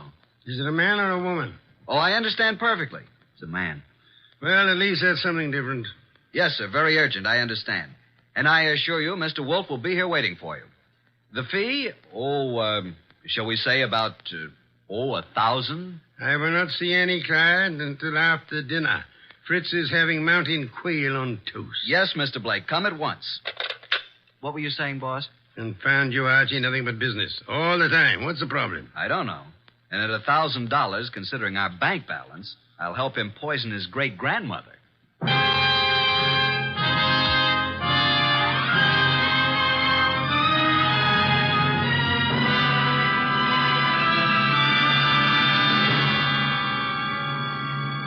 Ladies and gentlemen, it's that renowned genius who is the bulkiest, balkiest, most ponderous, and most brilliant detective in the world. Yes, none other than that chair-borne mass of unpredictable intellect, Nero Wolfe, created by Rex Stout and brought to you in a new series of adventures over this NBC network in the person of Mr. Sidney Greenstreet.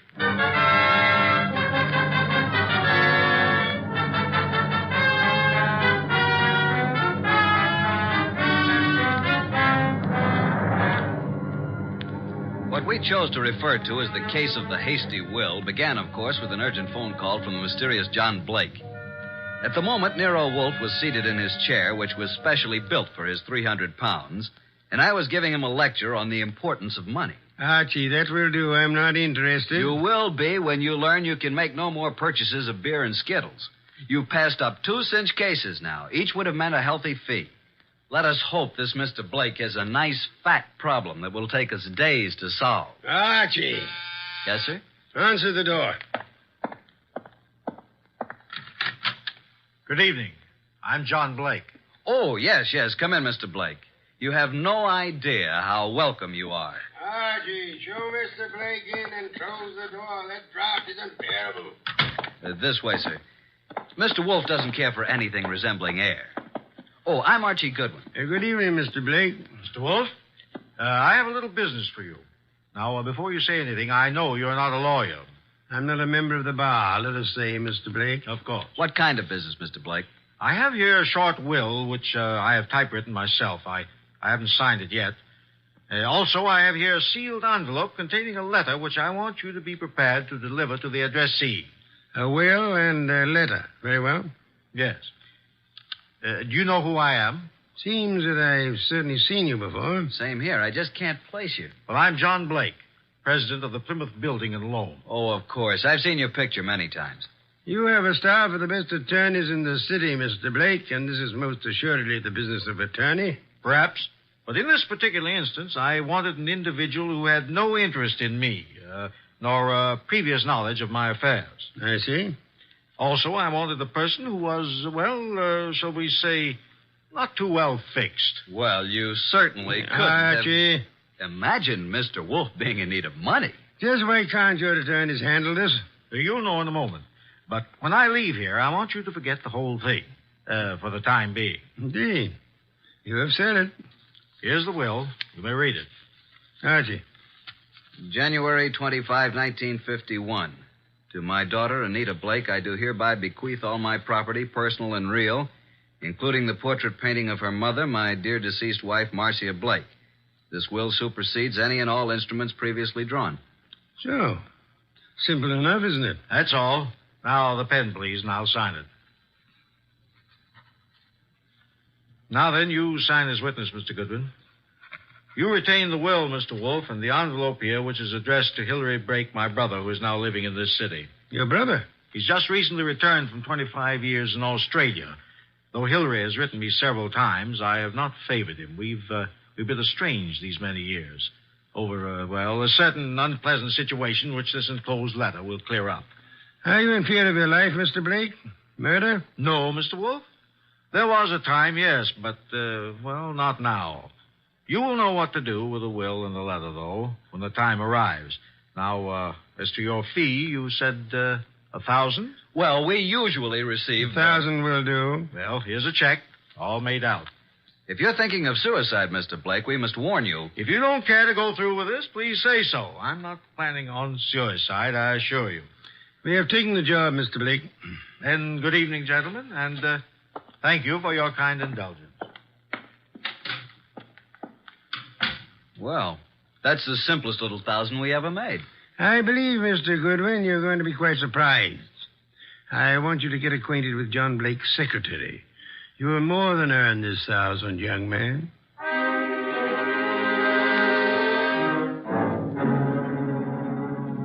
Archie. Archie, is that you? Yes, boss. What time is it? It is 6 p.m. The clock is right in front of your eyes.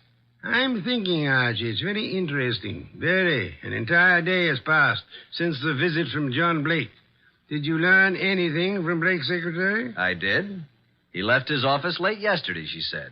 His daughter Anita is quite upset because he didn't come home. Check his club? Yup. I didn't talk to the daughter, but I learned that she's engaged to a young fellow named Wilbur Martin. She told the secretary that her father had been acting strangely of late, a bit morose. And what does the daughter feel has happened? Anita's afraid he's been kidnapped. You haven't met nor talked to any other than the secretary? Not yet. And so far, no one's called the police. Good. We must, for the time being, prevent that. What did you learn of Blake's brother from Australia? He's been here only a year. They've met only once or twice since his return. The secretary thinks the breakup was because of their love for the same woman. Hilary became very wealthy in Australia. Very well, Archie. It is time for you to visit Miss Anita Blake at her home. I'd love to, boss. She's a mighty purty gal. Phooey. Archie, you can do me a great service. Anything. Be sure to close it tightly as you leave. Close what? The coal chute, of course.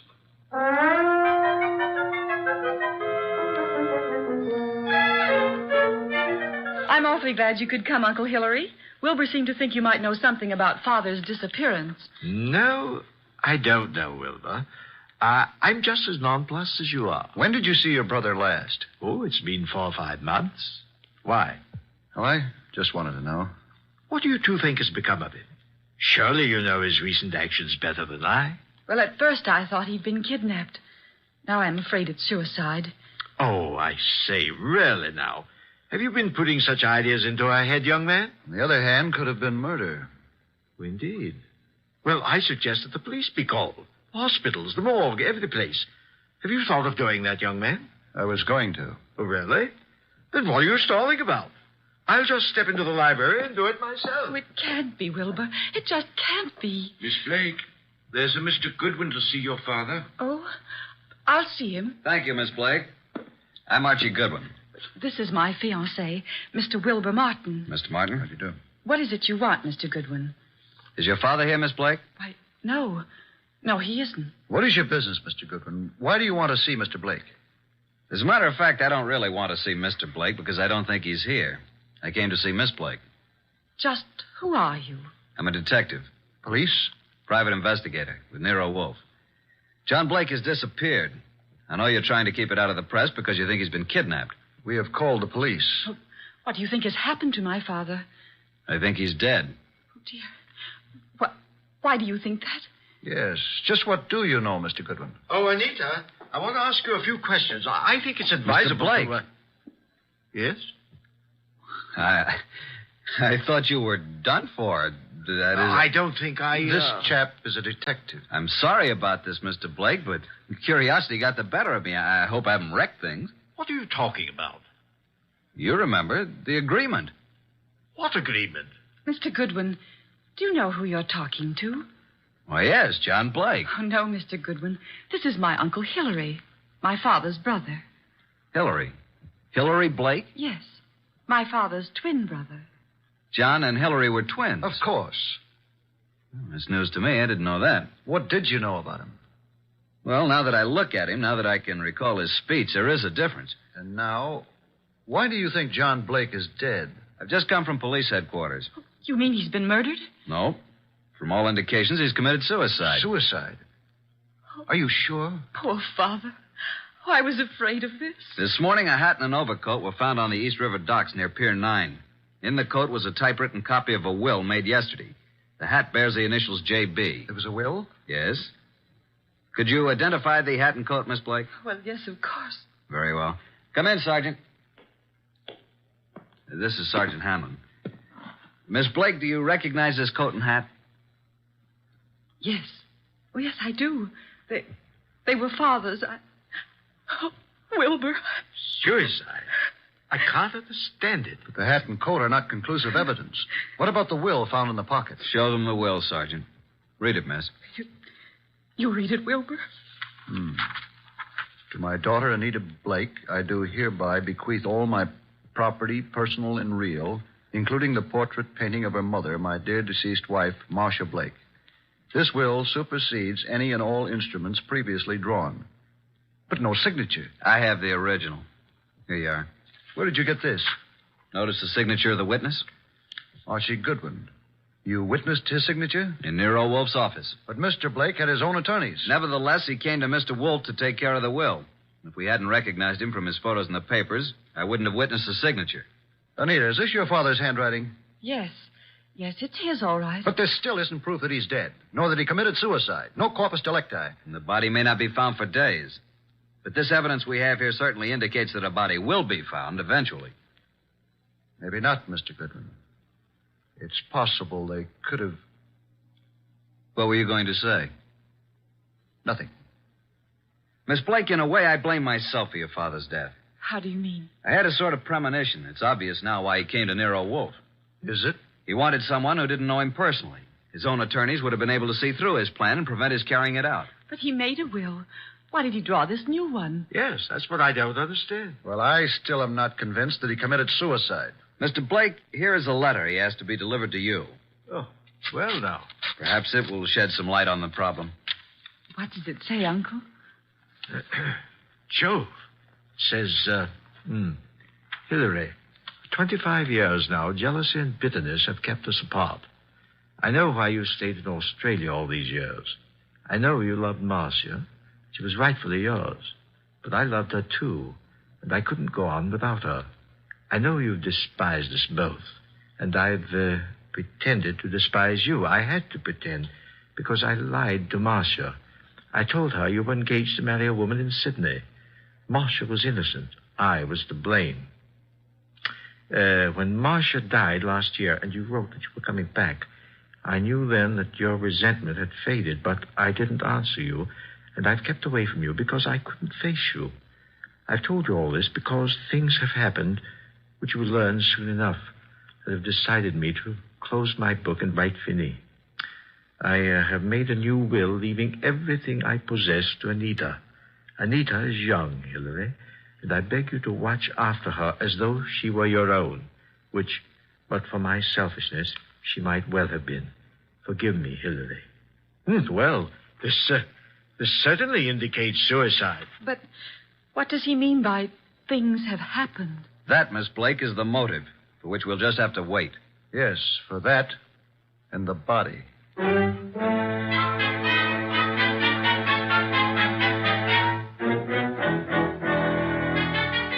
Well, boss, up here in the conservatory a bit early, aren't you? How are the orchids? Oh, it's a nice sunny morning. Even though it is around 0 outside, the sun is fine for them. And behold, Archie. Huh? What is it? The Dendrobium sclerostel. Yes, indeed. What about it? Showing 2 buds. Most encouraging. Indeed so. Boss, I can't take the steam heat here. Tell me, this painting of Marcia Blake, is it large? It hangs over the Blake mantel, about 3 by 4 feet. Find it most intriguing that John Blake should mention the painting in so short a will. And Hillary, does he seem to offer any suggestion on this problem? He has very little to say. Wilbur has definite ideas, and he's in there pitching all the time. He has a rather unpleasant way about him, though. You have talked with Inspector Kramer? I have. And asked Miss Anita and Hillary to meet you at the morgue to look at the body? Right. And I left Wilbur out of this gathering. This body is practically unidentifiable, huh? In Kramer's opinion, it is. After you're finished down there, I'd like to have a chat with this Wilbur Martin. Okay, but you'll get nothing out of him. I've tried. Archie, you're becoming so conceited. Soon I fear I'll have to fire you. If it were summer, I would forthwith resign. Run along and close our coal chute behind you.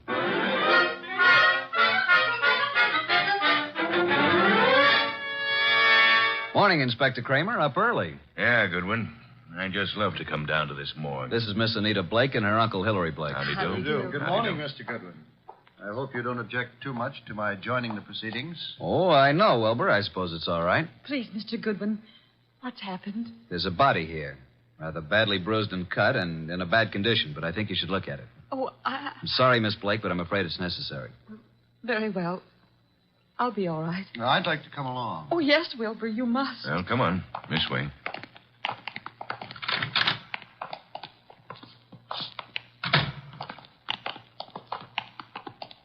Well, here we are. Wilbur. Oh. What do you say, Miss Blake? Oh. Now get hold of yourself, Anita. Please, you must. Yes. Yes, that's Father. And you, Mr. Blake? It's certainly hard to say. It looks as though it might be John. Was there no means of identification on the body? No jewelry or... Father never wore any jewelry. There was nothing but this suit here. Nothing in the pockets. That's Father's suit, all right. I know. Oh, why? Why did he do it? Come along now. That's all for today.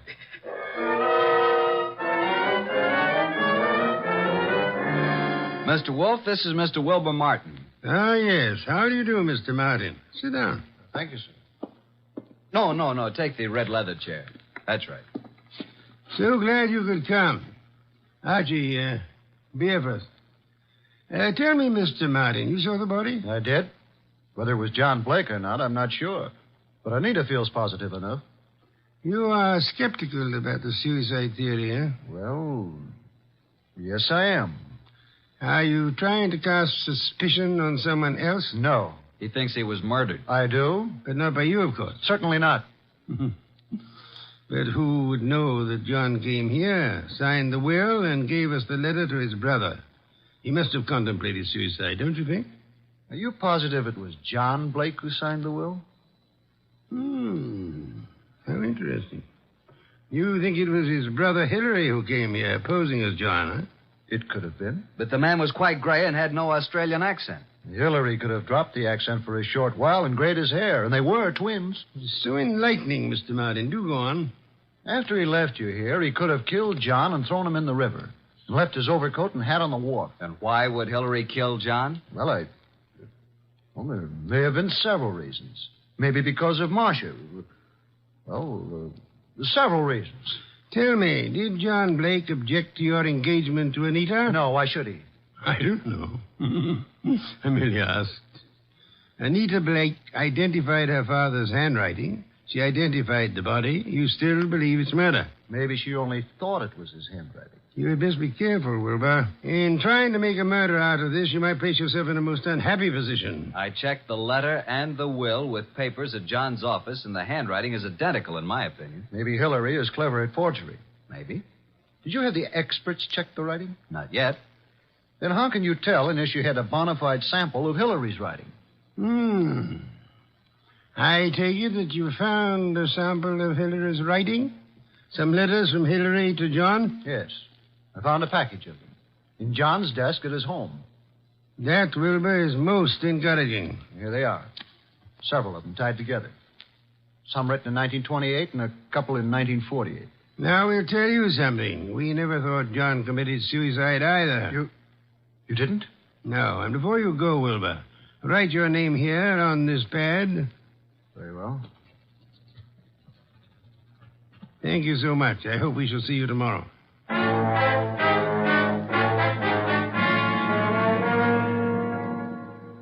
Well, I'm surprised, Inspector Kramer, to see you out in such inclement weather. I like the cold spells. Sit in the red leather chair. Yeah, thanks. Good. Have your experts finished checking the will and the letter? Yep, but not all through with a package of Hillary's old letters that Wilbur found. What's the verdict? If this is forgery, it's the cleverest bit of forgery we've ever come across. My men say the will and the letter you received appear identical with the specimens from John's office. Indeed. The will and the letter then do seem to have been written by John Blake. Yes. But on the other hand, and this is unusual, by comparing this letter from John with a letter Hillary wrote from Australia in 1948, we found characteristics in both men's letters which were definitely similar. Then, Inspector, you feel that Hillary might have written the letter and signed the will. That it was Hillary who came to my office? It's a tough thing to prove, but I think that's being on the right track. Inspector, what about the rest of the package of letters I got from Wilbur Martin? They're still working on those down at headquarters. What about young Wilbur?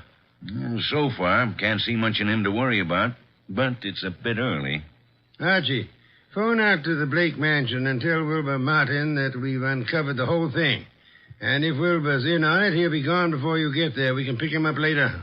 Okay. I'll let you know about the rest of Hillary's letters. Good. We won't phone out there until you're finished. I'll call you as soon as possible. Archie, I want you to look into the affairs of the Plymouth Building and Loan Company. See what you can learn about the actual stability of the company. Okay. Boss, please put on your muffler and overcoat and open a window. A candle couldn't burn in this place.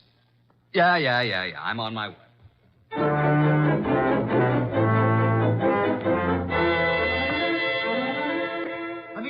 Anita. What is it, Wilbur? What's happened? I came out as soon as I heard. Well, what's happened? Speak up, man. You haven't heard? You don't know? No, what? Look at these headlines. Plymouth Building and Loan crashes. Wilbur, what does this mean? It means your father embezzled the funds of the company and he has gone to the wall. What? Yes, close the doors. Oh, no, Wilbur, no, I can't believe such a thing. I'm sorry, Anita, but there it is in black and white. Then this is the motive for John's suicide. Why? Why? Because he knew he was caught. What else? He could have put the money back, couldn't he? Yes, but maybe he lost it by trying to make more to cover up the shortage. I don't think he lost it. You don't? No. Oh, nonsense. He must have. Else why would he kill himself? Maybe he didn't kill himself. Oh, this is awful. Oh, please, Anita, you mustn't worry. I know this is very embarrassing for you, but it isn't your fault. Now, let me take you away for a while. We can run down to Mexico until this blows over. You won't take her to Mexico. You won't take her any place. Just what do you mean? What's wrong with you, Wilbur? You're acting stupid. Your father may have fleeced the company, but I don't believe he lost the money. Wilbur. He hid the money, and your Uncle Hillary found the hiding place. And he set up the suicide to cover your father's murder. Hillary killed him. Oh, you're crazy. You're out of your mind. Why, this doesn't make sense. I have all the money I need. Yes, you have now.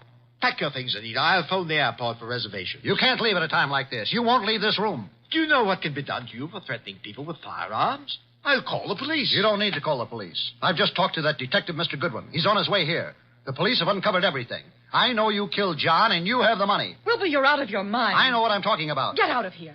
Get out. I won't leave. No one will leave till Goodwin comes.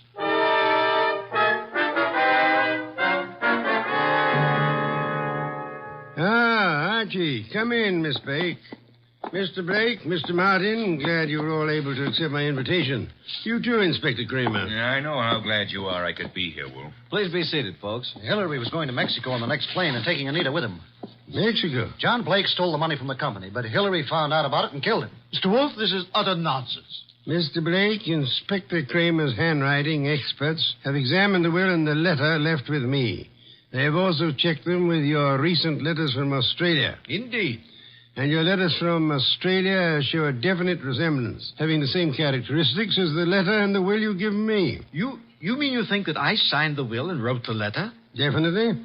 Ridiculous. But there's something else. The will mentions a painting of Marcia Blake, Anita's mother. Archie, where is that painting? Did you bring it? It's here. Bring it in here, Sergeant.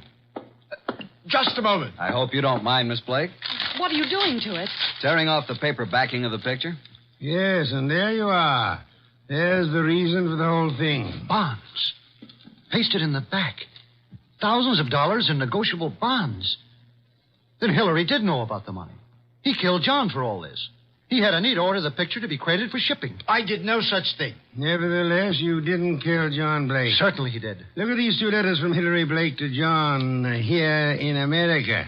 What are the dates? September and November 1948. Those were supposedly Hillary's most recent letters to John. And look at these letters, June and July 1928. Notice any difference? All are signed by Hillary, but the ones dated 1928 are not at all like the ones written in 1948. Not the least similarity. The ones dated 1928 were written by Hillary. But those dated 1948 were written by John. By John? How do you mean? Carry on, Inspector. You're under arrest, Mr. Blake. Not for murder, because there's been no murder. You're under arrest on a charge of embezzlement. Embezzlement? Oh, but how can And you, Miss Blake, are under arrest as an accomplice. What? I don't understand. Mr. Wolfe. Wilbur, you yourself unearthed the old 1928 letters, really written by Hillary from Australia. The recent letters are not in the same handwriting. They were poorly forged by John in 1948. Furthermore, we checked with Australia and learned that Hillary Blake died in Sydney 10 years ago. And this man here is really John Blake, posing as Hillary to escape the penalty for looting the company. Anita. It just doesn't seem possible. Anita knew all about it, and they might have gotten away with it if they hadn't come to us, Archie. What a fantastic plan. I'm giving you back your $1,000, Mr. Blake, but I'm afraid it won't do either of you much good now.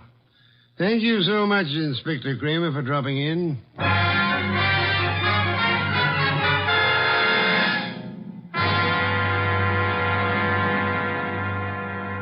Well, boss, that was a clever bit of deduction. You really think so, Archie? It was quite a blunder for so clever a man as John Blake. Why did he make the mistake of coming to us? There are many holes in the plans of the criminal mind. He must have forgotten about the 1928 letters, or he would have destroyed them. And he underestimated Wilbur's intelligence. And I thought he was a dope, too. But he was half right. He really slipped up on the body in the morgue. Inspector Kramer was most kind to cooperate with us in that little act. Anita was too eager to identify the first body she saw. And the painting. You sensed there was more importance attached to it than the fact that it was a work of art. True. Some beer, please, Archie. Coming up, boss? Now, that brings me to an unpleasant subject. What's that? You were talking about resigning. Are you still in that frame of mind? Resigning? When did I say anything like that? Then you're going to be content with conditions as they are? Why, of course. What are you saying? And you don't mind it a bit as long as this dreadful weather continues? Well, not at all. Don't mind what? Going in and out of the house through the coal chute.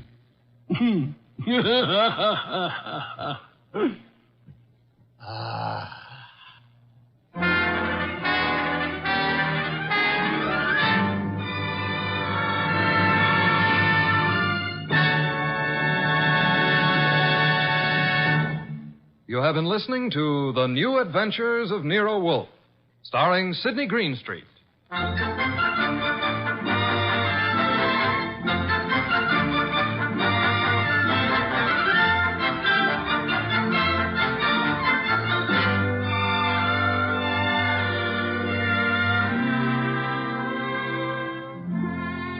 Tonight's transcribed story by John Edison was based on the characters created by Rex Stout and produced and directed by J. Donald Wilson.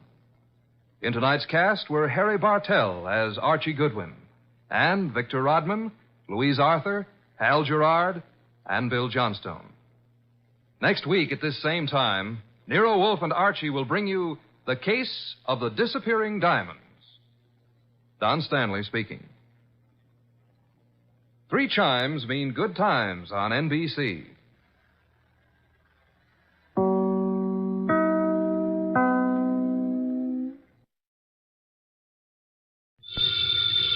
Ladies and gentlemen, the ringing of that phone bell brings you mystery, adventure.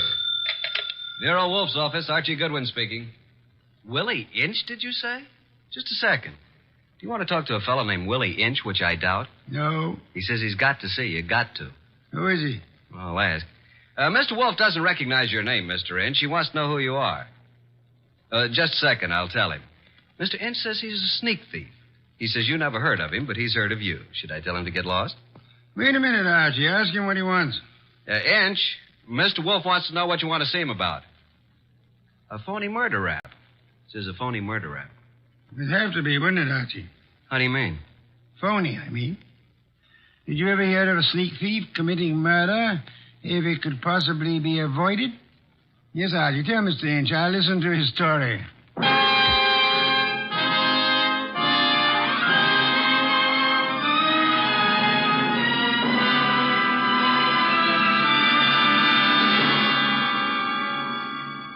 Ladies and gentlemen, it's that renowned genius who is the bulkiest, balkiest, most ponderous, and most brilliant detective in the world. Yes, none other than that chairborne mass of unpredictable intellect, Nero Wolfe. Created by Rex Stout and brought to you in a new series of adventures over this NBC network in the person of Mr. Sidney Greenstreet.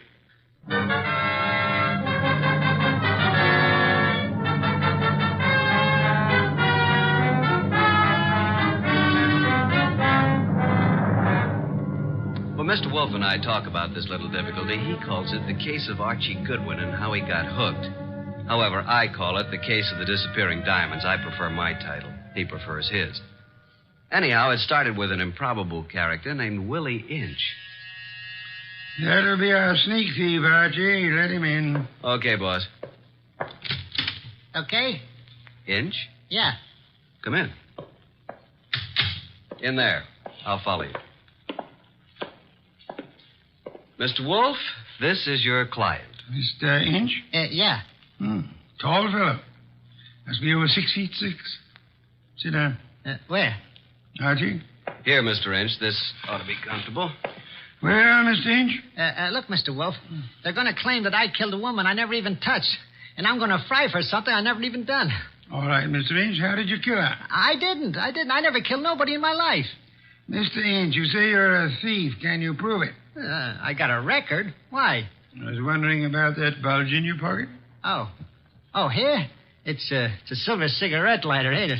I guess it sort of dropped into my pocket as I was going by. You see the way it happened? Never mind, Mr. Inch. Now tell me how you didn't kill the woman for whose murder you will fry. Well, Mr. Wolfe, sir, it was like this. There was a window half open, you see, and I happened to crawl inside the house. But hey, now. Well, Mr. Inch? This is just between us, ain't it? Possibly. How do you mean? Explain, Archie.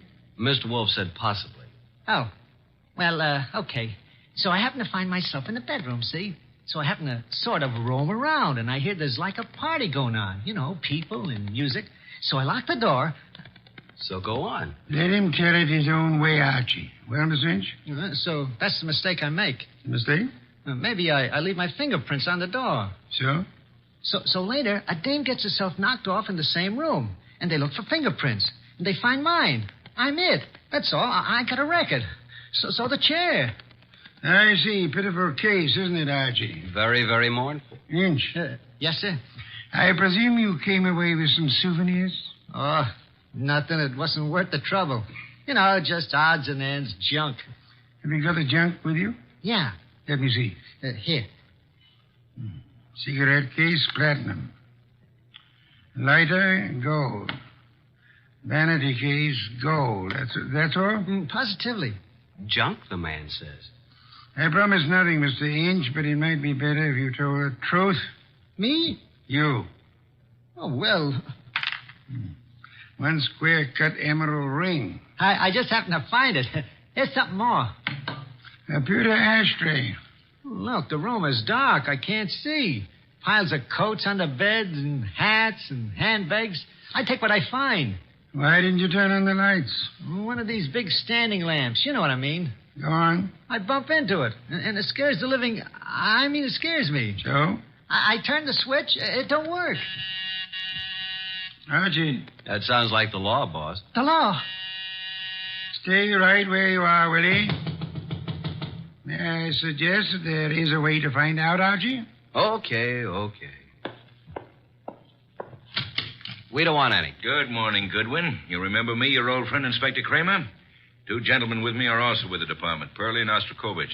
May we come in? What do you want? We want a murderer, and we want some rocks worth $250,000. Does that answer your question? What makes you think you'll find all those goodies here? Come in, men. We know Willie Inch is here. Where is he? Now, just a second. We're coming with you, Goodwin. Okay, Inspector, come along. Archie? The law. That's Willie Inch. Frisk him. No weapons? Okay, just put the cuffs on him. Inspector Kramer. Oh, yes. Hello, Wolf. I want to tell you something about this man whom you and your men have so bravely captured in my office. You don't need to tell me about him, Wolf. We know about him. Do you indeed? Yes. We know he killed Mrs. Florence Avery March and stripped $250,000 worth of diamonds off her. That's all we need to know. I didn't do no such a thing. Where's the ice, Willie? I never even seen none, honest. Take him away, boys. I'll make the charge when I get back to my office. Wait. Mr. Wolf, sir. Take him. Look, I ain't done nothing, I tell you. Inspector Kramer. Yeah. We're going to have a little talk now, aren't we? If necessary. How do you mean? Explain, Archie. Mr. Wolf means you're going to have a little talk, if necessary. Very funny. I will now draw up a chair and show you why it's necessary. In the first place, $250,000 worth of diamonds makes it necessary. Archie, if you please, a bottle of beer. Okay. Will the inspector name his poison? You know I never drink on duty. And just for me, Archie, please. On my way.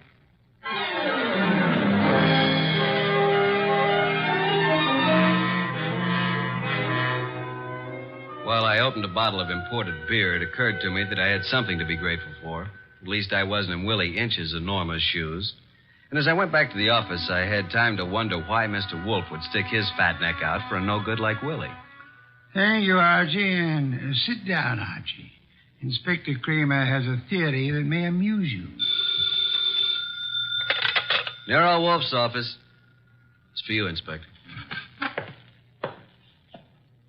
Hello, Kramer. Yeah? A gold cigarette holder? That's all?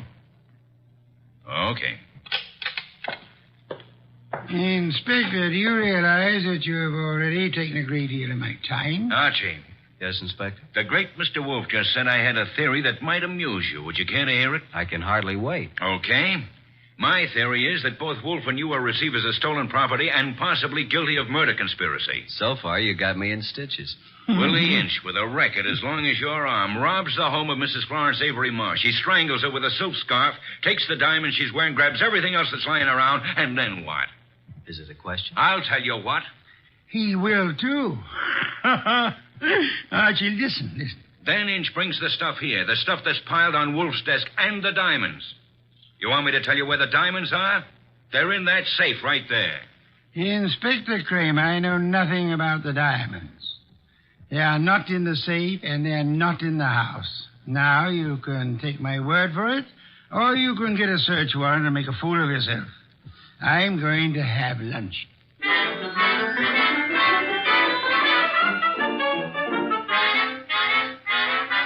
By 2 o'clock, the newspapers were full of the murder of Mrs. Florence Avery March. The suspect was already in custody, caught at the home of Nero Wolfe, well-known private investigator. Some of the stolen jewelry had been recovered, but not the diamonds. Then we had a visit from Mr. Anson Stark, who had opened Mrs. March's door and found her dead. Stark was a big athletic guy of about 30 or so, with the large, capable hands of a surgeon or a laboratory worker.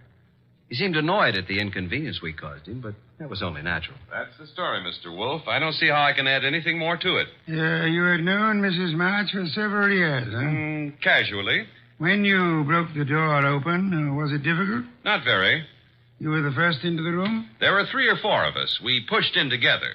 You saw the body of Mrs. March immediately? She was lying across the bed that was heaped with coats and hats and handbags. You knew she was dead? Of course not. In fact, somebody else discovered that she had been choked to death. And who discovered that the diamonds were gone? I don't know. I didn't. Were there many diamonds, Mr. Stark? No, just a few, but big ones. She wore them on a pendant around her neck. Mr. Stark, I want to thank you again for having been so patient. I have been patient, Mr. Wolfe. I have my own business to attend to. Which is? Oh, I have a small but hopeful enterprise. Electronics, tubes for radio and television, mostly experimental. Well, that reminds me, Mr. Stark. When you entered the bedroom, was the light on or off? Let me see. Of course, it was on. It must have been on. Why? Just curiosity, Mr. Stark. Oh? Anything more? That's all, except thank you for coming here. Archie, will you take Mr. Stark to the door?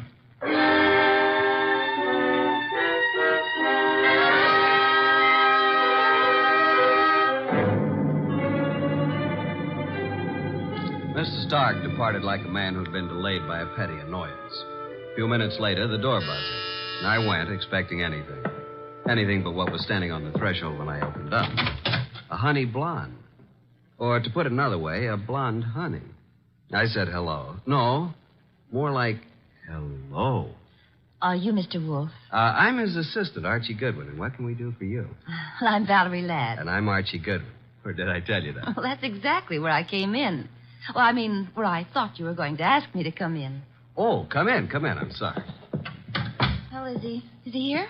Wolf? Mm-hmm. Does he know you? No. Is he expecting you? No. I see. Of course you don't see, do you? Well, this is it, Mr. Goodwin. I'm a writer.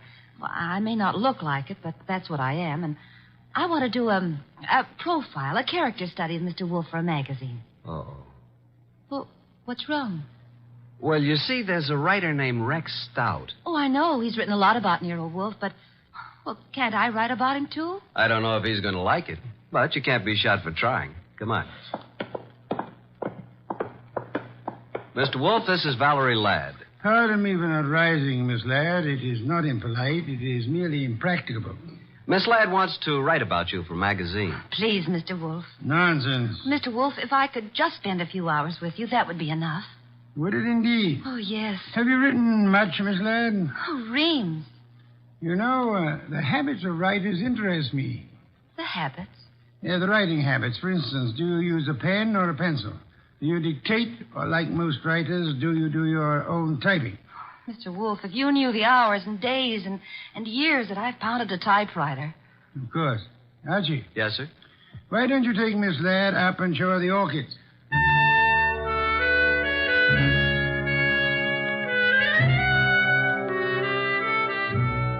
You never know about Nero Wolfe. At least I never do. This was something I would have bet against 1,000 to 1. Couldn't understand it.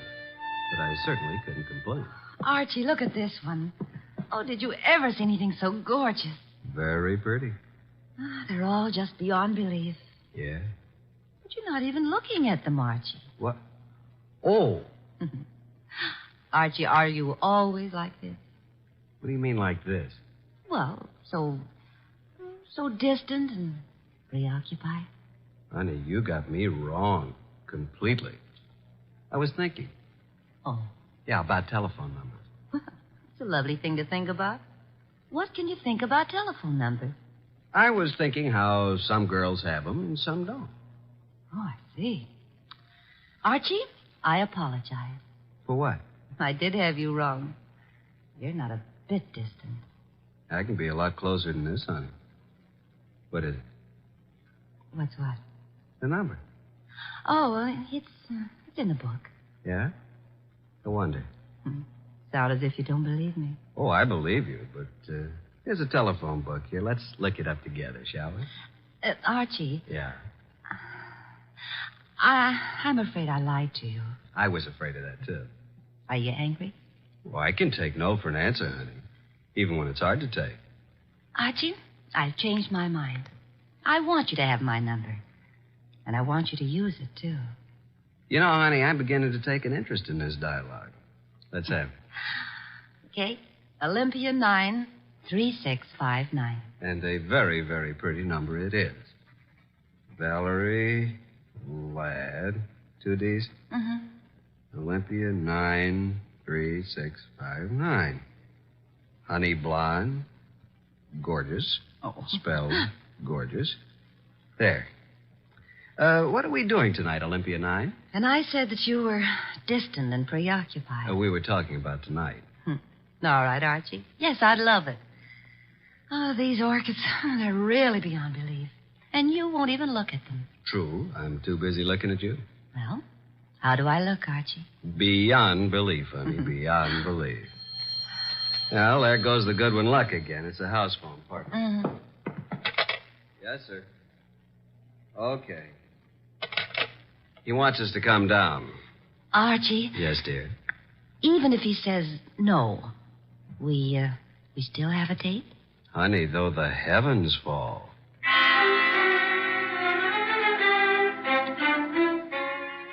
When we entered the office, Mr. Wolfe was frowning over a sheet of letter paper in his hand. He looked up and tossed the paper to me. That is a peculiar thing, Archie. The sheet of letter paper. It just arrived. Since Miss Ladd is interested in detection, show it to her. Thank you. Well, some sort of code, isn't it? QWERTYUIOP. That's all. What do you suppose it means? You're kidding. Archie. Oh. What? Did I say something wrong? No. Miss Ladd, I'm sorry, but I'm afraid I haven't time for an interview just now. Goodbye, Miss Ladd. Oh, but Mr. Wolfe. Goodbye, Archie. Say goodbye to Mr. Wolfe and let's go, honey. Goodbye. That's the way things can be around here.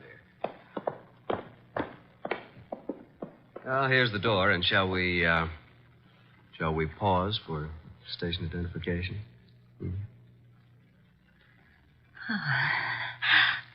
I'll wipe it off, Archie. There. Thanks. What happened, Archie? Yes, indeed. Mr. Wolfe, I mean. Oh. Why did he suddenly want me to go? Well, I'll tell you, though I don't know whether I should. That code message he showed you? Yes. Quirt you up? You remember. Yeah, sure. Because I use a typewriter. From left to right, it's the first bank of letters on any typewriter. I see. It was a test. Ah. And you flunked it, baby. You're no writer. Archie, I can explain Sure. it. Tonight. Tonight, Archie.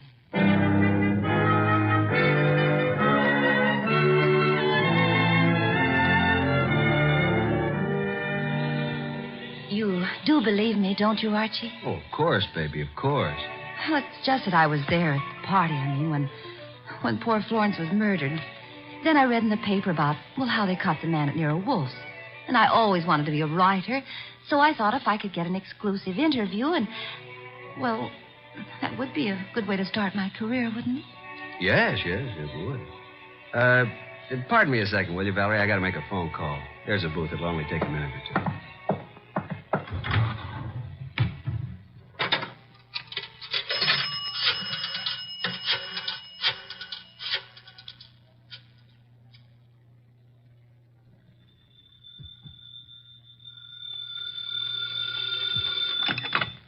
Nero Wolfe speaking. Archie, I'm at the Riviera with Valerie Ladd. I'm happy for you, Archie. I will remind you that I have not seen you since Valerie left the house. I was otherwise occupied, Archie. With orchids. With orchids? What do you want, Archie? Now, look, with that typewriter gag, you practically told me she was a phony, didn't you? Of course. Just for the record, how did you know? Have you looked at her fingernails? She never touched a typewriter in her life. I wanted to be sure. Okay, now do you want me to tell you something? You mean that your charming companion Valerie was at the party when Mrs. March was murdered? How did you know that? Simple, Archie. I got a list of the guests from Inspector Kramer. Among them was the name of Valerie Ladway. Simple? Ladway. Ladd. Yeah, sure. Okay, what am I supposed to do about it? Just hang on, Archie. Just hang on.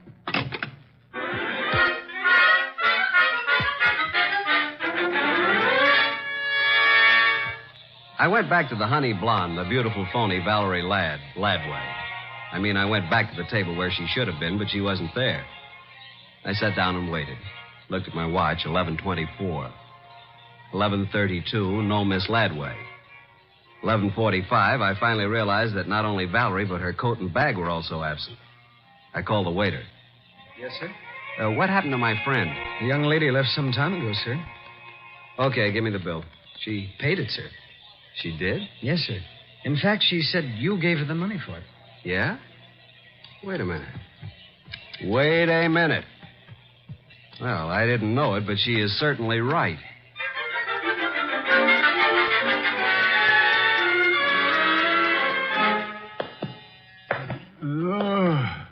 Oh, my. Well, Archie, this is most thoughtless of you. Sorry, I lost my keys. My money, too. Your keys, Archie? Yeah. Glad you were still up. You lost Miss Ladway, too? Definitely. I'm going to bed. Good night, Archie. You think it's funny, don't you? Yes, Archie. Yes, I do. Good night, Mr. Wolfe. Archie, Yeah? before you retire, one thing. What? Open the safe, will you? And leave it open. Why? Because there's nothing in it of importance. And it's a valuable safe, and I don't want it damaged. Good night, Archie.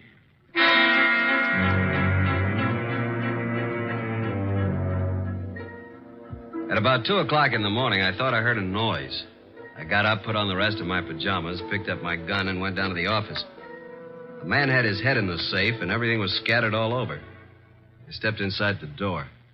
Put your hands behind your back and stand up. Huh? Okay. Now, just what are you after, Bud?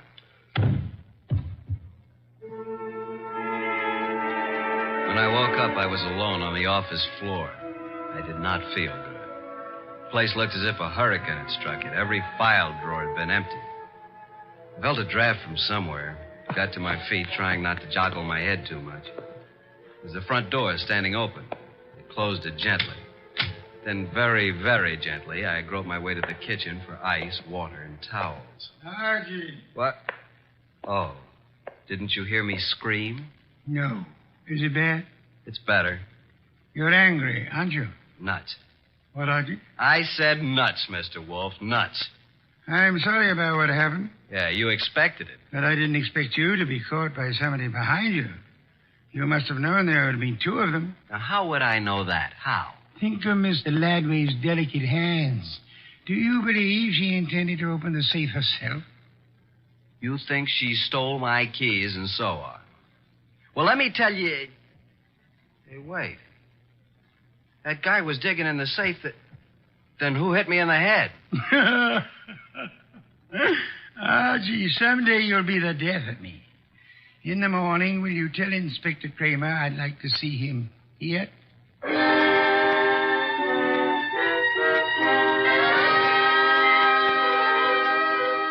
Fuming and protesting, Kramer arrived about 1:30. When I let him into the office, Mr. Wolfe was gazing thoughtfully at the ground floor plan of the house of the late Mrs. Florence Avery March. We'd gotten it from the original architects. Wolfe looked up and almost smiled. Thank you for coming to me, Inspector. You know how difficult it is for me to come to you. Okay. What's up? I take it you haven't found the diamonds. No, not yet. We'll break inch down, though. Don't think we won't. Oh, I'm sure. But this is what I want to ask you, and it's quite serious. Okay. All right, what? After the body was found, your men arrived at the house before anyone left. Right. And before anybody was allowed to go, every person was searched thoroughly. Nobody could have gotten a pin or a needle out of that place. I know something about police methods, and I believe you. Now, how thoroughly did you search the house itself? Wolf, look. We've got that floor plan you're studying now. There are no hidden closets. Every square inch of that house has been examined. The diamonds aren't there. Willie Inch killed the dame and snatched the diamonds. What he did with them, we'll find out. Possibly. Goodbye, Inspector. At approximately 3:15, the postman arrived with an envelope for me. The envelope contained my keys, the bill from the Riviera, and the money left after the check was paid. At approximately 5:07 p.m., I discovered that Wolfe had been using the telephone all by himself. He explained. He was going to have a party. He had invited all of the guests who were at Mrs. Florence Avery March's somewhat fatal party, including Anson Stark, Willie Inch, and Valerie. Nero Wolfe, the natural-born ham, he made an entrance that would have been worthy of Queen Victoria in her heavier days. He sat in his oversized throne behind his oversized desk and beamed at the peasants. Valerie moved toward me. I'm sorry, Archie, but you must know why I did it. Why? Well, you said I wasn't a writer. I wanted to prove that you weren't a detective. Did you take the stuff while we were dancing? I could have, couldn't I? You could have bumped me on the head last night, too, couldn't you? Oh, Archie. Let it go. It was humiliating, though. Ladies and gentlemen, I'm sure you realize the purpose of this party. We want to know who killed Mrs. March and what became of her diamonds. Mr. Inch. Yeah? When you visited the room where the body was found, the room was dark? The bulb was burned out. I tried to turn it on. If there had been a body on the bed, would you have seen it? Maybe. With all those coats, maybe not. Sure. Mr. Stark? Yes, I said the light was on. Perhaps I was wrong. What of it? You're engaged in the manufacture of tubes for radio and television, huh? I told you that.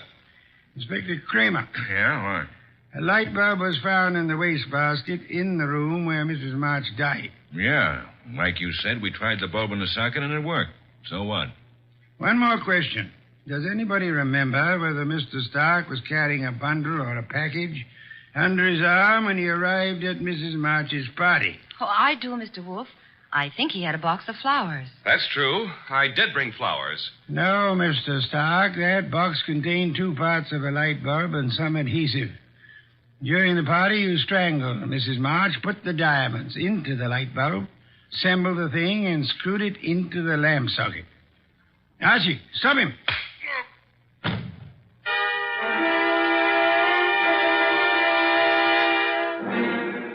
Really, Archie, it was quite simple. Light bulbs are only a stem glass bowl and a brass sheet. Yet nobody, including the police, would think of looking inside one. Mr. Stark could come back and collect his treasure any time after the excitement had died down. What's the matter, Archie? I got a headache. Valerie Ladby. Poor girl. She and whoever the man was with her must have thought the diamonds were here. That bump on your head will be better in the morning. A bottle of beer, please, Archie. I'm going to bed. Yes. Why must you place such confidence in women? Remember what happened to Mark Antony and Samson and Archie Goodwin. Good night, Archie.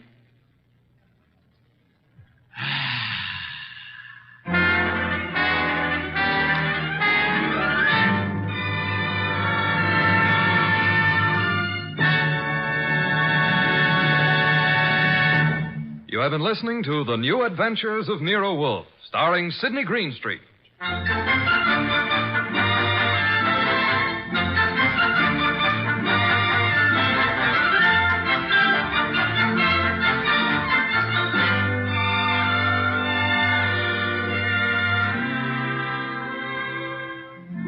Tonight's transcribed story by Mindred Lord was based on the characters created by Rex Stout, produced and directed by J. Donald Wilson. This is an Edwin Fadiman production. In the cast were Harry Bartell as Archie Goodwin, and G.G. Pearson, Bud Heaston, Gray Stafford, Dick Ryan, and Bill Johnstone. Next week at this same time, Nero Wolfe and Archie will bring you The Case of the Midnight Ride. Don Stanley speaking. 3 chimes mean good times on NBC.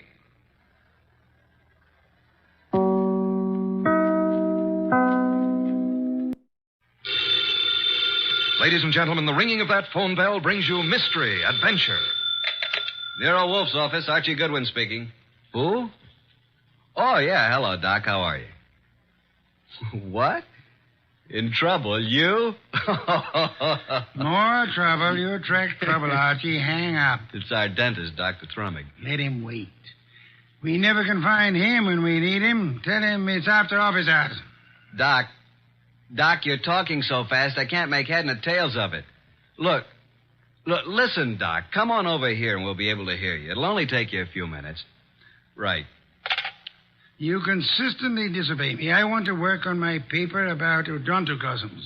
Doc Thrumming has a friend who's in some trouble, and he needs our advice. Besides, we owe Doc a fair-sized little bill, remember? Money again, Archie. Money is the curse of our times. Yeah, man. Bring on all the curses that is available.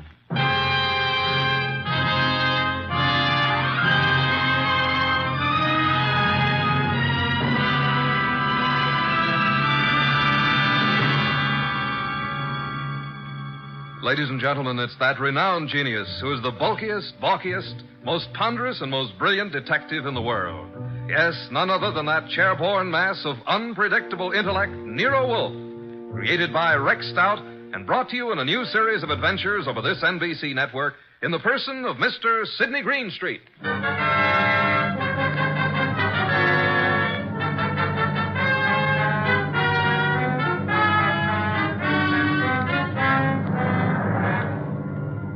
This story is one we refer to as the case of the midnight ride. Oh, yeah, there was a ride, all right.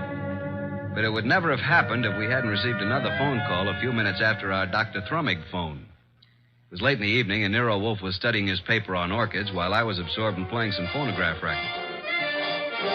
Archie, not so loud. I can't possibly think when you play that infernal thing at such volume. What was that you said, boss? I said I can't understand why you can't get music from a phonograph without vibrating the top of the instrument. That's right. I can't understand why the neighbors haven't called the police. Do you hear that, Archie? Archie! All right, I'll answer. You're fired. Naturally. Hello? Hello. Is this Archie Goodwin? I know, Mr. Wolf's... What? Me? Archie. Yeah, who is it? I need help, Archie, please. Come at once. Please. Oh, please. You and Nero. Who is this? This is Gloria... No, don't. Gloria who? Ronaldo West. Hello? Hello?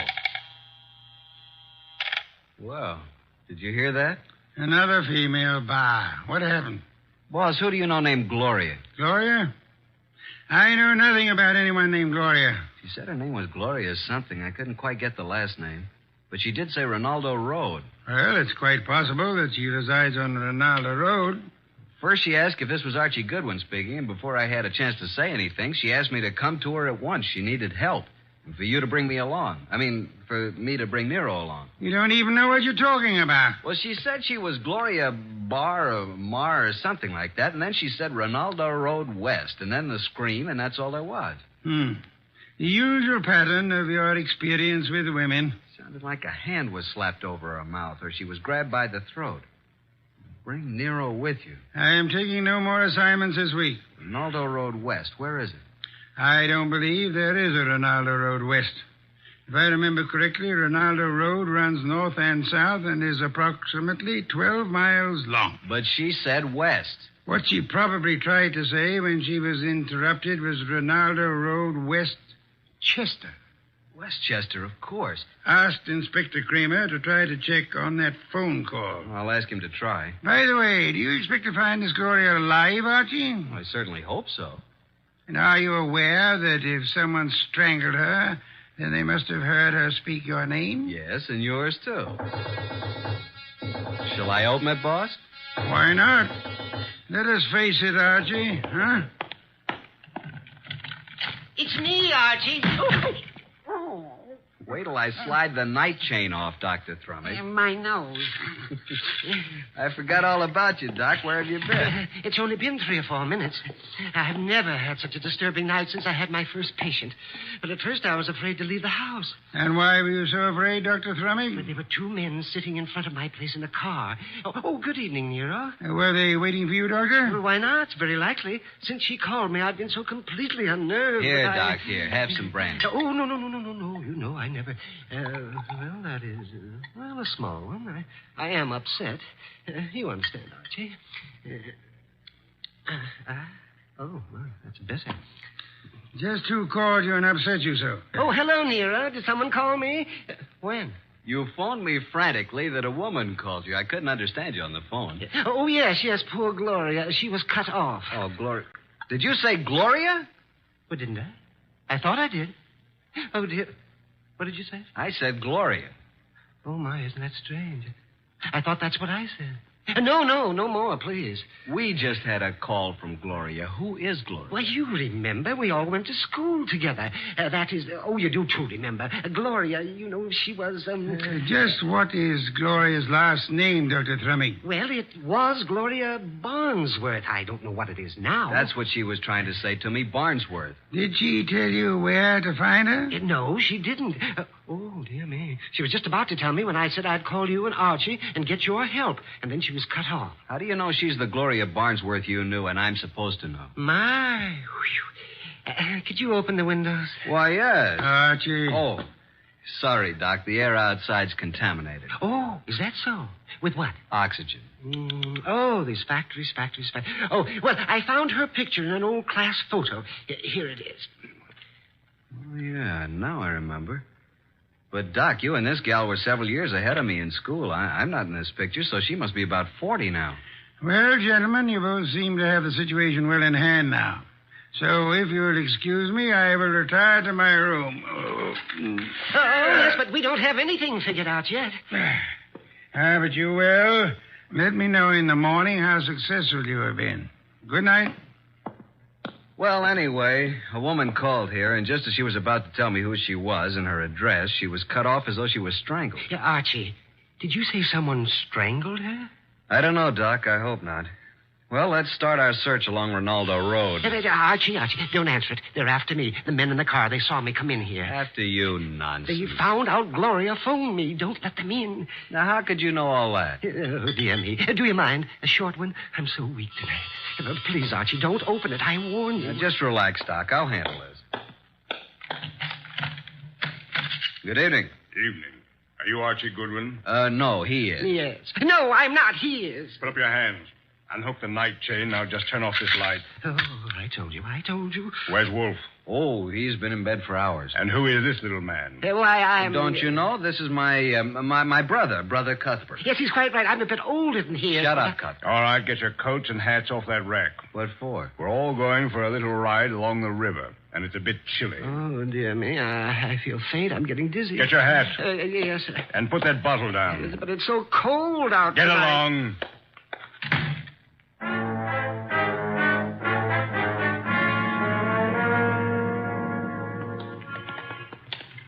Here's the car. Now, Mr. Goodwin, hand over that gun in your pocket. But I haven't got... Okay, there you are. Thank you. Now get in the car. You get in the front seat with the driver, Goodwin. Your brother can get back with me. Okay, you know where we're going, driver. Yeah, but what?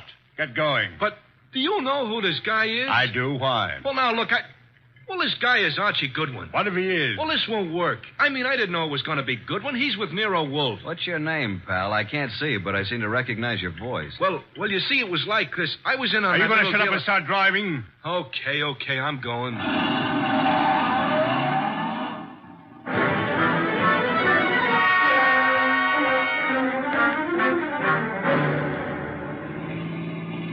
Now, see here, it's getting very late. I don't like this. Where are you taking us? Keep calm, Doc. Yeah, don't get excited. Just take it easy. Listen, Goodwin, I got a record for you. What's the idea back of all this, friend? Pull off the road here, driver. Yes, but we're way out in the country. Now, we'll all get out here. Now, wait a minute. I said get out. You too, driver. Oh, now, wait a second. What's the big idea? Now, all of you start walking over to that clump of trees. Go on. What's he going to do? What do you think?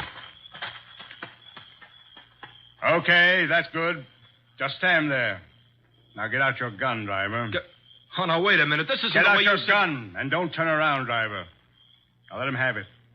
Go on, or I'll kill you. I don't go in for this kind of stuff. Besides, shoot and empty your gun into them. Go on. Now just drop your gun on the ground. There. Now, I will take Goodwin's gun, and after I finish with it, I'll just toss it over beside his body. You what? Hey, now, wait a minute. You'll notice I have gloves on.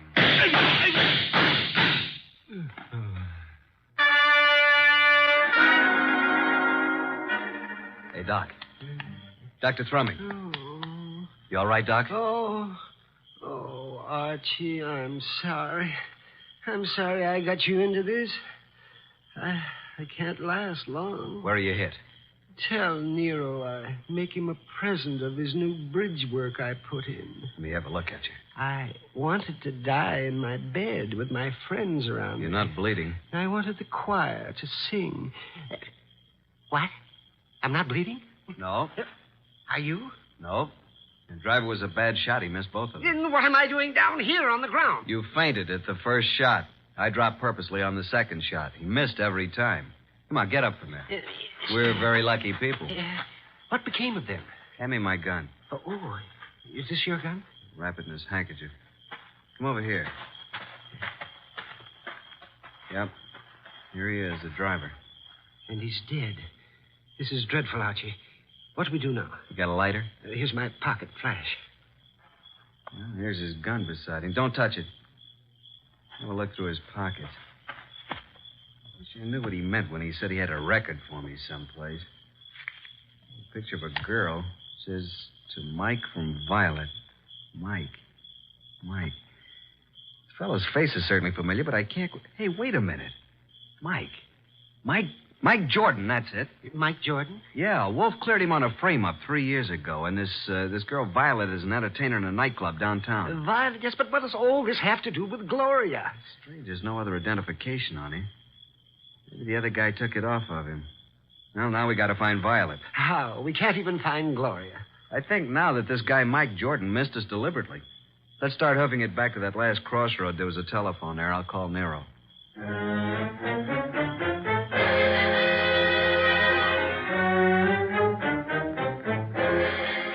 So that's the story so far, Mr. Wolfe.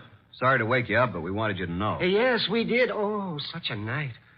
What was your reason for telling the man that Dr. Thrumming was your brother? Well, I didn't want him to know that it was Doc because Gloria had called Doc, and he must have known about it. And the driver turned out to be Mike Jordan. And what did Mike say to you in the car? Well, he didn't finish, but he said, I got a record for you, Goodwin. And then the man shut him up. And when you located Violet at her place, she was cataloging recordings, Bring her in here now, Archie. Sit down, Dr. Thrumming. Yes, I am a bit weary. Come in, Violet. Violet, this is... Hey, wait a minute. You're Nero Wolfe. Sit down, Miss Violet. Oh, what's the idea, Mr. Goodwin? Why'd you bring me here? Will you look at this photo? It says to Mike from Violet. Where'd you get this? I got it, Violet. What we want to know is, where's Mike now? What's he doing? Can you tell us where he lives? What's Mike done now? Can you tell us his address? Maybe. Do you know who he has been working for? Yeah. A guy with a big car and a lot of dough. You seen this man? Yeah, kind of a good-looking guy. I think his name is Durant or something like that. I understand you've been occupying yourself with cataloging some phonograph recordings. Yeah, that's what I was doing when Mr. Goodwin came in. Mike's got a home recorder over at his place. Do you have all the records that have been made on the machine so far? No, just what we made in the last week. Lots more at his place. Do you and Mike know of a woman named Gloria? No, at least I don't remember. It was on Rinaldo Road. Gloria Barnsworth was her maiden name. Where is this Rinaldo Road? I don't know. It's in Westchester, we think. I've never been there. What has Mike done, Mr. Wolfe? Is it bad? As a matter of fact, Mike is in the clear. Good. There's no charge against him, and there never will be. You haven't seen him for a couple of days? No. And I never go to his apartment unless him and some guests are there. Do you know where he is? Will you give me the address of his apartment? Okay. 324 East 35th Street. Thank you very much, young lady. What's all so mysterious? Oh, something's happened to Mike. I can tell by the way you talk. Very well, Archie. You have a special visit to make. Look for the machine, and it's quite late, so you had best hurry. Well, I'm going with you, Archie. Good night, Nero. Good morning. Oh, I don't even know what day it is. Come along, Violet. We'll drop you at your place first.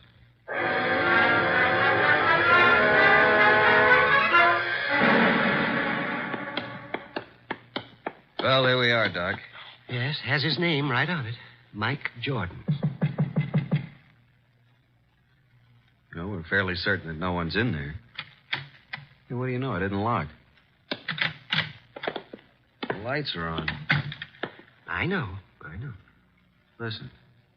Yes, a light humming noise. Huh. But where is it coming from? Over in that corner, those wall cabinets. There it is. A radio. And a phonograph combination. Yes, and a recording machine. And the recording arm's still down on the record. Just lift it off and put the playback needle on. Yeah, there we are. Look, I don't go in for that kind of stuff. You've been working for me for several weeks now, haven't you? Well, sure, boss, but I never went in for no kind of... We're going to pick this guy up and take him for a little ride. It ain't my line. All you do is drive the car. Okay, I'll take a chance, but remember, I'm just the driver of your car. If anything happens, I didn't know nothing. You'll do just as I say. Incidentally, I know a lot about you. Things the police would like to know. Okay, I'm working for you. I came out to Rinaldo Road to make an honest living. But I see I'm right back where I started. And worse. The guy just ain't got a chance. Oh, remind me. I better phone the place.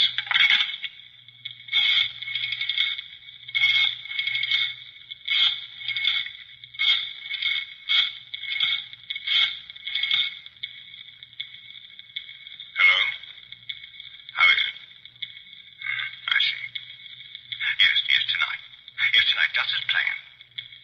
Oh, yes, he's all right. No, don't worry. Goodbye. Have you got a gun? Sure, but I never used it. You won't need it. But I want you to bring it along just in case I do. Now, you've got nothing to worry about. I'll take care of everything. And nothing will be traced to either of us. You got your money? Let's go, Mike. It's getting late. Well, Doc? He did say Ronaldo Road. That's where our Gloria called from, so they're all tied in together. Come along, Doc. We're going back to Mr. Wolfe again, and we'll just take this record with us.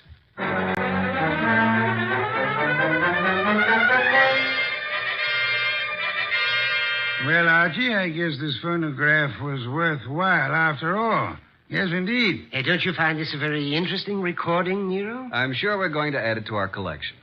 And these are the two men who took you on the ride. That's right. But we're really no further along in our desire to help Gloria. That's right. We're on Ronaldo Road. Boss, if we can find the address, will you go with us down there or over there or wherever it is? I might. And you already have the clue to the address. We have? Where? In that phonograph recording. Play it again, Archie. Just the part where he uses the telephone. And slow the speed way down. Then take down the numbers I call off. Okay, boss. Now...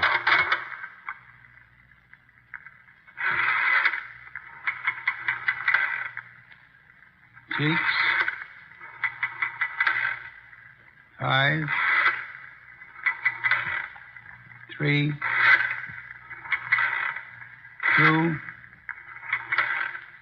2, 3. That's enough.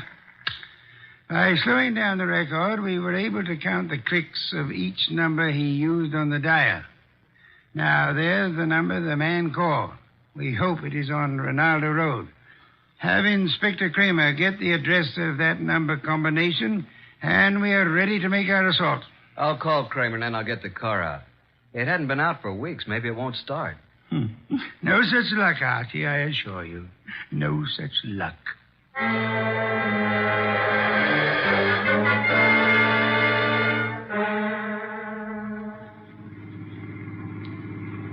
Oh, here it is.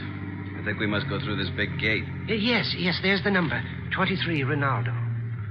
Slip up to the entrance as softly as possible. Turn out your headlamps. Well, here we are, boss. Easy now getting out. Don't pull, Doctor. Don't pull on me. Yeah. There we are. Now come along. Yeah, spooky sort of place, isn't it? All big houses are like that. Must be 20 rooms. Yeah. There's not a light in the place. Use the knocker, Archie.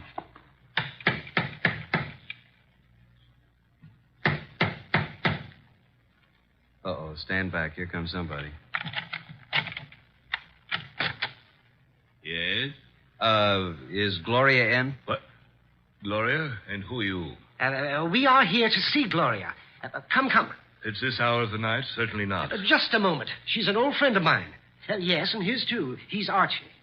My good man, what is your name? Jennings, sir. And the household is in bed at this hour. What is it, Jennings? Who's at the door?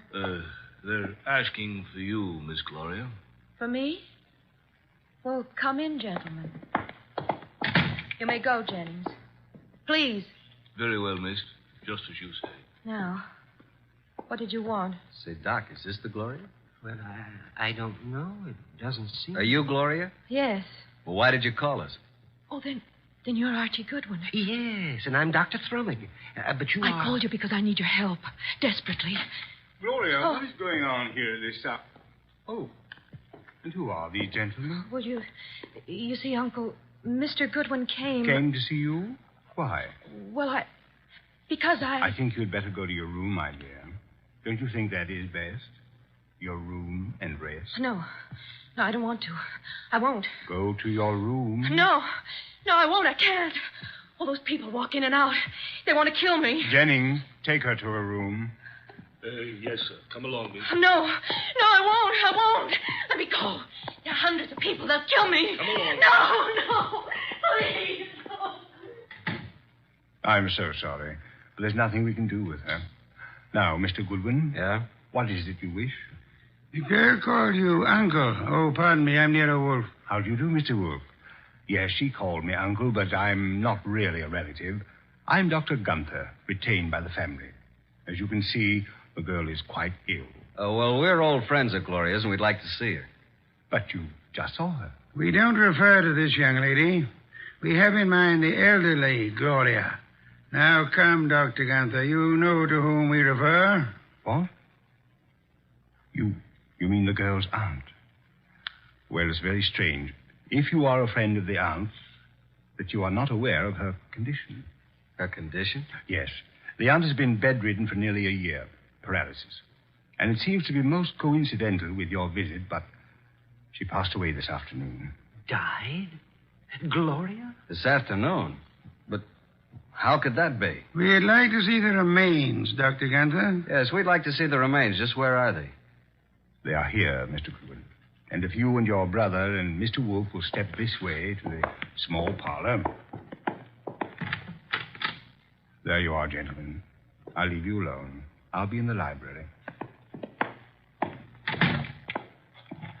Well, gentlemen, there she is. What do you say? Do you recognize this woman? Well, yeah. It's been many years, but that is Gloria Barnsworth. Well, good heavens, yes. It's Gloria, all right. Poor woman. I remember now. She married a very wealthy manufacturer named Kenton, who died. She's remained a widow, I guess. He said she died this afternoon. Are you sure it was an elderly woman who called you this evening? And by the way, just feel her forehead. It's warm. She couldn't have been dead more than an hour. She isn't dead. No signs of pulse. Your cigarette case, please. Very slight moisture. Respiration barely perceptible. She's under heavy narcosis. Been given a heavy dose lately. Let's get out of here. Wait. Do you recognize the uncle, Father Dr. Gunther? No, do you, Thrummy? No. Does he look like the man who took you for a ride? It was too dark, boss, and he was all bundled up in heavy clothes. Let's get out of here. The door was locked after we came in. He's right. Come on, Doc, let's put our shoulders to it. 1, 2. Go! Well, gentlemen, what on earth does this mean? Why'd you lock the door? Oh, I'm sorry. It's a spring lock. I had no intention of locking the door. And I suggest, Archie, that you have it repaired. And now, Archie, will you step to the door and let Inspector Kramer in? He followed us up the driveway. Yeah, about time. Getting cold out here. Inspector Kramer, this is Dr. Gunther. In that room is a woman he claims is dead. She is actually under the heavy influence of narcotics. Yeah? Well, who is she? Mrs. Gloria Kenton, widow of the wealthy shoe manufacturer. And this attractive young lady coming down the stairs is supposed to be mentally ill, which I do not believe. Her name is Gloria, too. A niece of the elder Gloria. But Archie and I both knew Gloria Barnsworth. Cancer. Yeah, I get it. And I suggest that this man is not a doctor, but is young Gloria's husband, and they're attempting to force the Aunt Gloria to change her will in their favor. This is utterly ridiculous. The aunt was able to phone Doc Thrummig and me tonight, but she was apparently caught in the act. And this man, who is posing as the uncle, hired Mike Jordan to drive his car while he picked up Archie with the intent of killing him. Well, this is the same man? The same. And if Mike Jordan hadn't recognized Archie, both of you would be quite dead. This man double-crossed Mike and killed him, believing that the whole thing would be blamed on Mike. Mike deliberately missed. All right, so what's he going to do about it? Come on, let's get out of here fast. Look out, he's a cop. All right, now get those hands up and keep them up. Come along, Archie. I have another appointment. The inspector can handle it from here on.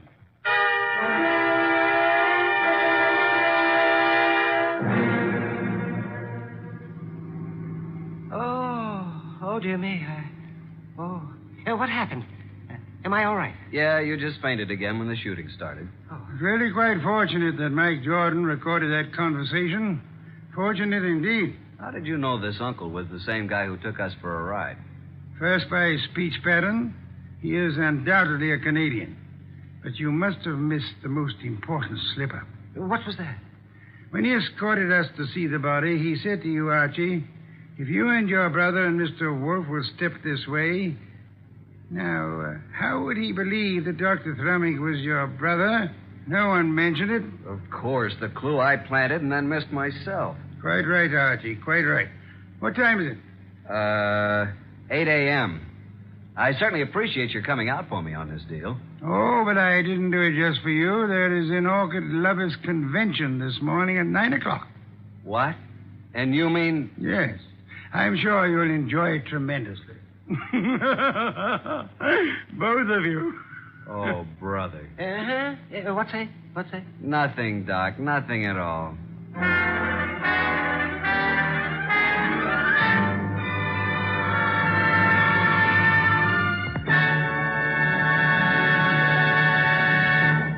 You have been listening to The New Adventures of Nero Wolfe, starring Sidney Greenstreet.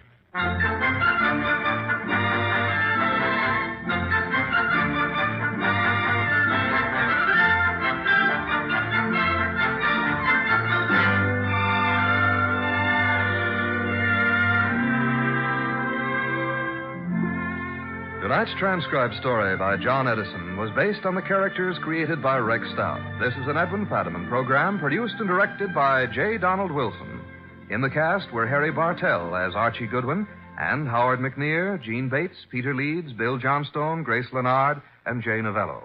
Next week at this same time, Nero Wolfe and Archie will bring you The Case of the Final Page. Don Stanley speaking. 3 chimes mean good times on NBC.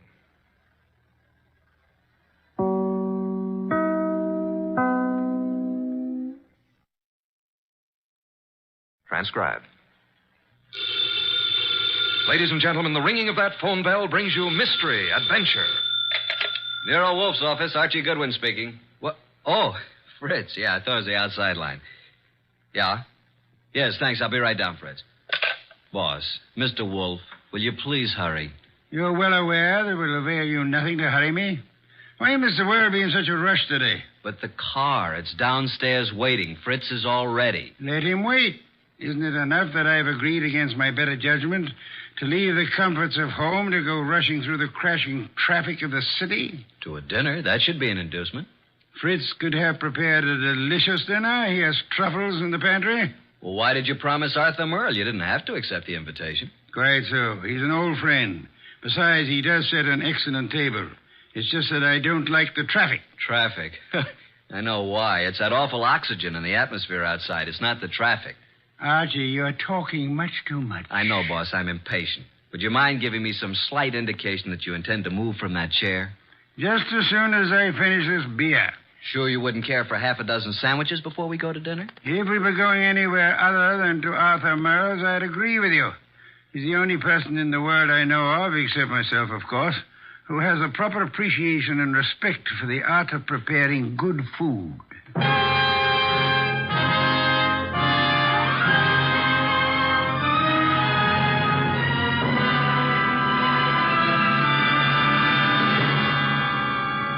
Ladies and gentlemen, it's that renowned genius who is the bulkiest, balkiest, most ponderous, and most brilliant detective in the world. Yes, none other than that chair-borne mass of unpredictable intellect, Nero Wolfe, created by Rex Stout and brought to you in a new series of adventures over this NBC network in the person of Mr. Sidney Greenstreet.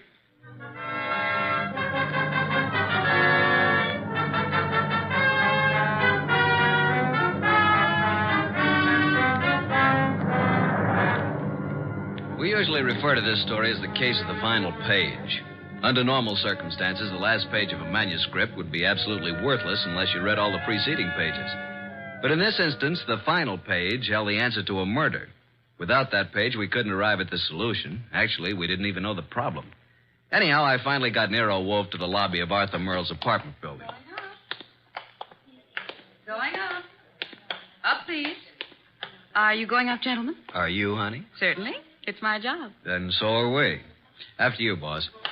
When did they install women elevator operators in this building? I've been here for 2 years. Floor, please. Arthur Merle's apartment, I believe it's 814. That's right. Are you Mr. Wolfe? No, this is Mr. Wolfe. I'm Archie Goodwin. Although the name Wolfe would be much more appropriate for him than for me. How did you know he was Mr. Wolfe? Mr. Merle came in half an hour ago. He mentioned that he was expecting you. You see, Archie, you rush me unnecessarily. We practically preceded him here, and we'll probably have to wait interminably for dinner. I just hate to be late. Arthur Merle has never been on time in his life. He's no more punctual than any other writer. He's never been known to meet a deadline on time. This is your floor, gentlemen. Arthur Merle is just down the hall to the right, 814. Thank you. And by the way, I want to compliment you on your congenial attitude, miss. I'll speak to the management. Oh, thank you, sir. Decent of you. What's your name, huh? Women are usurping everything. Really costs to live here. Merle's really in the chips. Every book he writes sells 1 million copies. Remember the last time we had dinner with Arthur Merle? I do. Delicious. Mountain quail. Shot them himself. Yeah, he's quite a marksman. Archie, such proficiency as Arthur Merle displayed in hunting is evidence of a wasted life. Sure, he probably never made over $500,000 a year in his whole life. Well, ring again. Don't just stand there. Surely he's expecting us. The elevator operator said he was? Yeah, she seemed quite well informed. If I were a judge of women, which I'm not, I'd say she has a line on every male in the building. She can get a line on me anytime she wants. Archie, your insatiable interest in the female seems sometimes to border on the psychopathic. You know a more pleasant way to go crazy? Phooey. It's strange, there's a light on in there. I can see it under the door. Shall I try the door? Do so, Archie. Thank you. Unlocked. Well, at least we can get in. He may be in the bedroom. Probably in the kitchen. I'll just sit here. I must forgo the comforts of my own home. I certainly intend to avail myself of the comforts of Arthur Merle's. Very much overdecorated. You wouldn't like heaven unless they had orchids and beer. Not a chair in the place worthy of the name. Well, I'll try that divan while you have a look around. For what? Arthur Merle, of course. Suppose you have a look in the study. Maybe writing. Have a look, my boy. I'm exhausted and thirsty. See if he has any... Boss! Good heavens, Archie, don't shout. I'm coming. It's Arthur Merle. Look, slumped over his desk, a knife in his back. Yeah, he's quite dead.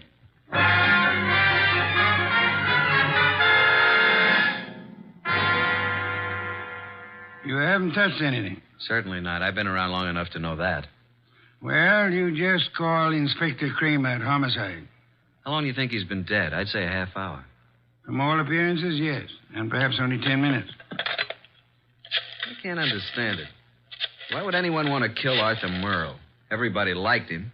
Last man I'd expect such a thing to happen to. The answer is probably a considerable distance from the question, Archie. Inspector Kramer, homicide. Archie Goodwin, Inspector. Just a minute. Nero Wolfe wants to speak to you. Oh, no. Don't tell me you two have started up something on a night like this. It's 10 below zero. I'm sorry. Here you are, boss. Hello, Inspector. Yes? What is it this time, Wolf? Find a dead body under Grant's tomb? I'm sorry you'll forgive any apparent failure to find humor in your little witticism. But I'm at Arthur Merle's apartment. I suggest you come here at once. Seems that Arthur finally met a deadline.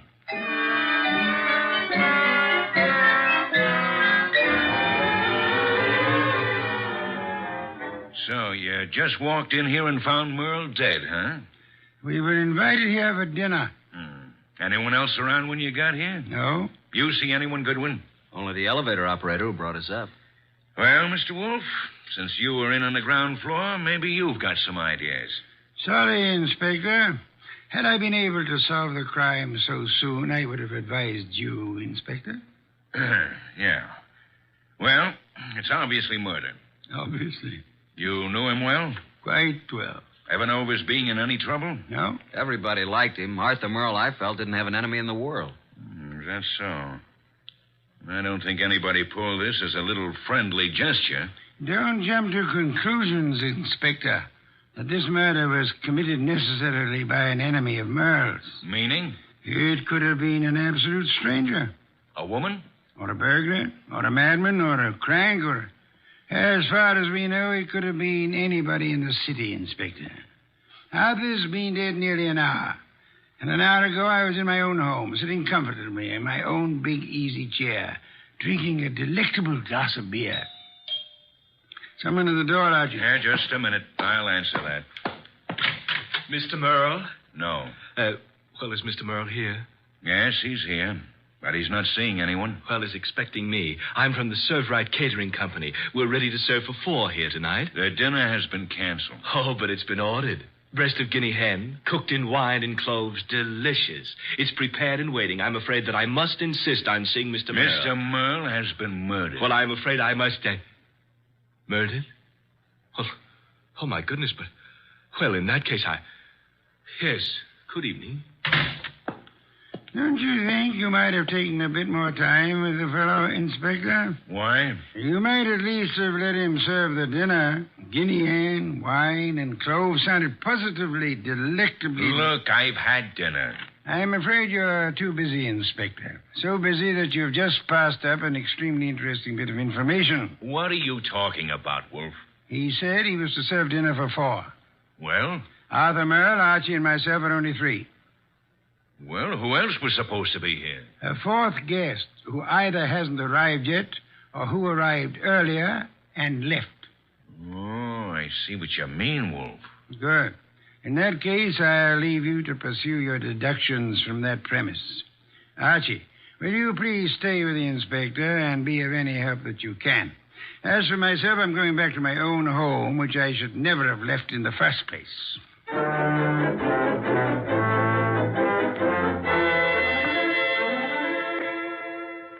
Okay, that finishes the apartment search, Goodwin. And what have we? Nothing.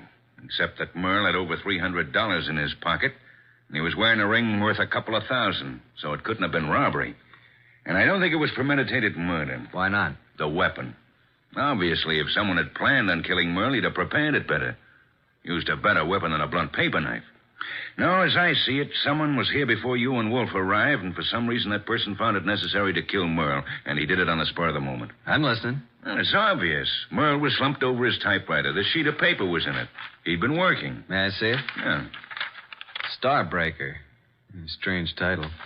Page 189. He was getting well along with his latest mystery. Apparently. Gregory Thorne slipped the paper into his pocket. It was just an ordinary piece of paper, but Gregory knew its value. Used properly, as Greg knew how to use it, it would be worth $100,000. He walked away briskly, and as he... That's all. Yeah, that's all. Must have been writing. I'd like to read the rest of it. We didn't find any more of it. Any other ideas? No, at the moment we seem to be right where the murderer himself left off. Oh, what is this, open house? Sorry to be so...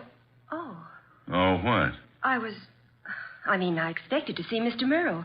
Is he here? Well, who are you? Cynthia Roberts. He expecting you? Well, no. That is... Come on in, Miss Roberts. Thank you. Maybe the young lady is trying to say that he didn't have to expect her.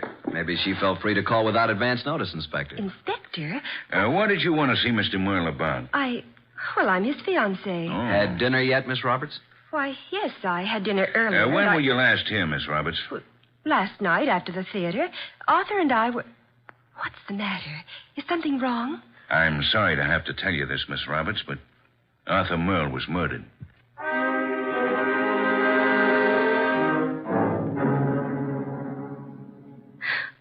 And you say you hadn't talked to Mr. Merle all evening. Is that right, Miss Roberts? Yes, that's right. You didn't have a date with him tonight? Oh, no. Then why did you come here? I told you we were engaged. I just came by, that's all. I see. Any more questions, Inspector? None for the present. How about you, Goodwin? Nope. But maybe Wolf. Let me call him. Yes, I guess under the circumstances, we can't very well leave him out. Go ahead. Oh, Arthur, I just can't believe it. Why would anyone want to kill him? That, Miss Roberts, is a question we'd all like to know the answer to. Nero Wolfe speaking. Archie, boss, I'm still at Merle's. We haven't found out anything new except that Arthur's fiancée dropped in a few minutes ago. Did she know anything of interest? I don't think so. What does the inspector plan to do about her? Just a minute. He wants to know what you're going to do with her. Well, hold her, of course. He's going to hold her. Let me speak to him. Okay. He wants to talk to you, Inspector. All right. Hello. Inspector, I suggest you let the young lady go. Are you crazy? I haven't got enough suspects in this deal to be letting the hottest one go free. You can't consider her a suspect simply because she knew Arthur. Now, see here, Wolf. If you go around arresting people at random, you'll Go on.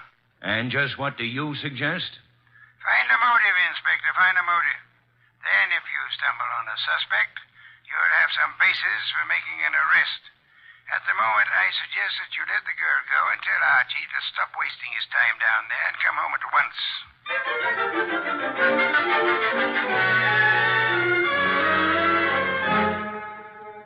So that's the story, boss. We went over that place with a fine-tooth comb. Nothing. There's not a single suspect. The last person to see Arthur alive was the elevator girl. Correction, Archie. The last person to see Arthur Merle alive was the person who ended his life. Well, I just can't imagine that pretty little elevator gal. You don't solve crimes by imagination, Archie. Then there's Cynthia Roberts, his fiancée. You suspect her? Not exactly, but just suppose she did have a motive.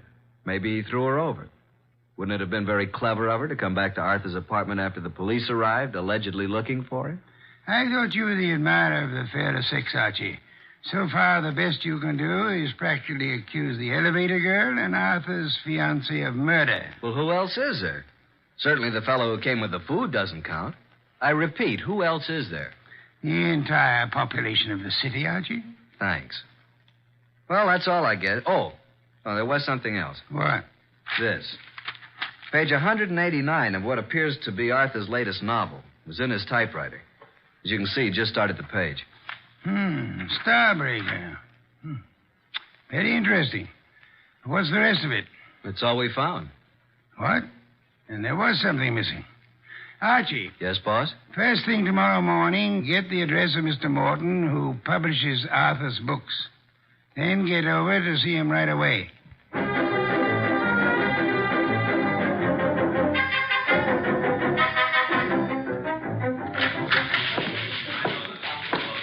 Yes, may I help you? I'd like to see Mr. Morton. Did you have an appointment? Tell him I'm from Homicide. Oh, yes, sir. Yes? Mr. Morton, I know you have someone with you, but there's a gentleman here from the Homicide Bureau. He wants to see you. Tell him I work for Nero Wolfe. My name's Goodwin. His name is Goodwin. Send him in. Yes, thank you. You may go right in, sir. The large door to your right. Thanks. Come in, Mr. Goodwin. Come in. I understand you're from Homicide. Not exactly. I'm Nero Wolfe's assistant. We're working with Inspector Kramer. And what can I do for you? You've heard about Arthur Merle. Yes, I received the word when I came in this morning. It was a great shock. Oh, excuse me, Mr. Goodwin. This gentleman is Henry Childs. How do you do, Mr. Childs? Glad to meet you, Mr. Goodwin. You're with Nero Wolfe? I'm his assistant, man Friday. Mr. Childs is a publicity agent. He handled all publicity for Arthur Merle. I've not only lost an excellent client, but a very good friend. Did you know Mr. Merle? Yes, I'd met him a number of times with Mr. Wolfe. Yes, indeed. Arthur Merle was a great writer and a fine citizen. He'll be missed by millions. Mr. Goodwin, when was the murder discovered? Last night, shortly before dinner. Well, what did the police... what do you think the motive was? Don't know as yet, Mr. Childs. A little early for that. Well, it's certainly a shame. I wanted to ask you a few questions, Mr. Morton, privately. I hope you don't mind, Mr. Childs. Oh, no, not at all. I was about to leave. I'll run along now, Mr. Morton. See you again soon, Mr. Childs. Good morning, gentlemen. Well, Mr. Goodwin? You did a lot of business with Mr. Merle, Mr. Morton? I published every one of his novels for the past 8 years. And you intended to publish his new one, the one he was working on? Yes, we had a contract. The usual agreement between you. Naturally. Although I didn't know the story, I was always sure that if Arthur wrote it, it was good. Mr. Merle's name on a novel was a guarantee that it would sell 1 million copies. You don't know what this last one was about? Haven't the faintest idea. We relied completely on Arthur's judgment. Not even any carbon copies, huh? Not that I know of. Why? When Mr. Merle was killed, the only thing missing from his apartment was the novel. The novel? The first 188 pages, all we found of it were a few lines of page 189 in his typewriter. He must have been working on it when the murderer stabbed him. The rest of it's gone. You mean, Goodwin, the novel's gone? Oh, this will cost me $1 million. Well, it cost Arthur Merle his life. Arthur Merle dead and his novel gone. I can hardly believe it. Well, thank you, Mr. Morton. Oh, I hope I've been of some help, although I'm don't sorry quite see. You haven't. But we may call on you again. Before it's over, you may be a great help.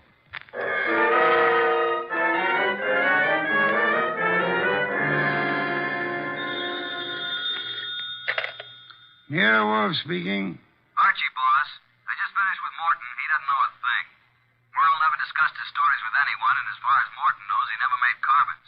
I see. Where do I go from here, boss? See Cynthia Roberts. Oh, then you haven't dismissed the possibility Being his fiancée, she probably knows more about Arthur than anyone else. She may know who the fourth guest was to have been last night, and she also may know what Merle's novel was about. Right, boss. I'm anxious to know what the novel was about, too. I personally don't give a hang what the novel was about. What I want to find is someone who does know the story, because I have a hunch that whoever knows that is the person who killed Arthur Merle.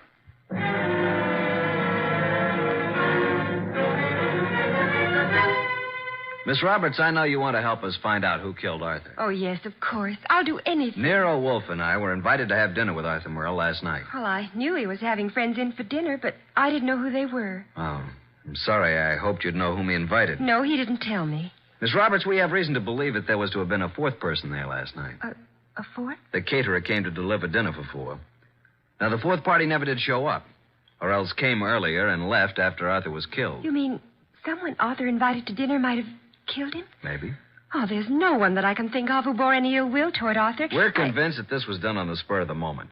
Unpremeditated murder. Arthur Merle suddenly became a threat to someone. Now we've got to find out what the threat was and who was threatened. We'd hoped you could help. I'm sorry. Did he ever discuss his new novel with you? Oh, no, he never talked about his stories until he'd finished them. So his latest mystery contains the answer to an even greater mystery. Unless we find the first, they'll both go unanswered.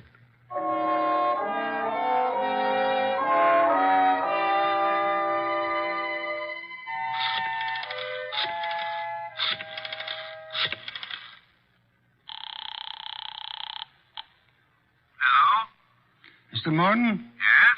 Nero Wolfe speaking. Oh, yes. Your man Goodwin was here to see me. I presume you are interested in seeing Merle's murderer brought to justice? Certainly. Arthur was a close friend of mine. And his death cost you a bestseller, I know. Now, would you be willing to help a bit? Why, yes, if I've prepared a statement for the papers. I want you to call the literary editors first thing in the morning. Here's what I want you to tell them. You got a pencil and paper? Yes. And take this down. Quote, Mr. Carlton Morton announced today that the last work of the late Arthur Merle will be published according to schedule. Fortunately, it was Mr. Merle's custom to furnish his publishers with carbon copies of each day's work. Consequently, with the major portion of his...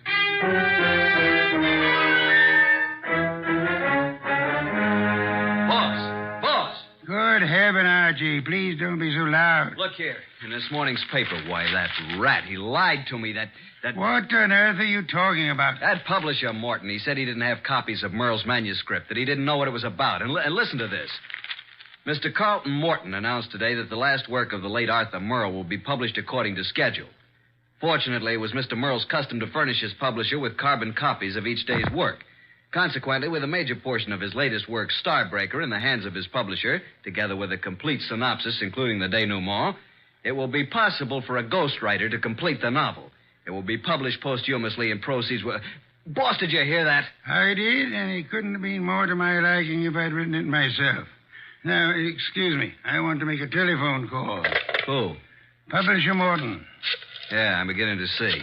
He lied about the whole thing. I still don't see why he'd kill Merle, but on... Hello, Mr. Morton.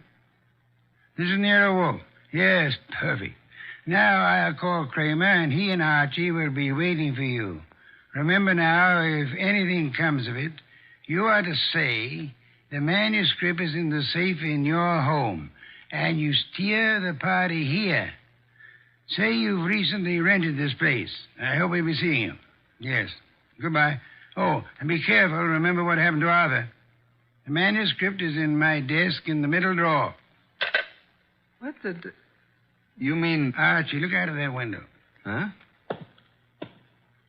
Yeah? Out there is a city of some 5 million people. In that 5 million, there is one who murdered Arthur Merle. Now, we don't know who it is, so we can't go out and put a finger on him. But, Archie, since we can't go to him, we have only one other choice: make him come to us.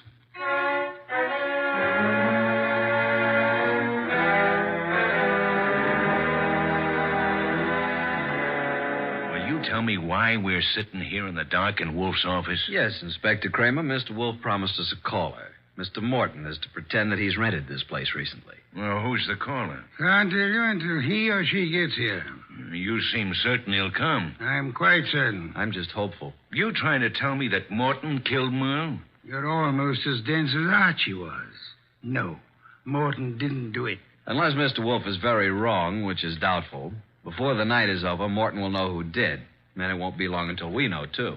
You should get on a quiz program. You're so good at guessing games. Shh. Listen. Huh? Someone's coming. A great introduction, my dear Creamer. I hope there are two of them. Inspector, behind these drapes. Quick! I'll get behind the screen. All right, Mr. Morton. So far, you've been very cooperative. Just keep it up. I have no intention of doing otherwise. Your gun has me completely convinced, Mr. Childs. Get the manuscript. Yes, just a moment. It's in my desk. Wait a minute. I thought you said it was in a safe. A mistake, Mr. Childs. I don't have a safe. Shall I get the manuscript? Yes, but no tricks. You be careful. I'm being exceedingly careful, Mr. Childs.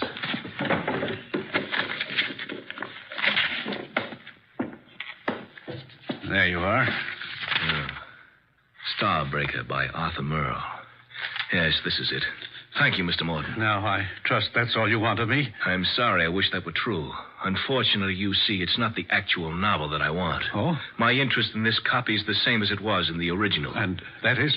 That no one should ever learn the content. I take it you know what it's about, then. Yes. You see, Mr. Merle made the mistake of telling me when I called a bit early at his apartment for dinner last evening. I was forced to deprive him of his life once I learned the storyline of this novel. This story must be kept secret. Why? Most of you people in the publishing business know me as a public relations and publicity agent for several prominent writers. Yes? Actually, I've been as successful as I might in this business. Because a few years ago, I stumbled onto a very neat and foolproof method of blackmail. Unfortunately, Arthur Merle thought of the same thing and based this story on it. If it got out, I'd be exposed and sent to prison. So you can see why I had to stop it, why I had to kill Arthur, and why... Now I'll have to kill you, too. Oh, child, for heaven's sake. The contents of these pages condemn me. You know what's in them. Further, I've confessed to murder to you. You don't think I could let you live after that, do you? Child, you're insane. I'm sorry that I must repay you for your trouble in such an ungrateful manner. I'm sorry to do this to you, Child, but I can't... Child, please, enough! Sorry, Mr. Childs. There wasn't time to ask you to drop the gun. All right, Mr. Childs, get your hands up and stay where you are. Nice going, Mr. Morton. Who are you? That took courage, Mr. Morton. Sorry we had to wait so long, but we had to make Mr. Childs here convict himself. Convict?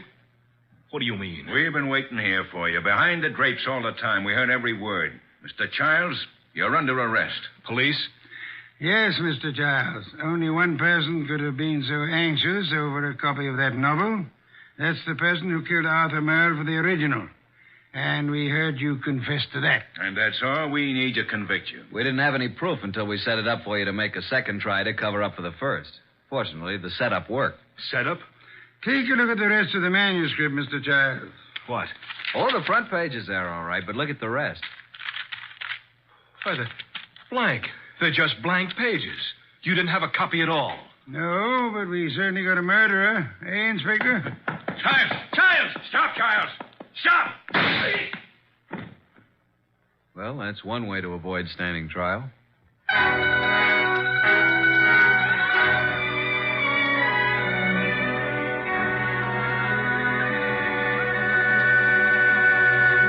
Well, Archie, I'm glad you and Kramer got Childs. Some beer, please. That was a clever scheme, boss, making him think there was a copy. Yes. In a way, though, I wish it hadn't been just a scheme. Meaning? I wish there had been a copy of Arthur Merle's novel.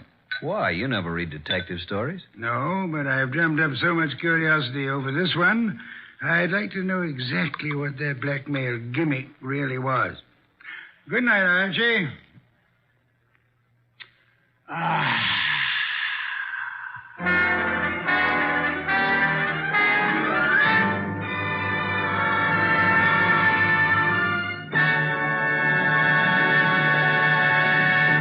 You have been listening to The New Adventures of Nero Wolfe, starring Sidney Greenstreet.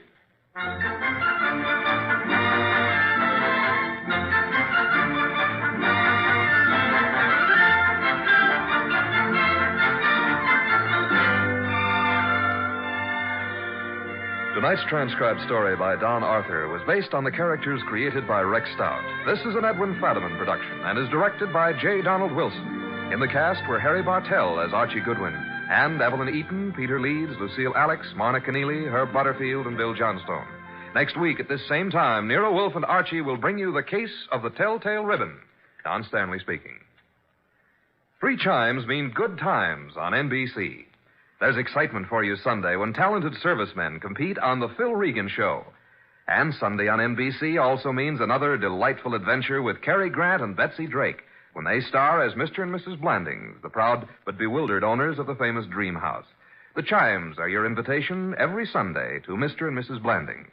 Tomorrow for excitement, hear Herbert Marshall in The Man Called X on NBC.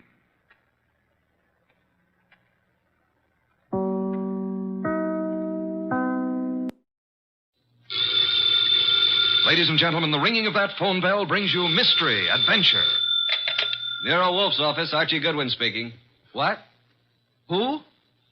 Who is this? Who wants to speak to Mr. Wolfe? Nobody. Nobody? I've said that. Hang up. It's late and it's too cold. And even if it weren't, I would not consider for one moment moving from this room. Please, Mr. Wolfe, I can't hear a thing this old gentleman's saying. Does it matter? You heard what I said? No. Now, what did you say? You were late because she was killed. Who was killed? I can't hear you. What is it about, Archie? He says he was due here an hour ago, but she was killed. Who was killed? What does he want? Do you want us to solve the crime? I say, do you want us to find out who killed her? Oh. He says he knows who did it, but he has an important message for you. Well, then come right over. We'll be waiting, Mr. Jenkins. Archie, why do you insist on taking every silly little case? Because, boss, we need to recover for March 15th.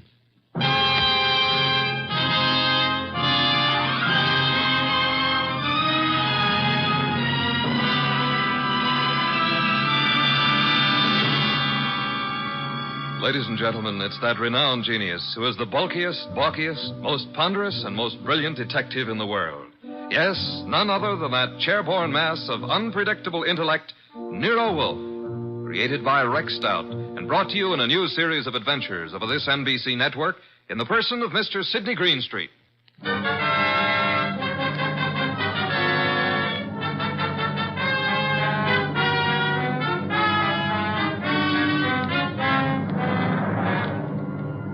This case I like to refer to as the case of the Telltale Ribbon.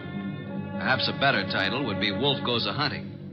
For in a way, this was one of those unusual instances in which my boss, of his own free will and without any coercion, actually decided to leave the house and go to the scene of the crime. It started when the strange old gentleman who phoned us finally arrived. Well, there's our client, Mr. Wolfe. Evening.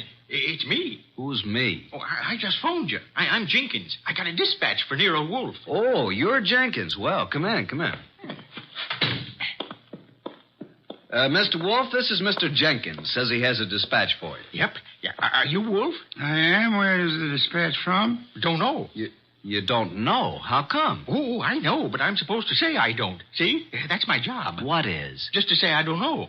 What about the murder? Yeah, who was killed? Oh, my goodness. It was a terrible thing. We were just crossing the turnpike, and this fella come at us out of nowhere. The killer? Yeah. Must have been drunk, I guess. Well, how did it happen? Did he shoot her, stab her? Oh, no. He ran into her with his car. And she was only 9 years old. Your granddaughter? No, it was Bessie. But the police got him. I have to appear, I guess. Probably get 90 days, he will. For murder? Murder? Was somebody murdered? I must have missed something. Look, we're talking about Bessie, and what do you want us to do about it? Nothing. Bessie's my old horse. Oh, no. But say, who was it that was murdered? Nobody yet. Good night, Mr. Jenkins. I thought you said it was important. It might be. At least that's the way I was told. What might be? This here letter I was bringing to you. This dispatch. Well, gotta get along now. Goodbye. Well, get him. What a pixie. What is in the envelope? Mr. Wolfe, look. 5 $100 bills. And the note says, Mr. Wolfe, your services are desperately needed. Come up this weekend as my guest.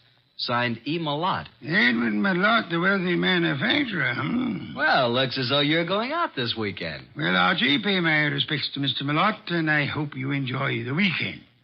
Good night.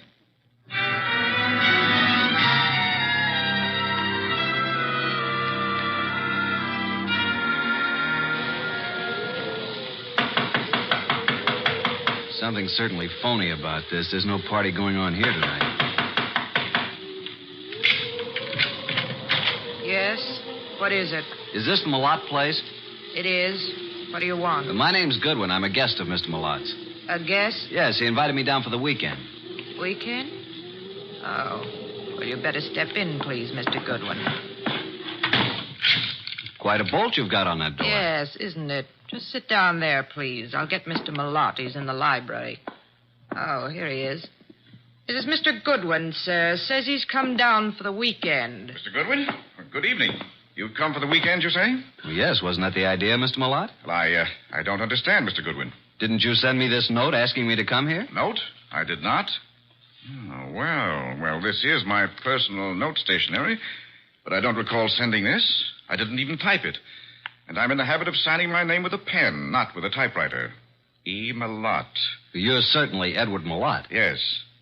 Services are desperately needed. What does this mean? What services? Who are you, Mr. Goodwin? Are you serious? I'm a private investigator. I'm Nero Wolfe's assistant. Oh, indeed. Nero Wolfe, eh? I know of him, yes, indeed. And you really don't know anything about this note? I do not. Are you having a weekend party here? I most certainly am not. Then who sent this? And there were 5 $100 bills as a retainer. I haven't the slightest idea. Oh, Dorothy. Yes? Will you step in here, please? Miss Davis is my private secretary. She may know something about this. Yes, Mr. Malott. What is it? Dorothy. Oh. Dorothy, this is Mr. Goodwin. How do you do, Mr. Goodwin? Well, how do you do, Miss Davis? Yes. Well, Mr. Goodwin is assistant to Nero Wolfe. You don't say. Nero Wolfe, the detective? Oh, I've heard a great deal about him. And about you, too, Mr. Goodwin. Well, now I'm mighty glad to hear you say that, Miss Davis. Mr. Goodwin has a note here. Is anything wrong, Edward? I heard voices. Oh, do we have company? Nothing is wrong, Eva. I was calling Dorothy, that's all. Oh, this is Mr. Goodwin, Eva. My wife, Mr. Goodwin. How do you do, Mrs. Malott? Mr. Goodwin, yes. How do you do? Now, as I was about to say, Dorothy, Mr. Goodwin... What's going on? Mr. Goodwin, this is my son, Larry. Good evening. What's wrong? Mr. Goodwin has been invited here for the weekend. He has an invitation supposedly written by me. At least it's on my stationery. Look at this, Dorothy. Know anything about this note? No. I certainly didn't write it. But it's my personal notepaper, and my signature is typewritten. I'd never do that. Well, somebody sent it. Who's Jenkins? Jenkins? Never heard of him. A little dried-up old man. He delivered it to us. Yeah, maybe it didn't even come from this house. I'm positive that it didn't. Never heard of Jenkins. You have a typewriter here, of course. Yes? I'd like to see it. Certainly, Mr. Goodwin, in the library. How far have you come, Mr. Goodwin? From New York, Manhattan. Oh, and it's such a dreadful night, too. Yes. And it is rather late. Late? It's only 7:30. Why not stay here for the night? Plenty of room? Yes, Mr. Goodwin, plenty of room. Well, I don't really think that's necessary. On the other hand, it would be a tough drive back to the city in this storm. I'll accept your hospitality, Mr. Malott. Very good. Oh, Jeffries, show Mr. Goodwin to the East Wing. And take care of his car. Yes, sir. Good night, Mr. Goodwin. You mean you're all going to retire now? I haven't even had my dinner. We retire very early here. But Jeffries will prepare anything you want. Good night.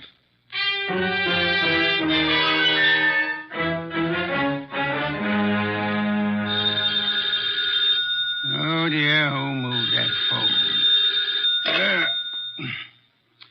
Hello, Wolf speaking. Archie, boss. Well, I'm here at Malott's place, but there ain't no party.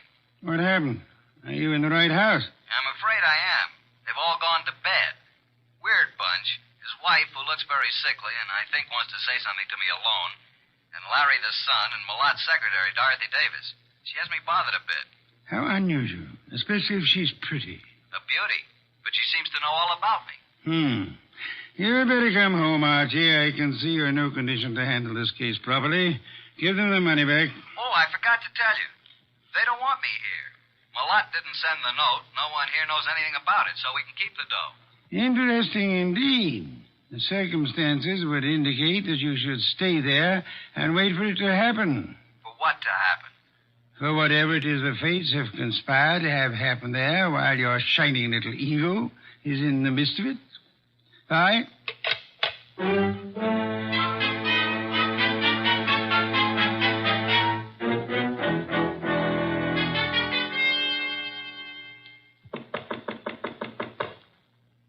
is it? It's Archie Goodwin, Mrs. Malott. Come in. Come in, please. I saw you give me the eye when I was about to leave. I've been waiting till I felt sure they were all asleep. Now, what's up? I wrote you that note.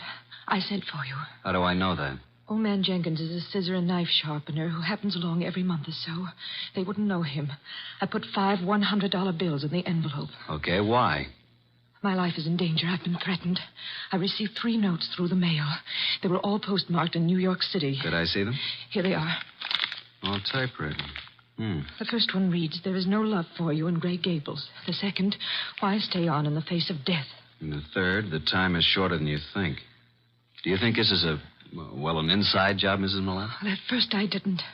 But lately I've come to think it is. What caused you to think that? For some time I've been having severe spells. I thought it was indigestion. But then it occurred to me that I always broke out in cold perspiration. I was left horribly weak and terribly thirsty. Thirsty? You fear you're being poisoned? Yes. And since the thought came to me, I've been living in fear. Fear of every bite of food or drink.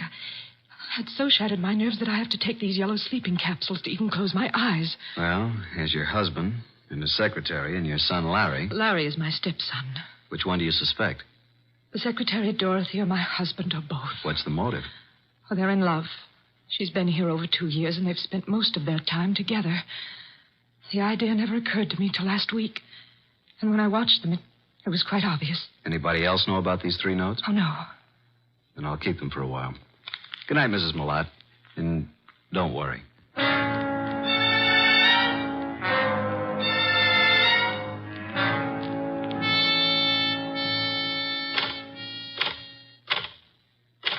What are you doing, Mr. Goodwin, snooping around in Father's library?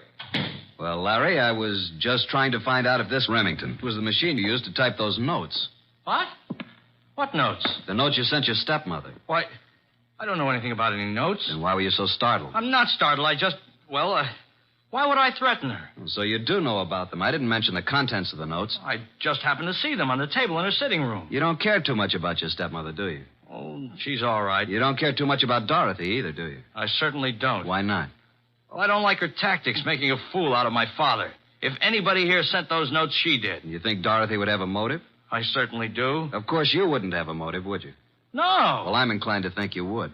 Well, just what motive would I have? You don't seem to like any woman who's too close to your father. Maybe because you'd resent anyone sharing in the estate if your father died. If I were you, Mr. Goodwin, I'd leave. Tonight. And the sooner the better. Good night.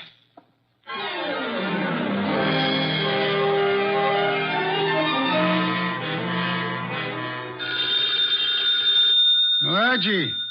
Archie. Oh, confounded boy. Yes, Archie? You have the wrong number. This is Sherlock Holmes speaking. Why don't you go to bed like the others? You don't have to push it. It'll happen. Eva Malott thinks she's being slowly poisoned. Suspects her husband and his secretary. She could be right. What are the symptoms she suffers? Gastric disturbances, weakness, thirst. Indeed. What about the son? Have any ideas? He doesn't like his stepmother and is decidedly against his father's secretary, Dorothy. He knew all about the notes Mrs. Malott had received, saw them on her dressing table. He believes Dorothy's the culprit. Then I should say that Dorothy should be the next on your list. You can say that again. Be careful, Archie. Use your head this time. Incidentally, Larry advised me to leave the place tonight. Bit of a threat it was, too. What shall I do, Mr. Anthony? Do nothing. The trouble will come to you. Bye.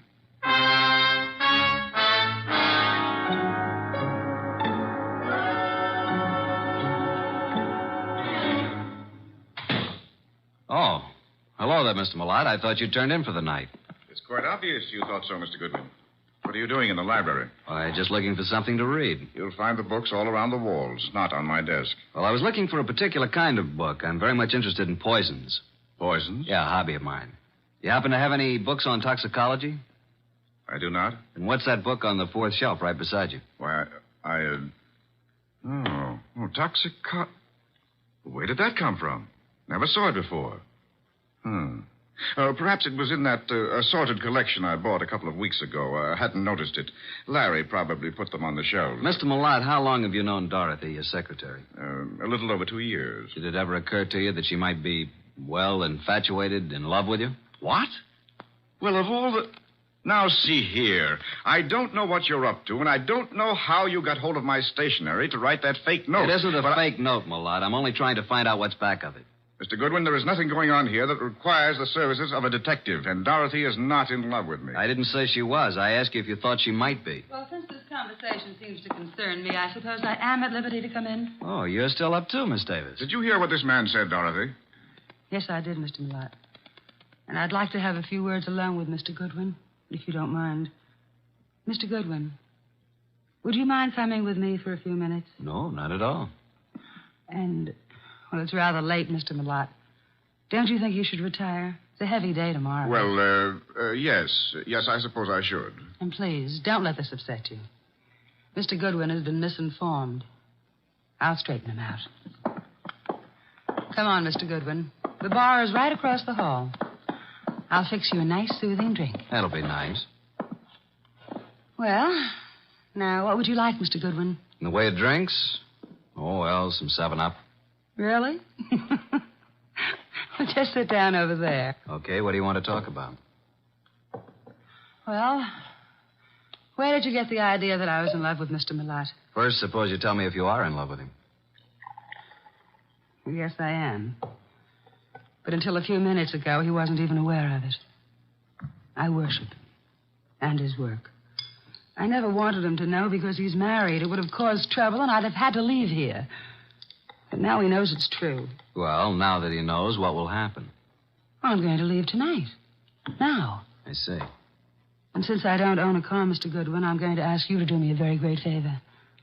Would you run me into New York? I want to leave without a word. If I wait till morning, I'll have to explain to Mr. Mulat, and... well, that would be most embarrassing, Archie. Oh, now it's Archie. You don't really mind, do you? No, I guess I don't. I should, maybe, but... Don't you like your drink? What'd you put in this drink? What do you mean? What'd you dope it with? Archie, why would I do that? Might be several reasons. There's nothing in that drink. No? Then suppose you drink it. Why? Give it to me. I'll throw it out. If you want another drink, fix it yourself. I'll have my things ready in 5 minutes. Are you going to take me? Sure. Certainly I'm going to take you. But are you sure you have to go tonight? I must go tonight. Now. Wish I knew why. Mr. Wolfe's always so right. What? Just talking to myself. Dorothy! Larry! Jeffries! Come upstairs. What's happened? Call Dr. Hauser. Something terrible has happened to Eva.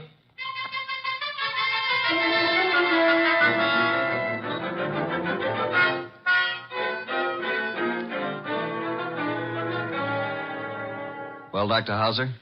Ah, poor Mrs. Mulat. No, there's nothing to be done now. It's all over. Eva. You'd better lie down, Mr. Mulat. I'll phone and take care of everything. I'll be here if you need me. I have to make out the certificate. Yes, come along, Mr. Mulat. Just a minute. You too, Larry. I don't want to make this any more unpleasant for you, but, Doctor, just what are you going to put on the certificate as the cause of death? Acute gastritis. Is that what you've been treating her for? Well, she's had several attacks lately. I'd warned her to be cautious of her diet. And that was wise advice, too. Did you know about these attacks, Mr. Mulat? Yes, I did. And you, Dorothy? Yes, I knew. And you knew also, Larry? No, I knew she hadn't been feeling well. How long had Mrs. Mulat been suffering from insomnia? Oh, a year at least. I prescribed Nemitol. In yellow capsules? Of course. I wrote a prescription every so often calling for 12 capsules. You all knew about that, of course. I thought so. And would this be the prescription, this little box of capsules here on... Well. What's the matter, Mr. Goodwin? That box was open on this nightstand when we stepped into this room. All right, let's have the box, Mr. Mulat. Thank you. Why'd you pick it up? Because I didn't want the stigma of suicide on Eva's name, nor mine. Suicide? Yes. Eva had this prescription filled yesterday morning. The dose is 1 at bedtime, 12 capsules. She took 1 last night. I glanced at the open box when I came into the room, and there were only 8 capsules left. I knew instantly what had happened. She'd taken an overdose. Doctor, do you think 3 capsules would be sufficient to cause her death? I doubt it very much. So do I. Mrs. Mulat didn't die from an overdose of sleeping capsules. She was poisoned. Poisoned? Are you crazy? By whom? By you, or Dorothy, or Larry. No, I didn't do it. I didn't write those notes. What notes? Mrs. Mulat had received 3 notes threatening her life if she didn't leave this house. Each of you had a motive, so I'm sending this body to the coroner for an immediate autopsy. I won't permit it. The police will see to it. You have no choice.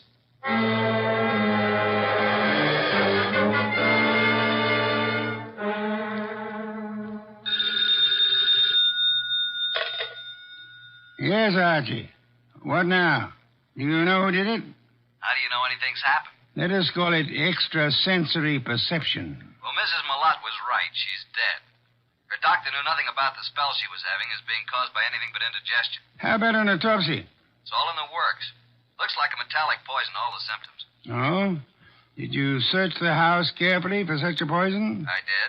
And I'll check the drugstores in the morning. Somebody in that household purchased some poison. Let me know when the autopsy report is in. Right. Let's see now. We have Mr. Malott, Dorothy Davis, and Larry the son. He's Mr. Malott's son, but not the child of Eva Malott, remember? Yes. Is it true that Dorothy is in love with Malott? Yeah. Dorothy admitted it to me, but claimed Malott wasn't aware of it until tonight. And earlier this evening, Dorothy tried her best to get me out of the house, insisted that I drive her into town. She tried to give me a drink, which I think might have contained knockout drops. You don't say. Archie, I should have Fritz drive me up to the Malott place at once. Archie, are you there? No, boss. I just fainted.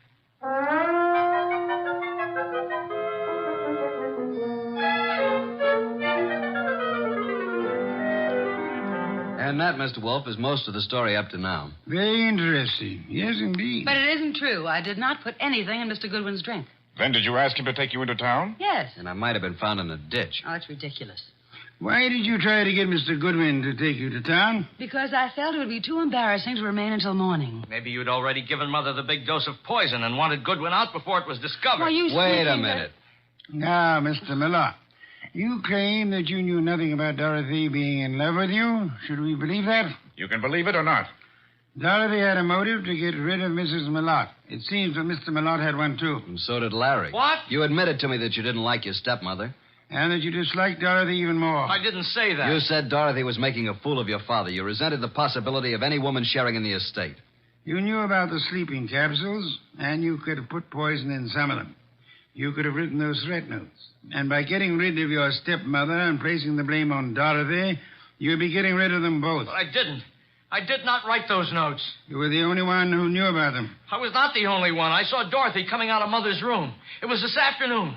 Mother was out taking a sunbath. Dorothy did it. She's the one. I think you're the one. No, Dorothy wrote those notes. That's a lie. No, she probably slipped into Mother's room and wrote those notes on Mother's portable. What? Hey, just a minute. Archie, come here. I never heard of such No, lies. I didn't do it. You can't send me to jail. I'll kill you first. Larry, drop that gun. Don't come near me, any of you. You're such a fool, Larry. Give me that gun. I'll shoot. I'll shoot. Come on. There. Now, you better quiet down, kid. Or Inspector Kramer will take care of you when he arrives.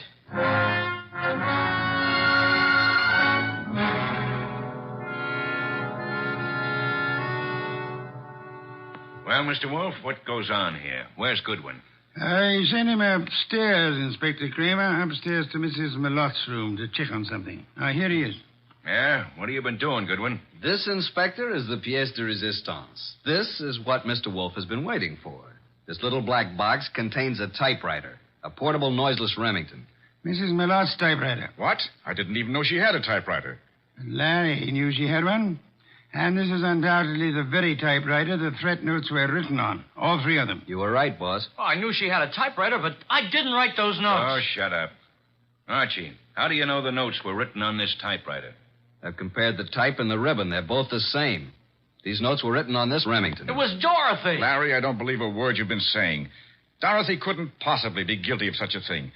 If anyone is guilty, you yourself certainly have all the earmarks. Everybody's against me, even my own father. But I'm innocent, I tell you. Let me get it. I think I know who it is. Hello? Yeah, just a second. You better take it, boss. Wolf. Oh, yes, go ahead. Let's have it. Yes? He's here, but he won't mind. Yes? I see. Uh-huh. You just finished? Oh. Good. Right. Bye. Was it the coroner? The coroner, reporting that poison was found in the sleeping capsules. And the body. Did they find poison? They did. You're right again, boss. I'm going up to Mrs. Malott's room for a while.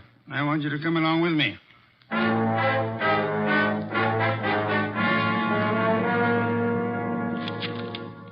Find anything yet, Archie? No, mostly bills and invitations to bridge parties and so on. Ah. You find something, boss? Yes and no. This pocketbook detective story. What about it? I was just flipping through the pages, and I find this corner turned down. Well. What is it? Look and read. Why stay on in the face of death? Interesting. The very words used in one of the notes. Give me the book. Of course, this doesn't prove a thing either, but it does confirm what I was... Oh. What now? This cinches it. Get them all up here, Archie. Tell Kramer to bring them all to the bedroom.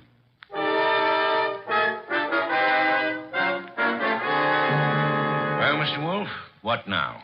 As you all know, Mrs. Millot was poisoned by someone who had an opportunity to put it in the sleeping capsule. Someone in this household. Yeah, but which one? The kid? I never bought any poison in my life. Be quiet, will you? No, Inspector, it wasn't Larry. And I suppose you think I put the rest of that rat poison in your drink, Mr. Goodwin. No, Dorothy, it wasn't you. But how did you know it was rat poison? I didn't. I just guessed. I can think, too. Then if it wasn't Dorothy or Larry, you must mean me. No, Mr. Lott? No, wait a minute. It had to be somebody. Yes. This is going to be painful for you, Mr. Millot. Well, you mean that Mrs. Millot did commit suicide? It was more than suicide. It was suicide with an attempt to have both you and Dorothy convicted of murder. She planted things? She did? I can't believe it. Show him the pocketbook, mystery. Here's the proof. Some of the threat notes were lifted bodily from this novel. But look on the back cover. Isn't that Mrs. Millot's handwriting? Yes, and this is the other note. The one to you, Mr. Wolfe. Composed in pencil before she typed it out on her machine. Then, Wolfe, the note you received was the same typing as the threat notes. See for yourself, Inspector. Then why the dickens didn't Archie compare them right away? Just one of those things, Inspector. There are times when even a good detective is a bit on the, shall we say, dull side. Don't you find it often true, Inspector?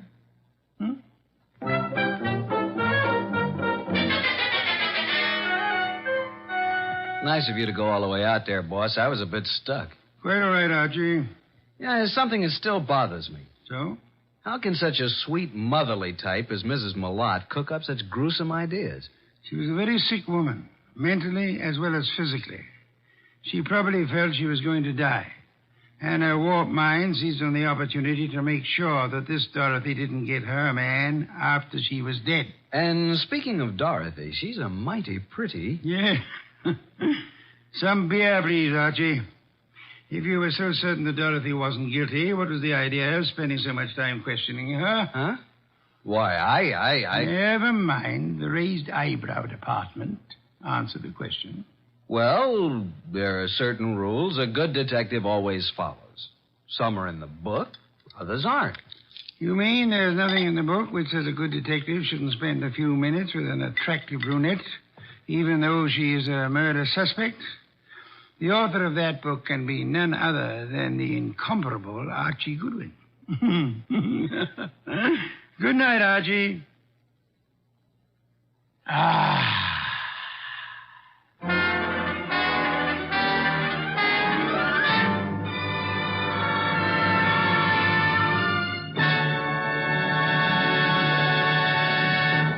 You have been listening to The New Adventures of Nero Wolfe, starring Sidney Greenstreet.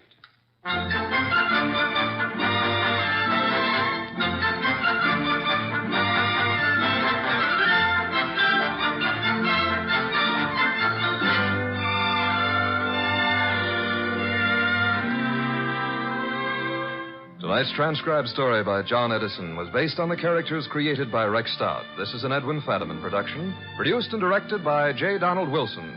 In the cast were Harry Bartell as Archie Goodwin, and Gene Bates, Irene Winston, Ted Von Eltz, Jerry Hausner, Vic Rodman, and Bill Johnstone. Next week at this same time, Nero Wolfe and Archie will bring you the case of the shot in the dark. Don Stanley speaking. 3 chimes mean good times on NBC. There's music in the air tomorrow evening, music and fun brought to you by Dennis Day, Judy Canova, and Grand Ole Opry. Charming and boyish Dennis gets himself tangled in another bewildering situation, while Judy Canova gets together with her comedy pals for some mountain-style goings-on. And Saturday also means a kilocycle trip to Nashville for Grand Ole Opry. Friday's fun includes Sam Spade and, of course, the magnificent Montague on NBC.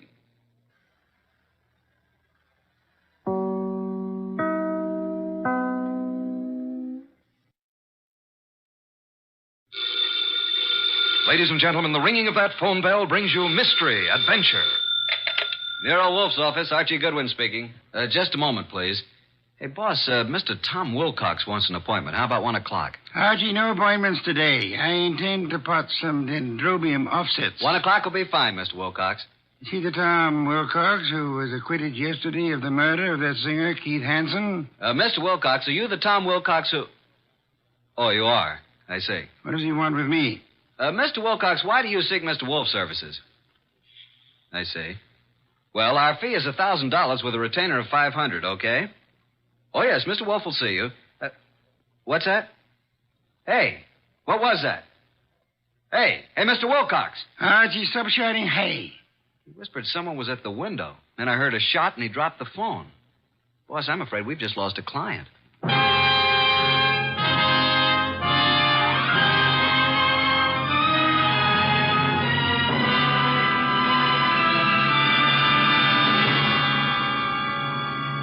Ladies and gentlemen, it's that renowned genius who is the bulkiest, most ponderous, and most brilliant detective in the world. Yes, none other than that chairborne mass of unpredictable intellect, Nero Wolfe, created by Rex Stout, and brought to you in a new series of adventures over this NBC network in the person of Mr. Sidney Greenstreet.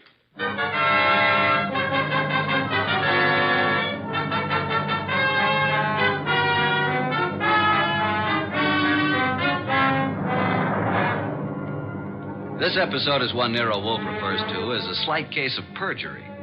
It all started with a phone call from Tom Wilcox and the ensuing shot, which I was sure had brought our newfound income to an early end. Anyway, there was the shot and... Hello? Mr. Wilcox? Hello? Oh, boss, I've certainly waited long enough for him to come back to the phone. We may have just lost a nice bankroll. Nonsense, Archie. Other clients will rescue us. Now for a cold bottle of beer, Archie. We're almost out of beer. I better get over there and see what happened to Mr. Wilcox. The beer first. Nero Wolfe's office, Archie Goodwin speaking. Oh, Wilcox, you all right? Well, was that a shot? It was, huh? I'm glad it missed. Tell him to come right over here. Yeah? You dug the slug out of the wall. Well, come right over. Boss, the police never found the gun that killed Keith Hansen. No gun was found. Wilcox said he thinks he was shot at with a .32. He dug the bullet out of the wall. The murderer of Hansen must now be after Wilcox. If Wilcox is telling the truth. He was acquitted. The society gal, Mrs. Patricia Park, established his alibi, said she was with Wilcox at the time the murder was supposed to have occurred. I read the papers, Archie. Where's last night's paper? Wow, boss, look at her picture. Ooh, she's a honey. Archie, will you get me some beer? Well, if you move your arm 6 1/4 inches, you can't possibly miss it. Mr. Wolfe, this is Tom Wilcox, our new client. How do you do? Archie, the red leather chair for Mr. Wilcox. Mr. Wolfe, I'd like your aid in finding the murderer of Keith Hansen. Indeed. Why do you suppose you were shot at this morning? I gave a statement to the press last night, which was printed this morning, saying that I was going to seek out the killer of Keith Hansen. The killer obviously wants me stopped. Here's the bullet, a .32, I'd say. Why did you go to Keith Hansen's apartment on the day of his death? I went there to tell him to stay away from my sister. We had a fight. The manager came and stopped us. I told Hansen I'd kill him if he didn't lay off. The manager heard this. Then I went home. What time was that? About 8:30. The police claimed I returned to Hansen's apartment and shot him. I couldn't prove I was at home all night. It was going rough for me until Patricia Park testified she was with me at the time the crime was said to have been committed. Why didn't you tell the police in the first place that this Patricia Park was with you? Well, that's the whole trouble. She wasn't. What? Her claim that she spent the hours from 9 till midnight with me was a lie. In fact, I'd never met the woman in my life. Have you contacted this Patricia since your release, Mr. Wilcox? Yes, but she refuses to see me. Archie, phone Mrs. Patricia Park and tell her that she must see you at once for her own good. Time is of the essence.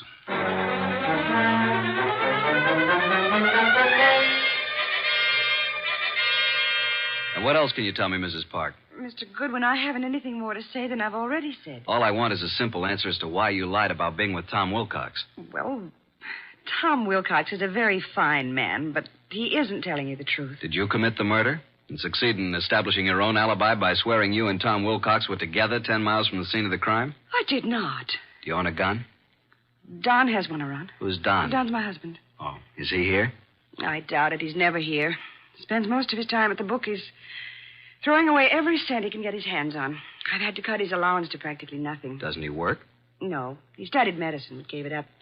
He was an illustrator for years, but gave that up when his eyes were burned in a plane crash. Mm-hmm. Where's the gun? It's in the desk.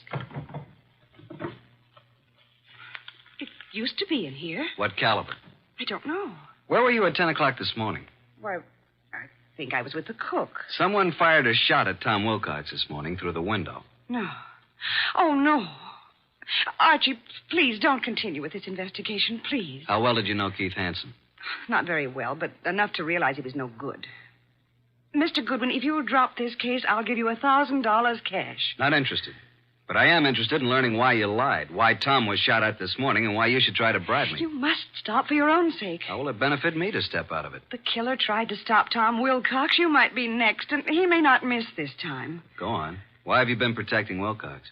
I believed Tom Wilcox was innocent, and I didn't want him to be sentenced to die, so I lied at the trial. He told us today he'd never seen you before. That's true.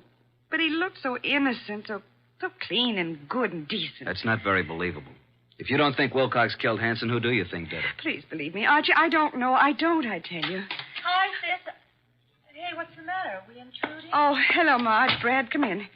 This is Mr. Goodwin, my sister and brother-in-law, Marge and Brad King. How do you do? Hello. What gives, and who's Mr. Goodwin?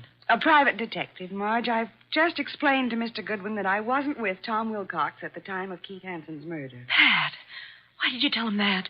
Mr. Goodwin, I hope you will not use this knowledge against Pat. Did you all know Keith Hansen? Yes. And my husband and Keith went to school together. Keith, Don, and I were on the same polo team. Where were you at the time of the Hansen murder, Mr. King? He and Don were attending a horse show at Madison Square Garden. Marge and I didn't want to go. We stayed here. Where were you at 10 this morning, Mr. King? Why, I had an appointment with my dentist, Dr. Flagg, Rockefeller Center. And you, Mrs. King? I was shopping. Ilsa's salon, a sale on dresses. Why all this questioning? Marge, someone tried to kill Tom Wilcox this morning. What? May I use the phone, Mrs. Park? Yes, of course. First door to your left. Suppose you try to find the gun. Marge, that gun is missing from the desk. I haven't seen it. Do you know the caliber, Mr. King? 32, I think. It must be in the house. For your sake, I hope you find it.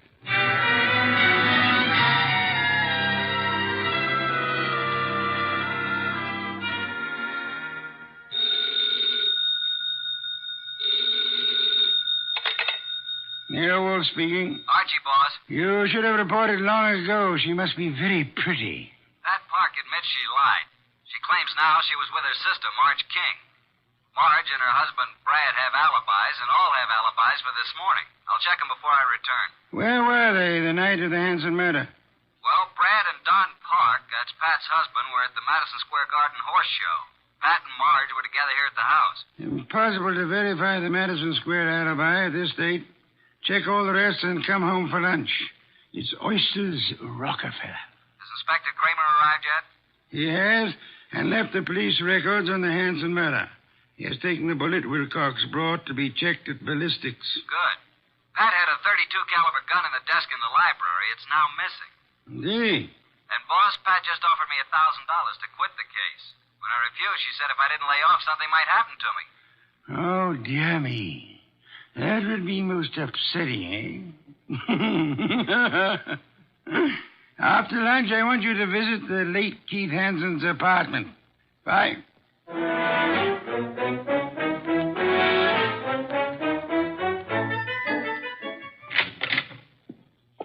Before you join the others, Mr. Goodwin, I want to talk to you. All right. Close the door, Marge. Pat didn't mean anything when she offered you money, Archie. And she wasn't threatening you, honest. I'm convinced. Why the pressure? Well, why don't you sit down? Here, by me. Okay. What's on your mind, huh? Archie, I can add another 1,000 to what Pat offered. Wouldn't that be enough, Archie? I can give it to you right now. Brad will write a check. Does Brad want me to stop, too? He said you couldn't be persuaded. Every one of you seems to have had a reason for killing Hanson. None of you apparently liked him. Now, be a good little girl, Marge, and stop trying to act like a Delilah. If you're innocent, you have nothing to worry about. You're stuffy. I hope you do get hurt. Thanks a million. Now, let's join the others. Well, Pat, did you find the gun? I can't find it anywhere. Oh, Mr. Goodwin, this is Don Park, my husband. How do you do? How are you? Have you seen the gun, Mr. Park? Not for ages. You're a detective, eh? Yeah.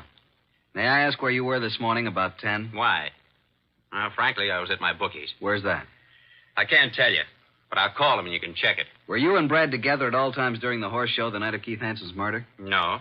Brad wandered away a couple of times, and I saw some people I knew. You know how it is. We'd meet at intervals. Archie, you're wasting your time. None of us is guilty. I made a fool of myself, that's all. Tom Wilcox was such a decent man that I hated to see him have to pay for taking Keith Hanson's rotten life. If a man's guilty, why should you butt in? You never use your head. Pat is one person who thinks of others before herself. Marge, forget it. Now you've got private detectives snooping around. What are you after, Goodwin? Who are you working for? Why don't you let my wife alone? The case is closed, isn't it? Maybe. Don, this just makes it more interesting to Mr. Goodwin. As a matter of fact, I think you all know more than you're telling.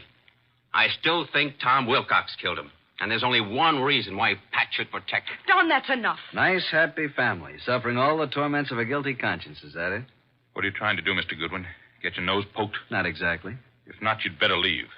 Okay, Mr. King, I'll run along. Mr. Wolfe will be anxiously waiting to hear about this. So long.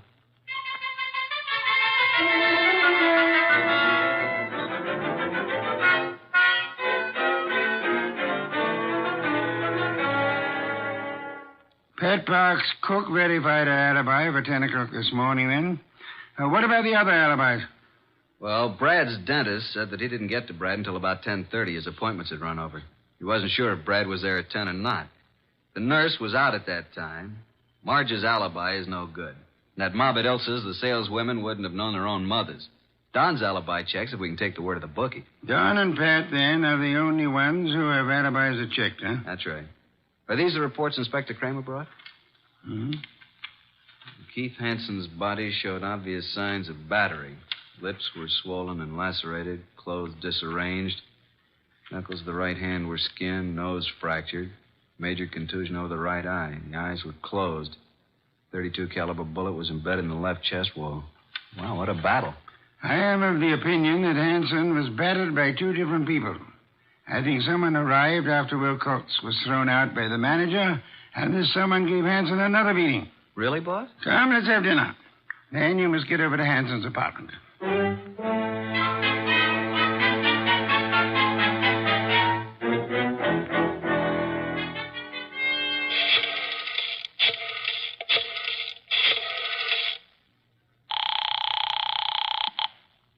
Boss? Yes, Archie?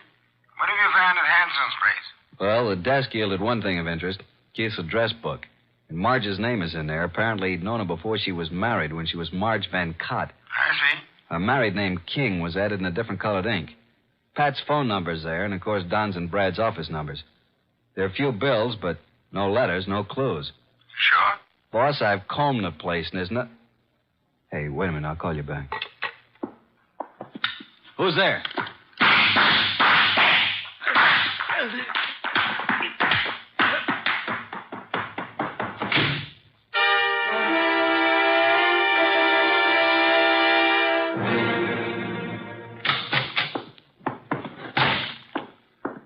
Archie, you know I dislike the banging of doors.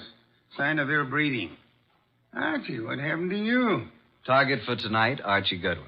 Your forehead's bleeding. You better have Fritz fix it. Well, my head can wait. Some guy certainly surprised me at Hanson's. Creased me on the forehead. Good thing I snapped off the lights. He emptied his gun at me. We scuffled and he got away. And then I dug his slug out of a chair. I think it's a .32. But look at this, boss. A little round piece of glass. Found it on the floor. It's very small, very smooth, and concavo-convex in shape. Half an inch diameter. Watch crystal? Don't think so. The edges are too smoothly ground. I'll examine it under a magnifying glass. I'll get it, boss. Oh, hi, Tom. Come in. Mr. Wilcox, boss. Archie, hey, what's happened to you? Somebody tried to scalp me. Good evening, Mr. Wilcox. The red leather chair, Tom. Archie, please finish your report. Did you notice anything else of importance at Hanson's apartment? Is that where this happened? Yeah. Well, there were dozens of gals' photos scattered around. Photos, eh? But no letters, Archie? Not a one. There must be some letters, Archie. Love letters. Wherever we have girls' photos and telephone numbers, I assure you there are bound to be love letters. That is what we must find. But then we'll have a motive. Yeah, but where do I look, huh? Go to Hanson's dressing room at the Club Diablo. I have just phoned the place. A female singer is substituting for Hanson, but she won't arrive until supper hour. Mr. Wilcox, accompany Mr. Goodwin, if you please. Keep your eyes open. I need the boy. Then you do love me, boss? Come on, Tom. Let's look at this Club Diablo.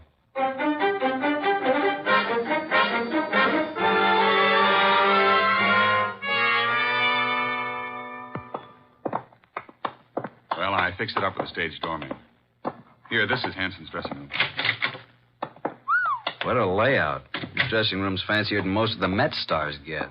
Hanson fixed it up himself. A bar, refrigerator, hot plate, television set. He could live here. Some of this stuff could be the new girl singers. I don't think so. Well, let's get to work, Tom. Take the drawers in his dressing table first. What are we looking for, Archie? Mr. Wolfe says the motive. He means letters. There's nothing here. Nothing in the desk. New singer must have cleaned it out for her things.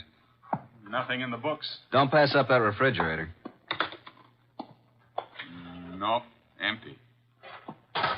Hey, there is something here. Back of the ice cube trays. Come here. Oh, wow. Mr. Wolfe said there had to be letters, and so there are letters. Lots of them. Hey, here's one from Marge. And another. And look here. Really confidential letters from a dozen society gals. There's something else in the back. Bank book. What do you know? A singer like Keith didn't make this much. No, that kind of money didn't come from crooning. This guy Keith was really shaking these babes down. Archie, someone's coming. Listen. Quick, behind the door and grab him. Douse the lights. Run,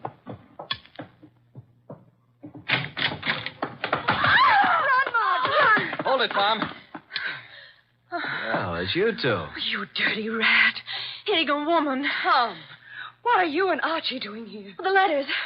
Oh, Archie, you found them. Archie, please, give me those letters. Don't touch. I'll just put them safely away in my pocket. Besides, you didn't write all of these. Give them to me. At least give me my letters. I'll tell you what. You go on home and stay there, and we'll leave it up to Mr. Wolfe. Tom, take him outside. I want to use his phone. Come along, ladies. Let us oblige Mr. Goodwin. I'll meet you at the stage door, Archie. Right.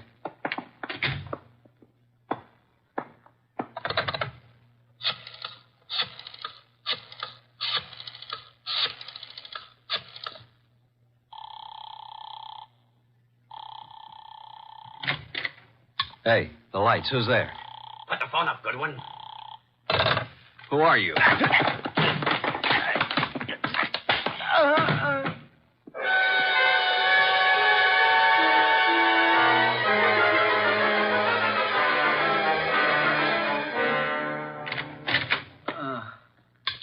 Archie, what happened? Are you hurt? Here, let me help you. I'm all right. I guess. Ooh, my head. Did you see anybody? No, I didn't. I shouldn't have left you. Turn out the lights before I saw him. He whispered. Got away with all the evidence. Where are the girls? I sent them home in a cab. Well, let's get over to Mr. Wolfe. This is tough luck. If I'm not mistaken, his next move will be to have a little get-together with all concerned. Come on.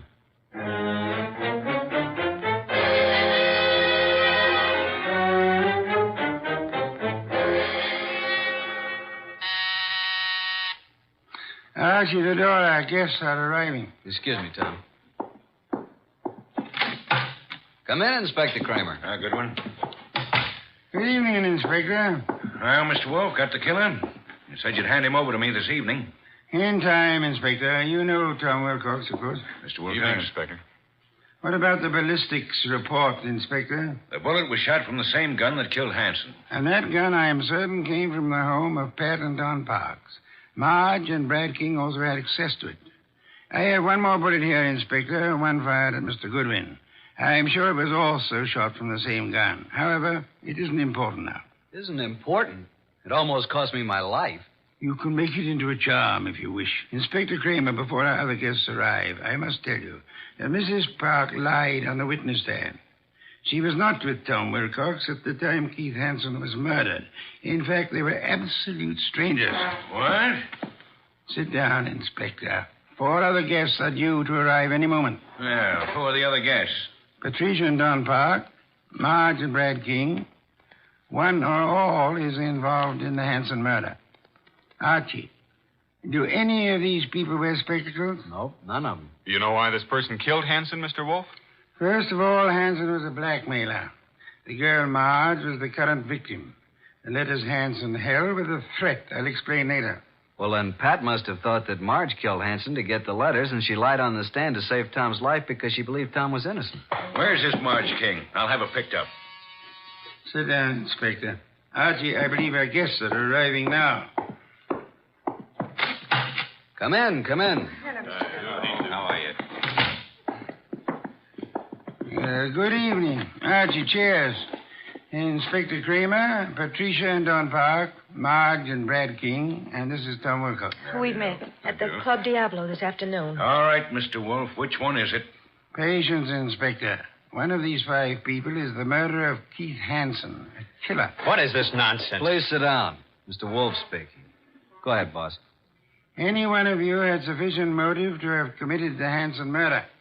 Not one of you has established a bona fide alibi. You who are actually innocent must tell the truth, or you shall all suffer as accessories after the fact. Mr. Wolfe, you're wasting your time. Marge, several years ago, you were secretly married to Keith Hansen. It lasted but 1 week. You gave Keith the money to get a divorce from you at Mexico. He didn't, which made you a bigamist when you married Brad. Keith was all set to blackmail you. He knew your husband, Brad, was wealthy. Marge, is this true? Yes. Oh, please, Brad, I thought he got the divorce. If I'd known that, I would have killed Hansen myself. Maybe you did kill him. One moment, Inspector. Patricia, you lied on the stand to protect Tom Wilcox here because you believed your sister Marge was guilty of Hansen's murder. Why did you believe her guilty? Were you at the scene of the crime? Marge, it's time to tell the truth and clear all this up. You won't be satisfied until you're in jail. Will you shut up? Quiet, please. Go ahead, Marge. All right. Keith Hansen was shot from the bedroom while I stood talking to him in the living room. You went there to buy back your letters? Yes, Pat drove me to his apartment. There was no place to park, so she said she'd drive around the block until I came out. That's why she's never been sure whether I killed him or not. That's right. Because I feel I might have shot him if I'd been in your place. Because of what Hansen did. What was it he did? Keith Hansen demanded $10,000 in exchange for the letters. Pat loaned me the money, so Brad wouldn't know. What? Is that true, Pat? You loaned her $10,000? I got to Keith's apartment about 9:30. He looked awful. He obviously had been in a fight. The room was mussed up and his nose was bleeding. Yes, go on. He went to the bedroom to get the letters and came back saying they were gone. I didn't believe him. Keith said he knew who had taken them and he'd have them back by morning. He grabbed the money from me and put it in his pocket. He was just about to tell me who took the letters when there was a shot from the bedroom door. Keith Hansen fell to the floor, but I didn't see anyone. I wanted to get my money from his coat pocket, Pat's money, but I couldn't touch him. His staring, wide-open eyes were horrifying. I ran. Poor baby, why didn't you tell me? I think you're lying, young lady. You took the gun from your sister's desk, and when Keith Hansen didn't produce the letters, you deliberately shot him. You didn't even offer him any money. You kept it yourself. No, I didn't. Oh, Pat, don't believe him. Inspector Kramer, she's innocent. I know who did it. Oh, no, Brad, stop. Oh, Brad, what do you say? All right. Break it up. Yeah, so do I know, Brad. That's why you left the horse show. I thought you were guilty all along. All right, Inspector. Now you know. I don't get this, boss. Inspector, ladies and gentlemen, please. First, which of you had some medical training? Medical training? Oh, Keith Hansen and I both went to medical school. Why? That is most enlightening, Mr. Park. Marge and I were nurses' aides during the war. Then perhaps you can interpret this medical phraseology for me. These few lines from this little medical book. Archie, hand it to Don Pop. Will you read it, please? Top of page 75. It says the form of pernicious anemia commonly found in the human is... Now, Don, hold your hand over your right eye and read on. What? Also common to the many lower... Now, cover the left eye and read with the other. What is this? Go ahead. Well, many lower animals and this light isn't so good. Step close to me. Yes, thank you. Mr. Park, here is the contact lens for your right eye. I'm sure you've been tremendously handicapped without it all day. Inspector Don Park is your murderer. Don't move, Park. Keep away, I warn you. Drop that gun, Park.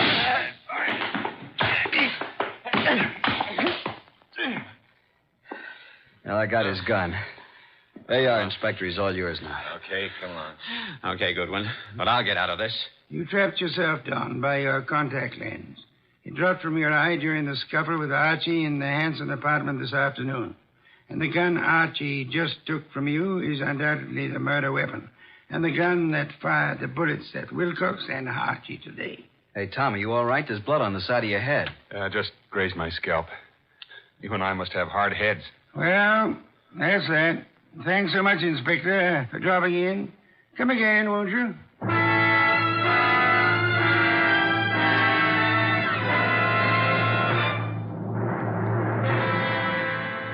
This was a rough day's work, boss. Some beer, Archie, please. Right. Hey, what was that business about the medical training? Maud said the body of Keith had staring, wide-open eyes, preventing her from touching the body. But the police found the eyelids closed. How did they get closed? Well, we must have bothered Don, too, and he closed them. His medical training. Right. A layman would never touch the eyes of the dead. Marge couldn't, not even to get back the $10,000. Here's your beer. Why did Don do all this, boss? Obviously, he learned of Hanson's blackmail scheme and was trying to force him to agree to split Marge's $10,000. Don was quite startled a minute ago to learn that Pat, his own wife, put up the money. However, when they heard Marge arriving, Don stepped into the bedroom, found Marge's letters in there, and must have hidden in the closet. And then as Keith Hanson was about to speak Don's name, Don shot him and took Marge's money. Of course, he planned to carry on the blackmailing of Marge himself, thinking the money would come from Brad. Yeah. And you are warming that beer with your hot little hands. Pour it, please. There you are. You've had a rough day, beaten twice and lost to interesting women. Tonight you may open your bedroom window. Good night, Archie.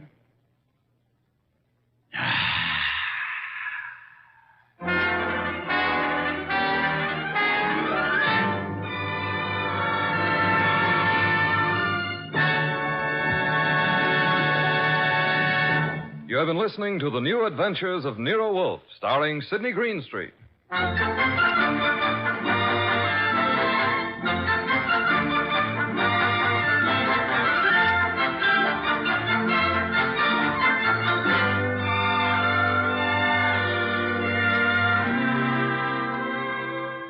Tonight's transcribed story by Gladys Williams was based on the characters created by Rex Stout. This is an Edwin Fadiman production, produced and directed by J. Donald Wilson. In the cast were Harry Bartell as Archie Goodwin, and Mary Lansing, Gene Bates, Paul Marion, Barney Phillips, Ken Peters, and Bill Johnstone. Next week at this same time, Nero Wolfe and Archie will bring you The Case of the Lost Heir. Don Stanley speaking. 3 chimes mean good times on NBC.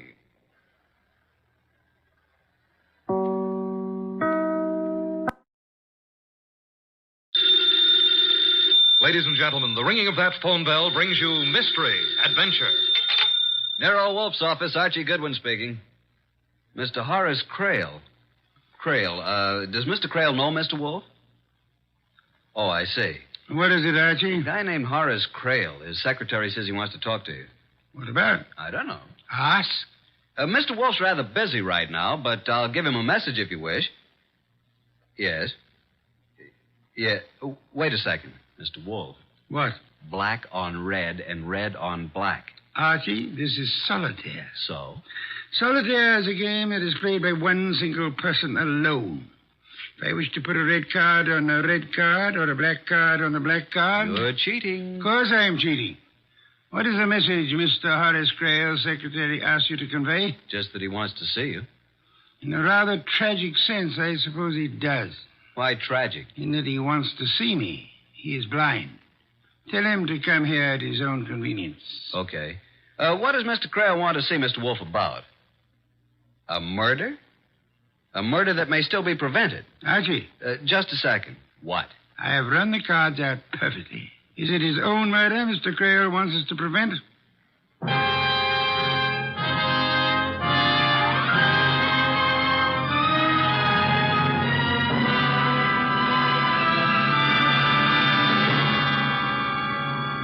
Ladies and gentlemen, it's that renowned genius who is the bulkiest, most ponderous, and most brilliant detective in the world. Yes, none other than that chair-borne mass of unpredictable intellect, Nero Wolfe, created by Rex Stout and brought to you in a new series of adventures over this NBC network in the person of Mr. Sidney Greenstreet.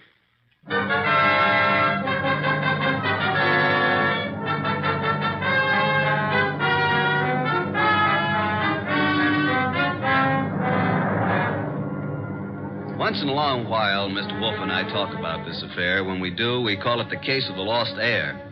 But I don't think the title's quite adequate. For me, it ought to be called the case of the gone goose. And I was the goose. Well, Archie, do you see any red on red or black on black? Nope. So? So what? You irritate me, Archie. Okay, you won your little game of solitaire perfectly, as you say. Now, who is Horace Crail? A prominent industrialist. If you read the papers, you would know. Horace Crail. Crail? Oh, yeah, the Crail Company. Exactly. How did you know he was blind, if he is?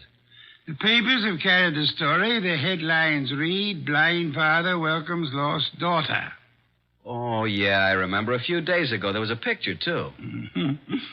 I thought you'd remember the girl at least. Well, if it's the one I remember, I remembered. Archie. Oh, well, it probably isn't true. By the way, let me tell you what I found out about the facts of life. The door, Archie. Mr. Crail is here to see Mr. Wolfe. Oh, yes, come in. This is Mr. Crail. I'm his secretary, Hugh Gaines. There's a step here, Mr. Crail. Of course. Who is this man? I'm Archie Goodwin, Mr. Wolfe's assistant. Mr. Wolfe's waiting for you. Where is Mr. Wolfe, Mr. Goodwin? I led the way. The blind man and his secretary followed.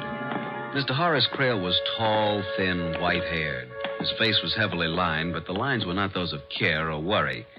He wore very dark glasses through which he might not have been able to see even if he had had his sight.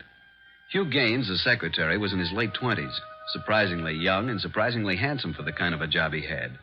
I led them into Mr. Wolfe's office, made the introductions, and sat them down. Well, Mr. Crail, what can I do for you? As you see, Mr. Wolfe, I'm blind. Need I say you have my deepest sympathy? I don't give a hoot for your sympathy, Mr. Wolfe. Oh, thank you, of course.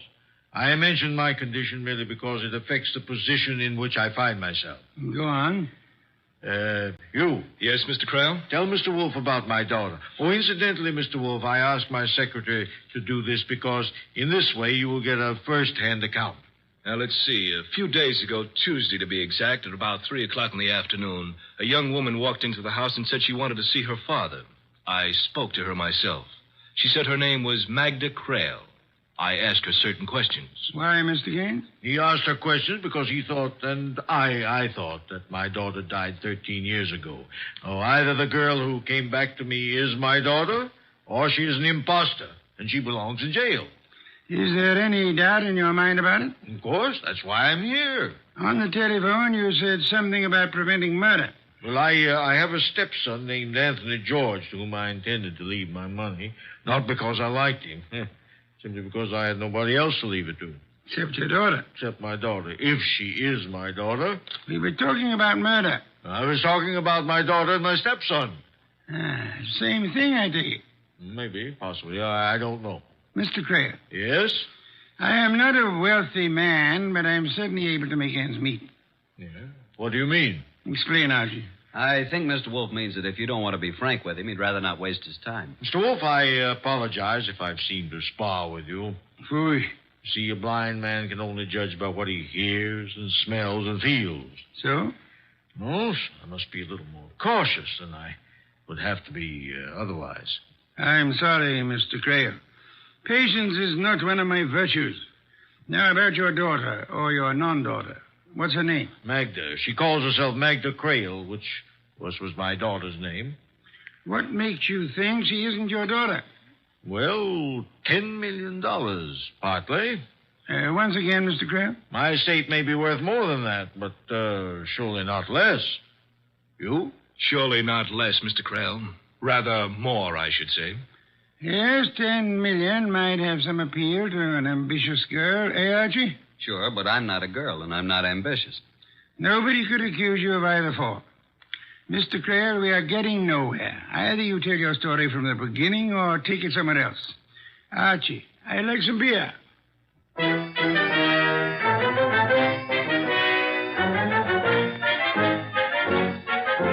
When I went out for the beer, the kitchen was a mess, and incidentally, I saw what was being prepared for lunch. When I got back to the office, Mr. Crale and his boy were gone. One beer for Mr. Wolfe. What happened?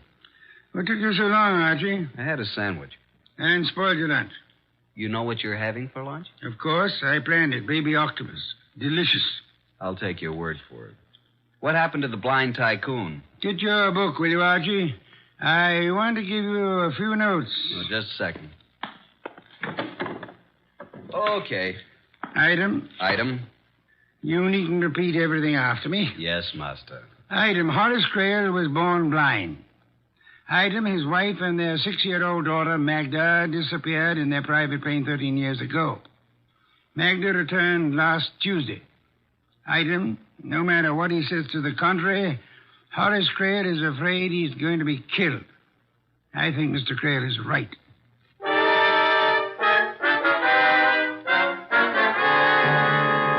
Memo. From Archie Goodwin to Nero Wolfe. Time, 4:32 p.m. The notes you dictated on the Crale case are on your blotter. 3 pages of them. You are with your orchids. I am on my way to the Crale domicile to meet the other characters in this turgid drama. As per instructions, I will bring them here if possible. Love, Archie.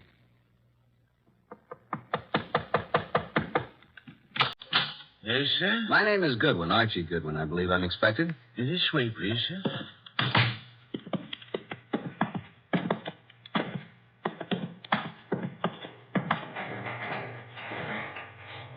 Yes, sir? Thanks. Hello.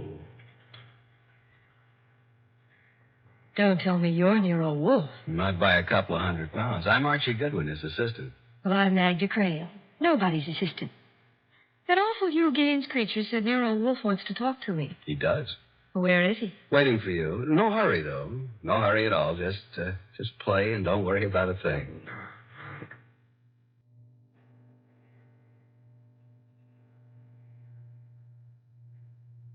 Black hair, green eyes, skin like a magnolia pet. Beautiful, beautiful. While she finished what she was playing, I watched her. Beautiful.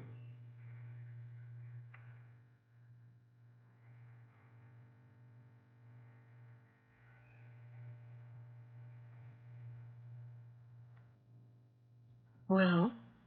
Beautiful. Mr. Goodwin. Archie. Oh, we could get along together, Archie, if that's the way you are. It's the way I am. I can't seem to do anything about it. Where's Anthony? Anthony? Oh, Anthony George.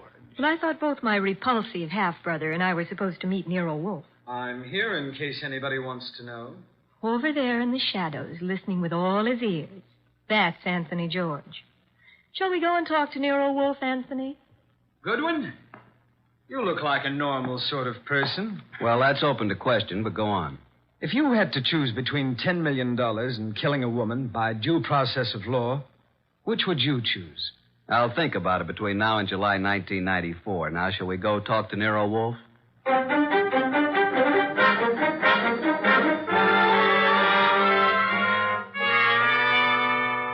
Miss Crale. Yes, Mr. Wolfe. Why did you wait until last Tuesday to let your father know that you were living? Does it make any difference? I think so. 13 years ago, I was 6. What she means is that she was 6 when she died. But I didn't die, Anthony Sweet. Obviously. But Magda Crale did. With my mother. His mother. Anthony says he doesn't remember me as a child. But I remember him, the brat. What about me? When I was about 4 or 5, you were 8 or 9, I suppose. Do you remember dressing up in one of Daddy's tailcoats, a sword, and Mother's hat with a plume? Suppose I did. You're still not my sister. Don't worry, Anthony. When poor Father dies, I'll support you. Archie. Sir? I made a mistake. A mistake? You? I thought I wanted to talk to these young people. I don't. Take them away. Take the young lady to a nightclub. On my salary? As part of our investigation, it will be charged to Mr. Horace Crale.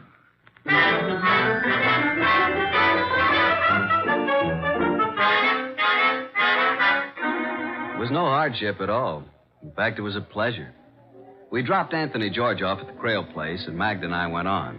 And on.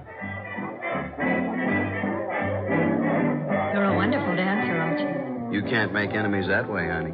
Archie, why did Mr. Wolfe want you to take me out? To find out whether you really are Crale's daughter. How did he expect you to find out? I don't know. Do you think he knew? He probably had some idea, but I don't know what it could have been. Honestly? Honestly. Archie, do you think I'm telling the truth? No. But wait a minute, baby. I don't think you're lying either. I just don't think. Give me my handbag, Archie. Thanks. I've got something here that might interest both you and Mr. Wolfe. Here. Those are snapshots that were taken of me before I was 6. Ah. Yeah, cute. Now look at me. Beautiful. Beautiful. Can't you see those pictures are of me? Kids that young all look the same to me, but suppose they are pictures of you. What of it? Well, just this. I found them in one of Mr. Crale's old photograph albums. My father, I mean. Oh, here's something. The one lying on my tummy on the white bearskin rug. All babies get their pictures taken that way. Here, give it to me. Wait a second. What's this mark under your shoulder blade? It's a little birthmark, like a strawberry. Ah, it's clear. Look, honey. Why are you so interested in babies, Archie? Because I always thought I should have been a mother. Now, look, have you still got that mark on your back? Of course. At least I suppose so. They don't go away, do they?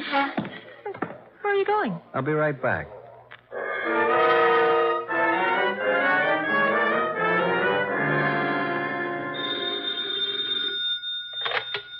Nero Wolfe speaking. Archie Goodwin. I'm with Magda Crale. No doubt. What? No doubt, I said. But never mind. What do you want? Want to ask a question. Go on. You don't think Magda's Horace Crale's daughter, do you? I don't think anything. You're stealing your lines from me. Never. All right, then, no. I don't think the girl is Crale's daughter. That's just what I hoped you'd say. Why, Archie? Because for once you're wrong. She's pretty, isn't she? Yes, she is. Also, she's got a birthmark. You have seen it? No, but nobody's going to be fool enough to claim a birthmark that isn't there. It's too easy to prove. Good night, Archie.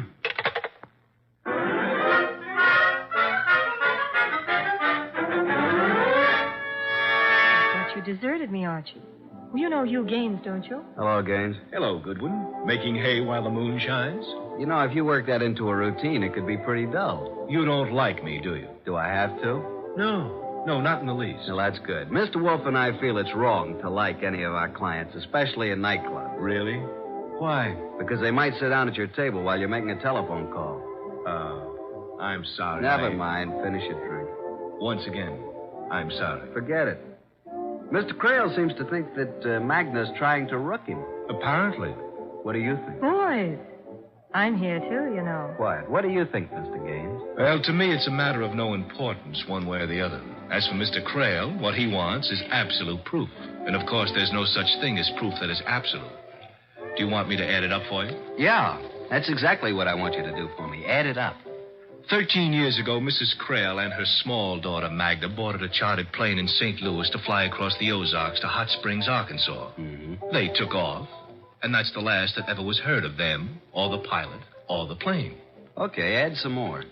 Mr. Crale had the whole area searched for months. The search itself cost almost $50,000. And the plane was not found. They finally decided that it must have fallen into the Mississippi, where it would sink to the bottom and stay forever. Now, wait a minute. Magda. Yes, Archie? Don't you remember anything about this trip? Nothing. Not a single thing.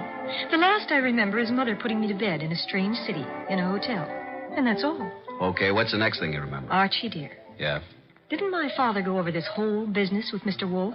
I suppose he did. Then do we have to do it again?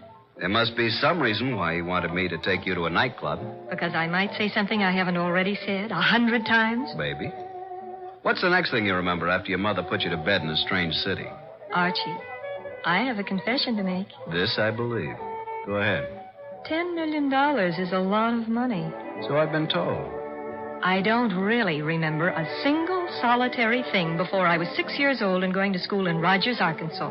Not Anthony George wearing tails and a sword? It was one of the pictures in the album. Not your mother putting you to bed in a hotel in St. Louis? $10 million, Archie. So you're not Magda Creel. Well, of course I'm Magda Creel. Oh, I may have tried to make the story sound a little more convincing than I should have. But I'm Magda Creel just the same. How could I be anybody else? So far, I can't see why you shouldn't be anybody else. Miss Creel will now bring up the matter of the diary. Won't you, Miss Creel? The diary? Oh, you don't know. Then Mr. Wolfe has told you nothing at all about this case, has he? He probably told me all I needed to know. What about a diary? Well, you see, Mr. Goodwin, Miss Creel's memory begins at about the happy age of 7. A black-haired, green-eyed, pigtail brat named Maggie Lomax. Only child of Walt and Mabel Lomax of Rogers, Arkansas. Am I correct, Miss Lomax?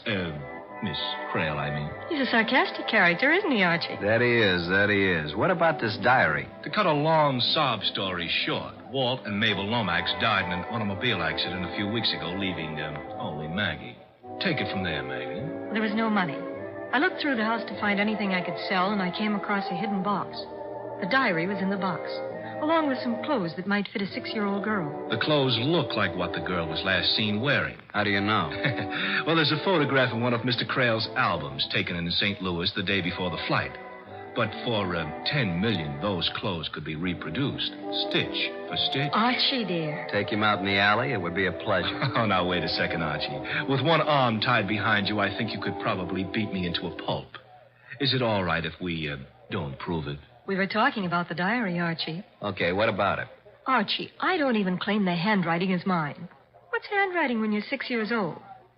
Still, the first page is one of those things that has name of parents, home address, and like that. Color of hair, eyes, you know. Sure, I had one myself. Certainly. Every child had one. One or a dozen. Maybe they still do. You fill in the first page, and then you never write another word. Honey. They were cheap. I doubt if they cost a quarter, and there was a place that said, my first date, favorite pastime. Look, baby. Oh, he calls me baby, Mr. Gaines. Yes, I noticed that. I think he'd believe your story no matter what you told him. Get lost, will you, Mr. Gaines? What's that? Get lost. Drop dead. Turn blue. Well, I can take a hint. Good night, Archie. And Miss Lomax. Prissy, isn't he? Prissy is the word.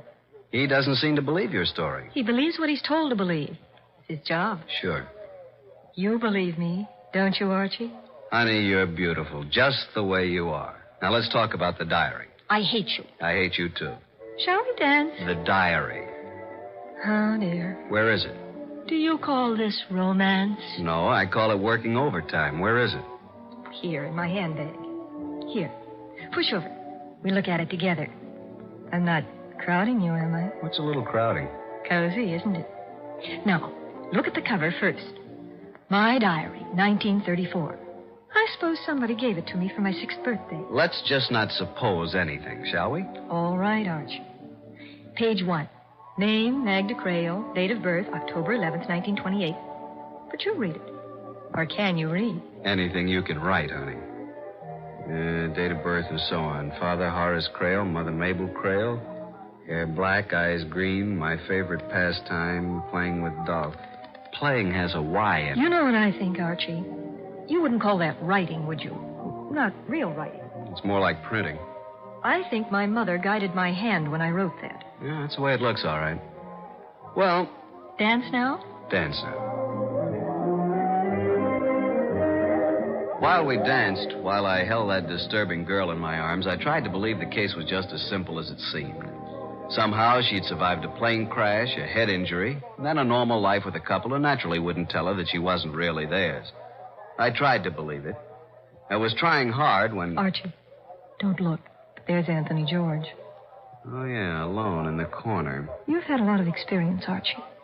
Do you think he's a killer? A what? Do you think he'd commit murder? I don't think anything about him, but why should he? For $10 million? I see what you mean. Are you worried? Not with you around, Archie. Not with you around.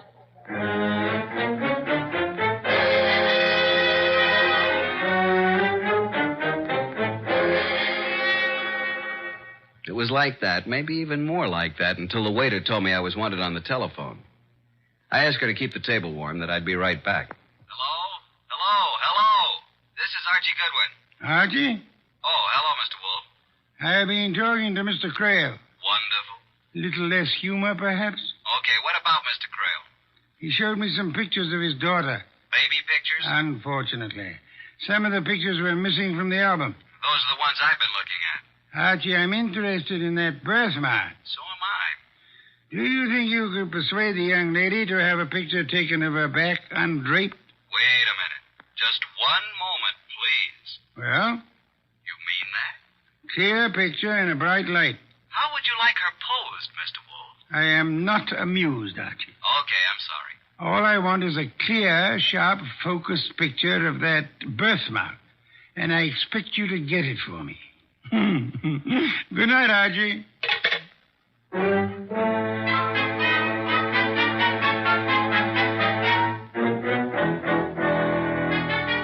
Hello again. Dance? No. Talk.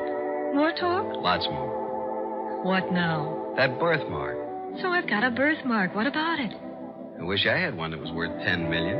So do I. But this one is worth nothing to me. Since my father doesn't believe I'm his daughter, and he's blind, that kind of identification doesn't mean anything to him. You're forgetting the people he trusts. Hugh Gaines, for instance. If the birthmark is there, couldn't he look at it, compare it with those awful baby pictures, and say, yes, here is your daughter?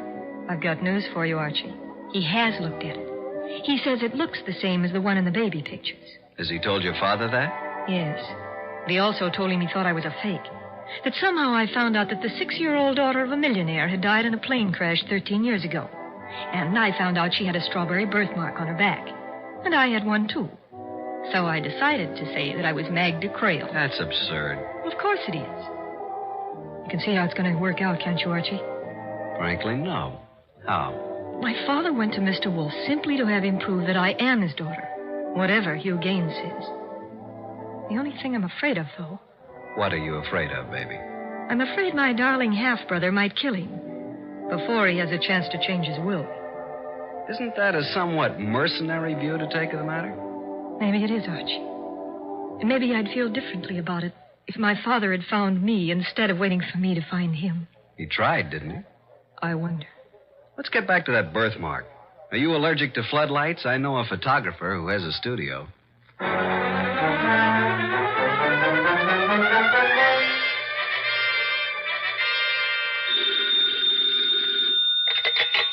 Confound it, Archie. How did you know it was going to be me? Because nobody else would dare to call me this late. What do you want? I got the pictures. They're drying now. If you come home, bring them with you. They may be important tomorrow. Have you heard that Horace Creel was murdered? No. How? Who? Where? Tomorrow we'll talk about it, Archie. Good night.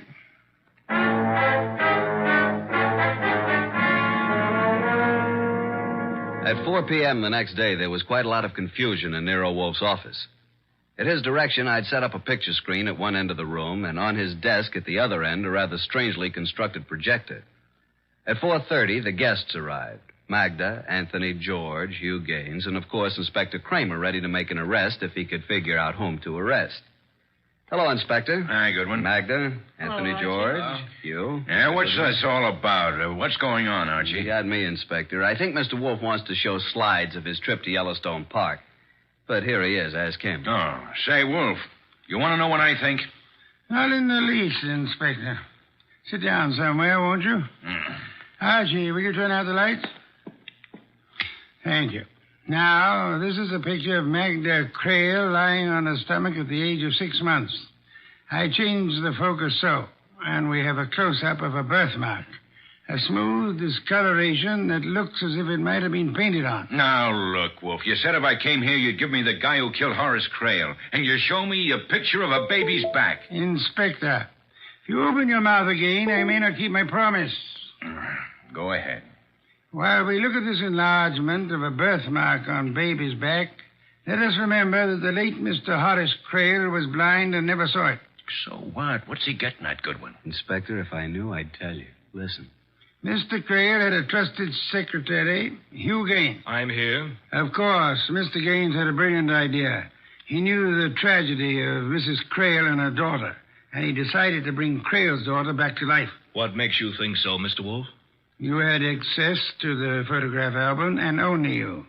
Oddly enough, Mr. Crail didn't even know his daughter had a birthmark until you told him. That may be true, but what of it? It's unimportant. Now I want to show you another picture. Archie, explain this picture, will you? Reading from left to right, this is a picture of Miss Crail's back. Very pretty, too. As you can see, there is what appears to be a small birthmark somewhat under the left shoulder blade. I change focus, and as it becomes larger... That's not a birthmark. That's tattooing. You can see it. Tattooing, of course. And Mr. Gaines had a brilliant idea. How to make use of a tattooed birthmark and Miss Magna to help him out. Blind as he was, Horace Crail saw through it. That's why Hugh Gaines had to kill him. No, you don't, Gaines.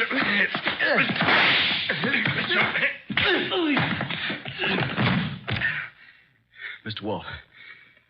Mr. Wolfe, you all right? Of course I'm all right. Well, Inspector Kramer, Mr. Gaines is your man.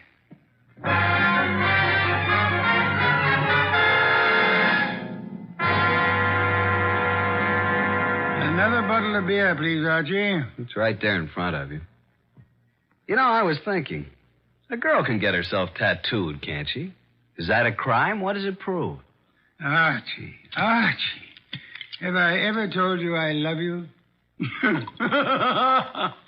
I'm going to bed. Good night, Archie.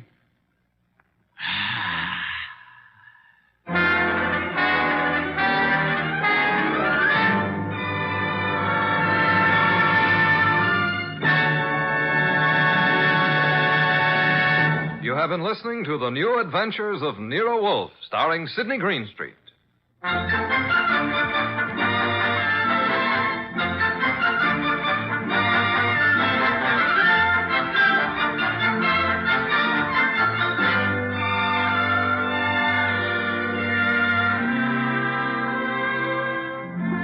Tonight's transcribed story by Mindred Lord was based on the characters created by Rex Stout. This is an Edwin Fadiman production, produced and directed by J. Donald Wilson.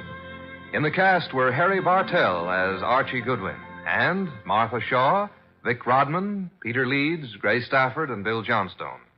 Next week at this same time, Nero Wolfe and Archie will bring you the case in Room 304.